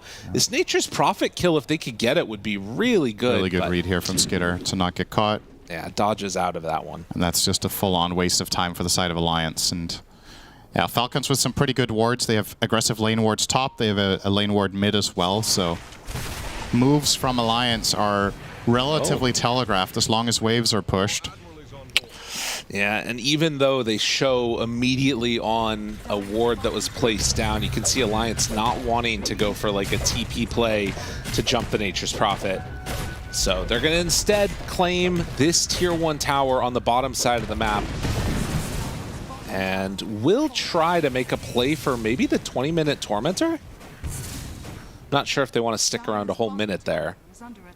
It seems like a long time, but at the same time, the top half of the map is off limits, so kind of have to play somewhere. You see Nande cutting waves, actually missing the timing there on that wave cut, so that's a bit unfortunate for him. Falcons are just keeping this iron grip on the top half. They'll take the top tier 2, they'll look for the Tormentor themselves probably. And Alliance will do what they can to find farm elsewhere, because they know where they are. Yeah. So look at how they're farming. Mobe's farming close to the Dire base. Skylark is cutting this top wave and then getting out. So they're getting a bit creative with finding ways to farm, knowing what's completely controlled by the Falcon side. And now it's a matter of not getting caught on your way out. Malrine is on the hunt here with an Invis rune. If he finds Nande, this is a free kill. He could solo him, no problem. Oh, no. Oh, it's right there. Oh, boy. He is the goner. And no chance for a TP out at all. That's a pretty short TP. Yeah. Got cancelled by the storm, killing him after 0.5 seconds. Yeah, that one hurts. Yeah. I mean, it goes to show how quickly these things can turn around. Game 1, things were looking good. On Skitter, but it's been rough. Or Game 3, rather. Yeah. Pikes him away, gets out of there, and Amar just steps in. Gonna drop the boat, Torrent to follow. Is going to connect, and now the snowball. Good counterplay here. Wait a minute, is there any chance for anything to happen? No, there isn't. Cinder, and he's dead. Yeah, just outnumbered. Oh no. Kadaro. Oh no. Oh no, indeed. Does have a golem, but you don't want to drop it here. It's a numbers problem, right? If you're going to walk up here with these heroes from Alliance, you better bring the numbers. Snaking will die to Fatal Bonds. At the very least, they get 1 return kill there for Kadaro, but he's dead, so doesn't reap too many benefits from it. Ironically, this is the type of fight that Alliance actually could have wanted, because that's how they activate their Warlock, is to get that high number fight. Skylark not in time to react. He's going to get lassoed, and that's another easy one. They scanned there to make sure that nobody was stealing the Wisdom Rune, and then immediate TP back from the 2 of them. Yeah. Jump forward, though. Nande, it's the snipe onto crit. Does he get out of here, though? There did it with his shard activated, so he did jump forward. Tries to get out, tries to escape. Not going to happen. Malrine on him again. Oh, man. Sen, this is looking really, really rough now for Alliance. Yeah. You're right about that. Malrine the good news is... Yeah? It's dash TP game. Oh, God. The good news is, no matter how this series goes for Alliance, I think... I have a feeling that if they lose this game, which looks very likely right now, I think they'll still finish the day with the hits held high, knowing that, as we talked about, this is a Swiss format where you need to get those 3 wins, and this is arguably one of the hardest opponents, if not the hardest, you can face. Right. And you won a game, and you played your stuff, and you played with confidence in all of the games. Despite losing, I still feel like they're they don't feel completely lost. I think they have a purpose on the map how they're playing. They are getting outplayed, and make no mistake, this is a very one-sided affair. Mobe will die here, but I think for the most part, they're doing some of the right things here. Now, this smoke I do fundamentally quite disagree with, so maybe I'll take back my previous statement. Just about to expire. A chance, a golem, everything used, perfect combination, isn't enough, no! The shield rune run away, but maybe Nande, he wants Malrine so bad. Fatal Bonds kill, get him, no. It's not gonna happen. He's left to the side, they don't have the damage, and now the lasso comes in. Going to find a couple more kills there as they head on out. Oh, that would have been such a huge one for Alliance to finally get the storm there. Not happening. Ooh. Nice cleave on Kadaro. Amar. Got him. X mark. Easy peasy. And it's going to go back in for the style. Jeez. Yeah. Now, the thing that Alliance haven't managed to do, which in all fairness is very difficult when the game state is like this, they haven't really found a 5v5, right? So this fight that they just had mid that seemed pretty close, there was no Timbersaw. They're getting picked apart because Falcons are pushing out the side lanes so aggressively and so fast that it's very difficult for Alliance to make successful smoke moves with multiple heroes that are really 5 heroes is what they want, because they want to use their Warlock combination together with Timber and ideally a Wukong's command, but it's so hard to find it when all the initiative is on the enemy team and they're constantly creating fires that you need to put out all over the map, non-stop aggression, which isn't... I mean, half the aggression is kills, the other half is just waves. Skylark gets found and gets killed. Easy move in, and they bring him down as well. Yeah, it's, I mean, they're definitely closing this game out in style. There's no doubt about that. Know exactly what they need to do to make this happen, and this is starting to look like many of the other Falcons games that we had kind of come to expect. You know, Aoi had mentioned that, you know, they had come on in, didn't have that much time to practice all together as a crew, but you wouldn't know it from these games. This third game here in particular has looked very clean. As another dead Kadaro, and they're gonna lasso pull in the Tusk. Snake King drops down the cogs. The snowball's not quite going to get him out of there, and fully encapsulated in pain. Now onto the tier 3 towers. Falcons just looking too good. Yeah, and this glyph is honestly a bit mistimed because there's now a second wave coming in. If they would have held this a little longer, they could have killed 2 waves simultaneously. Now instead, there's a full wave here for Falcons to just keep this push going. Amar, just being a nuisance, not going to commit on this whatsoever. Doesn't have the tidal wave. Went for a Yules instead. Interesting. Monkey wrapping around. Hoping to find an angle. Find a right target. Jump forward. Malrine is there TPing out. They managed to X pull him back in. Now the fight's continuing. Kunkka down to almost completely dead. Do they have enough to burst him in time? Yes, they do. He got the boat off, though. Now Snowball onto Skitter. Obe tries to run forward onto the rest of these heroes here. The Golem finally comes out. Fatal Bonds on the fort, and the big hit from Skylark and Nande. They take him out. Okay. They're still down 15,000 gold, but when something good happens, you gotta celebrate. Alliance can't quite get onto crit. Whip him, get him, take him out. Can't reach. Oh, it's not quite gonna be enough. Still chasing, wanting this kill desperately. Wants to get after him. Might actually get him with a Boundless here. And he's still invis. They don't have detection. A Bounty Rune's hunting. No, not they won't be able to get him. Okay, well, that was Alliance's first good fight of the game. Yeah. Uh-oh. No, not like this. Now it's not as good. Oh, man. Now it's even worse. That's really rough. Can't you just have nice things? Man, well, just when you thought the galvanized stacks were going away, that's back up to 22. My God. Oh, and Snake King's also going to find Kadaro here. Donk, donk, donk, donk. And that should be an easy pick for him. He's going to get in on the action. Is he? Actually, wait, there's a wave. Nope, never mind. It's killed by Prophet. Oh, no. Yeah. So... All right, so the highlight of this fight, Alliance finally get to bring 5 heroes together. They finally get to combo some spells, and they get to be the ones initiating and setting the terms of the fight. And I think their target selection of killing Kunkka first is perfect. You want to get this guy out of the fight for 2 reasons. First of all, you want to remove the Ghost Ship from the fight. And secondly, you want to remove his Yules so that Timbersaw can use his reactive armor eggs. That's the reason Amar bought this AVULUS. I feel like the primary one is just to dispel this crucial ability from Timber. But with the Kunkka out of play, Mobe could keep chasing and build that fight up with Fatal Bonds and get the damage out. The problem is, can you get it a second time over? So here you see the jump. And they immediately drop everything onto the Kunkka. He drops super low, gets the bone off, but dies instantly, so...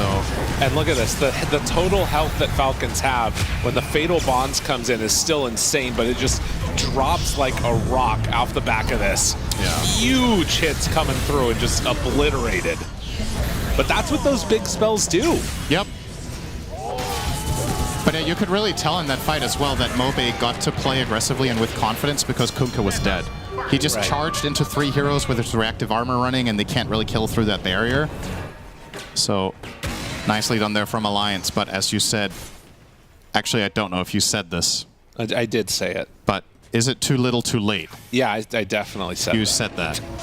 No, I didn't. Loda definitely said that he hates AUI. That's right. With a passion. I heard it from Slacks. He would never lie. Very, very trustworthy guy. That's right. Well, Amar hitting buildings. He's just tired of it. Wants to end this day off with a 2-0 opening. That's going to be hard, but maybe he can get a 2-1. With the Swiss group stage. Okay, good recovery. 2-0 opening. Maybe that was what you were going for. It was. It's fine. I You can just have didn't it. make it clear. It's good. It's good enough. Yeah. Oh, BKB would be a good answer there for the Yule Scepter. That'll be nice. Yeah. Likewise, I just think in general now, the burst is going to be much less likely on that Kunkka too, because he also has a BKB. Yeah, he's a hard target now. I mean, still, if they do manage to find the setup that they just did, I think the fight looks similar. Well, they're trying. Okay, I cast a curse that one again. He's dead. No BKB used. They used everything, though. That was really Monkey Ult did. and Golem and You gotta tip him. Stampede. Like, tips are hard to find in this series right now, and I feel like you gotta get some good ones in. I don't know if that was good enough for Alliance. I feel like when Amar respawns, they can just push high ground. Yeah, probably. No Golem and no Wukong. I guess the Wukongs will be ready pretty much when he reconnects, but at the same time, you also have to go for something like this, right? You can't just let the opponent control the map, so you have to look for plays. It's just unfortunate for Alliance that they have to drop this much stuff to kill the Kunkka, but I genuinely think all of it was needed. Maybe except the Stampede. Monkey King. Not going to find the connection. Oh, Centaur well, though. That is nice. This is the other way to do it. If Kunkka's dead for a while, if you can start staggering these kills, find pickoffs, this is huge. Relatively speaking. Could be the start of something. We love ourselves some hyperbole, so 2 huge kills. Yeah.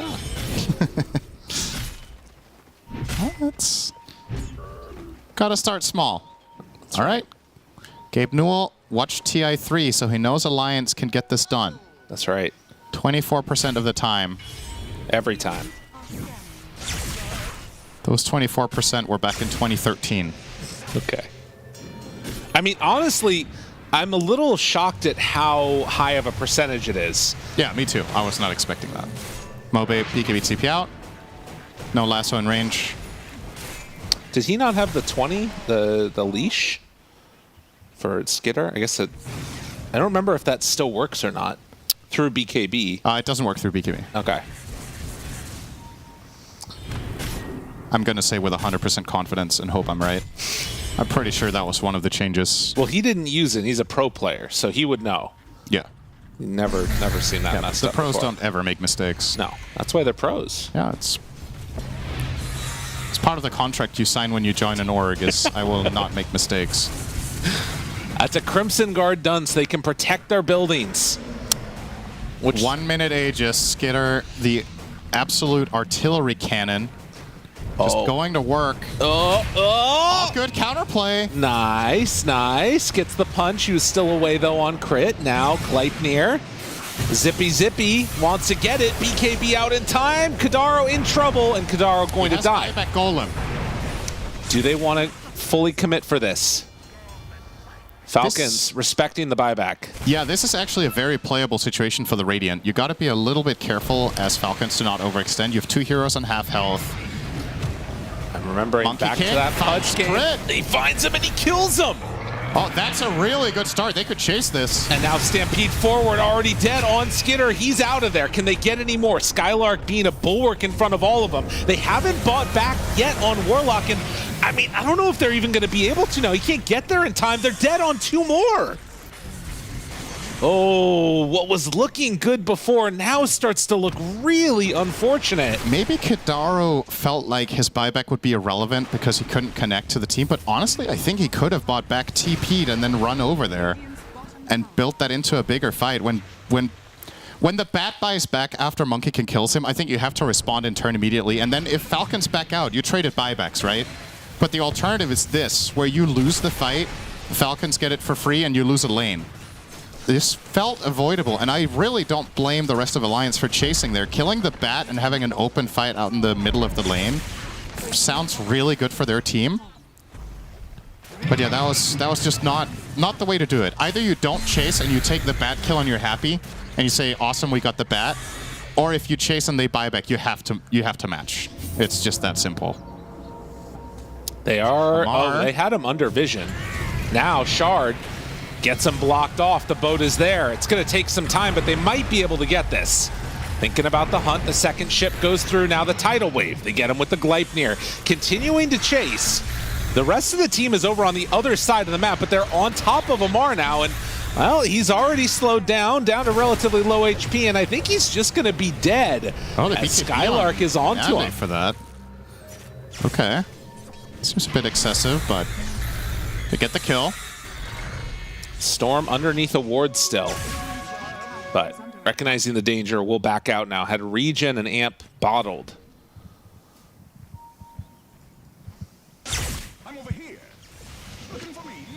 Even though it's down like 15, 18K, you can still see these like little signs of life and moments where like something could work. Ooh, buddy. Okay, Malrine wants to keep going. This is a long chase, but profit. I mean, they have a lot of ways to try and stay alive here, but the Sprout is just too good in the end, and Stampede can't keep him alive. The rest of the team was coming over to fight that. You gotta wonder if there's a merit to just getting a Quelling Blade here instead of your Windlace. Yeah. On the Centaur. It feels like... Nande? Well, I guess with the... He's getting ready to fight this. If they're coming in, but they find him immediately! No BKB on him. And Snowball, where's the save? They pull him in, now forward. Rock to follow. Catch, it's on to Clock, but that is not good enough. And now Malrine is really low. Okay. Wait a minute, never mind. Oh boy, he did some good damage to take out Malrine. The unfortunate problem is that the rest of his team is dead. That's still possibly gonna hold mid.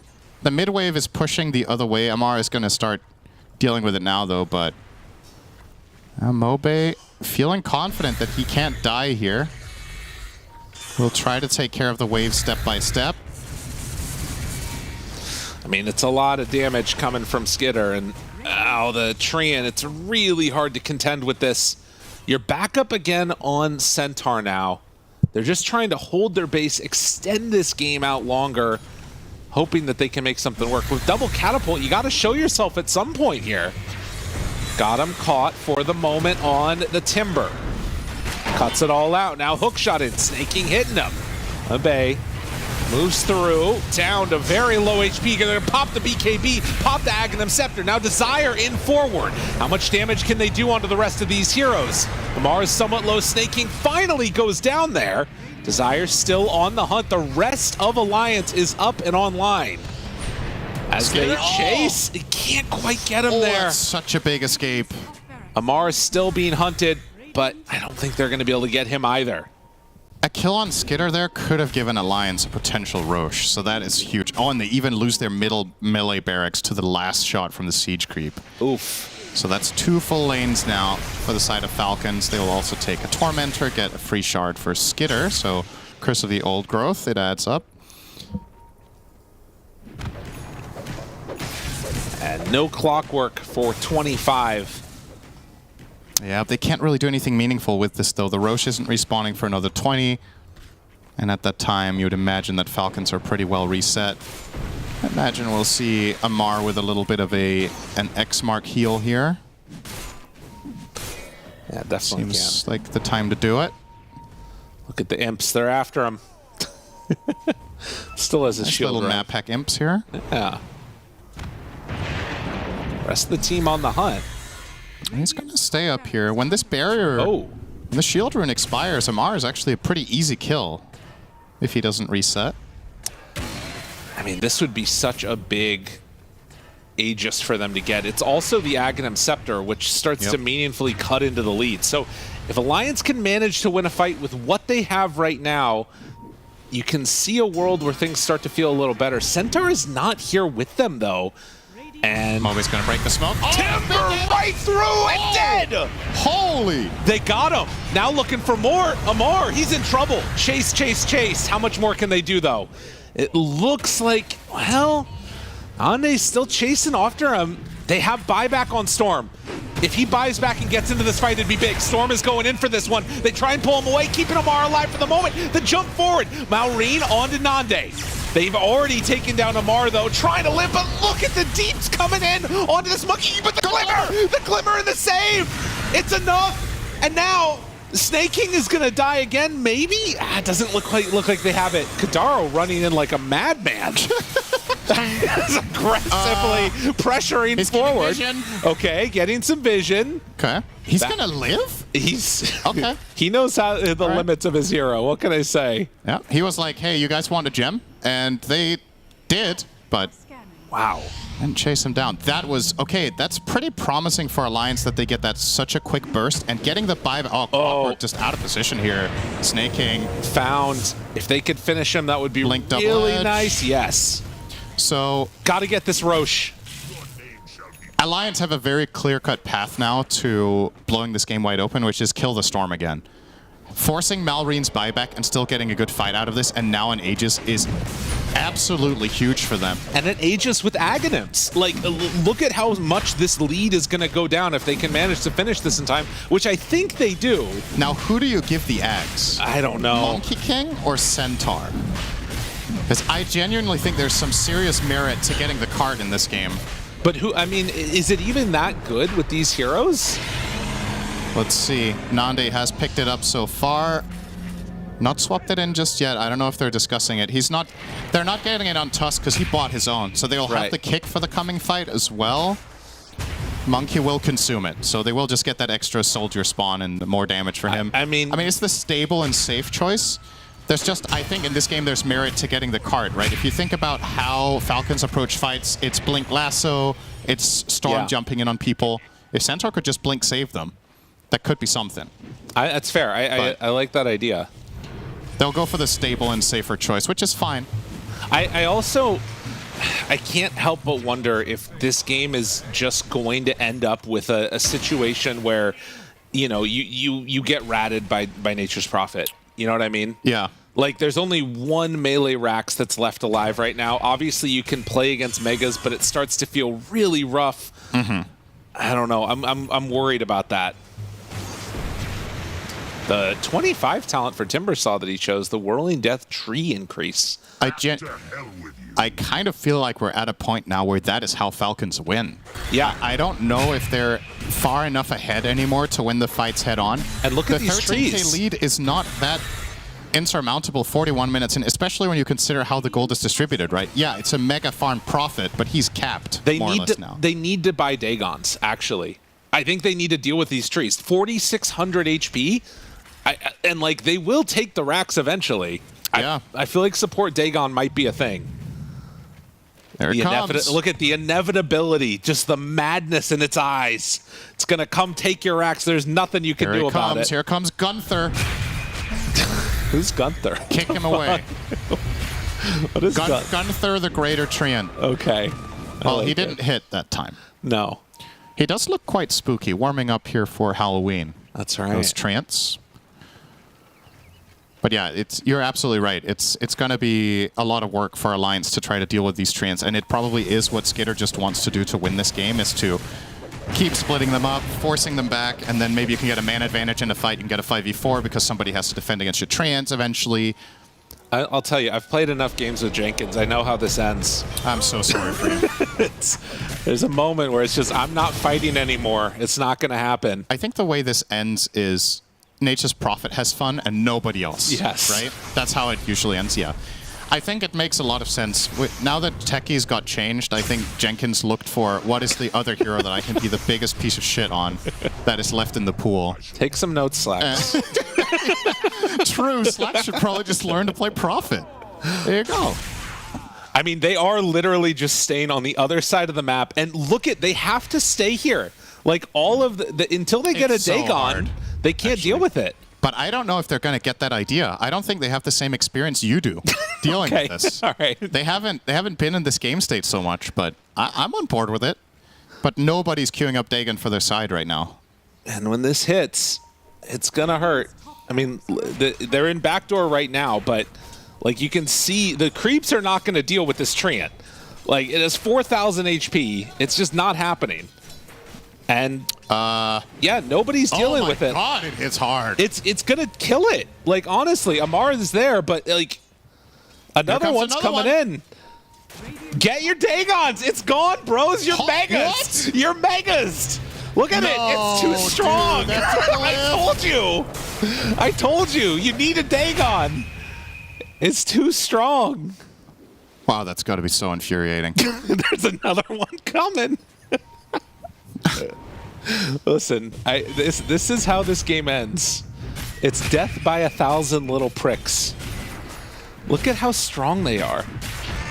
And the other thing is, like, look at how much gold you get for killing it. 22. Nice. All right, and now you're stuck here again. Stampede. He did not find the opening, and that was Wukong's. But this doesn't really feel like it's about the heroes anymore. No. If a wave reaches the base now, I think he gets megas. The problem is... Yep, there we go. Yeah. TP'd in behind. Oh, it's going. So it's dirty. going. They're done. There are many ways of winning a game of Dota. Gives it the smile. Now, Very happy. this game is not over. Nature's Prophet has a tendency to... It's one of the hardest heroes in the game to play against when you're Mega'd, because there's always the split push pressure. He's always going to push in your lanes. He's always going to look for an angle to hit the buildings. But the silver lining now for Alliance is, at this point, now the whole worry of we need to protect our racks is kind of out of the way. So now you can just ball up and stand as a full group in front of your tier 4s and play the waiting game. And eventually Falcons at some point will try to win this game. But when will they do it? Will they wait for the next Aegis? Will they wait for tier 5 neutral items? You know, I mean, it's an oversimplified version of way of looking at the game, because obviously fights can happen and you can look for skirmishes and whatnot, but essentially, in terms of theory, Falcons can do that. They can just wait. I think that they're just going to keep sending these Treants in. And the other problem that you run into with this is that, like, everybody is just farming up to get 6 slotted. They've gained another, like, what, 7,000 net worth over the period of this time. I can farm the whole map in the meantime. Because they don't have a way to deal with it with just one hero until they buy Dagons. And the problem that you're going to run into is you can never make a meaningful move with just like 1 or 2 heroes. Dude, you're so right, and nobody's queuing it up. I just genuinely think Alliance don't know that this is the solution and don't get the idea. I mean, a Midas also does work, but obviously limited. Yeah, exactly. It's not the solution. So what's the cooldown on level 1 Dagon? It's like 40 seconds, or no, it's less than that. It's way less, right? It's like 20-something, I think. 27? Yeah. Jump forward, stampede, kill the clockwork. So 27-second cooldown on Dagon, and the cooldown on Nature's Call is 20. Yeah. So I guess if you want to counter every single Treant spawn with Dagon, you need Dagon level... How does the cooldown reduce again? It keeps going down as you level it up. Yeah, but how much? I don't remember. I'll let you look that up. I mean, we're not even casting... Oh, wait, maybe we are casting this game. They find him, Malreen goes for the BKB zip out. But the reason we're not talking too much about the fights is that This is literally what's happening now. The Treants are the game right now. Yeah. It's them. That is the problem. It's not the heroes anymore. So it is the problem you need to solve. Okay, so he's going Midas on Tusk. He just... You're positive Dagon. So they got it! They got it! They got the Dagons! Let's go! Skylark knows! It is. All right, Skylark knows! To not buy Midas. Yep, he's getting a Dagon. All right. Let's go! They zip it. With 2 Dagons, they can kill every treant. Let me just check. So I need to check the cooldown scaling of Dagon here, because I feel like... Dude, they're so happy that they just figured this out. You see all the voice lines they used? I wonder if I yelled it loud enough. Does the cooldown really not scale? Maybe it doesn't. I feel like it... Huh. I could have sworn it did. Nope. 27 at all levels. Yeah, I'm not seeing it anymore. Okay, so... Yeah, there's your Dagon. They'll have it soon, surely. The other issue, though, is that this is only the beginning. Once you realize how to defend your base, the next problem comes that if a fight happens, you might just get backdoored too. And there's another problem that could still happen. What's that? What if Prophet gets Octarine Refresher? Oh my god. What if he just sends more treants than you can Dagon? You know, and it becomes an arms race of Dagon against trees. You're not the only person that's had this idea before, and it's disgusting. Yep, I hate the fact that I thought of it. They found him. Get some lotuses. Does he have needs to be BKB. fast. He's dead. Oh, full chain stun the whole way through. 5 heroes. Made a crucial mistake here, Mobe, which was don't go out of base. So this is so dirty, because like, think about how different this game felt when they got the Aegis on Alliance. They were in position, but they have just on Falcons completely destroyed any tempo that was built up. All of the momentum is gone, and now Alliance feel like they're in a worse state than they were when they had just gotten Roche. The thing is, I read on Reddit the other day that mega creeps aren't good enough. Okay. So I think that's a problem. All right. And that they don't really matter much. Interesting. I don't fully believe you there. That I read it or that it's true? Well, either. Well, I guess that you read it. Yes. It's true is the real one. I read it, and I respectfully disagree that megas don't matter. Okay. Good. Refresher with Aghanims on Storm Spirit. And an Aghanim Scepter done now for Nature's Prophet, too. Yep. They will find a torrent onto Kadaro, pull him in, glimmer, and walk away. I still can't help but feel like Falcons aren't gonna look to fight this normally. Well, we'll see. Sprout to break the Lincolns. Okay, maybe they will. Skitter going to work. I mean, if they don't deal with this, it's gonna fall. Oh, he didn't kick. Lasso immediately onto him, and now the pullback onto 2. That's gonna be dead Kadaro. The boat is down. Death and destruction raining from on high as the throne is exposed, and well, they will Dagon the creep. You gotta do more than that to deal with the hero. They move on in, buybacks on everybody, Golem down. How much do they have in the tank? Nande out, trying to get it in with the Wukong's command, but it's not gonna be enough. Malrine pops Refresher, ready to run in for some more. A good Skylark stun now onto Skitter, finding kill for this pesky Nature's Prophet that is eventually going to go down, but that's only the Aegis. Malrine does die, but immediately buys back into this one. I think the rest of Falcons might end up doing it as well. As the Ancient is exposed, Skitter going to town, hitting it down, no buybacks, and not enough in the tank. Falcons take game number 3 in frustrating, disgusting fashion. That was dirty. And that's how it is. You know, there's different ways of winning a game. There's different ways of losing a game. I'm sure if Alliance go back and look through this, perhaps there was a way they could have avoided this problem coming to fruition ultimately for Falcons. But also, let's remember, let's just turn back time like 25, 30 minutes in this game and commend Alliance for even making this interesting. Because this looked like Falcons were going to absolutely run them over. And they brought the fight to them and made it a competitive game. And ultimately, Falcons do find a way to solve it by getting the Mega Creeps with the Nature's Prophet. But the fact that they even got pushed to those lengths, I think, is still a pretty good showing for Alliance, all things considered, as there's some laughing going on here and some smiles on the Falcons players' faces. But, you know, they got the job done. Well, there's a man that did this to other teams in other ways at various points in time. Yeah. If you think back in time, as we head on back to the panel, get ready for our final series of the day. Thank you very much. Before we get ready for our final series of the day, though, it's time to get ready for breaking this game down. There's a lot to talk about, and we did hear commentators wanting to turn back time a little bit to credit Alliance, and we are going to do that. But I first want to talk about Falcons taking the series in the end, Lizard, with the dirty Nature's Prophet strategy. It worked out very well for them. Yeah, it definitely did. And like Lyrical said, if you turn back time, he said 20, 30 minutes, you can go 10 years maybe. Yes. In the past, this is exactly how Alliance was winning off of teams, and seeing Loda losing to this kind of unfortunate ghosts of the past hunting him down. But it needs to be said, like, look, Falcons, they had a really amazing start. They were supposed to win this game, up to some point in which Alliance definitely showed their grit as well. Like, they made a nice comeback. Monkey King was getting pickoffs on every single high ground push, which is where Alliance looks the strongest in this series. Like, their high ground defenses are really damn solid. So nothing can be taken away from them. I feel like this was one of the performances that I didn't necessarily expect to be as good as it was.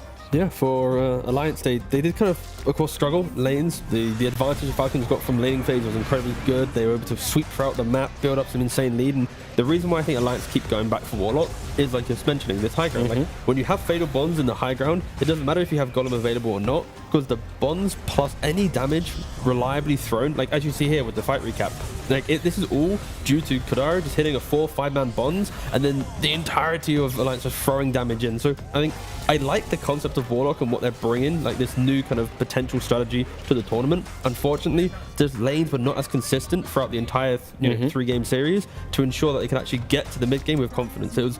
It felt like, at least in kind of game 1 and 3, they were hoping for the big comeback because of how poor that their lanes went. Yeah, but one other thing as well is, for Alliance, absolutely nothing to be ashamed of. Like, this is Falcons. They are on top of the Dota scene for quite some time now. And for Alliance, I don't think that they should be ashamed of losing 2-1 to Falcons. I think that they definitely showed spirit, and this was a really good performance in all 3 games. It's kind of... Staking gave it a good college try, as you say. No, like, to kind of, I guess, conclude this chapter for Alliance in this series, it's like they've come into this tournament with their own ideas. They're trying to get them in. They got Warlock, they got Purge. Like, there's some things that other teams haven't even tried going near, and it's cool to see. Again, they nearly were able to beat Falcons out in a best of 3. They fell short, but I think it's they're looking to have a decent run. I'm not going to get carried away and say that wow, but like, I expect them with this performance, like, they should be able to get out of Swiss. Like, I feel like they should probably get to 3 series wins if they can play like game 2, game 3, that kind of tenacity. If they do that again against these other teams that are kind of up and coming in tournament, I expect Alliance to survive the Swiss stage. I expect that as well. It should go well for them in the next stage. They will go up against another team that is 1-1. But before that, Falcons will go up against a team that is 2-0, I believe. So Falcons continue being undefeated. I say continue. This was their first series. Standout player was Skeeter on his Nature's Prophet. Look at this smile. That's a man who wants to win a game just for Treant. I don't think we're gonna. This was the last. We have 31,000 building damage. It's like, ugh. It's just. Okay, commend the little Treant. No. It was the standout player of the game. Like, it literally. Before you guys say anything, let's have Skeeter say a couple we words. got some words after that then. Yeah. That's right, my friends. Yes, I am here with Skeeter. Skeeter, absolutely deplorable gameplay there. Disgusting stuff. Does that make you happy to slowly whittle away any hopes, or do you feel kind of bad? No, I feel great. I mean, I'm a Naga player, so I enjoy this, Just know that the enemy's insanity is like slowly going away. Absolutely disgusting stuff there, sir. All right. So Nature's Prophet, let's talk about this hero a little bit, all right? How do you feel? Is this hero busted? Is he okay? How do you feel setting those little guys out there to do that horrible, horrible stuff to them? The hero's fun, we have yet to see if it's broken or not. We'll see how the tournament progresses, but yeah, we like the hero for now. Do you have any nicknames for your treants, by the way? Just got him Trents. I don't know. Nothing too cool. No, maybe the fans, we can name your treant for you. People were trying on the cast, to put little names on those guys. What was it?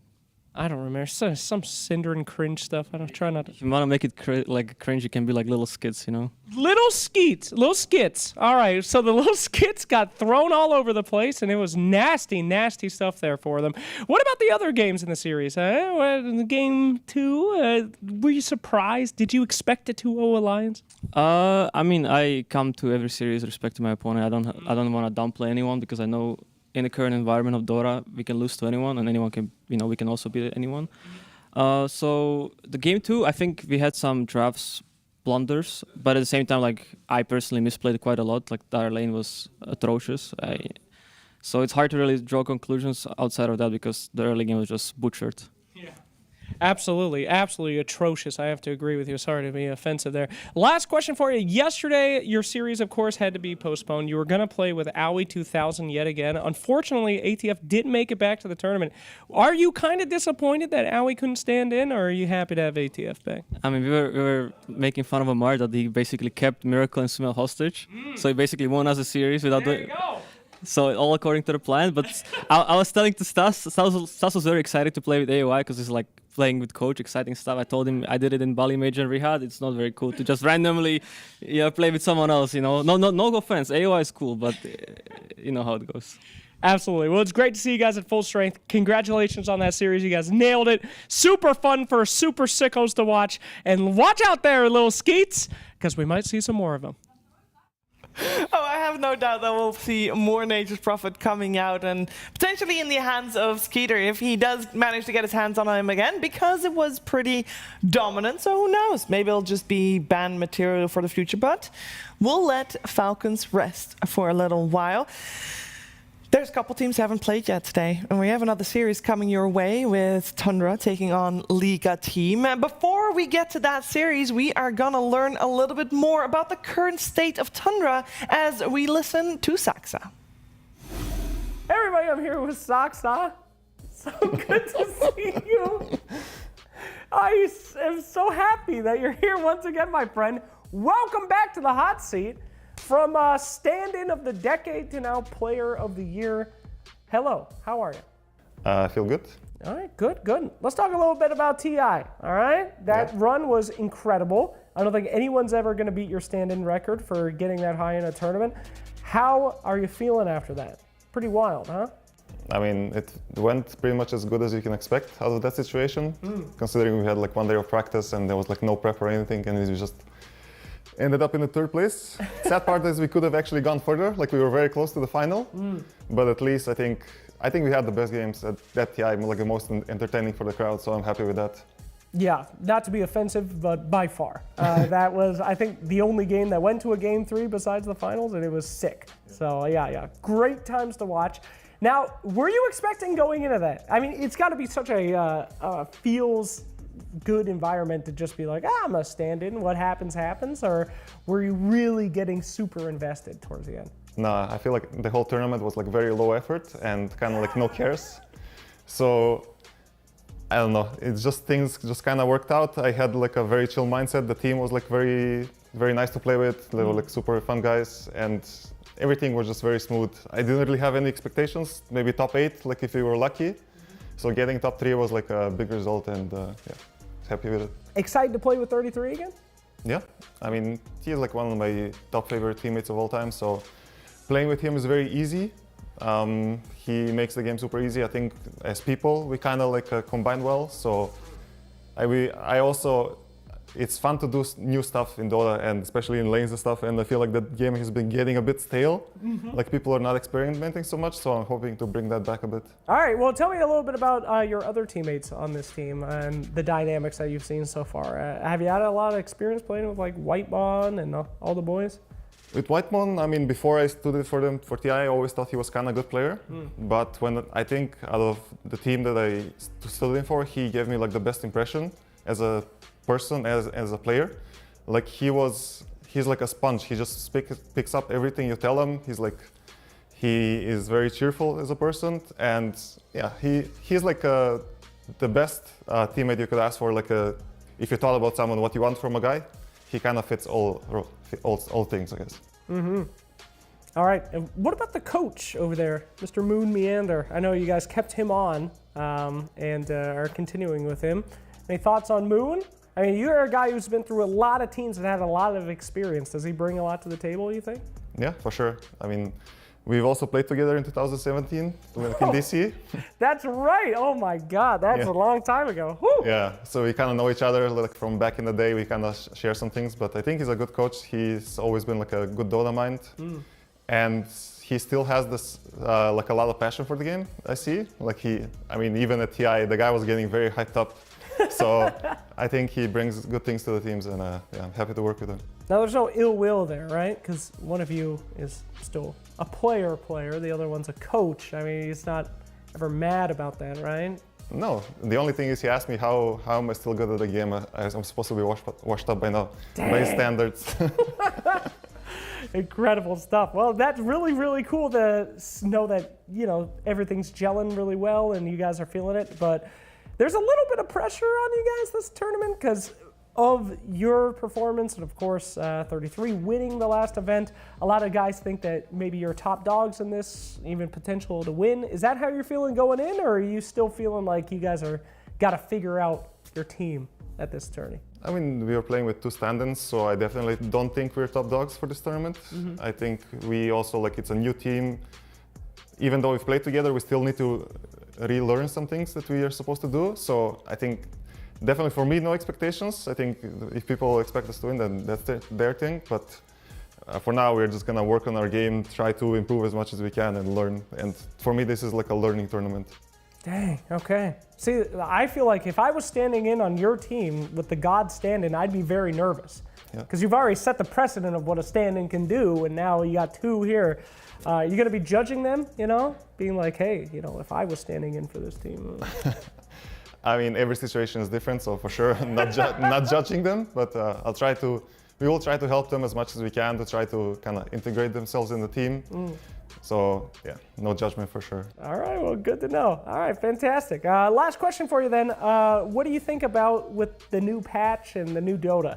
I know traditionally people that do well at the big events, Ice Frog and the boys tend to, you know, destroy them with the patches and all that. Do you feel like you were targeted at all for this patch?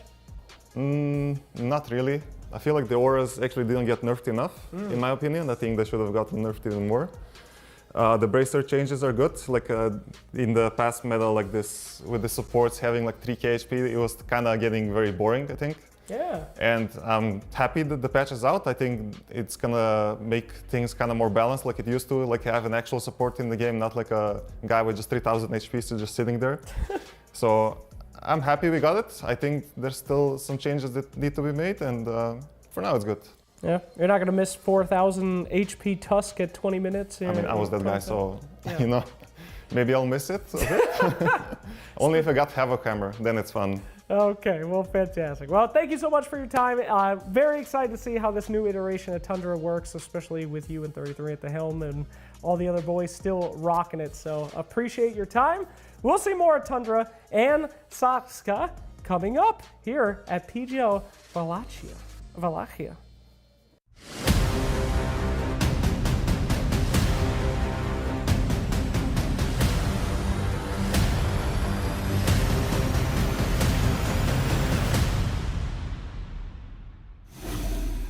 It was good to hear from Slacks and Saksa.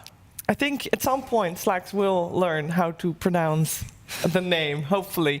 But I'm very excited about this series as well. We have 2 teams with Liga and Tundra with stand-ins, and 2 of those stand-ins, one on each team, 2 are Dutch, so personal investment there as well. But let's start breaking this down. We're moments away from getting the draft ready as well. Still here with Lizard and with Tigov. And yes, you are still watching PGL Wallachia as well, so thank you for joining us for this one.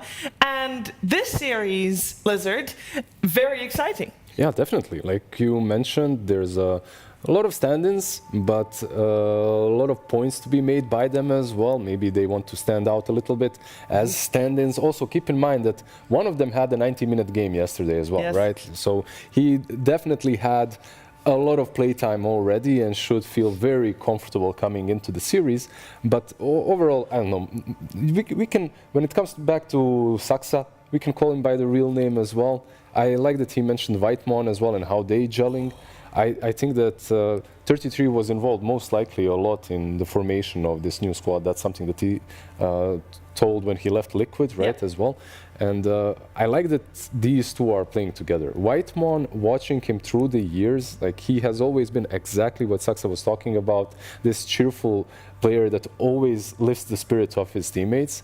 and it's always nice to have one of these in your squad. Yeah, but also mechanically, Whitemon is like easily one of the best 5s in the world. Like for the hero pool he has, the amount of times that he pops off, like often 5 players, they can kind of fall into the system of like just enabling others. They're kind of the sacrificial player, but Whitemon, he has multiple games where he just stands out. So I think, yeah, Whitemon is a key pickup that Tundra was able to keep during the shuffles, and I think it is a great foundation to build upon. And then of course adding 33 and Saxa into the roster, even though they have 2 stand-ins, 3, 4, 5, arguably some of the best in the world. So it's a really strong foundation to play with. Yeah, and for people at home wondering, Tundra does have a full roster already announced, with Nightfall and Lorinov being the position 1 and 2.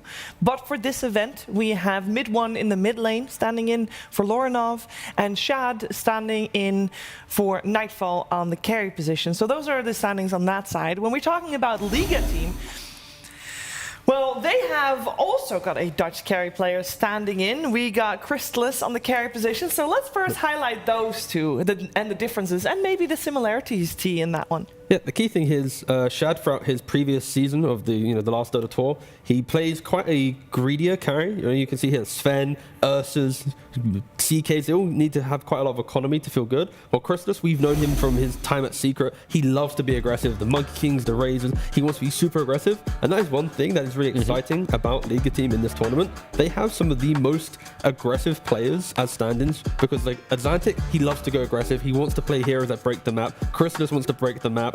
Toby, he plays off-laners that like dictate some of the early game once he gets through laning phase. So it's like, you throw those stand-ins in the same team, they are going to be running at you relentlessly and just throwing themselves at a brick wall and maybe struggling to go high ground like we saw in their previous series. But it will be a fun aggro team to watch. Yeah, and they're supported by the duo of 4 and 5 that are gelling very nicely together. I mean, both are Belarusian. I believe they played together in a couple of stacks before, teams before.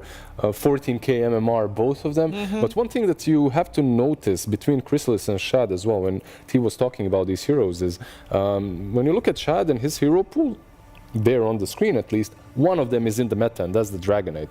All of the other heroes aren't necessarily played as much. Meanwhile, when you look at Crystalis, which is very interesting, all of his heroes are in the pool, in the meta. Meanwhile, Crystalis was usually kind of known for not really having the biggest hero pool, right? Like when it comes to position 1, you think about the Monkey King, maybe some Razors and stuff, but it might be a little bit different here coming into Wallachia. On the other side, however, Mid1, like that's a interesting one, right? Like we haven't really seen him play for quite some time, and I don't know, I'm hyped. I expect a lot. I've been watching his pubs a little bit, didn't get to play with him, unfortunately, but he's a little bit underneath 50%, right?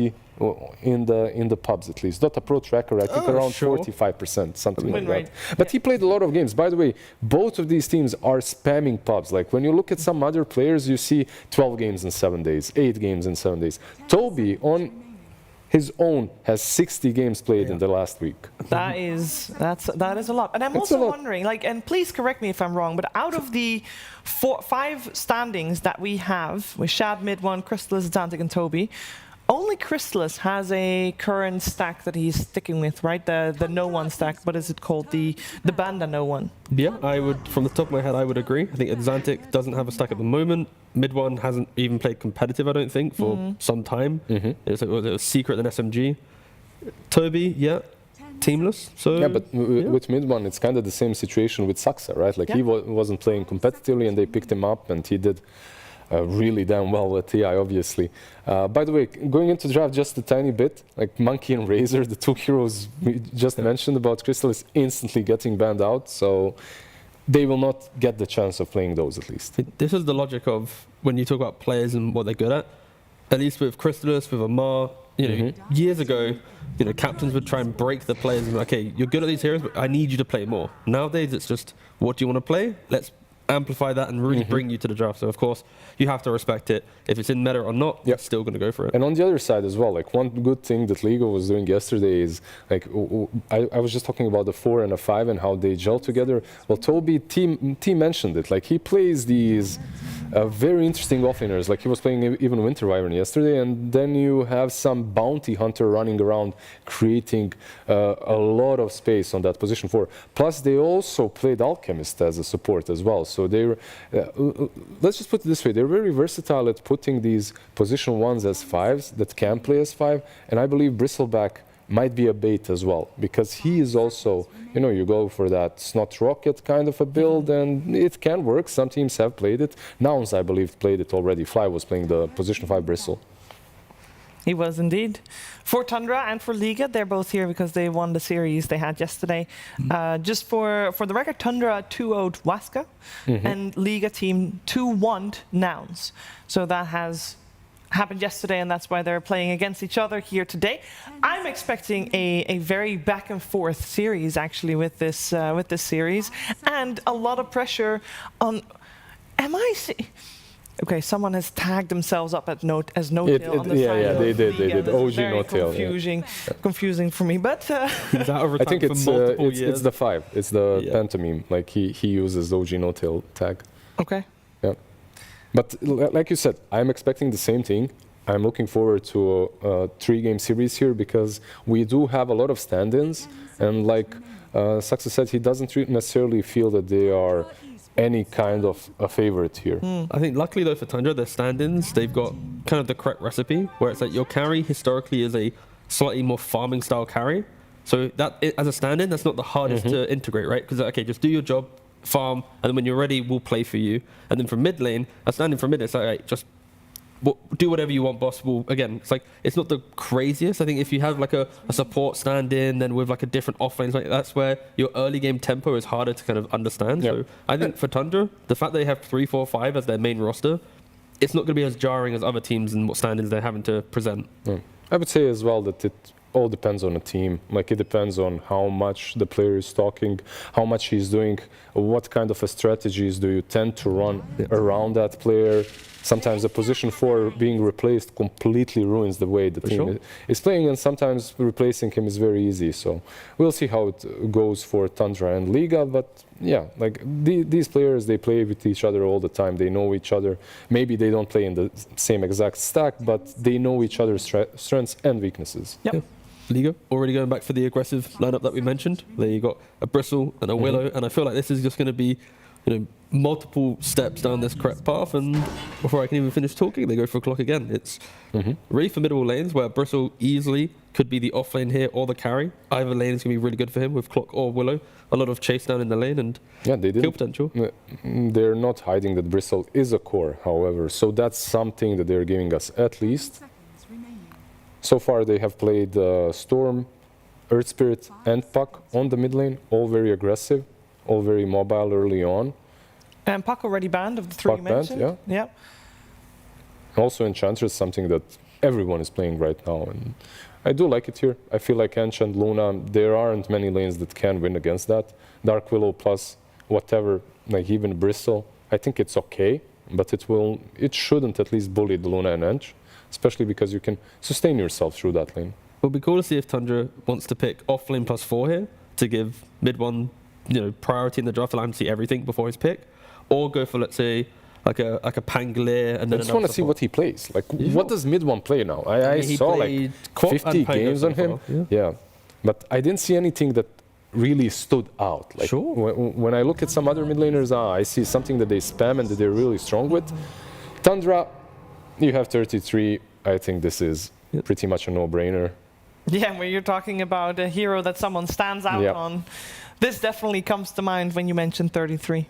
Yeah, it's just scary. I think aggressive teams like Liga playing into what looks like a snowballing lineup, if you're not aggressive enough, you know that one fight you take poorly, you'll lose everything. And that's pretty much what Tundra's presenting. It's like, please try and break down our early game. If you don't, at 15, 20 minutes, we're taking Roshan, we're walking down lanes, we're killing you off, and we'll see what they want to pair with the Visage, of course.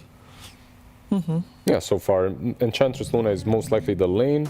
And this is amazing. Like this combo is actually one of my favorite ones. Like Tusk is probably I'm not sure. Like Marcy or Tusk, they're the S tier combos for Visage, just because of the way that they work together. And like Tusk, when you play with him, he's strong in the lane, but later on as well, he builds a Solar Crest, and Drinking Buddies both work on your birds. So you get a ton of damage. And Marcy is kind of similar with the sidekick, plus in the lane, she's really strong, she front lines, and she just forces the enemy carry out of position, making it even easier for you to use Soul Assumption. So overall, a very nice lane for them. Would that convince you to move the Bristleback to offlane now permanently? Because no, I think Bristle, if you look at it that way, Bristle is probably one of the best carries when it comes to sustaining himself versus bullies, which is what these two are. So you might actually, with this one... Oh, T does not agree. I'm not sure. I'm gonna go against you there, boss. I think Bristle against Visage, it's like Bristle in the game used to be very good for killing off the birds, but the amount of damage that Visage brings in laning, Bristle can't get to his tanky items. There's no like helm that he can purchase. He has to go double bracer, which isn't as effective as... You mean like, in the lane itself? Yeah, just purely lane. So I think Bristle in lane against Marcy Visage. So far in this tournament, Bristle has won the lanes against Visage. It kind of goes like... Trust me on this one. Bristle? Trust me, bro. Trust me, brother. I have the oats. So basically, like it is evolving. Like the matchups against Visage are just constantly evolving right now because players are getting better and better at dealing with him. And you can see them buying more resources, getting raindrops instantly on point. Yeah, no knocking then again, like Clock and that guy might be an issue. It's just a lot of damage. What do we make of the Alchemist? Because we know it can be played mid and carry? This is kind of the... Most likely the carry, I would say. Yeah, it's an evolution to Lizard's point, where when you talk about sustaining against this damage that Marcy and Visage bring, you put Acid Spray down, you push the wave out, and then you never really have to deal, because even if they throw damage onto you, there's never a wave for Tundra to utilize to then dive the tower as well after the damage. Even with the Clockwork support? There is actually a potential here. Like I'm constantly harping on Visage and how strong he is, but I really think that teams and players are figuring out ways to playing against him. And Alchemist, same like Bristleback, he has some kill potential there too. Alchemist deals an incredible amount of damage in the laning stage. If Clockwork can get on top of Visage, get him in cogs and battery assault, like you can kill him just by him plus the acid spray on top. He has very low amount of armor plus some unstable flying in your face. Like you're dead there before you can even use 2 soul assumptions. Liga just gave himself quite an easy plan to follow, right? Bristle, Willow in the offlane.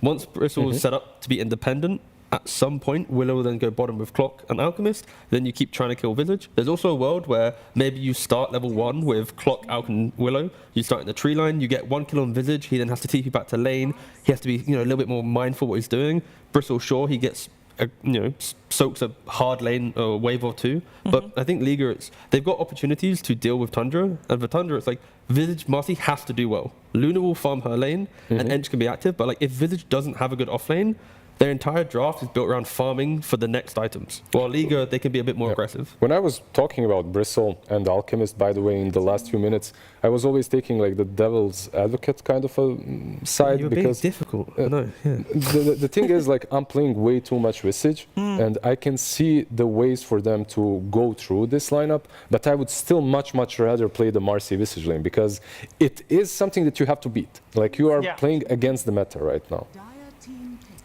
We got the Sniper and the Timber Saw banned last by Liga team, and 2 mid laners removed. We have the Earth Spirit? Yeah, the Earth Spirit, Storm Spirit banned out. They go for the other remaining one. Liga, they did so well on the Earth Spirit. Like, if you remember, it was actually even against the Visage, which is really nice because you get that bonus DPS as well against him. And if the lane goes poorly somehow for Tundra in some world, then the Earth Spirit finds a very easy target to rotate on. In that game versus Nouns, I believe, I'm not sure if it was them versus Nouns, if someone else played Earth Spirit, I believe that was the game. He was diving tier 2s at minute 7, so he was already controlling the Wisdom runes. If he gets a good lane, we'll see if Tundra can maybe answer the Earth Spirit in a good way on that mid lane. Is Primal? I mean, Primal's available, so you can get Blade Mail to deal with the early Earth Spirit, Ags and Shivas to deal with the Bristleback.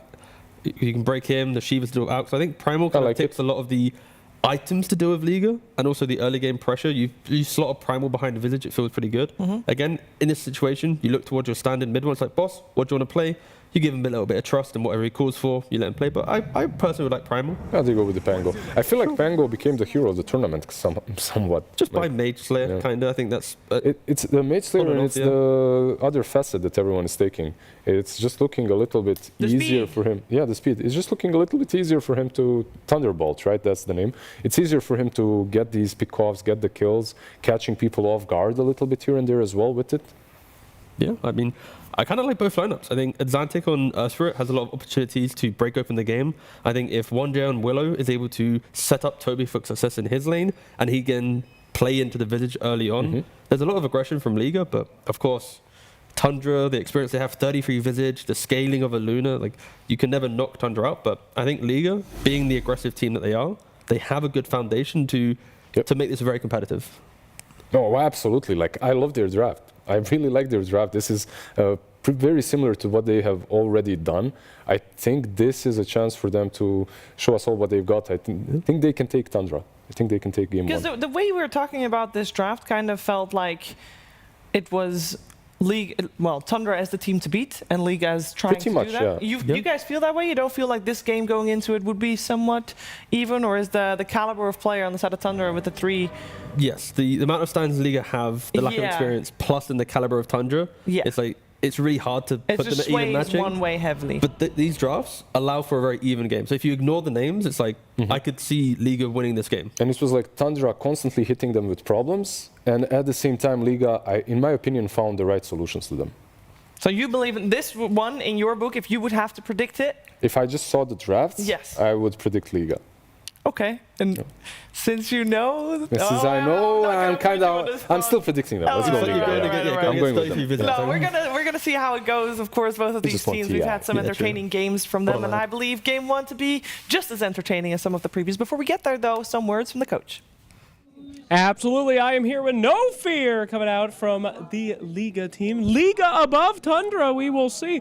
Are you afraid of anything that they drafted, No Fear? Oh, we have some problems, but we swap lines. I think it is good for us, lines. One problem is this line, but they have flex edge. All time they lie, but we know about this, and we just swap lines.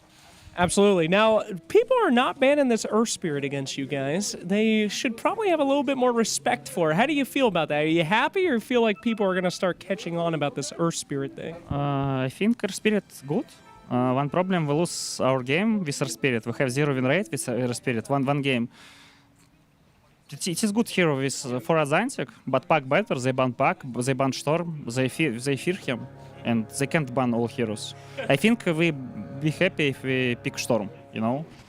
But our Spirit good too. Still Spirit, still fine. All right, final question for you. So I did some research on you, and I noticed that you hardly ever buy Magic Stick when playing with Synderen. Can you explain why? Because it is 10 years ago. Okay. It was a 10-year-old game, but yeah. He just no buy stick, no mana all time, and I and L1ga dance flame him non-stop because he don't buy stick. And we say this Yabzor go with us and hate him. After he buy stick, Yabzor like this, you know? Absolutely. Well, I certainly hate him too. So let's go ahead and see what he has to say in this game. See if he'll finally buy that stick from a decade ago. Oh my God! What a throwback! Can you enlighten us? What what he was talking about? Okay, I mean, like he was saying, this is a 10-year-old thing. Let's kill 1J first. All right, here we go. Good. So good start here for 33. All right, so just to get this out of the way. It became like an internal joke between me and No Fear many years ago because we played a couple of games where I didn't buy Magic Stick or whatever, and he was like, "Why are you not buying Stick? It's a big mistake." And then whenever we would meet on LAN, he would always walk up to me and just be like, "Cinderella buy Stick." It was just a running joke while we were playing back then. So Cinderella buy Stick. All right, that's great. Things have changed in the last 10 years. Okay.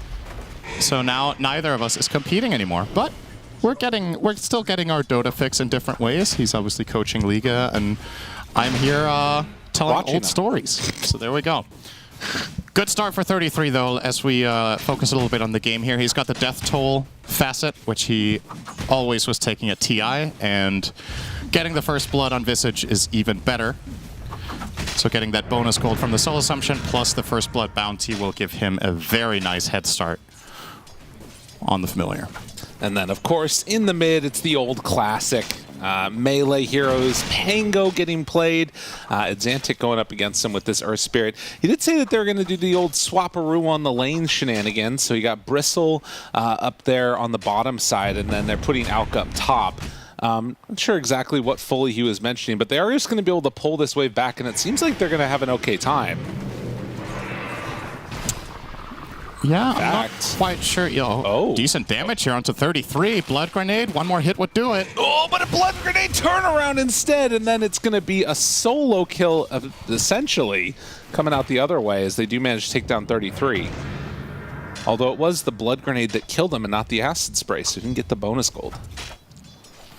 Yeah, I think every time you trade kills as Visage, you're pretty happy. That's fair. It's even good, if it's yourself. good enough. Like, he just needs, if he gets a couple more trades, as long as he has TP to return to lane, and he could get his level 6 and then have already potentially a drum at that point, it sets up for a very nice game here for 33. So, see, despite dying there, he's still top net worth in the game, of course, with the kill bounties, and he's got a pretty decent wave coming his way into the tower as well, so should be getting some nice additional gold on top of that. Now, to talk about the lane swap, I'm not quite sure what he was referencing, because I think the obvious way for Liga to put their lanes here is AVULUS safe lane with the support of the Willow, and then putting Clock with Bristle.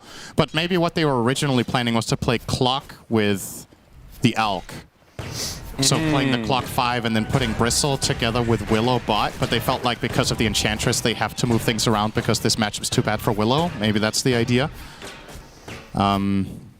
Seems to be the case.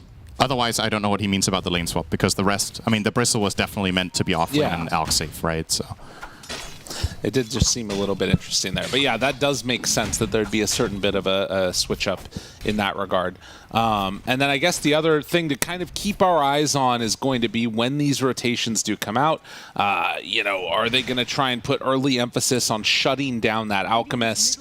Both of these carries, it feels like, want to just eventually head back to the jungle and sort of be left to their own devices. Already heading over there, as a matter of fact, it's Chrysalis that just drops down Acid Spray and then heads back into the lane. Got a double stack there, and a lot of the time this is a natural movement for the AVULUS to do. If you've pushed out the wave and you can't go and contest the next one, it's way better to just take safe farm in the jungle that is stacked up. Okay, very aggressive movement here from the side of Tundra, Soxa, and 33 getting in there, recognizing there's very few resources on the AVULUS, but they're not going to overextend. Well, they might still go for a round meanwhile, 2. Shad, 5 stacks up on him. Good damage out. It is going to be enough still to get a kill on the Panto. Lightmon lives through it all, as does Toby, who's actually taking a beating, only 1 point up in the Bristleback, as Soxa forced all the way finally out of the lane. Damn, that was some serious trading of resources in the top lane. I think that was 3 soul assumptions from 33. Now, he does have a healing salve, which the same cannot be said for the AVULUS, so... Did that not hit? Salve did not break. So back up to full HP, 1J is fine. Chrysalis does take some damage, but they killed off the Marcy, and fancy footwork through the brambles. Although no, he gets caught though. And more damage. Does have to be careful about that soul assumption. Should throw that back out onto Chrysalis, and yeah, he is taking a big beating. This is still quite solid from the side of the safe lane of Liga. The Visage with First Blood plus the Soxa Marcy, this is generally a very fearsome lane to be up against, but they're staying afloat and effectively winning this top lane quite handily. Unfortunately for them, the other lane's not doing so hot on the side of Liga. Tundra with a good head start in the mid lane with the Pango with a huge advantage against the Xantic. 38-9 against 28-2 gives him a big lead, and Panto will run into Whitemon here for another kill. Yeah, nice. And yeah, Toby is well behind the Lunas of Shad as well. Right. Yeah, that's a little bit of a rough one for that Bristle.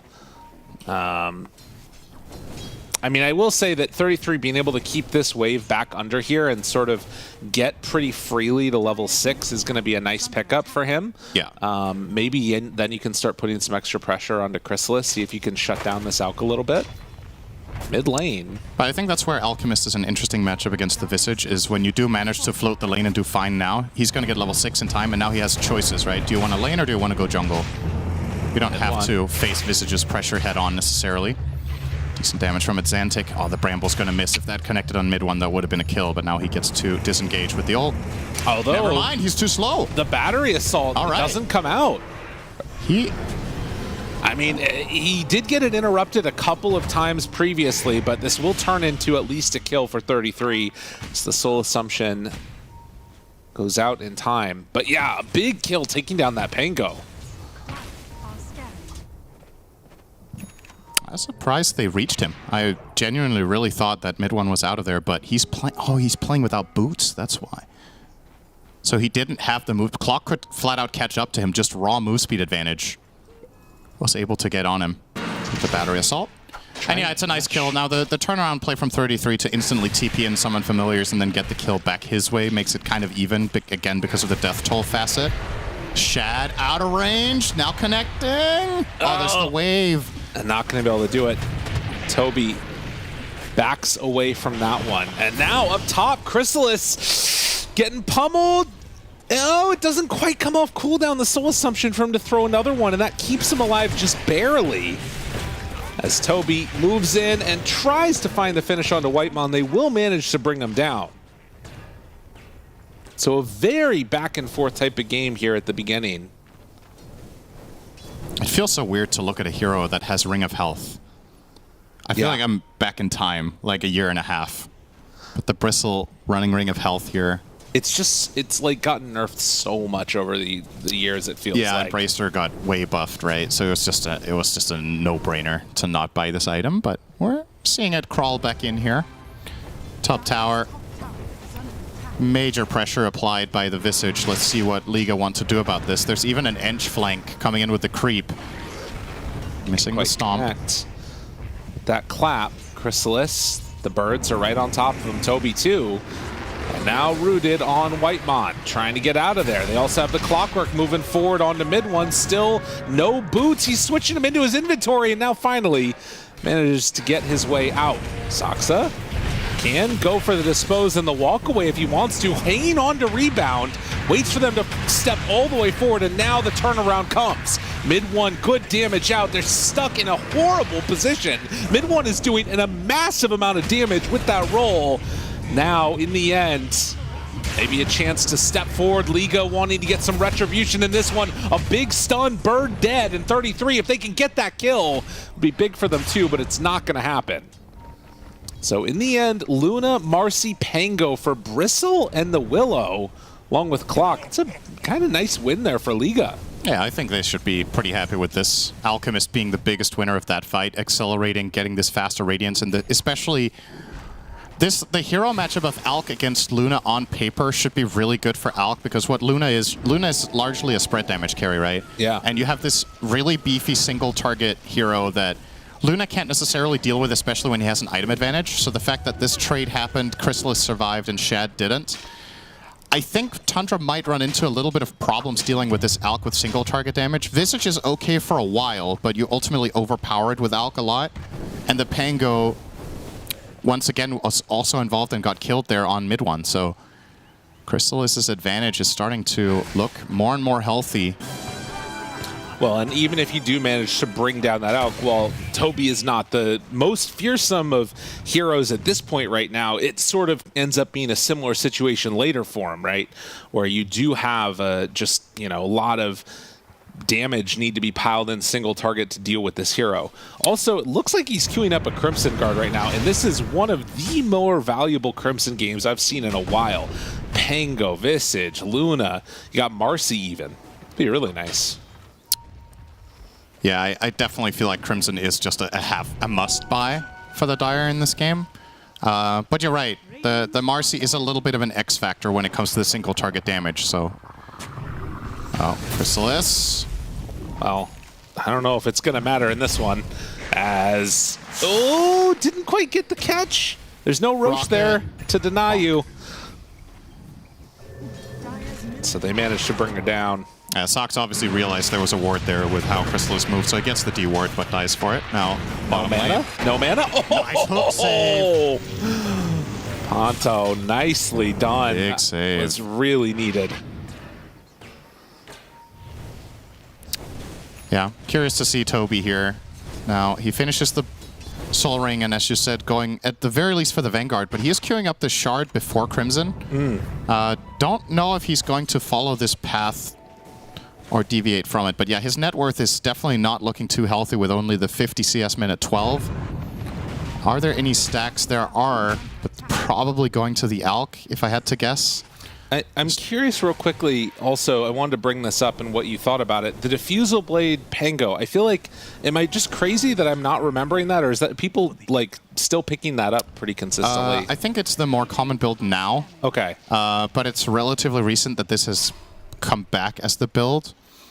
We saw it earlier, I believe today even. It was bought as well. Yeah. And I think some of the matchups for Pango here, Mana Burning against Bristle and against Alk is really nice. Oh. Cogs not used yet. They're trying to bring him down. Toby still staying alive somehow. They managed to kill off the Marcy. Mid one trying to run away, but nice. What? Clutch illusion usage. The illusion rune dodge. Can't do it 2 times though, so while it looks cool, does it give him enough to get out of here? It's I mean, mid one's doing a lot of work, team. Is anybody there to help me? Hello? All right, I'll tell you, he could not have done more. Yeah. Okay, this is basically, it's like you die, and after this happened, you can rest assured, all right, there was no way I was surviving, because that was literally the best positive sequence of events from him. He illusion rune dodged a roll. He jumped up on the high ground as he was getting rolled on to prevent damage with the barrier as they were connecting on him. And then he juked the next roll, and he still died. Yeah. But that was a very nice sequence from him, but ultimately not enough. Now, Crystallis will finish off this stack. This is going to be his Radiance plus, already the Blade of Alacrity. He unfortunately did lose that Courier to Whitemon, so no Radiance for another minute, which is a little frustrating. But yeah, I mean, like you said, getting that gold is amazing for him.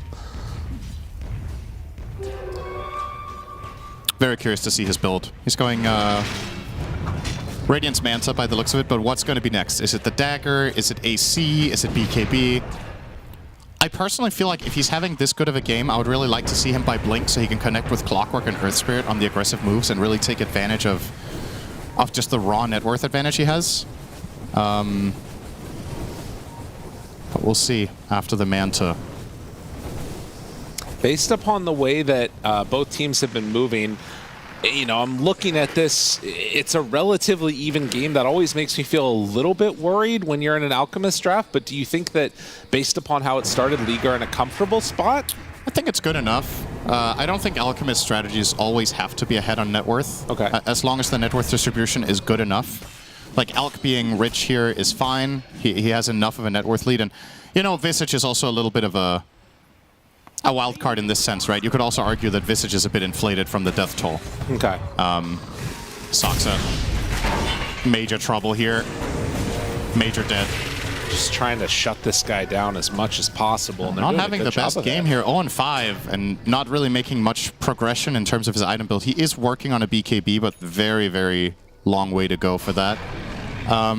I will say, like, let's say you look at the gold, let's say it's even, right? Yeah. And this is the gold breakdown. This is a lot healthier than if Alk had, let's say, 2k gold less, and then each support had 500 more and Bristle had 1,000 more. Right. I think it's very important for the way their lineup functions that Crystallis is significantly ahead, so it's not only about the graph, but it's about how the gold is split, because his hero needs to really bring the game together.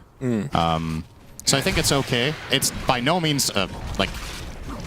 I don't think they're in like a great spot, but I think it's okay for Alks to have this graph. Mid one, deciding to set his sights onto 1J, does take him out pretty rapidly, and this Diffusal Blade providing a lot of value, although they will drop that silence now. Mid one taking a good chunk of damage, and we'll just back out after the fact. A lot of heroes in this game. Well, he goes in. Well, he run out. Is it enough for the kill? Got him. No, not quite. He tried the Cog snipe. Oh. I really thought he had him with cogs, but he used them so late that the Pango got out. Yeah. But maybe they were on cooldown, maybe a little bit of a misplay there from Panto. And Mid1 will escape and get healed up nicely here from Whitemon in the jungle. Has an Arcaner in now as well, so could look for some action with the Pango sometime soon. Speaking of action, it's Zantic. Jumps in. Good deeps. Do they have enough? This would be a big kill, and it is going to be there. It's but gonna cost them. Yeah, well, Chrysalis moves in. Stun and done. They take him down very rapidly, and your little birds too. Maybe not. We'll see if they get out of there. Yeah, I think that it's kind of crazy the way that this has shifted over the last couple of minutes. And as much as like Mid1 hasn't been able to get a ton done in this one, the Diffusal Blade against these like big strength heroes that need to use mana, it's becoming a problem, and he's going to be going Ags next. It really, you saw in that previous fight where Clockwork went for the finish and failed. Yeah. The Earth Spirit ran out of mana so fast that he couldn't chase. So definitely something to look out for, and Mid1 is going to double down on that by getting Ags soon for even more of that action. Chrysalis, and in the meantime, I mean, Shad is just farming, right? We haven't really talked much about the Luna. He's just playing freely. Yeah. On the map, Soxa has tanked a lot of the damage. An 18-minute blood grenade into the Thunderbolt through, and Chrysalis through his stun, hits now onto Whitemon. Ends up getting caught there in the cogs. Not quite enough damage yet to find that finish. Whitemon finally goes down as Mid1 and everybody else hit with a really big magnetize. Oh, he got follow-up stun Shad. The one fight he shows up to, not like this. And will not have enough left in the tank to turn this one around. Yeah, this is the dream fight for Bristle. He tanked so much damage, but they weren't able to get the angle to hit him from the front a lot of the time. Right. Just kept turning around, making sure he was facing the correct direction and giving his team so much time to connect. And keep in mind, Toby isn't even farmed. So this fight helped him out so much. He's going to complete the Crimson Guard in a moment because of it. Interesting situation. Well, they're both stunned, but you'd think Soxa finds a way out of this with just a rebound now. Dun dun dun dun dun. Yeah.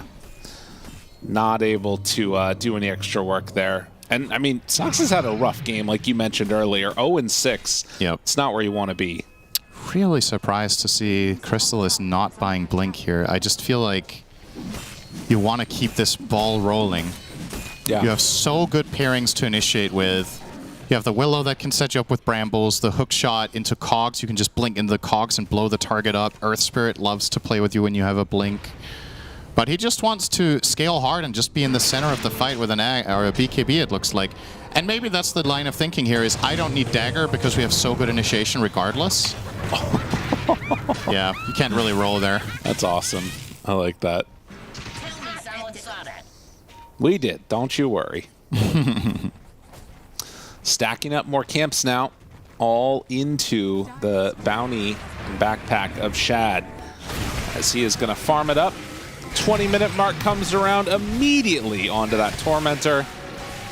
And that one given over to the Clockwork. So Jetpack engaged as, Tundra in a position where they want to try and make a fight happen. This is a really bold move. Visage pipe done with Boots of Bearing, but they're recognizing it's a little bit too scary to make that move. And they've got some big items coming their way very soon on the side of Liga. Zantic's about to finish Shiva's Guard. The BKB on Alk is only 1,000 away. Willow is going to, by the looks of it, buy her Shard in 300 here for 1J. So multiple timings that line up pretty well very soon. For the side of Tundra, it's a little bit more scattered. You're waiting a decent amount of time for the BKB on the Luna. I guess Ench is close to 4-staff, maybe? Actually, you know, on second look, if you just give Tundra 3 minutes, they might get BKB on Marcy and Luna. And that will make things a ton easier for them, especially... I feel like the one on Marcy, just so Soxa can become a part of the game, you could argue that he can fight while Luna farms even more. But yeah, right now it definitely feels like advantage Liga if a fight were to break out. It's just easier to play their lineup currently. I like this decision. Just go on in and try and get Roche. Because, like you said, if they do get those BKB timings on Tundra, with Aghanim's done on Pango, this could have been a moment where Roche is not actually as easily gettable for them. That's true. If they didn't do it now, they could have lost the fight and lost the Roche. This is completely free, so Aegis going the way of Crystallis on the Alk. And Wisdom for Shad. I am curious to see a little bit if, like, you know, eventually this... Well, actually, he's going for Daedalus. I was wondering if Luna was going to go for the Conda build against the Alchemist, but wanting to just get, like, max physical damage as quickly as possible is kind of cool. Because you're not seeing, like, a ton of armor if Solar Crest or Pavis in Solar Crest isn't used on him, on the Alk. I can't say with confidence that this is better than Conda this game, though. You think so, yeah. Because the thing is, if you go for the Conda approach, you have way more long-range artillery. Right. And if it's a type of game where it's hard for you to run in and stand your ground, this Daedalus could end up not really functioning the way you're hoping to until you have Satanic. And now we're looking at another item, and then another item. If you have the Conda, perhaps you can, you know, find some nice kills with the just a Pango roll stun locking, and you get 2 beams off for a lot of damage. You play around the Marcy going in and getting damage done with Herald. Right. Well, no, we'll see. Mid one. That's a very good mid one. Wow. Yeah, nice and easy. That was a lot, very rapidly. And I mean, the other thing, just to double down on the point you're talking about, you also now are going to have this AC done on Alchemist, and it's already Crimson Guard on Bristle. So there are more and more issues with it, but this again just speaks to the strength of the Liga position at this point. And it's fun to really look at a 1K game with Alk and feel that way. Yeah. And you wonder if the teams feel the same way in the game, right? Like, it's one thing that we have access to all this info and whatnot, but what's their mentality? Is it, as Tundra, you're like, it's fine, we just need to buy time, we need Luna to get bigger, we need Visage to get bigger, and it'll be all right? Or do they feel some sort of pressure to get something done? I mean, so far in their playstyle in the game, it doesn't feel like they... It doesn't show them feeling under a lot of pressure. Right. So maybe they think they can just float this by just farming. Ultimately.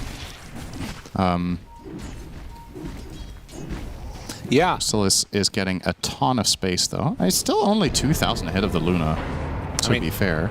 It's true. Shad has done a really good job of keeping his farm up. And he is switching. 7-0 and 8. He's actually switching back now to Conda. So yeah, Luna thinking about this and making the decision. I like it better. So I agree with this for sure.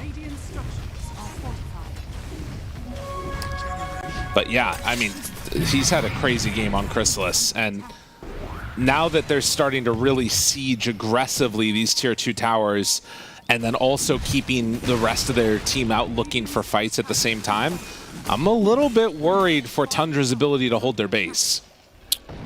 And we also shouldn't forget, we haven't talked about him too much, but Toby is getting there. Right? Yeah. Closing in on Ags, it's going to be another massive physical burst of damage that they have, and you're combining that with the minus armor of Alk. This hero pairing does extreme amounts of damage if heroes are contained. And guess what Clockwork and Earth Spirit do? Yeah. They set the scene for these types of heroes to be able to stick on their targets for a little bit. Toby's going to run to mid 1 here. This is a problem. He can't get his ult off. Oh, where's your way out? He doesn't have one mid 1. Done. And Soxa it too. And this is a free bot tier 2 now as well. I have to say, so far in this tournament, Clockwork looks really good. Yeah. I'm wondering if the teams are actually undervaluing it by picking it 3rd, 4th, which we've seen a lot. And if this hero can even go further up the priority list to be like 2nd pick, or maybe even 1st pick in some cases, I don't know. Yeah, I just, he stands out to me as the strongest 5 we've seen all tournament. Turn early days, but to try and hit, do what they can, but recognizing that this one is not, well, maybe a chance here, actually. Shad decides, fine, we'll just fight. Xantic living through that. Shad now in a little bit too far and without a good answer, but manages to get an extra kill on his way out. Yeah, maybe unnecessary there for the Willow to commit that hard in. Crystallis gonna kill off, and he'll make it up. No bash. So they managed to find a kill on that Alchemist and then get out of trouble. And now L1ga is starting to build up this momentum.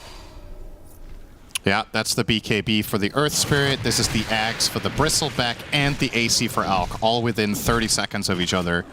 These are some huge items coming their way. They will lose their Aegis, but honestly, I don't know how Tundra kill Alk right now anyway. Yeah. I don't know if this Aegis is actually that important for them to function, except if they were to go high ground and just start hitting it with Alk first.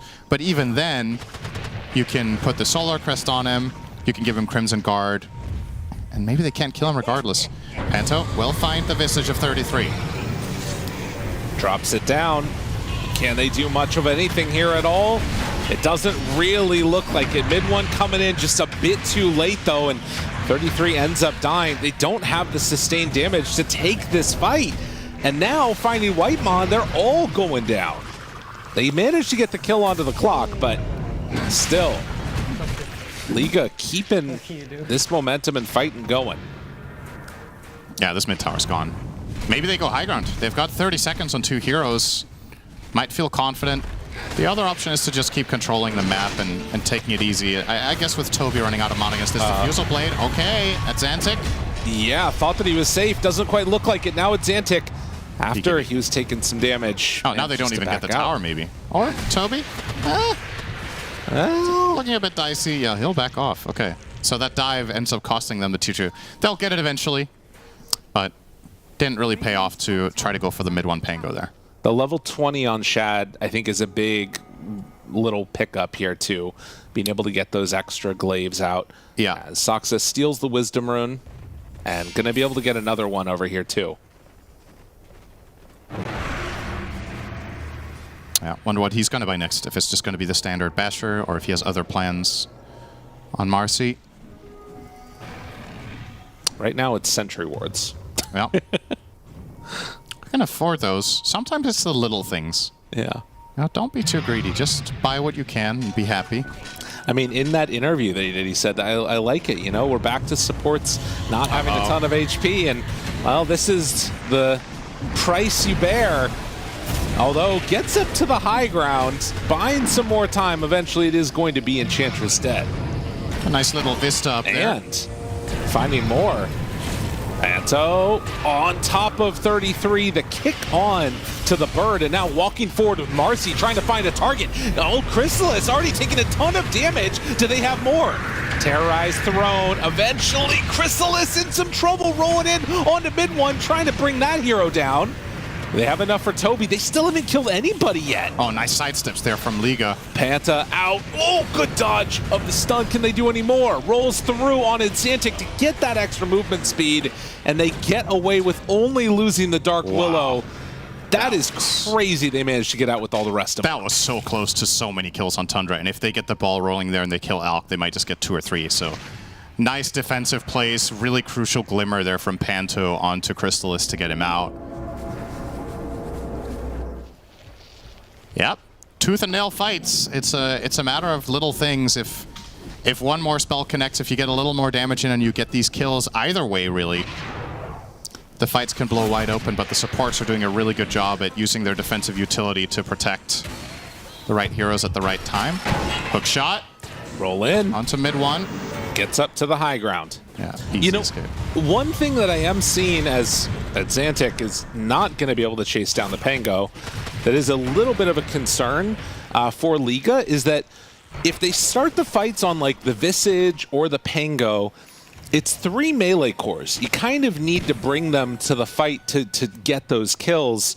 And that's where, like, the Conda Luna with the glaives, if they're grouped together, really starts to hurt. It's an interesting way those fights worked out. But again, it also begs the question, shouldn't Chrysalis get a blink?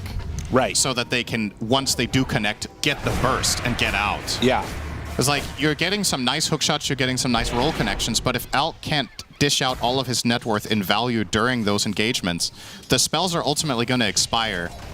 And it becomes a little bit more awkward. Like, effectively right now, he has to walk into every fight and try to latch onto a target with all of his stuff, and he's relatively kiteable. You've got the Ench with a pike, Pango has 2 mobility spells, and now Marcy Luna has a rebound. 4th staff. Yeah. I mean, more and more it's becoming an issue. I don't know. I feel like a lot of other alks in this position buy a dagger and even consider upgrading it potentially, but we'll see. Even now, it's not even on his radar. Abyssal. He wants to go Abyssal and then start buying Ags for his teammates. I guess getting an Ags onto the Earth Spirit can be extremely powerful. The save is very nice, of course, but I don't know. We'll see. Big moment here. Standoff at Roche. Spawns in 30 seconds. Both teams getting some vision. Toby. And Crystal is going to walk in. Mid one. Walks out right at the start. They roll forward. Tries to hit him. What more can they do? Nothing yet. The Thunderbolt still creating some extra chaos. Waiting for the Conda to come out, but now the Rolling Thunder's been used. This is starting to get a little bit weird for Tundra, and Zantic jumps forward. They manage to find mid one again, but off to the side, Shad is just beating away at them. The damage, it's not really there with the Crimson Guard doing so much to mitigate it. These brambles. Great brambles down. Oh my God. Although the glaives, it's not enough at all. Dude, that Perfect Crimson, brambles. it ate up everything.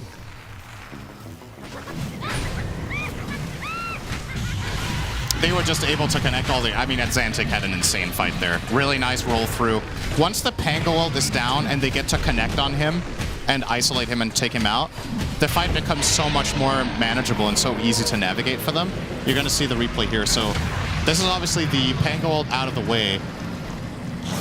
And with Alk, so this connection from Zantic is awesome. He gets a 4-man magnetize, gets the silence off, and he also manages to not get killed off by the Luna. The Crimson Guard, as you mentioned, huge in this instance. And the fight is over, and these brambles are just perfect. Yeah. Just absolutely perfect from 1J. And, you know, that might be a moment right there where if you have Satanic or maybe, you know, something else to try and reset the fight again as the Luna, you could do some damage, but as it stood, it just did not have nearly enough in the tank. Luna back up at 15. Can they slow this down at all? They don't have great heroes quite to get the banner. We'll go for it now. Yeah, this is one of the good things about Ench. Got some big damage out onto Toby to eventually dissuade them from continuing that push. Just mega single target pure damage from the support. It's hard to find, but Ench can do it. And they will stall out this push, but still major advantage Liga. This is now, I believe Alk's his Abyssal is completed when he sends out the courier. A massive upgrade. He needs a slot for it though, but I'm assuming he'll swap that in for the Aegis when that expires. Guess you could make a case for putting in the Abyssal over the Radiance.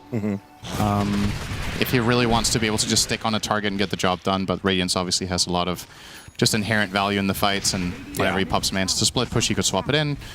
Don't know. Most important thing is to maintain formation. I would say that's the most impressive thing about Liga's play so far. We've seen some of the other teams in this tournament that you would consider like tier 2, maybe not having the same level of cohesion. I think they've been very good at responding, at bringing numbers, at playing off each other. And this could be the death push, unless Tundra... The bash. Good job defending this. That pull, geomagnetic grip. Nice to use that one. And you can see just regening back up almost to full there. Zantic is stupid tanky right now, by the way. He has 3.6k health and a shield rune. So if he were to engage, he could tank up ridiculous amounts of damage and set the terms for the fight. Socks are just barely too late for the wisdom. Will go the way of Liga as well. Yeah, and with 2.5 minutes left on this, you got to imagine that you're going to see Liga just feel comfortable making a move forward if they want. Like, and that's the thing, right? You don't even necessarily need to engage. You can kind of just sort of sit your Alk high ground with people sitting behind him. Maybe it's too scary with like the Conda spam that comes out, but I don't know. It feels like they can make whatever happen. Yeah, I think just step-by-step poking the Rex should be possible. With Alk ulti running, you can pipe him if, in case of emergency, break the Toby inventory open. Right. You know? We'll see. Here we go. They're moving. Solar. And back in. He's regening up a bit. Back out. They're using the siege creeps here to take 2/3 of a tower. It's not easy, but... No. They're progressing. I mean, it shows the value of the Luna in this situation, right? 2 hits from Akonda really does start to rack up quickly. And that will become more and more of an issue as Luna gets some more damage items or what have you. You know, we could see an earlier Rapier, maybe even if you want to try and rush that. I wouldn't hate it. Sometimes it feels like that's kind of the situation you find yourself in these games. It's currently queuing up a Silver Edge against the Bristleback. Okay. But yeah, I'm with you. I really wouldn't mind a Rapier here if you...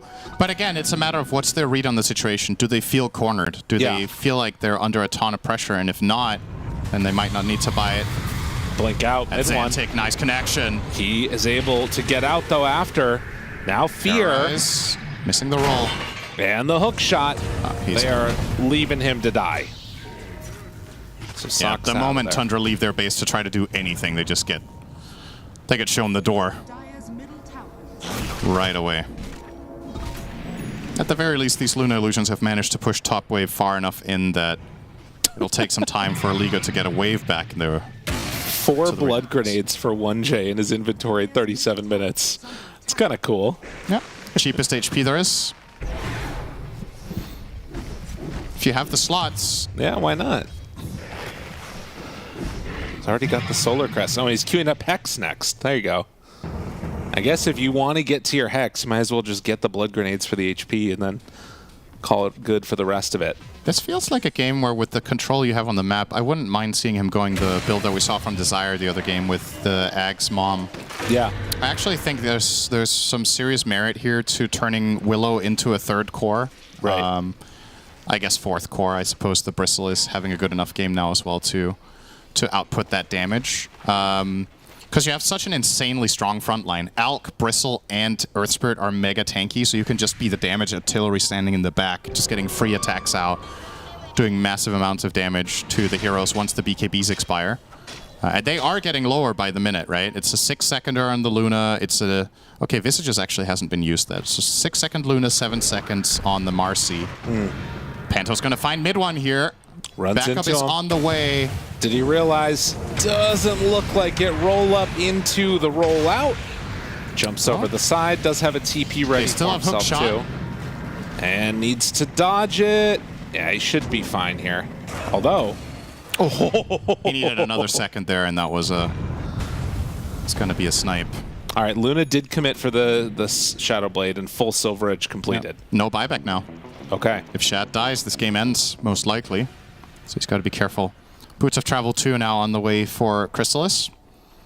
So he'll be able to connect on a teammate of his choosing. This is a pseudo blink, actually, in this game, because Earth Spirit as well as Clockwork will get straight on top of the targets.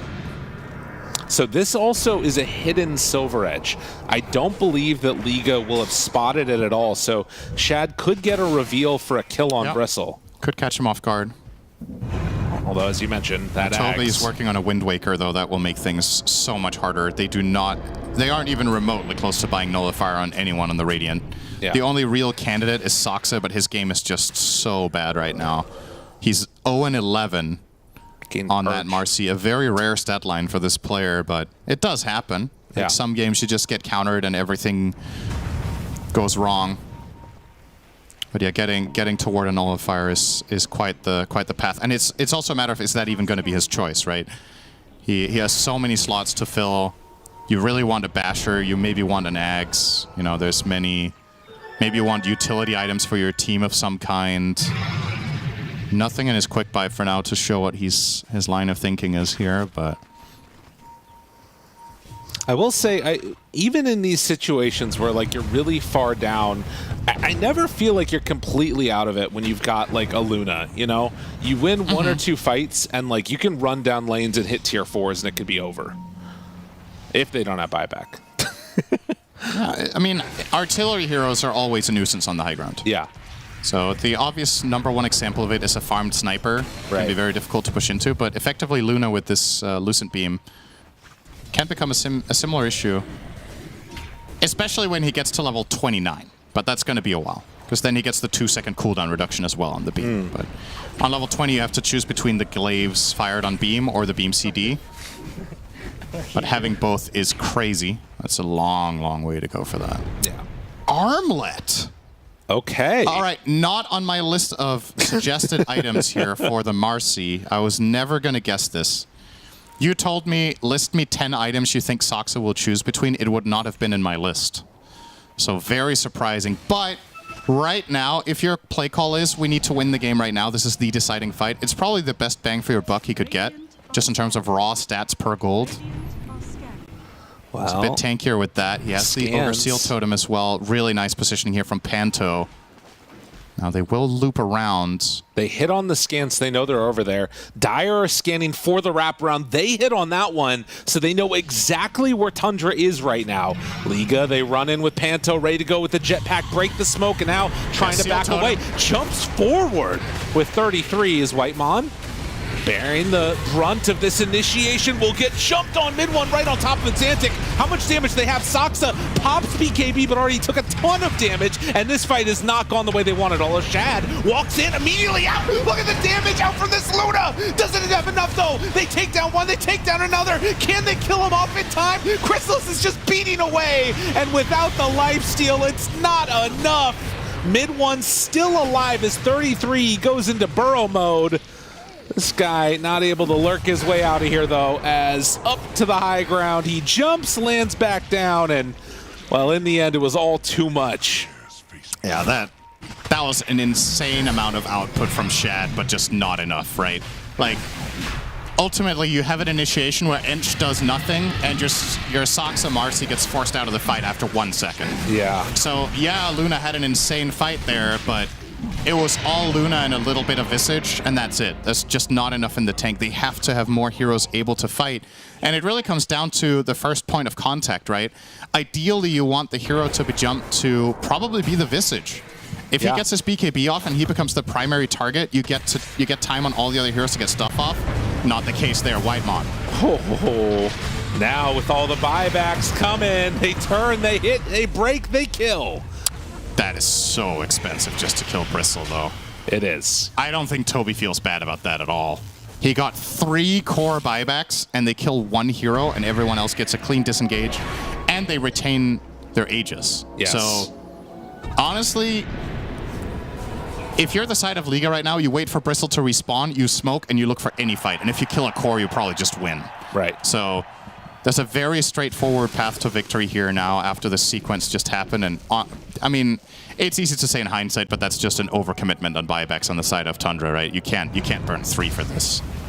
They also for this 1 Bristle. The 25 undispellable, and Luna does have the rapier queued up after a little bit of an unfortunate fight, but it's pretty far away after the buyback.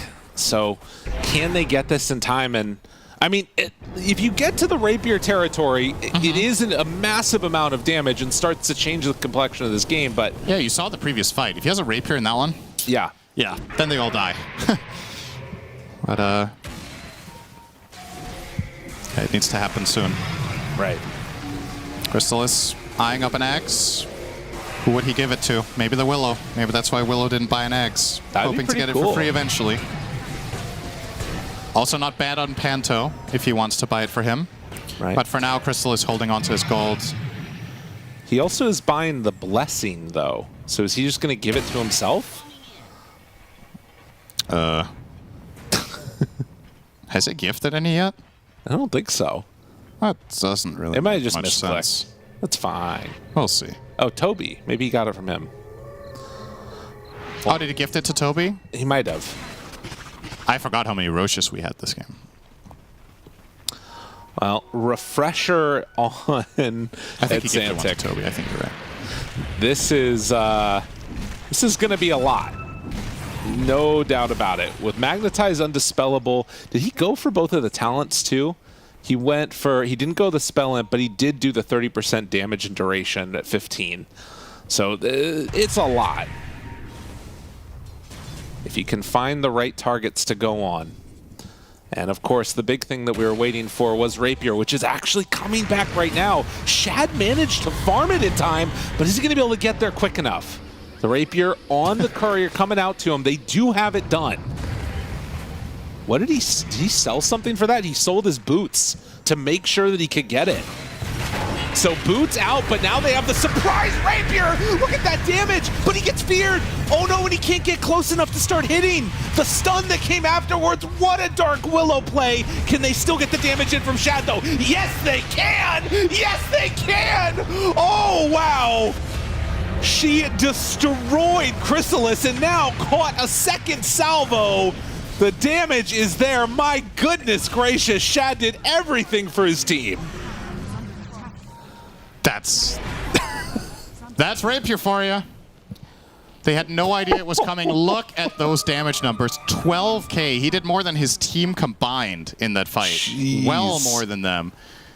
And now Liga are aware that this is a problem. Now they know there's a Rapier on the field, but how much is it going to cost you? You're going to have to expend buybacks, and more importantly, how are you planning to target Luna? Because now, I mean, it's pretty clear, right? If you want to win this game, you need to stop Luna from being able to play the fight. So are you going to jump her? Are you just going to all in? Are you expecting that to work? Maybe Earth Spirit can roll in and kick her out. I mean, she has definitely, like, it feels like it's been an afterthought for them in a second because she hasn't had the damage to really be a problem. And all of the prioritization has been like, just find anybody and go on them. Now it really feels like they have to find her. Yep. As you pointed out earlier, the triple melee core makes for a very easy... Man, if only there was some item that you could get to like jump onto her right away as the Alchemist, but... It could be a thing to buy Blink on Alk. I'm not gonna rule it out as a possible solution. I've heard Blink Abyssal is a good way to kill carries. Yes. Maybe a Hex. The Willow is closing in. Wow. And the alternative option, I think an Axe on the Clockwork is actually going to make quite a big difference too, but he's not buying it. He's looking at a Halberd because just getting vision in fights is the way to handle the Luna, right? You need to be able to see where she is, you need to be able to plan your next move, and just having those rockets just fly out everywhere to give your team the intel needed. But likewise, the Silver Edge and the Ninja Gear, it's been doing really good work for her. Hard to find. But yeah, I agree. Is there a world you buy Blink on Earth Spirit and just Blink kick her out? I mean, I could see it. If you Blink Petrify the Luna and kick her out in the middle of nowhere, she's going to be really hard for them to save. Right, because this build is about like staying back and you don't want to be in the center of everyone right now. This is not Satanic Luna. She has no lifesteal right now in this game at all. If Shad were to get Blink Petrified and kicked out in the middle of the map, I think the game is actually over. But they need to get the idea on Earth Spirit to do this, and doesn't look like that's the plan, and Alk isn't eyeing up the dagger either. So effectively, Shad might just get away with murder in this one. I guess 33 does have Vlad's, which is one way that they have lifesteal too. But now, I mean, if you run in right here, this is a crazy play. Xantic is showing he rolls into the midst of them, but the Conda already hits one time. Now he goes into stone form. Mid one still creating some chaos. They don't want to go too far outside the base though. And now with Rolling Thunder down, gonna have to reset and wait for another fight in a bit here. But that's another Ags bot for the Alchemist. And who's this one going to? He's looking for his Clockwork, I think. Okay, yeah. Passes it over. There we go. So, yeah, no need to buy the Axe and Clock when you can get one for free. Must be nice. Now with that overclocking, the rocket spam can commence in fights. Just give all that info and set yourself up. Now, Earth Spirit is, by the looks of it... Wait, what does he want to buy? Bloodstone? Bloodstone, yeah. Is that the item here? I mean, it really does feel like with these heroes, between Clockwork and Earth Spirit, they have a good potential to get on top of the Luna. I'm convinced Dagger's the best item. Yeah, you can't tell me. You can't tell me you're not buying a Blink and finding a way of splitting up the fight. Because in reality, if you look at how the fights function right now, the moment you separate Tundra's heroes from each other, their whole formation just breaks down. They don't have saves, and their heroes don't like being isolated and caught out. So it doesn't even have to be the Luna. You can Blink, Petrify, kick anyone, and you can just BKB roll out. Yeah. And you set yourself... It's effectively like playing a Tusk kick, right? You imagine the Earth Spirit is a Tusk right now. Of course you would buy a Blink, right? So I don't know. I feel very strongly about this, that this is a realization that Liga need to come to here, that Dagger has to be the way.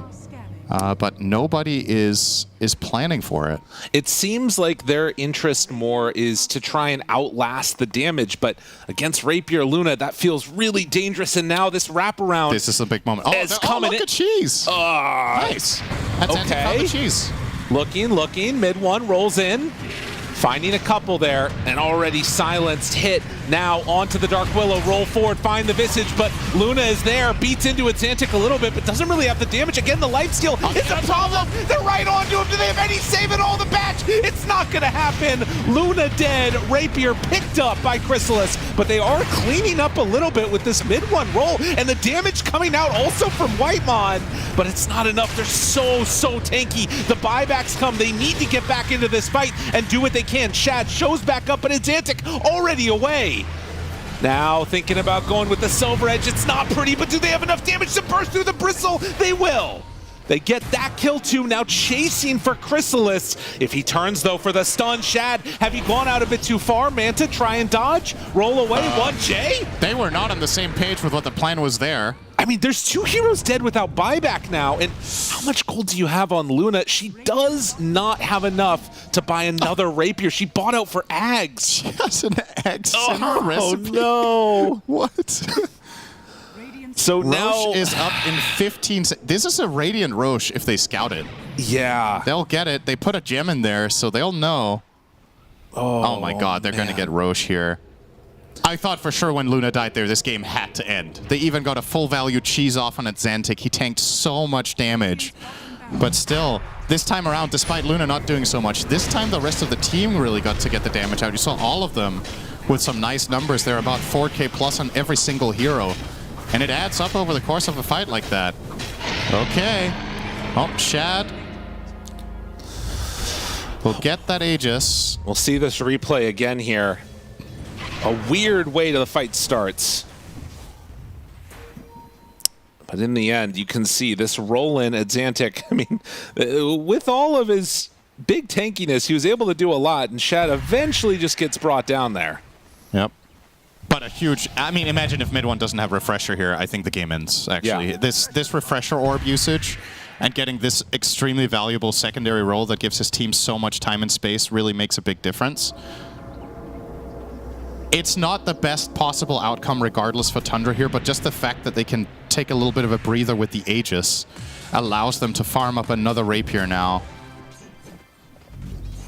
And means that the side of Liga can't feel confident that it's a done deal. They're going to have to try to find a way to kill Shad twice. He doesn't have buyback, as they know, since he bought back in that previous engagement, but not easy to kill this hero 2 times over, and the team has a ton of protection with the Pango rolls, with all of the other heroes having BKB. Even Ench has a BKB now. Not a very common sight on that hero, but you know, Whitemon understands that he needs to stand and deliver as well. Well, another weird combination Hex coming out. It's a Hex for Visage, but also Alk bought another Aghanim Scepter, gave it to the Earth Spirit to get him another item, and now he has a heart on top of the Bloodstone. So 6,000 HP with a Blade Mail, and I mean, I really feel like it's not even worth hitting this guy in a lot of ways. This is the second Ags Alk gave away, so Bristles was from Roche. It must have been, right? Because he gave one to Clock and one to Earth. Yeah. Yeah. Okay. Oh. Gets the blink out just in time. Whitemon, ooh, goes for a Sprink the wrong direction. Now BKB jumps away. Big jump in. Do they have enough to burst him, though? I mean, this is 6,000 HP, and they took every last one of it. They're just dying to glaives. I mean, it's not enough. The heart didn't do anything. That's 3 dead now. I really think Toby should buy a Wind Waker here instead of this Abyssal. I don't think this is a matter of getting one additional bash out of your Bristle. I think this exact thing is what you need to be able to avoid as a team through defensive measures, and a Wind Waker would have been absolutely enormous there. Or a Blink Dagger on somebody else, for as the you Earth brought Spirit. out. Yes. Yeah, or a Blink. Like, the problem is, yeah, Earth is tanky as all hell, but if he gets caught in a stun chain like this, they don't have anything to save him with. Yeah. They just keep... He's stunned for 10 seconds here until he dies. And the hero's trying to help him end up dying too. Now forced buyback. Here we go. Shad's in with a rapier. Gotta be careful. The building's getting hit, and so too are the heroes. They have the banner down. Shad needing to stay alive through this. A little bit of lifesteal coming from that Vlad's, but besides that, it's pretty much just sitting empty. They're going to walk forward. Mid one steps up. They're going to try and go for the tier 4 towers. How much damage do they have left in the tank? Going immediately in for the Eclipse, trying to do what damage they can. They kick him away. Oh, and Xantic is keeping him out of the fight. That does probably keep them from going from tier 4s, but it also kind of saves them. So they managed to escape with Shad. Whitemon the only one with the Marcy that's going down, but they are dead with no buyback. Couldn't he have kicked the Luna behind the tier 4s? Yes, probably. I think so. I mean, it's still good. Like, you mitigate the entire Eclipse and get him out of there, but... Mid one. Oh, bot's level 2. no. He's in trouble. Abyssal. Wait. Disc. Oh, Aeon Disc. Now refresh. Okay. Blink out. Nicely played. That's one way to survive. Mid Refresh, one. blink out. He doesn't have buyback, so he really needs to survive, Yes. and he will. But now there's no refresher in the That fight. would have been Only one roll. game. That would have been game. Only one roll now. And getting closer and closer. I mean, the other thing that's sort of scary at this point, I think, for Alchemist is that he, does not have... Well, one, he's still just running into the fights, but he also doesn't have, like, that extra defensive item of his Manta right now, keeping the Rapier in his inventory. Doesn't have an option to take it out, obviously, but still, they bring back and recover that gem as... They're just letting Toby push on the bristle here. They don't want... I mean, if you lose, there's no buybacks at all in this game, except for on the side of Liga. All right, next lane. How much? This is not Megas. There is a melee Rex bottom. I mean, and this is a little bit scary sticking around this long. With no Aegis now, they go in immediately to jump, but the Hex is there to disengage. Mid one thought about the rollout, but decides not to. This is actually a pretty big deal, this Rolling Thunder being on cooldown. They have 50 seconds now as a big moment of opportunity on the side of Liga if they want to go. They know he doesn't have Refresher because they forced that before, and yeah, Toby's straight back in. This is a big cooldown unavailable. Gets pulled away. Silence is out from the Geomagnetic Grip. They're bringing him low, but the Force Staff gets him away. Curse Crown hits onto several. The Hex is out, can't take that range tracks yet, and they're wanting to kill the creeps that are coming in, but as you said, not Megas yet. It's really close to Megas, but also I think they have what it takes to deal with Megas with this lineup. That's not over with Megas here. Also, worth noting, we're getting close to the 60-minute mark. Tier 5 neutrals coming up can completely change the complexion of this game. Lots of information given here by Panto with these rockets. They see everything. They see that Rax most of all. Whitemon, so many times he's done this on this Enchantress, but they Hex the Luna? Right No now, go. it's Okay. Liga sitting strong right up front and center. They have a Refresher there, Shard on Shad. Protecting that last Rax. And it looks like as we're getting to the 60-minute mark, they're not backing for items. They don't want to give an opportunity for Tundra to get their neutrals, but it's really hard to make this step up here. It looks like they just are doing going to so back. much damage. Whitemon with the Moon Shard. Shad? Shad looking Okay. for the wraparound? All right, time for an all-in play. This is crazy. This move, if they can get it, would be huge. He steps forward. He sees the Willow for the moment. Mid one ready to run out. They get him immediately onto the Clockwork, trying to blow this hero up. He is gone. Now can they find more? Dead on Bristleback, also out of there. Chrysalis in some trouble. They walk in, immediately start beating to that Marcy, but he gets the cheese survival. Trying to get out of there, Chrysalis, but there is not enough space. He is gone. They get the kills. They get a buyback out of Toby. And trying to TP out with the rest of them. They win the fight, and a Rapier now on Whitemon. Dude, with the Mooch, he's hitting so hard. Oh, no. Oh, dear. Okay, we're All at right, Silly Sock Supply's Zone. back. They... Oh, are they going for it? Yeah, that's what I'm wondering. Like, What info do they even have? They know Alk doesn't have a rapier, and maybe they really want to force his buyback, but this is not a given that this is going to work. Into the enemy base is a totally different beast than when you're playing out in the open. Now, if you get caught by Earth Spirit and he kicks you in, you get into compromised position. If there's a big Terrorize or a Hex that catches you off guard They're as you're getting going this. for the push. Switching over to the Spell Amp Rapier as well now, so the impetus shots are going to be coming fast and furious. Hex is already there. They jump in. Oh, he didn't get it off! He didn't get the roll-up off! No! No! Not like that! The damage is out though when Dark Willow is dead. That's the buyback, but they're in really far. 33, he's down low. The jump forward shot is gone! Just like that, he's out of there. It's up to White. Wait, all the rapiers are on the ground. Everybody's dead. They come back in with Maiwan. He gets one, but then the other side, it's Toby that gets the other. Do they have enough damage coming out from this Enchantress? Enchantress, Waimon, triple kill for Xantic. But can they do enough? There's no buyback on Alchemist. I think they might have done it, but Xantic is so tanky. Waimon, he's got to walk away. And Xantic runs forward. It's a weird battle, but Shad right up close and center, and he takes him down. They have Clockwork and Bristleback. Everybody else is dead for a long time. But they walk in. Shad is gone. Waimon, you gotta do it all. Stop hitting heroes. Go hit the buildings. I don't think that he can kill them, but if he just focuses the throne, maybe. I mean, they're doing so much damage. It's a full HP throne. There's no way. Waimon, just go for it. Just go for it. It's not gonna happen. Pitiful attempt. He did like 500 damage. He gets one shot in the back by Bristle. Why did you listen to me? It was a terrible idea. Mid-1 now in trouble too. Abyssal wants to run away. Roll up, not gonna happen. They're dead for too long. They just need to connect.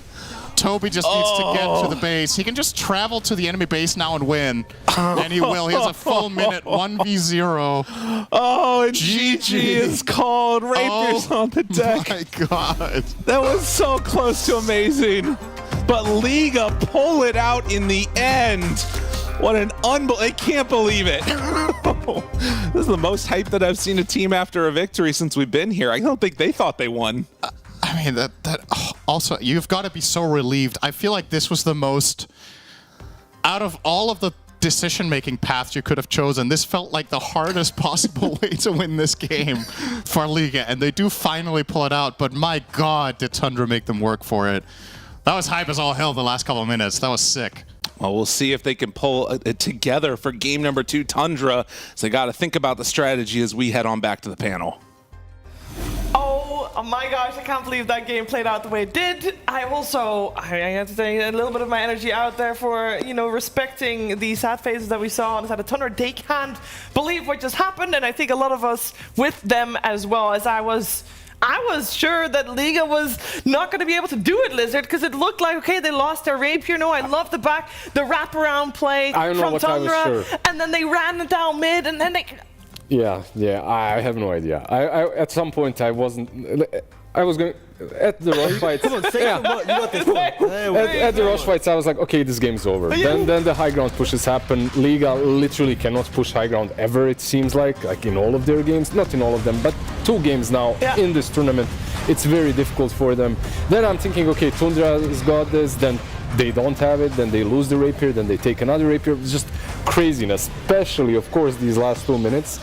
The wraparound was sick. I have to give them that though. The wraparound was really cool. It was a play to win, and they almost won. Well, to lose in the end, yeah. Fundamentally, what we're knowing here is just never give up in a game of Dota, right? Yeah. For Liga, they have this incredible advantage. They're taking the racks, and then even in the dying minutes when they don't have buybacks, the clock and the bristleback, of course, we're probably going to see the highlights at the end of this, but they keep the game alive. They win it for Liga, but then for Tundra, they're under so much pressure the entire time. They themselves could be disheartened. And then, of course, we're seeing the highlight here. Shad with the wraparound, opening up the fight, mid-1 with the refresher, constantly throwing out the rolls, and like again, we could easily pinpoint. Tundra, they get back into the game. Mid-1 dies outside in front of tier 4s and has to buy back, and then that could have hurt them a lot. And then Liga as well dying, and not really getting a blink again. There's so many things, but it doesn't matter because this was a game where both teams they really wanted to try and win it. Clockwork though, easily the MVP. Oh yeah. Every single highlight we see him, he's battery assaulting mid-1. He's not allowing him to roll up in key moments. It was Clockwork was the hidden gem outside of course, Atlantic destroying the game from the Earth Spirit. But this is it. You don't give up. In some situations here, if this was a pub, the Bristlebacks like, nah, whatever. This is 3v5, it's right? over. Yes. It should have been like on paper. going. On paper, this is over. But this Especially with the Bristleback, buyback. Like Luna buys back, but I'm yeah, guessing it just dies instantly without really dishing out any damage after she TPs back in. Yeah, she pushes out top. You can see on the minute, she's pushing out top. I don't know if she has TP or not, but she now gets into the fight. I'm guessing it was a cooldown. Yeah, they fortified. She went in, used the ulti, and just died afterwards. Yeah, And can I just say, this was a first pick Bristleback, and I felt like Toby was not shut down at all. He was having the time of his life. At some point, there was 3 core buybacks on the side of Tundra when Liga was trying to go high ground. All they got was this Bristleback as well. I feel like Toby, for the majority of this game, was the unsung hero. True. It's like he is not really doing a lot, not because he isn't capable of, but because the Alchemist and the Earth Spirit are just cleaning them up 24/7. Like, they were doing so much. Toby was just soaking in the damage as a Bristleback should do. However, later on in the game, I feel like he did the itemization that Alchemist perhaps should have done. Like, he went for this Abyssal before the Alchemist. Alchemist was just queuing up some Aghanim Scepters and stuff. I feel like on one side you had Tundra that were kind of playing from behind, but we're itemizing properly and doing everything correctly, like the refresher, the hex on Visage. It's like this giga brain. You're like, like the old meme between Soneko and Hwas. Like, one guy is just doing everything and the other guy is just pressing one button. That's how it felt. Like, he was hexing, refreshing the birds, stunning for like 6 seconds in one singular fight. On the other side, Alchemist, in my opinion, just needed a Blink and an Abyssal a little bit earlier, just to take care of the Luna, and the game would have been much, much easier for them. There were, I just think it's amazing. We just had a game where there's 5 out of the 10 players that have double-digit deaths, and 4 out of the 10 players have double-digit kills. It was just madness. Yeah, I think for Saxer at least, having 16 deaths in a game, it's been a couple years since he's had that. Like, he has had multiple 18 death, 16 death games, but like, it's rare for this player, you know? Like, he is, you know, a pillar for the 4-row, one of the best. But yeah, I think that's where you got to give props to Liga. The way that they are playing right now, it is aggressive. Break down the map. They do clearly falter because they are the team having extremely long games, but it's kind of fun to see. You have a team that's able to break down the early game, you know, whittle down their opponent. Of course, experience is enabling the teams they're playing to keep themselves in it for a long time. But again, like we see here from the player stats, it's rare to see Saxer in this position at 2-16, 15. It's also kind of from the lane, right? Like, it's a lane that you were usually used to be abusing in. And that didn't happen. Like, they did get the first blood on Visage, but it's not like they crushed the lane in any form or way. Like, after he got level 6, okay, you zone him out, but up to that point, Alchemist was completely free farming. He had the time of his life there. So Saxa eventually even goes for that armlet as like, at minute 41. At minute 41. It's kind of crazy, but they needed something. It's like that situation in which you're basically in the base and you need an item immediately, so that's the one that you can purchase. It kind of worked out, in the end. Yeah, that's a nice pose right there. Yeah, he's a relaxed boy. Yeah, relaxed boys. You know, just 65-minute games. All these late game games that Liga has had so far. This is the third one. Is that one of them went 92 minutes yesterday? But he's been playing. He's been playing great. Seems to obviously it's not his team, but seems to fit in really well with everybody right now. Yeah, I feel like the patch also definitely suits him nicely. Pantomime, though, on the other side, like Clockwork, very well deserved MVP. Like, he was, like, in the early stages of the game, he was the reason why Mid One just didn't have a game on the Pangolier. Like, he was catching them off guard 24/7. Later on in the fights as well, the cogs were always in the right position to eliminate the proper targets. Like, very nicely done. Yeah, it's also like his positioning. Like, it's very easy to give it to Exantic as well. But it's like in every highlight, it's either, like you said, with Mid One, but also when Exantic goes in, he instantly goes on the person that Exantic also went on to ensure. Like, he's not in a bad position. He's not having to, like, force stuff. Like, okay, I'm going to get there. Like, he's always ready. So, again, Liga, they are a very aggressive, fun team to watch that isn't able to close out games cleanly. But that means we get to watch, like, the best Dota because it is, like, this crazy back and forth. So I hope they don't clean up their act. I want them to stay. Because this is just fun. I'm not sure they can clean up their act. Like, I mean, they are a this stack is of who they 3 are. standards. Yeah. Exactly. They've got all the aggressive players. thrown him into a team and gone, hey man, can you quickly play this tournament for us? So it's like, I don't think we are going to see this polish throughout the tournament, but teams are going to have to exactly. Teams are going to have to respect that they are running at you, they are fighting you, and you're going to need to deal with it. And that's where Tundra will have to develop some different strategies. Yeah, and for MVP, I mean, we do give it to Panto, but we are also going to put a spotlight on Atlantic because he is the one that we're going to listen to for a little while. Hello, everybody. I am here with Azantic from Liga team. So good to have you here, my friend. Welcome. I'm excited to talk to you for the first time ever. Hello. How you feeling? Feeling good. Nice. That's good.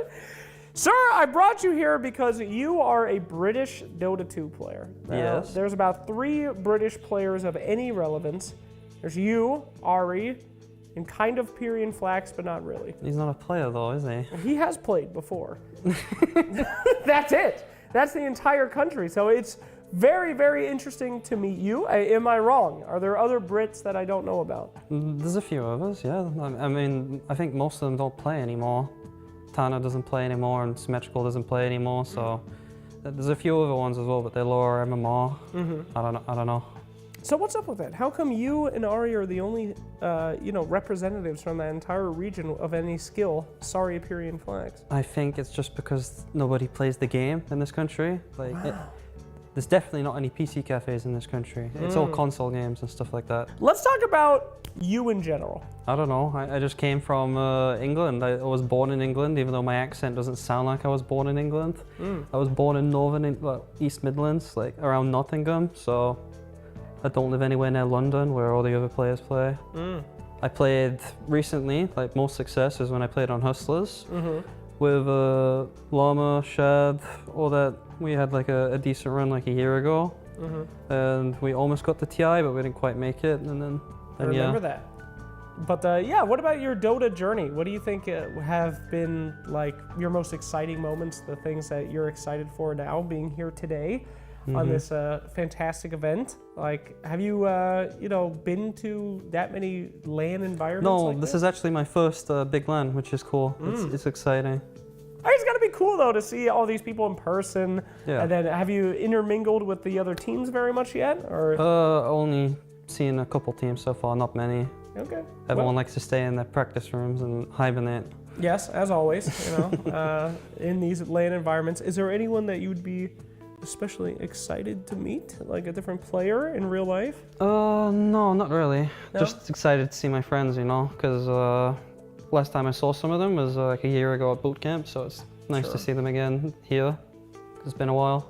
It's nice to catch up. Very good. All right, let's talk about the stand-in life here. The team here has 3 stand-ins at this event. Yeah. Quite interesting there, but some people that you're very familiar with. So what's that like?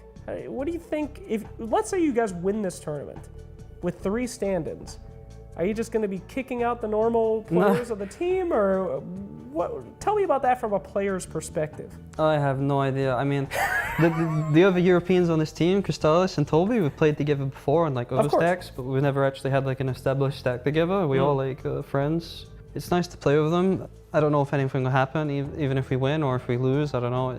It's just fun playing with these guys, Sure. The other players on the team, I actually don't know them, the ones that invited me. But they're good. I know them from pubs, they're nice people. Why did they contact you in particular? I think it's just because I'm like the highest ranked mid player available, and the mid player had visa problems, and because I have an overpowered passport, I can pretty much go anywhere, right? Okay. So I live in the UK. I don't really need a visa to go most places in Europe. That's quite powerful, I will say. Yeah. It's got to be more than that, though. I mean, Dota skill definitely comes into it. Yeah, so. I mean, I'm pretty high ranked right now. I think I was like rank 40 or 50. 40 or 50. Most people live or die by their rank. They know exactly their number. I mean, right now it's changing all the time, right? Sure, because rank system, I can give it a shout out, but right now it's really bad. Like, it's really, really bad. It's very inflated, and ranks change all the time because there's just a lot of win trading going on. Do you think there should be a rank reset? Definitely, yeah. It's getting out of control. I think by the end of next year, there's going to be someone like 17k MMR or something. I don't even know. And there's people out there that still have like 2 or 3k, you know what I mean? I could go on and on about like why that's bad, but imagine you're like a casual player and you want to be like professional and go to the next level. Yeah. And the highest you can calibrate from a new account is like what, 5-6K? It's the amount of games you have to grind to get into the high level games. It's like that's an insane amount of games. It's like people who have a normal life and don't dedicate it 100% to Dota, they're gonna have trouble grinding that amount of games. Wouldn't you feel a little weird if some guy came in and then all of a sudden he's in like top 0.001% after 9 months? I mean, that in most things like chess or, you know, piano playing, that's fine, but in Dota? I don't even know. I mean, it happens anyway because of win trading, and then they fall all the way back down, so. Sure. I don't know. I just definitely know that the rank system right now needs a reset. I think everyone knows it. Who are you excited about playing against at this event? It seems like your vibes are pretty good on the team. You guys don't seem that nervous. Not a lot of things, you know, keeping you down. You excited to play against any teams in particular at this event? No, I don't really have any grudges, so I think I'm just excited to play against like my old teammates. You know, I'm excited to play versus Heroic because I'm friends with some of them. Sure. Excited to play versus Nouns because ex-teammates and friends, some of them, and Tundra as well, obviously, because of Shad, played with him a lot. He's standing in for Tundra as well. Yeah, just excited. How far do you think you'll be going? I don't know. We've only played like one scrim. Did you win? Yeah. All right, well, that's what I need to hear. Thank you so much. It was wonderful seeing you, wonderful getting some information, and we'll be hearing a lot more from this man and his incredible team in this very tournament. Follow along as history is made. Basically, whoa, he was able to reach that basically straight away. First game of the series against each other. We'll see if he can do it again, because this first game that we just watched was incredibly close, incredibly entertaining as well. And I think both teams are basically looking at this series the way Zantic is. We're just here to see how it goes. Maybe not too much practice going in, but that just makes games extra fun, Lizard. Of course, and he needs to keep that perfect 100% win rate, by the way, because he won one of the scrims. Well, the only scrim, 100% win rate there. He won the only series so far in Wallachia, 100% win rate there. He did lose a game. But series is series. We're bending the facts to make it look better. Exactly. Thank you. Is there another one here, or? Well, this is the one. Like he needs to win this one, and they're only one game away. You only need to win one more game. True. Tundra needs to win 2 more games. That's a lot of games. No, it's not. It's just 2 games. It's more than one, Shiva. It's a lot. Yeah, it's double. Yeah, but wow. This game, I feel like some of these teams and some of these matches that we have watched already, you can kind of guess the power level, who's stronger, who's weaker, who's probably favorited. Here, I have absolutely no idea, especially after that game 1. Because Liga, okay, they had a bit of a stronger idea when it came to drafts, the drafting stage at least, but during the game, it was anyone's. I think after the games we've seen so far, I would easily put Liga in a top 6 position, I think. Really?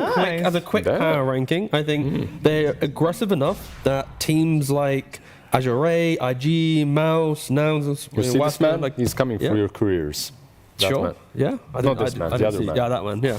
But no, yeah, I think they are aggressive enough that all the kind of the newly formed teams or the teams who are still kind of trying to find themselves won't be able to deal with it. And individually, I think it is scary, a team that has freedoms with no actual understanding of like what the team's philosophy is meant to be. Because you have so many stand-ins, it's like... Our philosophy is no philosophy. Yeah, exactly. Like Tundra, clearly, like, you know, 33, he has a clear idea. Of course, he wins TI. It's like he wants to play his style, but this type of stack, when you have this much kind of... Do you think 33 is like, listen now, you little... Yeah. It's just one TI you're going to listen 2 to weeks ago, exactly. But no, it's like when you think about, you know, historical runs in Dota and like what it can be, I think a team like Liga, if they can keep up the confidence, they are one that will make deep runs, and after it, all the stand-ins leave, they go to different teams, and we'll never see them again. But they'll have their one tournament of fun, and that's exactly what they're currently riding with. And they make a good case for themselves for finding themselves good homes as well, because Liga does have 3 other players that are assigned to their roster at the moment. So, you know, the man on your screen, I'm sure he would be happy to showcase himself extra good these whole 2 weeks. And he has and he has been so far fantastic. And if he can get top 6, he can, he has a great resume to go to other teams and like, hey. Yeah, a lot of teams, they kind of signed their rosters, but it's all up in the air. I feel like this season we might see a lot of changes, and we'll see. Maybe after this tournament, if we see some exceptional players, they might find a new home. By the way, when it comes to Tundra, one change in their bans, more changes, but one that really, let's say 2 that really stand out, both the Clockwork and the Alchemist. I feel like getting just getting 3 heroes away from Crystalis and then Respect banning that Clockwork does make a lot of sense, especially when you're playing a Bounty Hunter, because Clockwork is one of those matchups that can get a little bit difficult to deal with. He dusts you, hookshot, you're almost always hunted, or at least you feel hunted throughout the game. But that did mean that Tundra did not ban out the Enigma, so this is going to be a Toby Enigma, like 95%. Sure, obviously some potential flags, but don't think that's going to happen. Toby's just too good on that hero. It also means that on the side of Liga, they have to deal with the Bounty Hunter, because that was first phase banned previous game as well. Yeah, and that's something that they usually pick, right? And they pick it with Enigma as well, because they like this combo. It is very nasty, difficult to play, but against Enigma always has a much freer time using these black holes when there's someone as annoying as Bounty Hunter running through the map, just giving vision, constantly annoying the enemy team. But Puck, very early on as well. Yeah, Bounty's a hero you need to be very careful about. We didn't see it at TI, but now suddenly post-TI with no crazy change to him, I think his Janata got slightly changed. It's not... It's a slight change. It's a very slight change, but it's not enough to bring the hero into meta. But teams are now suddenly picking up. White One's playing it in the 5 position. Yeah, but first phase as well. Yeah, it's... I think about... When you think about how quickly Liquid won TI, the speed in which you play, Bounty can create those chances. Because Shuriken is really high damage. It's 100 damage for 65 mana. It's good resource. You then have Track, obviously more economy early on. It can bloat lineups to be bigger if you respect the fact that you need to be go with the hero. He's not a Bracer builder as well, and he's not great against heroes that have a lot of HP, so Bracer being banned, not banned, nerfed, also comes in handy for him. But he was played during TI in pubs. He was played a lot. He wasn't played at TI, but during pubs, high tier pubs, he was very popular. He scales nicely as well with a couple of heroes. Enchantress is really nice with him because you have that track plus Hurricane Pike trick that you can utilize later on, or just having vision on someone to be able to constantly hit them with impetus shots is really nice. Even though your Enchantress is position 5, it doesn't truly matter. It is kind of wild to think that Liga have picked Puck out of phase here, and Tundra's response was Luna and Ench, right? You didn't go for an instant response to locking him down, so now your off lane or your mid from Tundra will need to be the solution. Of course, there's Tinies and Void Spirits and DKs, and there's plenty of options, but from draft to draft right now, Bounty doesn't like playing against lineups that group up or you need to lock down, and right now Enigma brings the grouping and Puck brings the kind of elusiveness, so Tundra at the moment a little bit uncomfortable, I'd say. Yeah, and we saw in that last game just what the power spikes are on Luna. She has a crazy power spike later on when she does get to that Kanda, but it takes a little while. So if they could combo something that's a little bit faster paced on Liga on that position 1, they can maybe even play the game faster than a Luna can, which is crazy to say. And we kind of shouted out almost everyone on the side of Liga from the previous game, but I don't know if we really highlighted 1J enough, because I did feel like his Willow was very instrumental. You highlighted it, a couple of times. I should highlight it more. I don't know if I did that on camera or not, because I really like seeing him playing that hero, and it has proven to have a big impact in those fights that you mentioned that Liga will like to do with the heroes they have so far. You need a very calm player who plays Willow. Positioning, terrorize, brambles, they need to be used nicely, and you can never step up too far, and I think it's kind of what 1J presented, and Tundra, they now go for a Brood. A thing that we haven't mentioned yet is the Enchantress will prevent Enigma from truly dominating the lane, right? You take over the Eidolon, so there's that kind of laning advantage for Tundra that I'd be surprised if Luna wasn't able to leave lane with confidence into the jungle, already with the Mask of Madness or a Dragon Lance. And now you throw a Broodmother into the mix as well. Crystalis is going to have to find his carry here that can do it. So this is going to be like some offlane Brood then? Yeah, I'd expect that. Yeah, carry Luna, offlane Brood. Brood plus Bounty Hunter doesn't strike me as the scariest lane for a carry to pick into. But here we go. It's 33 Brood. And it is. And Saksa Bounty Hunter. Yes, that is the offlane for Tundra. Yeah, but that's what I'm saying. That makes it scary.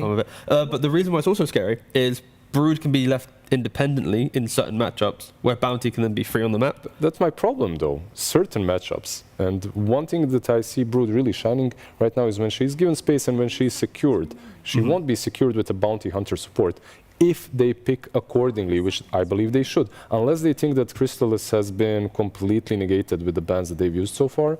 Something like a Troll perhaps for him would be pretty damn solid. Any kind of a one-on-one good hero versus Brood is solid here. If Liga go aggressive in lane, Bounty has really good move speed and armor that he can just go like boots or windlays starting and just keep dragging waves non-stop to the Broodmother. Okay, and it's like, we don't see that too often because Bounty's not picked, but he is one of the best heroes at constantly dragging waves, and of course with 33 into the mix. I think it was played today once exactly like that, so it's possible to see the same strategies applied here. And it's like we do see obviously wave skipping, but with ranged force coming very powerful throughout TI. Sure, Tusk was there as well. The thing is, like, they just played the lanes. But in this type of draft, I could easily see Tundra winning bot lane with Ench Luna, skipping top, and then allowing their mid lane to be explosive onto the map. My main point when it comes to this Brood, if they manage to enable her in the lane, is the pace. A lot of ifs, right? Yeah, exactly. If they manage to, which I believe they should be able to when they picked it this confidently without seeing the carry, right? This offlane to offlane matchup, which is weird to say, but offlane to offlane matchup can go very easily in the way of Brood if she has a good start, and then she takes over the map. This Enigma, like Tiga said, she likes to clump up, we all go together. Well, Broodmother is going to take half of your map away and push on her own and get all that farm. So yeah, good luck clamping up and going S5 because you're going to have a very small part of the map to do that. Surely Liga is aware of this, and they'll try to play on the side where Brood is playing and push her out of the jungle. Well, it's not that easy. That's exactly where my point's going to come from. Where if Tundra, we haven't seen it banned yet, but like Sniper destroys Puck in the mid lane. How does Liga deal with mid Sniper shutting down Puck? We then have to talk about the bounty enabling Brood. Ench easily gives Luna game. If there is a Sniper or you don't get to play hero for Puck to go into, there is no major map play. Because Enigma shut down, Puck's then shut down, Marcy Willow won't be able to play into anyone, and then your carry has to somehow deal with a Brood lane with the pressure of Ench Luna doing well. So it's like, I think, for me, it might not fit the bill of lockdown control, but just shutting down Puck could be enough to bring the entire draft to life. Hence, Sniper. Yeah, it's a completely different, like, crazy draft that they're running here with the Bounty Hunter. And Troll is, like, when I was mentioning heroes that are good against her, it was like the one. Could this be? It could be mid Brood. Mid one Brood. Okay. Interesting. And then you have the Beast off. It still annoys Puck immensely. Yeah. Because and now it kind of opens up different kind of item builds for her. You're not the Aura carrier. Like you can actually go for Orchid. Exactly. You get that Orchid. This is quintessential Tundra drafting. Like ever since this is some draft that I could imagine them winning against Secret in the TI finals. And then Medusa. Okay, fair play to Liga. I think there's, with the amount of pressure Tundra's applying, it's like you need to deal with the Orchid timing on a Brood where Puck doesn't want to buy defensive items. You have the Aghanims plus Blink timing of Beastmaster that will rip through your backlines, and then Shad farming behind all of that. It's like, it's super obnoxious. And there's not much that, there's not really a carry for Crystallis that can outfight that. So rather than trying to fight it, accept the fact that you're probably going to be skipping waves for 20, 30 minutes once the big fights happen. And then when you get to the high ground, you pray your Medusa has like Manta, Butterfly, Skadi, +1. Like you need so much Please, farm. Lord Gaben, exactly. Give us the Skadi. The journey there, Tundra should obliterate this map. Like it should be so Tundra favored that this entire game is on Crystallis playing the opposite to how he normally plays. Crystallis likes to fight. Yeah. He must now farm. Good luck, Liga. Okay, and if he's gonna farm, yes, on who's gonna have to step it up on the side of Liga to make sure that he has the space to do so? All four of them. They just throw their body into the mix. That's very ominous from him, but I kind of go the same way. I even think that this Beastmaster it isn't only my thoughts. Like 33 is insanely good on Beast, but Beast also got buffed recently, and I feel like people could experiment with something else besides the Aghanim's that got kind of nerfed, but the Roar is buffed, so maybe we'll even see some Helm of Overlord, maybe some Vlads on him. I'm not sure. So you can go full auras and just end the game really quickly. If you're Tundra. Yep. But scary game. Ending games quickly when there's Liga in the team in the Probably mix. not going to happen. Seems unlikely, but I know that there's one guy who really hopes that this game will be quickly going the way of Tundra. It's none other than Coach Moon Meander, who Slax is talking to. Dog shit draft, Moon. Dog shit draft? Okay, what do you think about your draft? Draft good? I would say we're just experimenting. It's the group stage, you know. Let's just see what happens from here. Moon, you're scaring me. That was a joke. Do you think you're drafting? I mean, you got a lot of good stuff going on. You got the Brood Mother, a little bit of Orchid action for that puck, you know. They pick a last pick Medusa. You got nothing to be worried about, right? No, it's like a pup kind of matchup, you know. Some Brood mid specialist, some Bounty Hunter running around, you know, some tryhard trying to win MMR Luna. That's our lineup. Let's talk a little bit about that Bounty Hunter. I mean, kind of interesting to me, first pick. Heroes change a little bit. Is it really that valuable? Do you guys value just the hero or its flexibility? Why first? I mean, I just watched a Speed Dota YouTube video today saying Bounty is the best 4 in this patch. So I'm like, oh, Speed Dota must be correct. All right. Taking that inspiration. I love to hear it. Okay. How do you think this one's going to go with your guys' momentum? Because it seems like you have a great heroes for running at them, you know. You're up against that last big Dusa. You think the boys can handle? Yeah, we got like a lot of like random shit we can throw at them, like a Ludson Beam and like a Shuriken Toss and a bunch of Spiderlings and Ench Creep. You know, it's gonna be like a huge Diddy party. All right, fantastic. Well, I hope it doesn't end up the same way. Thank you so much. Good job, Moon. Yeah, we're gonna move right past that as we get our way into this game. Cinderin, it is time. We're seeing the body block on the Creep Wave and then a counter body block coming out from the Medusa. Neither team wants their creeps to get underneath those towers, He's and not blocking them enough. Crystal's They're in the tower. Doesn't quite get it in time. Very frustrating. Yeah, I think this is an interesting game to... I feel like we're going to learn something here, I guess, is the angle I'm going to take, because it's an overall first pick bounty. The last pick Medusa is a little bit puzzling to me, but maybe given the time constraints that they had to pick within the Banstat route, maybe they couldn't find a better solution to this situation. But generally speaking, picking one of the slowest carries in the game is not a great response. Saksa just died, level 1. It's generally not a good response to a team that's going to play hyper-aggressive, right? You're playing against Beast, Brood, and Ench. I think most seasoned players and drafters that have played the game for ages would probably not recommend the Medusa. So I'm just curious if, you know, Medusa's changed a lot. Like, maybe it's good enough. Like, maybe this lane matchup is really favorable for Dusa. Maybe she's faster. Now she has Gorgon's Grasp. Maybe that changes things with your laning and your involvement early on when the team is running at you. And I mean, if you get a free first blood onto Saksa, that'll definitely help things here for Crystallis. So, yeah, looking to see. Okay, Saksa's taking a beating again. He might actually die again here. That would not be good for him living. He is dead. And it is not good for him living, because he didn't end up living. And now... look at this one. 33 is just going ham. I mean, did he just drop down a tree? He's trying to block him. Doesn't end up working. In fact, gets pulled back into tower. Oh, he has that extra buff with all of his ruggedness on his passive, but it wasn't enough with the tower hits. This bottom lane is a disaster.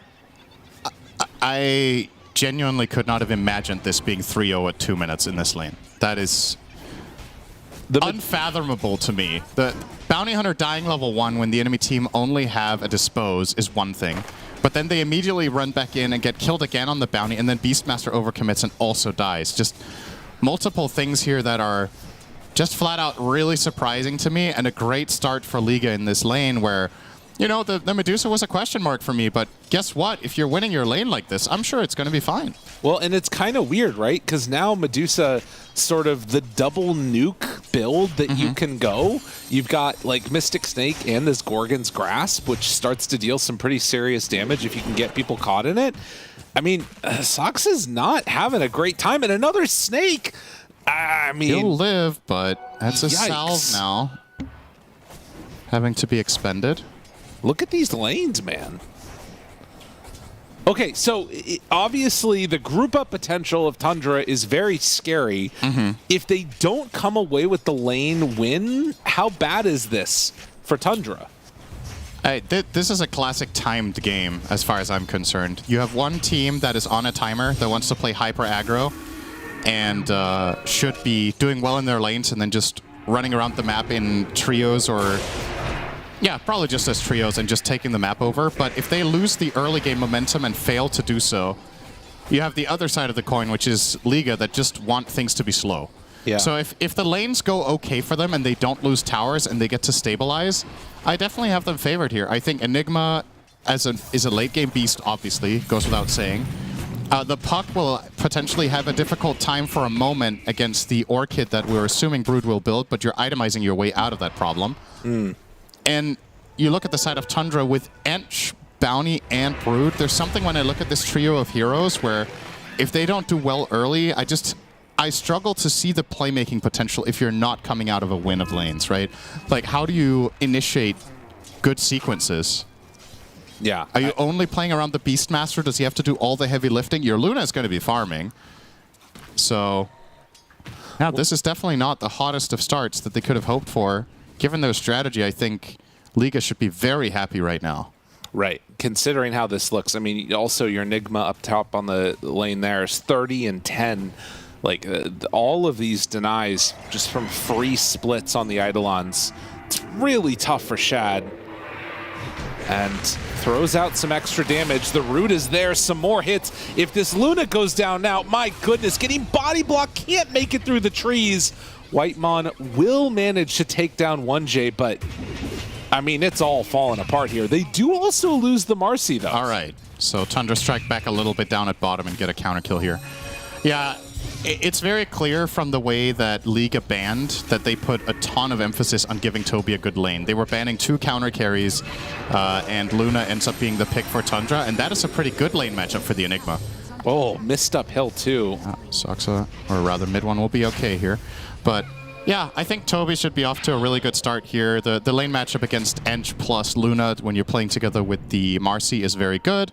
They take advantage of that to get him off to a head start, and now, as a result, Panto gets to move, and that's a big find. Man, I mean, Moon talked about this sort of tongue-in-cheekily as a pub strat. The problem with pub strats is that eventually you can bring numbers and disrupt them a decent chunk of the way.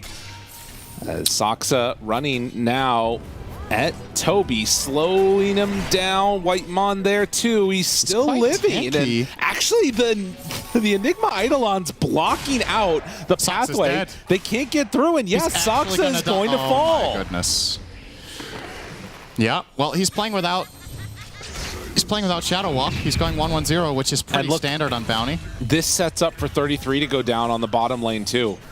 They are getting rocked. This trade isn't great for the Beastmaster. I mean, sure, you get a ton of gold for this, but you got no experience, and Medusa had no mana left. So now she's just going to show up with a full bar to put pressure on you once again. Oh, and if they get this Wisdom Rune, this would be everything. He gets this. If he gets this, my God. Well, Bounty doesn't actually have Shadow Walk. Oh, he's dying to Ancients, though.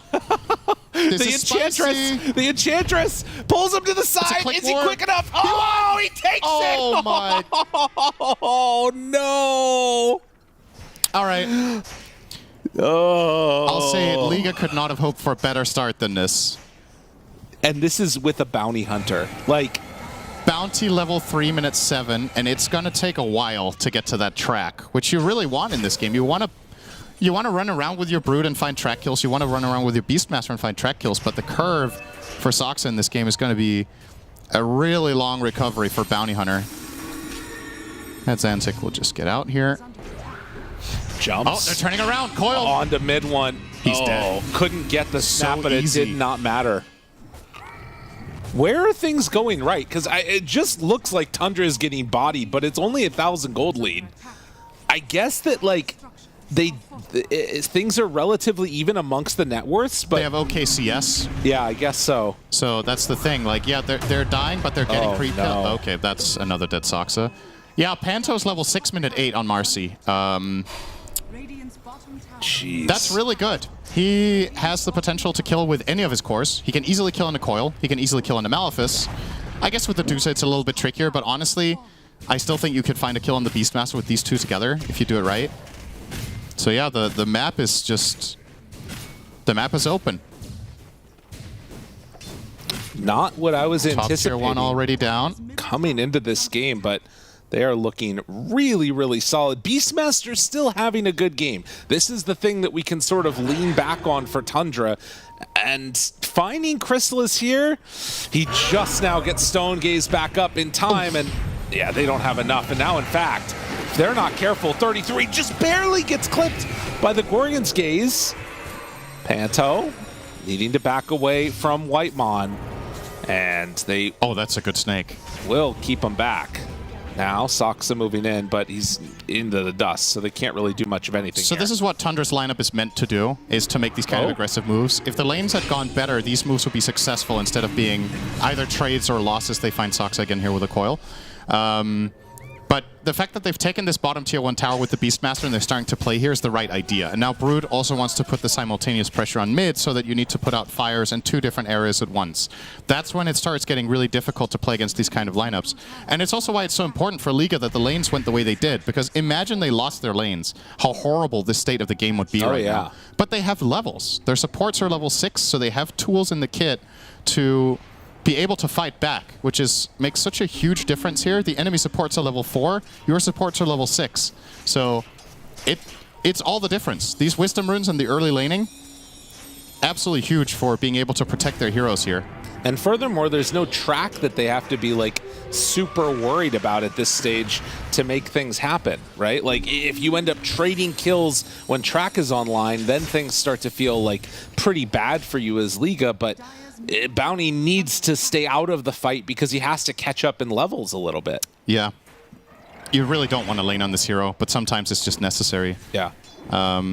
He's just leeching right now from Shad and effectively playing as a mobile ward. Just trying to protect him from getting killed off here, and might just go and seemingly planning to go through the gate to connect on bottom as they found Whitemon, and he is still not in range for the dispose here actually. Whitemon very quick with the Windlace plus boots actually necessary there to keep Panto at bay. 33 working on this Helm of the Overlord with no boots. He's going to get a fast one. That's the thing you can generally expect. If 33 is playing a Summons hero, it's very rare that he has no game. Like, despite this early laning stage bottom having a couple of unfortunate or just flat out big mistake deaths, he is still looking great on the CS. He will find his farm and he will start ramping up. And this Helm of the Overlord is only a minute away here. The ultimate orb needs 550 for it. He'll start putting way more pressure on the map. Panto out in the middle of nowhere. Easy kill. Underneath a ward. Yeah, stepped right onto it. And is actually pinging the wrong area. If they ward up there, I don't think that they're going to get that Observer. And another pressure tower. the other way, though. Forcing Glyph in mid is Toby with the drums. And I think this tower's just gone. Yep, they're not defending it. That's a nice pickup for the side of Liga. I mean, the other thing, too, I mean, Beastmaster obviously wanting to get into this Helm of the Overlord. You got to imagine that they also have, it's a great Crimson Guard game for them, too. You know, you've got Eidolons, Medusa, all the rest of it. Got Soxa. a dead Soxa here. He just now gets level 6. He got a 6. That's something. Okay, considering the fact that he died twice in lane and he didn't get a Wisdom Rune and he has 6 deaths, I think level 12 minute 6 is actually quite good result. All things considered, this is still a playable game for the Bounty Hunter. He still has almost the same net worth as the enemy 4 as well. So they do miss it is salvageable. Yeah. Mid tower is gone now. With the movement of the puck, mid one will grab that, and this should be his completed Orchid. So dangerous times ahead here for the puck. At Xantic will finish off his, I believe, Witchblade here, and then start working on the Yules. So this is what I was talking about earlier, that there's going to be these few minutes where the puck is in danger. And he needs to try to minimize his casualties here. He might not expect this Orchid play, so he might die the first time around. Oh, he got it out. And now, I mean, can they kill this Marcy? It's not really looking like it. Panto gets away. And now Coil, it snaps. They didn't quite manage to land with that Terrorize. But okay, Panto goes down. It'll be a trade. It's a track kill, though. It's all right. You're happy with that? It's fine. And you're forcing the enemy team to move around. There's free farming on the Beastmaster. There's free farming going on the Luna. So you're still the ones dictating and putting the pressure here. Now it's Xantic. He should be okay. Maybe not. Yeah. Oh. Close call, but that's one thing about that Witchblade. It does give you the 6 armor. And it makes a difference against these Brood attempts. To have that little bit of tankiness. Also has the 90 health from the Trusty Shovel. Oh my god. 33 is just power farming through all of this. Oh yeah, he's gonna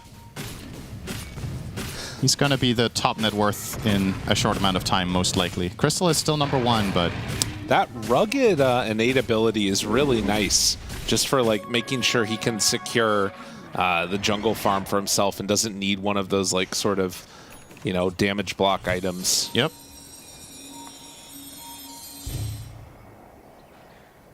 Medusa has the completed Manta, queuing up the Butterfly. And you still feel like this is one of those ticking time bomb type drafts? I think so if Toby goes for the right build. So he's going to go Crimson first, but I believe if he actually plans for the later game after this item and just starts getting toward Blink BKB or whatever, then yeah, I would put them on a timer. This is a very dead Ench plus Cavalry. Instant smoke again. They knew they were over here, though, on the side of Liga. Good brambles from 1J. He's in. Oh, and tries to bring him down, and it's going to happen. The roar comes afterwards. This won't be a track kill, but it will be a beatdown. He's going to lose his Dom creep. Nice deny. Oh, well played. 33 on the money with that one. 15-7. Less than 1,000 goals separating these two squads, but still, Chrysalis getting the farm on, taking out this Ancient stack. While Xantic still trying to work towards that Yule Scepter to keep himself alive against the Brood. If Mid1 doesn't find a single kill with this Orchid, I think job well done for the side of Liga.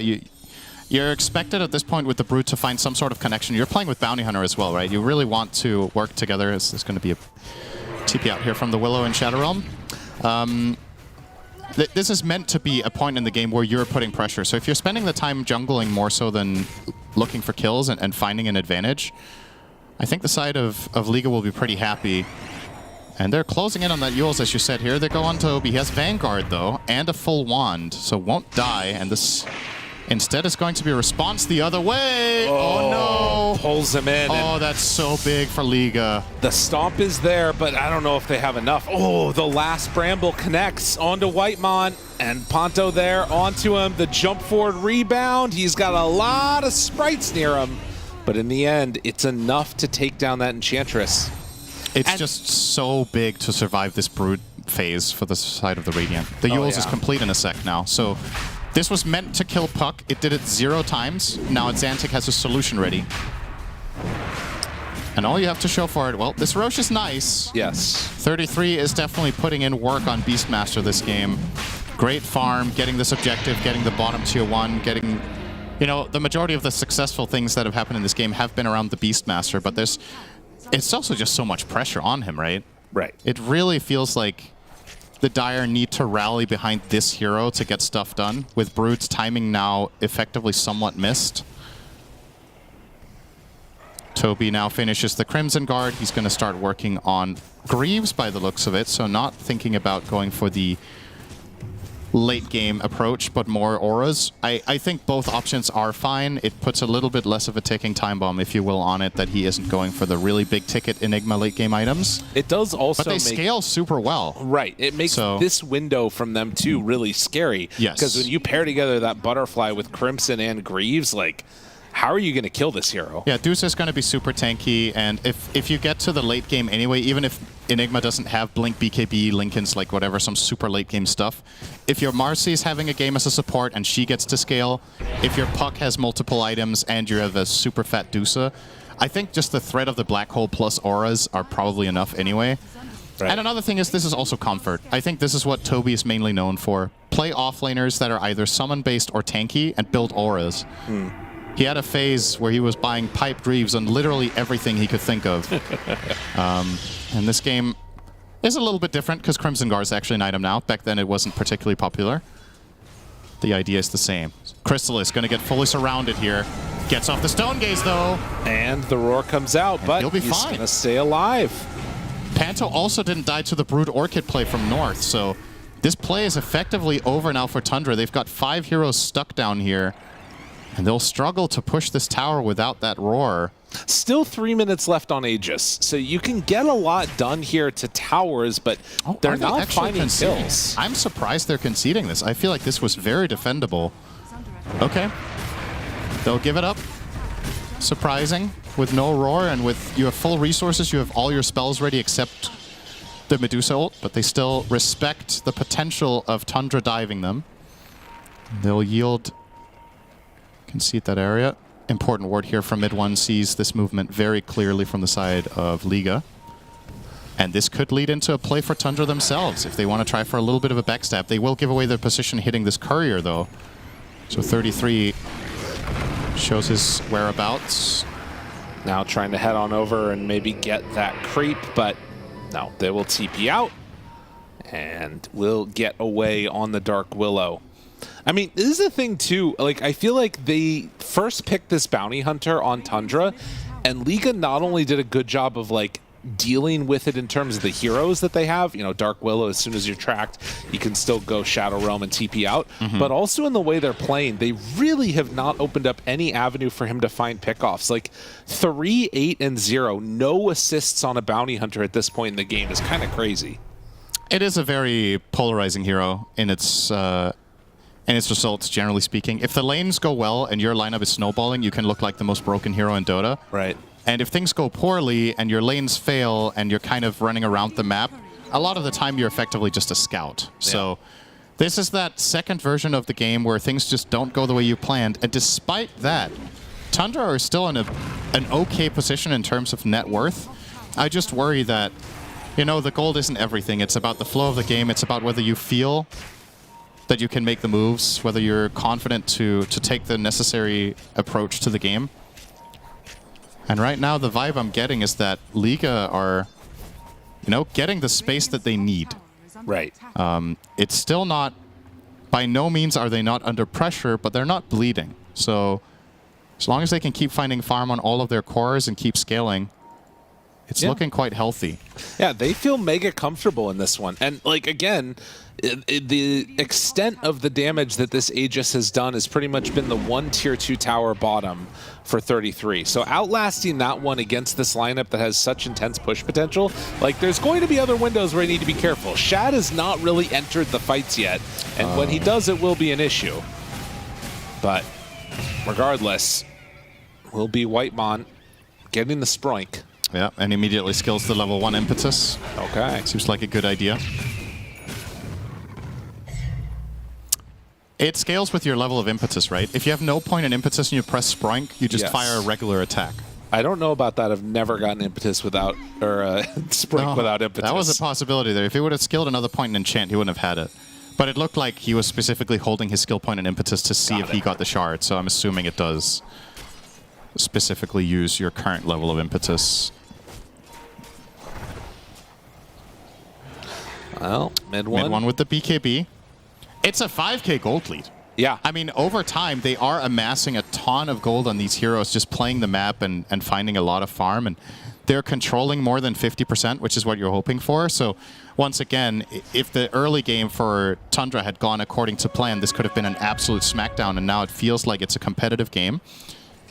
But we'll see if the side of Liga are looking for any sort of trouble. Medusa with Manta Butterfly. They will find the jump here onto an easy Enchantress kill. Not really the hero I think they were hoping to find, but it's something. Get to use that Spirit Vessel from 1J to make that kill easier. Yeah. But if anybody is to die on Tundra, I think that is their second priority after Saksa. He has more net worth than enemy supports. I mean, yeah. I'm a little bit confused, actually. I guess he's just been farming a little bit more. He has more CS. Yeah, doing a little bit of that along the way. Just able to play the map because of all the pressure they're putting with the Beastmaster and the Brood. And the fact that L1ga constantly have to clean up the mess across the lanes. Now, the lead will be reduced here as L1ga will take their own Tormentor. This is obviously a part of the 5k lead, and that will be a shard going the way of 1J. In this game, however, he does not have the 4-1-4 build, but a 4-4-1, so only 1 point in the Cursed Crown for the shard. Did also notice he had 5 gems queued up. So that is a lot of gems. You know, has the one that's coming out to him right now, I believe, to try and help deal with this bounty, but other ones at the ready as well. In some minutes. Yeah. Give him another 8 minutes, he'll buy another. Coil. There you go. Right onto him, and... Just gems, so he'll get him. Ba-bang. Xantic takes down the bounty, and that is exactly why you take that. Uh-oh. Panto. Yeah. He did. No way to deal with that at all. Unfortunately, no track kill. That's true. This is actually a really strange game. Yeah. I feel like we're watching. It's not the game I expected when I saw the picks, and I don't think it's the game the teams expected, but this is more what I was thinking. 24-minute high ground, doing some damage, forcing heroes back is mid one, and retreating safely. I just realized Gorgon Grass is probably pretty good if you can find the spiders from Fog, because it's physical damage. It's kind of nice. Oh, 33. Good movement. As He'll kill his Dom creep here for a nice bounty, unless he finds a new one. No. There it goes. 253 gold for the Willow, and it looks like it's time for El Smoko. 1J swapped it in, but oh, maybe not. Maybe they need to push out the waves first. They were grouped up nicely to go for that smoke, but have some waves to take care of. I mean, we'll do that. I think one of the things in what you're talking about like that early high ground that they probably wanted to get is that because of all the kills Medusa got early, because of how well the lanes went, it sort of has left them in this situation where Tundra's timings are delayed, and now like L1ga are kind of where they're comfortable as well. So I don't know. I'm wondering if they're going to try and hit like a later timing to group together and take a fight. When Xantic almost found Saksa there. Panto? Yeah, I don't mind Tundra trying to play this for a later timing and believing that they can win later. I do think it is possible, but I definitely think it's plan B. Yeah. Their lineup was not meant to be in this position, but now it is, so they'll find the best way to try to accomplish that. And they are finding the farm and the items to make it a possibility. I still look at the Radiant lineup and I just see potential really scary combos where if something goes right, Tundra's team fight is borderline non-existent, right? Like, they have single target only. Yeah. Brood's going to hit a hero, they have Track, Ench is going to hit a hero, and they have Beastmaster with a single target roar. You look at the other side, late game team fights. Coil, Brambles, Terrorize combination with Black Hole, Medusa ult. It's pretty gross. I think the way you need to navigate fights on the Dire is a little more delicate. You need to be a bit more clever about how you approach things. And a lot of the times when it comes down to late game, ease of execution is your best friend. So that is definitely something that Tundra have to solve. But okay, are they just going to lose? They are just letting mid one take a tier 3. That is very surprising. He got that completely scot-free. And now this opens up for a potential Roche number 2. So yep, nice job from mid one, just living down here, forcing the rotation, opens up the top half of the map. I mean, this is where things start to get pretty scary, because you do have that insane group up push potential, and Luna is farmed. Like, Conda done along with Mask of Madness Manta, the most farmed hero in the game right now. 1J showing. He's going to kill this courier. There's that roar. And into that they go. They're coming through the gate. Saksa, he sees Chrysalis immediately onto him, trying to find Whitemon. Caught, killed, silence. Can they go for more? Roche only half HP now. This 1J took a good from that one, but can see mid one, BKB backs away, now turns to fight onto Panto, immediately jumps away from him. The tracks are starting to get built up a little bit. They get the coil now onto Luna. Has to be careful about the positioning, but look at it. The Crimson Guard, you're not doing all that much, although they lose mid one off on the side of the fight, and now Crimson and Pipe have worn off, but they turn and try and blow one up. Do they get it? Yes. Panto will die. Black hole for the turnaround, though, and they immediately break that one. 33, still trying to live through this, but he's not going to be able to. Oof. Luna TP's out. That was very close to Xantic getting vision for AVULUS on the Luna TP, but yeah, that's kind of the problem right there. Tundra's fights are difficult to take. They have to find the right targets, they have to find the flanks and get the single target damage out. If anything in the teamfight plan goes wrong, step by step, Liga will just find more and more space in the fight to get together, use their auras, land a couple of key spells, and it's hard to fight back because you know the moment you group up, you're playing a losing battle. So you always have to play on these like flanks and on the outskirts with the Brute and Beast, and yep, that just wasn't good enough. That execution wasn't great. They used the Orchid on the Marcy. He doesn't find the initial kill with the, or rather on the Dark Willow, I think. Right. Didn't get the initial kill with Brute, so that's the Orchid out the window. He gives up his positioning as well, which is a very important piece of information for the Radiant.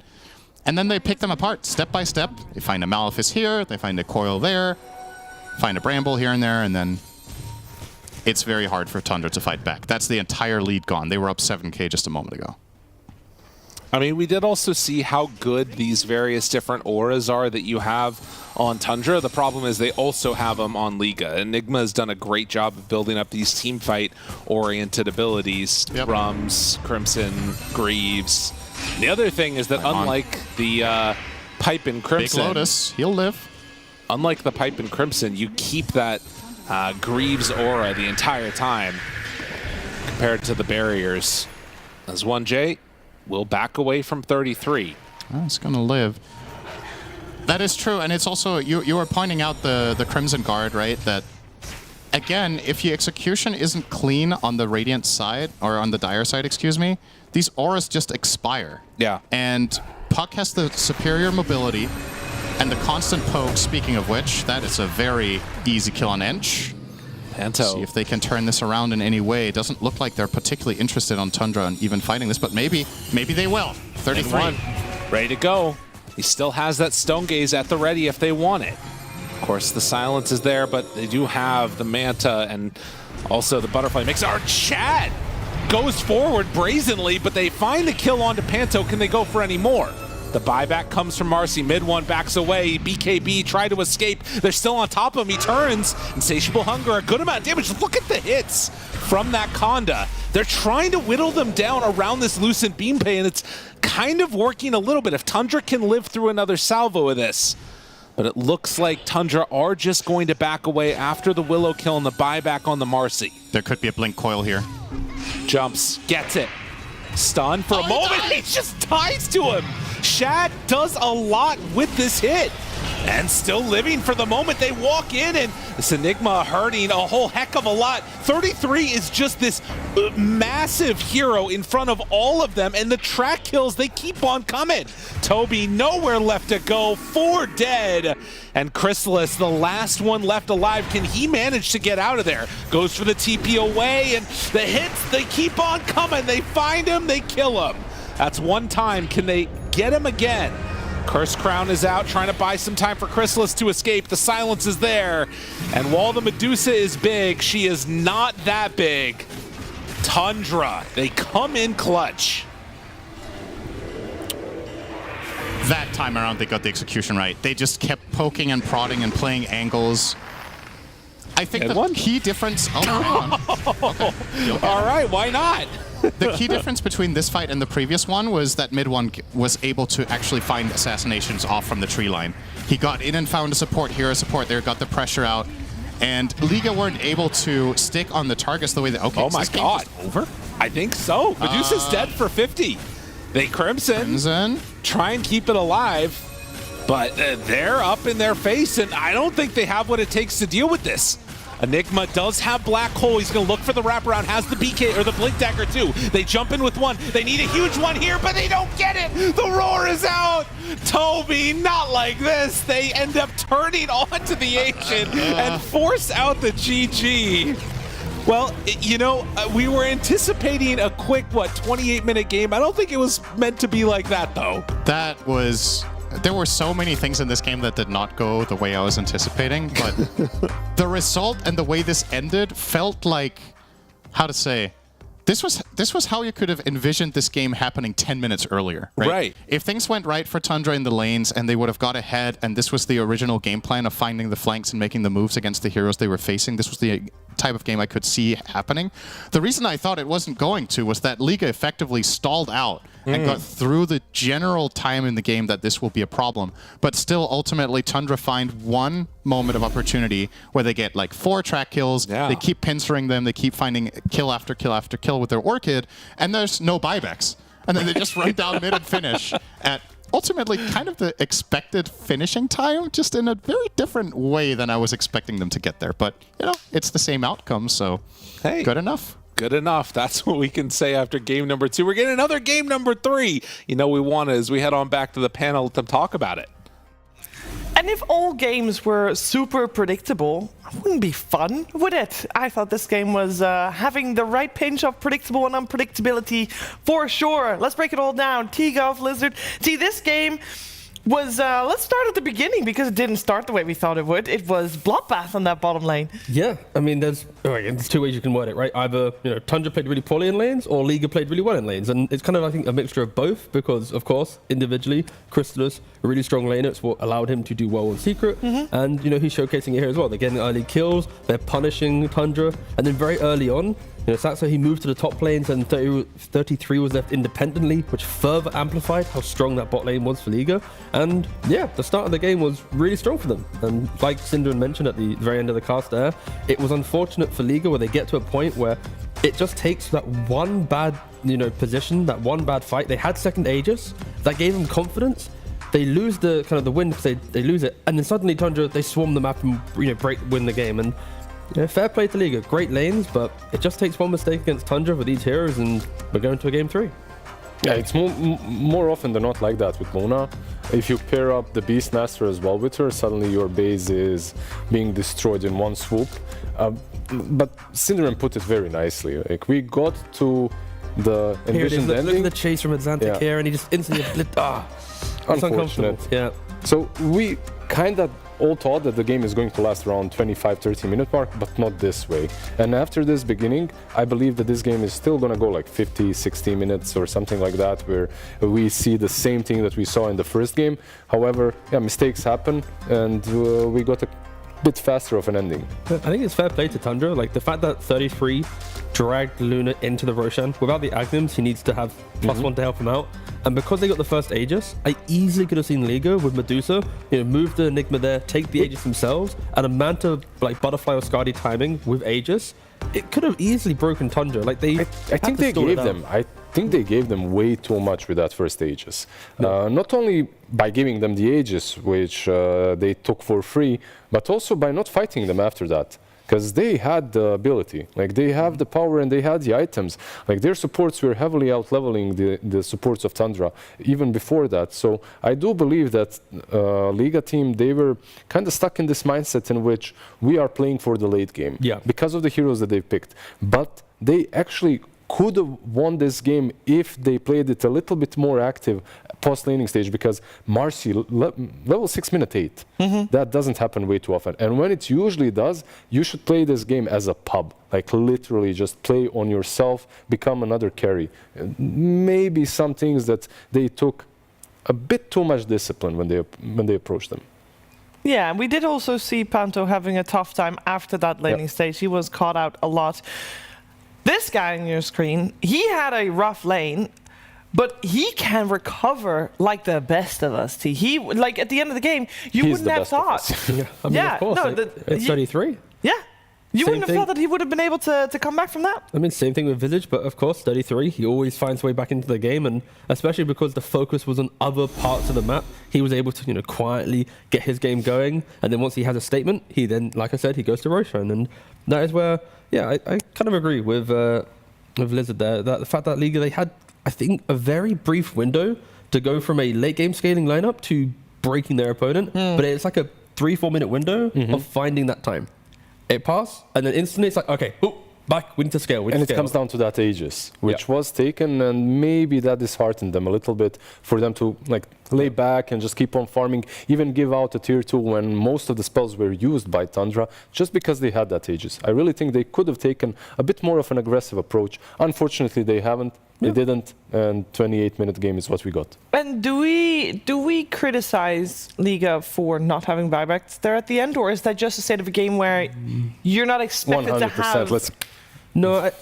I'm curious because normally around a certain time your team expects you to have buyback, and I think this team especially is good with that. We've seen them in late games with that, especially and winning because of it. I've seen too many players disrespect Luna in this way in the last couple of weeks that I kind of understand it. And it's a 28-minute mark. They are still saving up, getting those items. So maybe they should have had it on at least one hero. That's crucial. But unfortunately, they didn't. I mean, also, the way that Liga play, it feels like, of course, that stack mentality where they're always excited to go for that next fight. They have Aegis, they lose Willow, Entra's dead, but then Exantic on half, he's not even, I'm looking at it now, he's on a 5th HP, he gets a little bit more, then he jumps and insta-dies. I think they just weren't ready for the turn around from Tundra, especially with their Aegis, to then go, wait a second, we now have no game to play.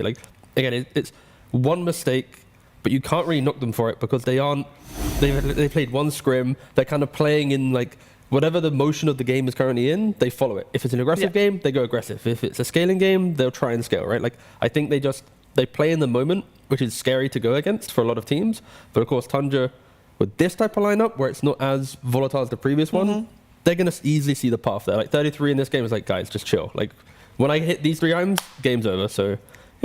Game was over at that point. Where do we go from here is the question for both teams. The answer will be coming to you after a break.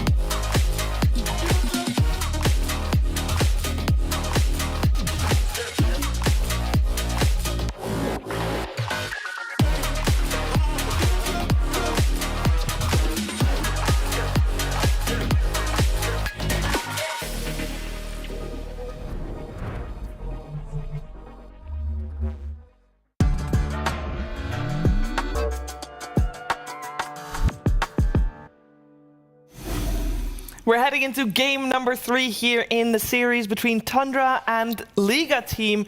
Both of these teams coming into today with having won their series yesterday, and therefore winning the upcoming game will mean that they are 2-0 and 1 series away from making it to that final stage of the playoffs.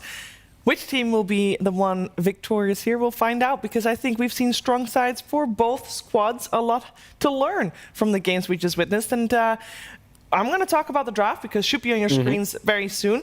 Yep. Because there have been mixed opinions on Bounty Hunter. And even though on lane it wasn't the greatest showing, Tigov, who was the biggest doubter of the hero on this couch, I believe. Hot take. You could have changed that hero to be any hero. What about the track kills that they got later on to catch up? Any hero, and they would have won this game in a slightly different capacity. But I think, if anything, the bot lane was harder due to Bounty Hunter. Yes, track kills exist, but I think the concept was very strong in the draft. I'll just give one thing to Bounty Hunter. Like, we were all talking about how passively they were playing the game. One thing that Bounty Hunter tends to do is make you play that way. If he's playing correctly, like if he's scouting constantly, breaking smokes, like you can feel like there are no moves on the map, so you're not making a lot of moves. That can happen as well. But besides that, I absolutely agree. The hero was completely useless. For this specific game, I think there will be games during Wallachia where like a position 5 bounty, even potentially like a core bounty in certain matchups will make the game feel explosive. Like there's no map to play, it's tracks, it's really in your face. But then again, also the way Tundra played this game, their lanes went so poorly that we didn't get to see them be that explosive. I think we easily could be hyping up Bounty now if their lanes went better and they'd won the game in 20 minutes. Because like, oh my god, the Brood, the Beast, there's no map to play, Bounty's in between them, tracking them all. The fact that it didn't happen does boil back down to the fact that the Beast didn't really have a lane, and Bounty, ran off the top lane. Like when it comes to Bounty, it's already happened. Like we've had other games on other streams, and even on this stream in which the hero did well. So I expect him to continue being picked here and there. But first phase might be something that they've cooked up with everything else that they had in this draft. Because if that lane went a little bit better, it would be a very quick stomp. Specifically with the Medusa picked, I feel like they didn't have a play around the 15-20 minute mark when all the items come together and there's a Helm of Overlord, Beastmaster just running you down. And to go more on that, I feel like if you're Liga, if you can snatch one of those Zoo heroes away from 33 and just ban out all the other ones, because Tundra already are pretty much playing with an open hand. They're saying what they were going to do in the last couple of games. They're just banning out Crystallis, and you know that's going to happen most likely again. But that's such a difficult, question to answer, because you're saying, oh, just ban, pick this, ban that. They've respect banned SD and Naga from Whiteman, extremely strong player on those heroes. They've taken away Shadow Fiend because Shad played it 2 games so far, looked really good. And then Bristleback, that 33 dominated throughout TI on. And now after this game, he's reminding people that he is, one of the best, if not the best Beastmasters in the world. Like, you have to think about Beastmaster, Zoo, SF, the double supports of Whiteman. Like, we're thinking of 7, 8, 9 heroes here. They have to pick something to go against. I think if they knew Tundra was still going to pick an offlaner last, they would have banned out the Beastmaster, but they thought 33 was going to play Broodmother, and it turned out to be mid-1. So there was very clever drafting on the side of Tundra, with removing basically a couple of bans that Liga could have gone for. But we'll see what's going to happen on the side of Tundra. On the side of Liga, their first pick was the famed Toby Enigma. And he didn't really get to play his game. Everything happened on that bottom lane. And I don't really feel like we saw Toby shine in that previous game. You can't. Like, that hero cannot shine in a game such as that one. Especially if you're building it to match their pace, and that's the way he was doing it. Like, you were going for auras and stuff. Like, Bracer, no talisman, and straight into auras. Like, when you're playing the Enigma that way, you want to dominate the lane, which he did. But the problem is, you're winning your lane. and everything else is burning. That's the problem. Yeah. Like that, maybe that meme with the pool, kid is above the water, but everything else is just completely drowning. So it's a problem for them when they're playing the Enigma, but it could be definitely better if played against a different draft. In that specific draft, against that specific thing that Tundra was rolling, it just wasn't possible to pull off. Damn, and the Bounty Hunter first phase ban. Okay. Yeah, respect given. They might have killed it, but one thing that hero, like when you play against it in a competitive scenario, when you have to think about every move that you're making and every smoke that you're doing, it kind of is very annoying.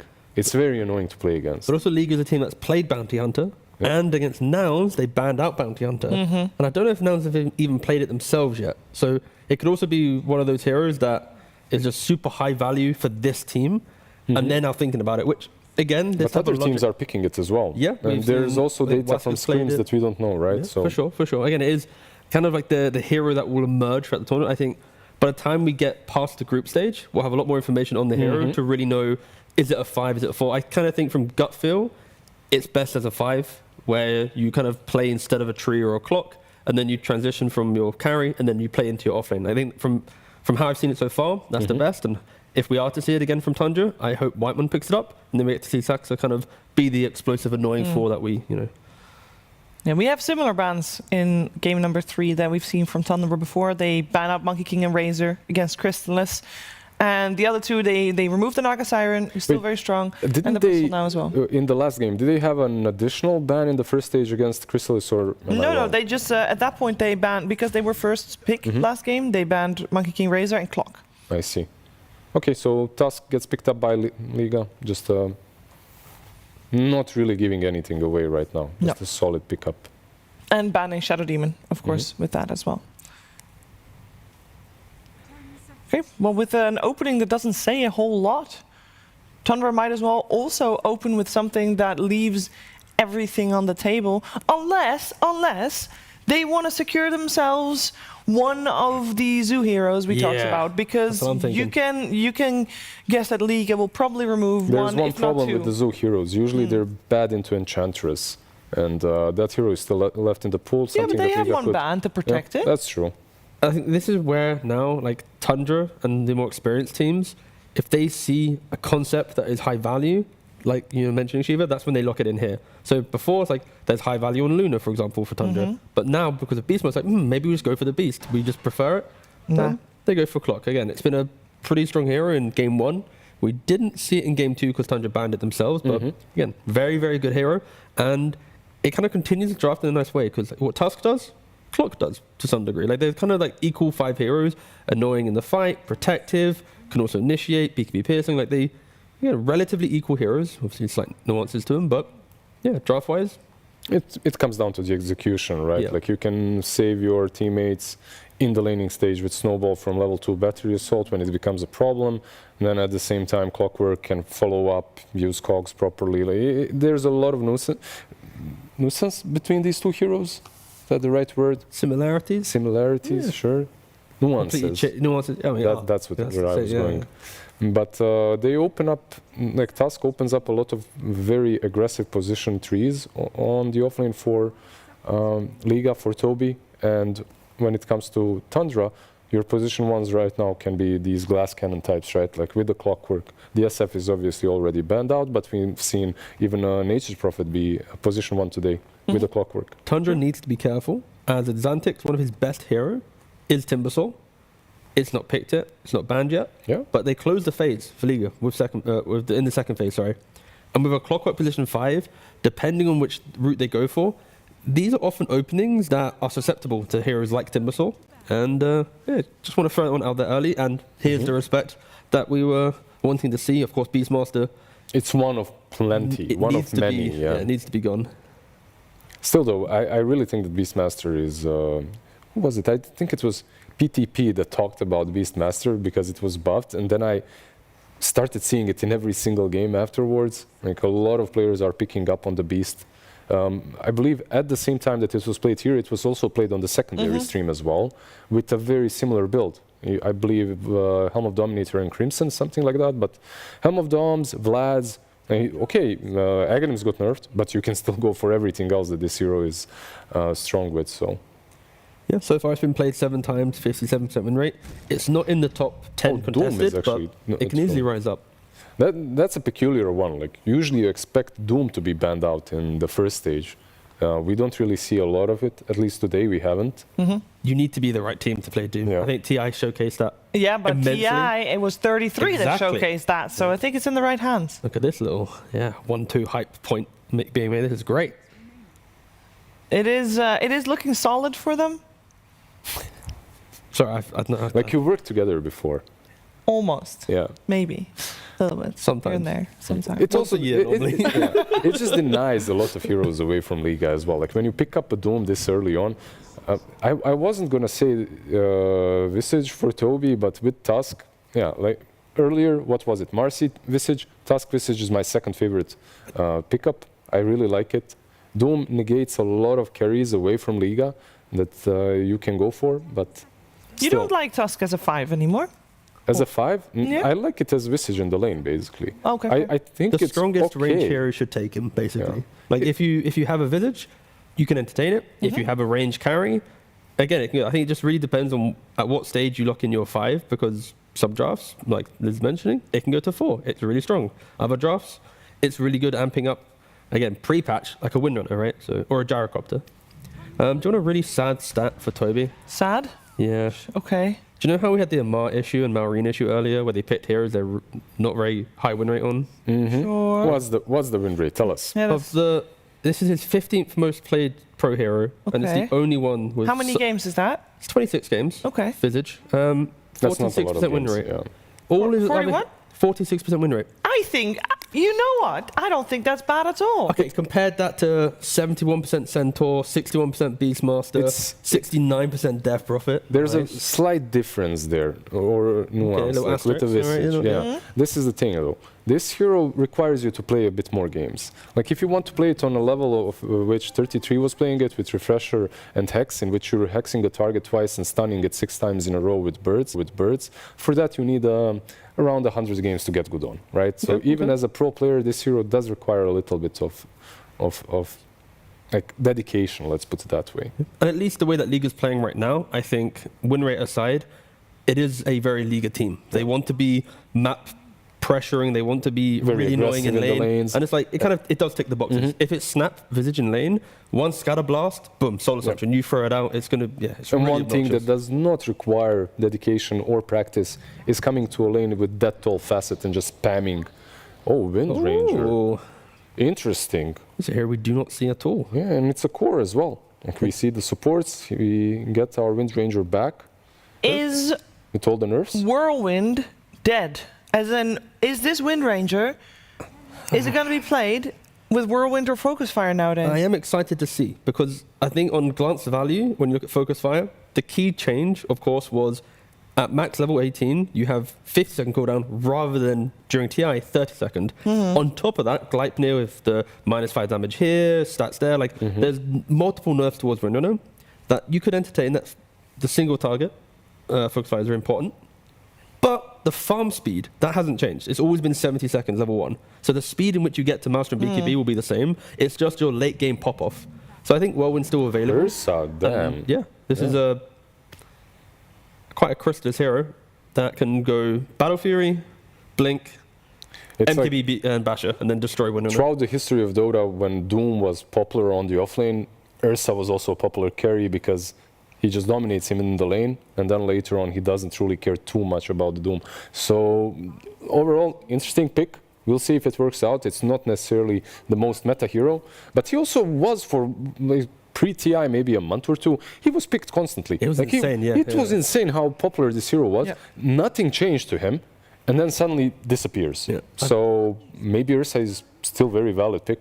It's just a hero that you need to buy Battle Fury on. Like, there's no variation of build for you. You could argue, oh, maybe there's like a Diffusal build where you get Diffusal Blink, but it's like, sure, you have to get like 8 kills by 20 minutes to feel good. But Battle Fury hero in meta isn't the best kind of combination. But yeah, into what Tundra has, there's no tower pressure, so there's no fear that Ursa's going to lose his entire map. There's no kind of early Roshan for Tundra to take it away from Ursa. Your lane with Snap is really damn strong as well. So yeah, I think overall it's a nice Ursa pick. It gives life to the aggression that we like to see from Liga. And again, Tundra, like we said, they're experimenting with the Winona still will farm the same speed, but she'll fall off in how often she can take fights in the late game. Yeah, Moonmender was talking about these pub builds and pub strats for the last draft that he had.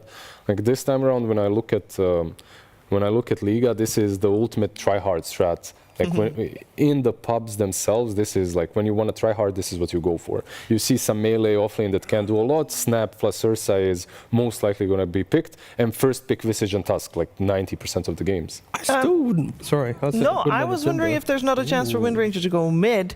But let's talk about Invoker maybe first. That is true. I think they've utilized mid one to confuse Liga a little bit within the draft. So yeah, not opposed to it. But Liga, they keep their draft very stable, right? They go for Invoker last pick, so now you have the team fight of the Invoker, the Alacrity for the Ursa. It's just really nice map pressure because you don't need Ursa to fight early, but then when he comes online, you would expect early towers to be taken because of Visage, Invoker, and then Ursa slots in with my, hey, I got 2-3 items. And yesterday on day one, Invoker was either picked very early on or just banned out constantly. And it lost a lot of games as well. It did, but I still do believe that the hero is pretty damn strong. In this game as well, Tornado has a lot of value. You can rotate around the map quickly and just turn off fires wherever they're happening, right? Like if they're on your offlane, you can help those guys out. If it's on the safe lane, the same thing. Hello. At the moment, Shad has selected Focus Fire. He did, but who knows, that might still change. I'm looking, I'm staring, but at the moment... Okay, stare at that, that's fine. I'll have a short PSA in the meantime, because as you know, there's 2 streams going on at the same time. The other stream right now has got Na'Vi versus Waska, and spoiler alert, right now that series is tied. It will also go to a game 3. So for people that were interested in that one. But let's talk about these 2 drafts as well. I know that 2 people would like to talk about the drafts as well. Hello. How's it going? Just thought we'd pop in. Yeah, it's all good. Hey, Gabe, is there anything you'd like to know from my analyst before we send it over to you? I mean, how do they do it so well? You guys have just been nailing these picks. Look at these guys. They're amazing. Yeah.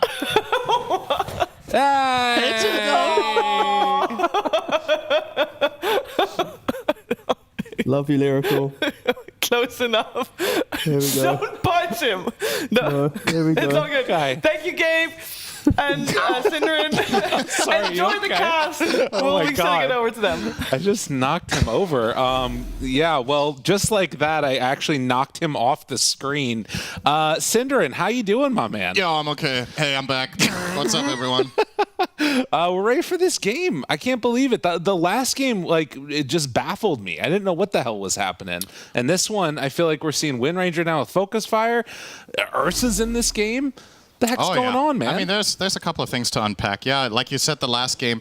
I mean, in a way, it was kind of strange because I think it played out in a fashion that was likely, just at a delay. And now this one is just a total curveball in multiple ways. So we get to see 33 play his Doom, which is hardly surprising, but you know, it's a little bit of a change up from what we've seen mostly today in the games that we've covered. And well, we'll probably have to wait a moment here as Liga are going for a big wraparound. And the thing, unsuccessful though. The thing that you had mentioned was earlier the other day, you were kind of interested in Doom as a potential devil's bargain choice because of the bracer change, and he is deciding to go for that on 33. Yeah, we had one Doom yesterday that went for the Gluttony facet. I think that was played by Boom for the side of Na'Vi. But yeah, I was theorizing, now that heroes are not as inclined to keep their bracers at minute 25, but rather have to sell them, you're selling your 2 bracers at a 500 gold cost. Right. Doom is selling them at a 50 gold cost. So if he's buying 2 bracers, this is the hero that gets punished the absolute least for that change in the patch at minute 25. And we'll see if he puts that to any use here. So, oh, Crystallis already on top of Soxa here, opts for the skill point in Earthshock to really get some swings in here, but well, Ursa doesn't hit particularly hard without Fury Swipes, so it doesn't really amount to much. But yeah, the Ursa against Doom matchup. Crystallis is a beast on this hero, and that lane matchup in theory is one of the absolute best for the Ursa. You're very strong against Doom. He's a hero that against melee heroes needs to stick on you for a long time, and guess what? Ursa, he's not one to step down from a brawl. And on top of that, he's also laning with a Snapfire, which makes for an even stronger lane. Tons of Magic Burst, a way for Ursa to connect on his target with the Cookie. So this, for me, is going to be a lane to watch. The Ench Doom against Ursa plus Snap, especially when you consider what happened last game, where Soxa and 33 misplayed their lane and died multiple times. They still won the game, but that lane was not pretty. This one, they need to be careful the same thing doesn't happen again, because this one they're not going to be able to recover in the same fashion. Right. No, definitely not. It's not an easy recovery situation there. I also am kind of thinking about just the way that this game might go. And in general, with Shad now, a big part of, you know, the whirlwind thing was obviously you've got amazing ability to do like big damage in a team fight in AoE. But the other thing that T and Lizard were sort of touching on was that it's a farming mechanism, and now you don't really have that. How concerned are you for Shad's ability to get farm in this game? Yeah, I think that's a very big question mark. It's not like Wind Ranger carry was never played until Whirlwind, but it was more of a situational counterpick to specific matchups that you really needed to solve in that safe lane. Yeah. I can't say I'm too surprised. Oh my god. And it's getting even worse. Yeah, that's a problem. A quick 2-0 there, and a little bit of a turnaround. Oh, they also killed bot. Okay, well. And mid? Off to the races. No, never mind. All right, take it easy, Liga. Don't kill all three lanes at once. Okay, give them a little bit of a space here. But yeah, this lane matchup is definitely a tough one. And the difference between this one and the last game, where 33, sure, he died in lane twice, but he was able to recover nicely in the jungle and just farming with his Helm of the Dominator. Doom doesn't operate in the same way whatsoever. Right. This hero is very slow at jungling. You really want to have that laning presence and get at least, you know, a couple of key levels and stabilize. Let's see if they can do that now. At the very least, he has some nice creeps here, and he's trying to hold the lane, but L1ga has managed to pull the small camp and split it into half, losing 2 of the creeps there on the pull, which should lead to inevitable push out here from 33. And once the lane gets back up to that dire tier 1 tower, that's when things get really complicated for the Doom lane once more. Right, there's not an easy way to survive against that. They might need to try and do some more lane pull shenanigans to get things into a better situation. We'll see. Well, and in fact, miss on the scatter blast. That might have been enough right there from L1ga. But as it stands, not the case.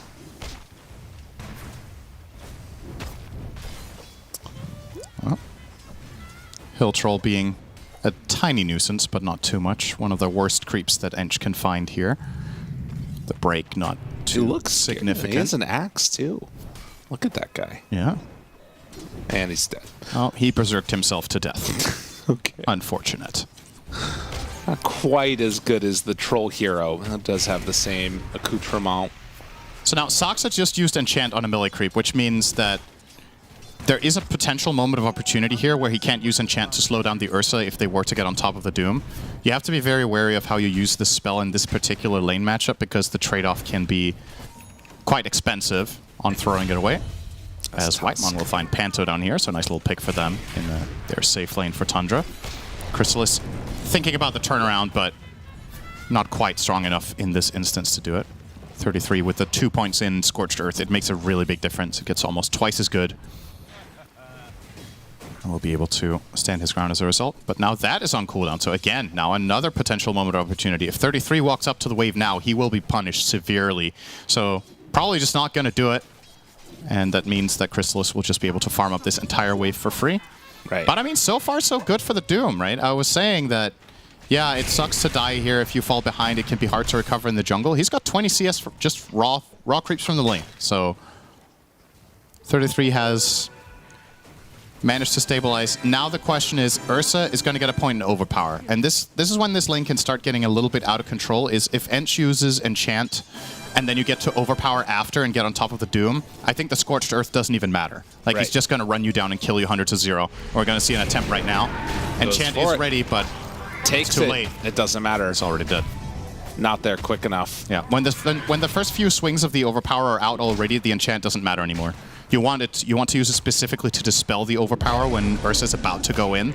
but that means you have to be there at the perfect time. You need to be on the spot. And this Orb of Venom build is really nasty with this too. Going in for the phase boots next. Obviously still trying to get to that for Doom 2. We haven't really looked at the other lanes all that much, but realistically, this is one of the ones that you need to keep your eyes on because it can get out of control. And really, the CS doesn't tell the whole tale of it either. No, it's a pretty comfortable position right now up top for the side of Liga. Yeah. Mid lane is a draw, which a slight XP advantage, I suppose, for Xantic in the side of Liga, but mid 1 is getting some nice CS on the Pango, so he's looking good there.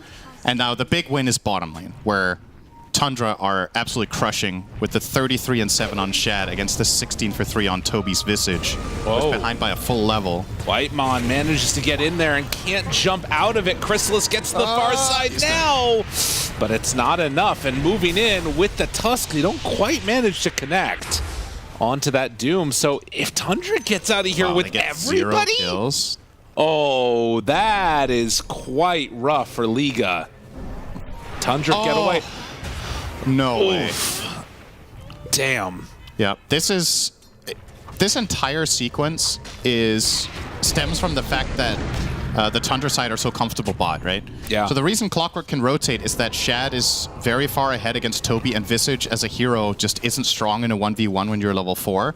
So the Windranger is just bullying him out. Oh no. Yeah, he's that's actually gonna lose his wisdom. This is really, really bad for Liga. And that's gonna give him 6. He can maybe kill him. Oh no. Oh, Toby, no! Oh no. Oh, jeez. All right, that's just flat out a travesty. Are they gonna get Panto too?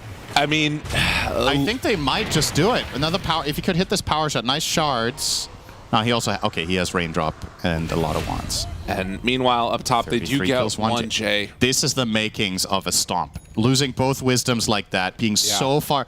Visage, level 4 minutes 7:30 with nowhere to go.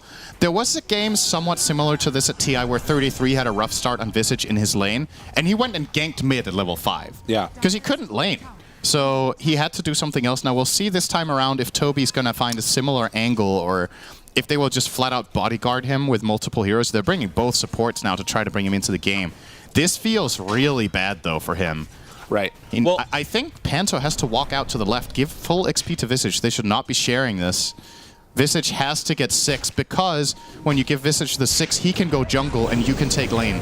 You have to find a way of getting all your heroes level 6. Both of them out of there. You don't have any supports to help out Chrysalis, who's now getting close to dead. He falls. They decide to rotate in and take down Whitemon.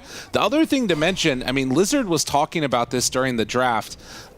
You know, not a hero that Toby is particularly comfortable on from his pubs and recent gameplay and stuff as well.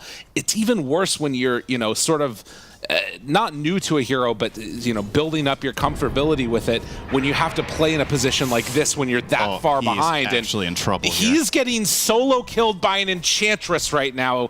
Cinderin, this is not the way this is supposed to go. He doesn't even have impetus. What in the hell? Yeah, he has no. Bro! Oh, Soxa just owned him. Yeah, I just pulled him in with a Hurricane and then enchanted him, and Visage has no counterplay. So just step by step getting run down. They also kill mid at the same time.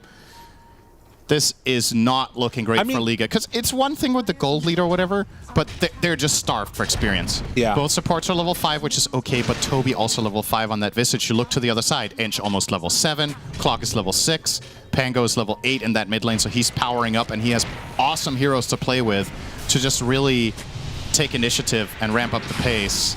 They go in. Whitemon finds him. Xantic out of mana, out of life.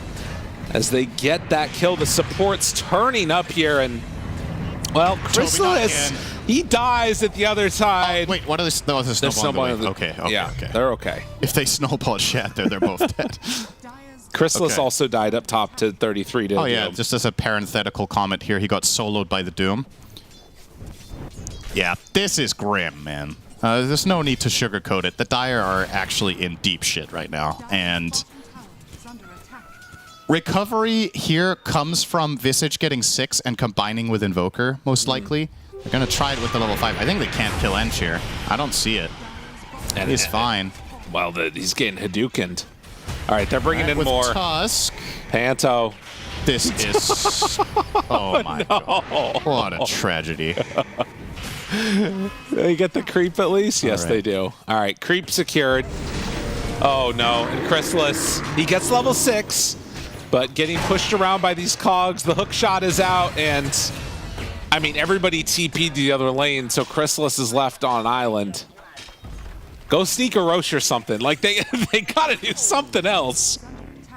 All right, Visage is 6. So what I was suggesting earlier, this ideally would have happened 2 minutes ago, is that Visage gets solo experience in lane and to whatever extent possible, gets 6, and then he goes somewhere else so that the supports can get 6. Now, in the meantime, L1ga was involved in something and got 6 on him at least, so they do have the Snapfire ult, but the Tusk is still level 5 and needs to find some sort of move to bring him up to the 6 as well. I mean, the tools are there. It's not like Liga don't have stuff to deal damage and find kills, but this advantage that Tundra have is looking very, very comfortable right now. They're going to try to dive Soxa. Not the right target, but it could work. This would be nice for him, and they do get it. What cost? Is it going to hit him? It hurts. Snowball onto the creeps. Whitemon needs to chase him down here. They throw in 33 to the mix. The focus fire from Shad. Xantic is gone. Likewise, Panto going to hit the dirt. And a 6K gold lead, even though they lose Whitemon. 33 is 1,500 net worth ahead of his counter pick. Yeah. He's top net worth on Doom, 5,800 to the Ursus 44. When this is your plan, when you're specifically picking an out-of-meta hero to target a lane matchup, and then you end up losing it like this, and they even killed him. Yeah, right? They actually were controlling that lane and doing well, but there's so much in this game that just stems from bottom lane going wrong for Liga, Clockwork's rotation to top from Whitemon, completely changed the course of this game very quickly, and they've just been rolling with it ever since. Nice cogs. Should probably... We'll see if they can find this. Nice hook shut out. He'll live. Gets to safety. Very, very safe moves, and the entire time, I mean, you've got this Enchantress that just surpassed the Visage in terms of farm. Like, this is the state of the game right now, and yeah, it's been a catastrophe. The only sort of bright spot that you could potentially have is that I do feel like if they can manage to get the control there, Ursa's just one of those heroes that can kill anybody in the game, right? You're going to have that like single target pick-off potential that's there. In theory, Ursa with tag team and Alacrity is a beast. Yeah. But his game is just not good enough. Like you need so much recovery time. This hero doesn't jungle particularly quickly when it doesn't have Battle Fury. Of course he can do it, and he kind of has to. But ultimately, what is going to be happening over the next 10 minutes is that Tundra should be expanding their lead by just farming more on the map. Yeah, I didn't see us going Battle Fury. That's kind of rough. Yeah. Okay. He is very far off. Yeah. In a good Ursa game, you have Battle Fury phase boots now, and maybe even another like 500 gold, if things go very well.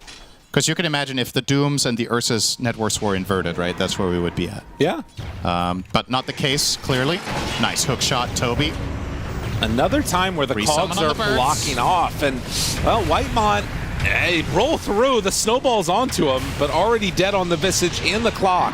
Shad, need to run away, and Dispel, nicely played. That's going to be the kill that they need. Chrysalis picking that one up, and maybe finding another. Mid one has gone in way far, so finally an overextension by Tundra, and it's going to be punished. As the snowball goes out, 3 very important kills. And almost has Battle Fury now. Mid one, unfortunately, the way he was driving, he just barely couldn't turn the wheels enough to get the Wisdom Rune. But he got so focused on it that he really wanted to get that on his way out. He misses the Wisdom Rune on the turn rate. It still gets taken by Liga, and then he has no escape path because he was in so deep for it. If he dies to get that Wisdom Rune, it's like, okay, you know? It's not great because you're still in mid-core, but it could have been decent.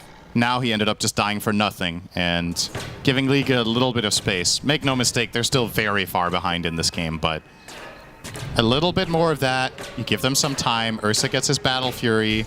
Visage gets an aura, and all of a sudden, perhaps there is a play. And like you said, Shad dying there is a decent infusion for the Liga side.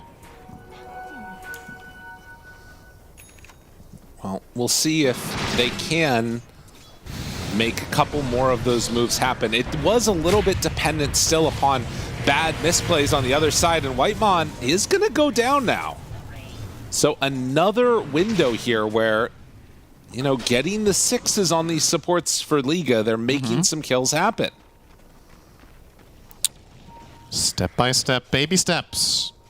But all of this is without Crystallis involved, so he gets space. The Battle Fury will probably be completed within a minute here. Needs 400 gold for the Claymore, so if he doesn't die, that will be his to start ramping up with. Of course, there is still the concern that you could argue the Wind Ranger matchup is kind of double-edged, where whoever is ahead by an item should be favored in that matchup. If Ursa has Blink, MKB, and a Basher, you can just kill Wind Ranger 100 to 0. But if she's ahead of you, she gets Wind Run off and focus fires you and just kites you the whole fight. So definitely good news for Shad that he has this head start in that hero-to-hero matchup. Whitemon found and not a way out of there. Another kill going their direction. And with the Soul Assumption on it, you know, things not looking terrible.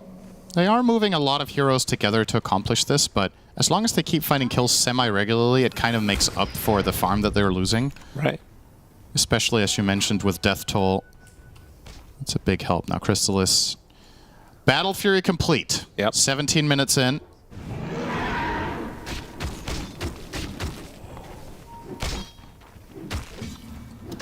So a 4,000 gold lead is what we're staring at. Blink Dagger BKB next on the docket for him. And of course, all of the big buff up abilities that we talked about going to be ready to throw onto this Ursa, which should, in theory, be able to take these heroes out. The other thing is it's not just the lane counter, but obviously, you know, you've got some status resistance shenanigans that are coming out there against the Doom, which yeah, you don't want to Doom an enraged Ursa. That's generally not particularly great. It will do your damage of Doom faster, but the damage is mitigated by the damage reduction. Yeah. And then afterwards, you're likely not killing him within the time frame, at least in a lot of scenarios. So you got to be a little bit careful of how to use that Doom. But if anybody in the world is experienced at Doom, it's this guy. And this is a nice play, though. You love to see this, but immediately scanned, they know what's happening. Telling Team Ursa is fast, though, and they don't care about the rocket flare. They're just doing it anyway. Okay. I mean, they'll back out. Yeah, now they now they decide they did manage to force like 3 TPs for this. Okay, 33, jeez. So they forced 3 TPs. They do get a clean disengage here, but what's next now? Yeah. So Ursa is going to TP and show bot, which is telling Tundra, we are not interested in Roche anymore, and now Tundra have an effective 5v4 here if they want to. So Crystallis with this TP has just conceded Roche. Unless they do some sort of delay. Snapfire's good here. Panto 2, they go on in, immediately onto the Doom. 33 starts to fall, and it's not quite enough. They will get the Aegis. I thought he was going to go for a save play, but instead went a little early on that one and ends up getting punished for it. And Xantic also going to go down. I can't help but wonder if maybe that could have gone better if you instead just go for a save or a steal on the Tusk. That fight could have flat out just been insane if they had more than 2 heroes, right? Yeah.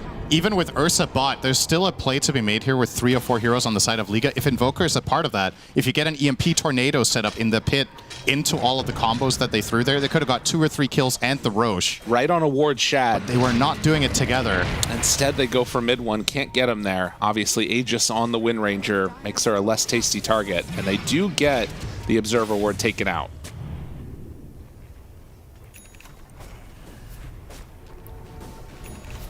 So back up to a 6K gold lead.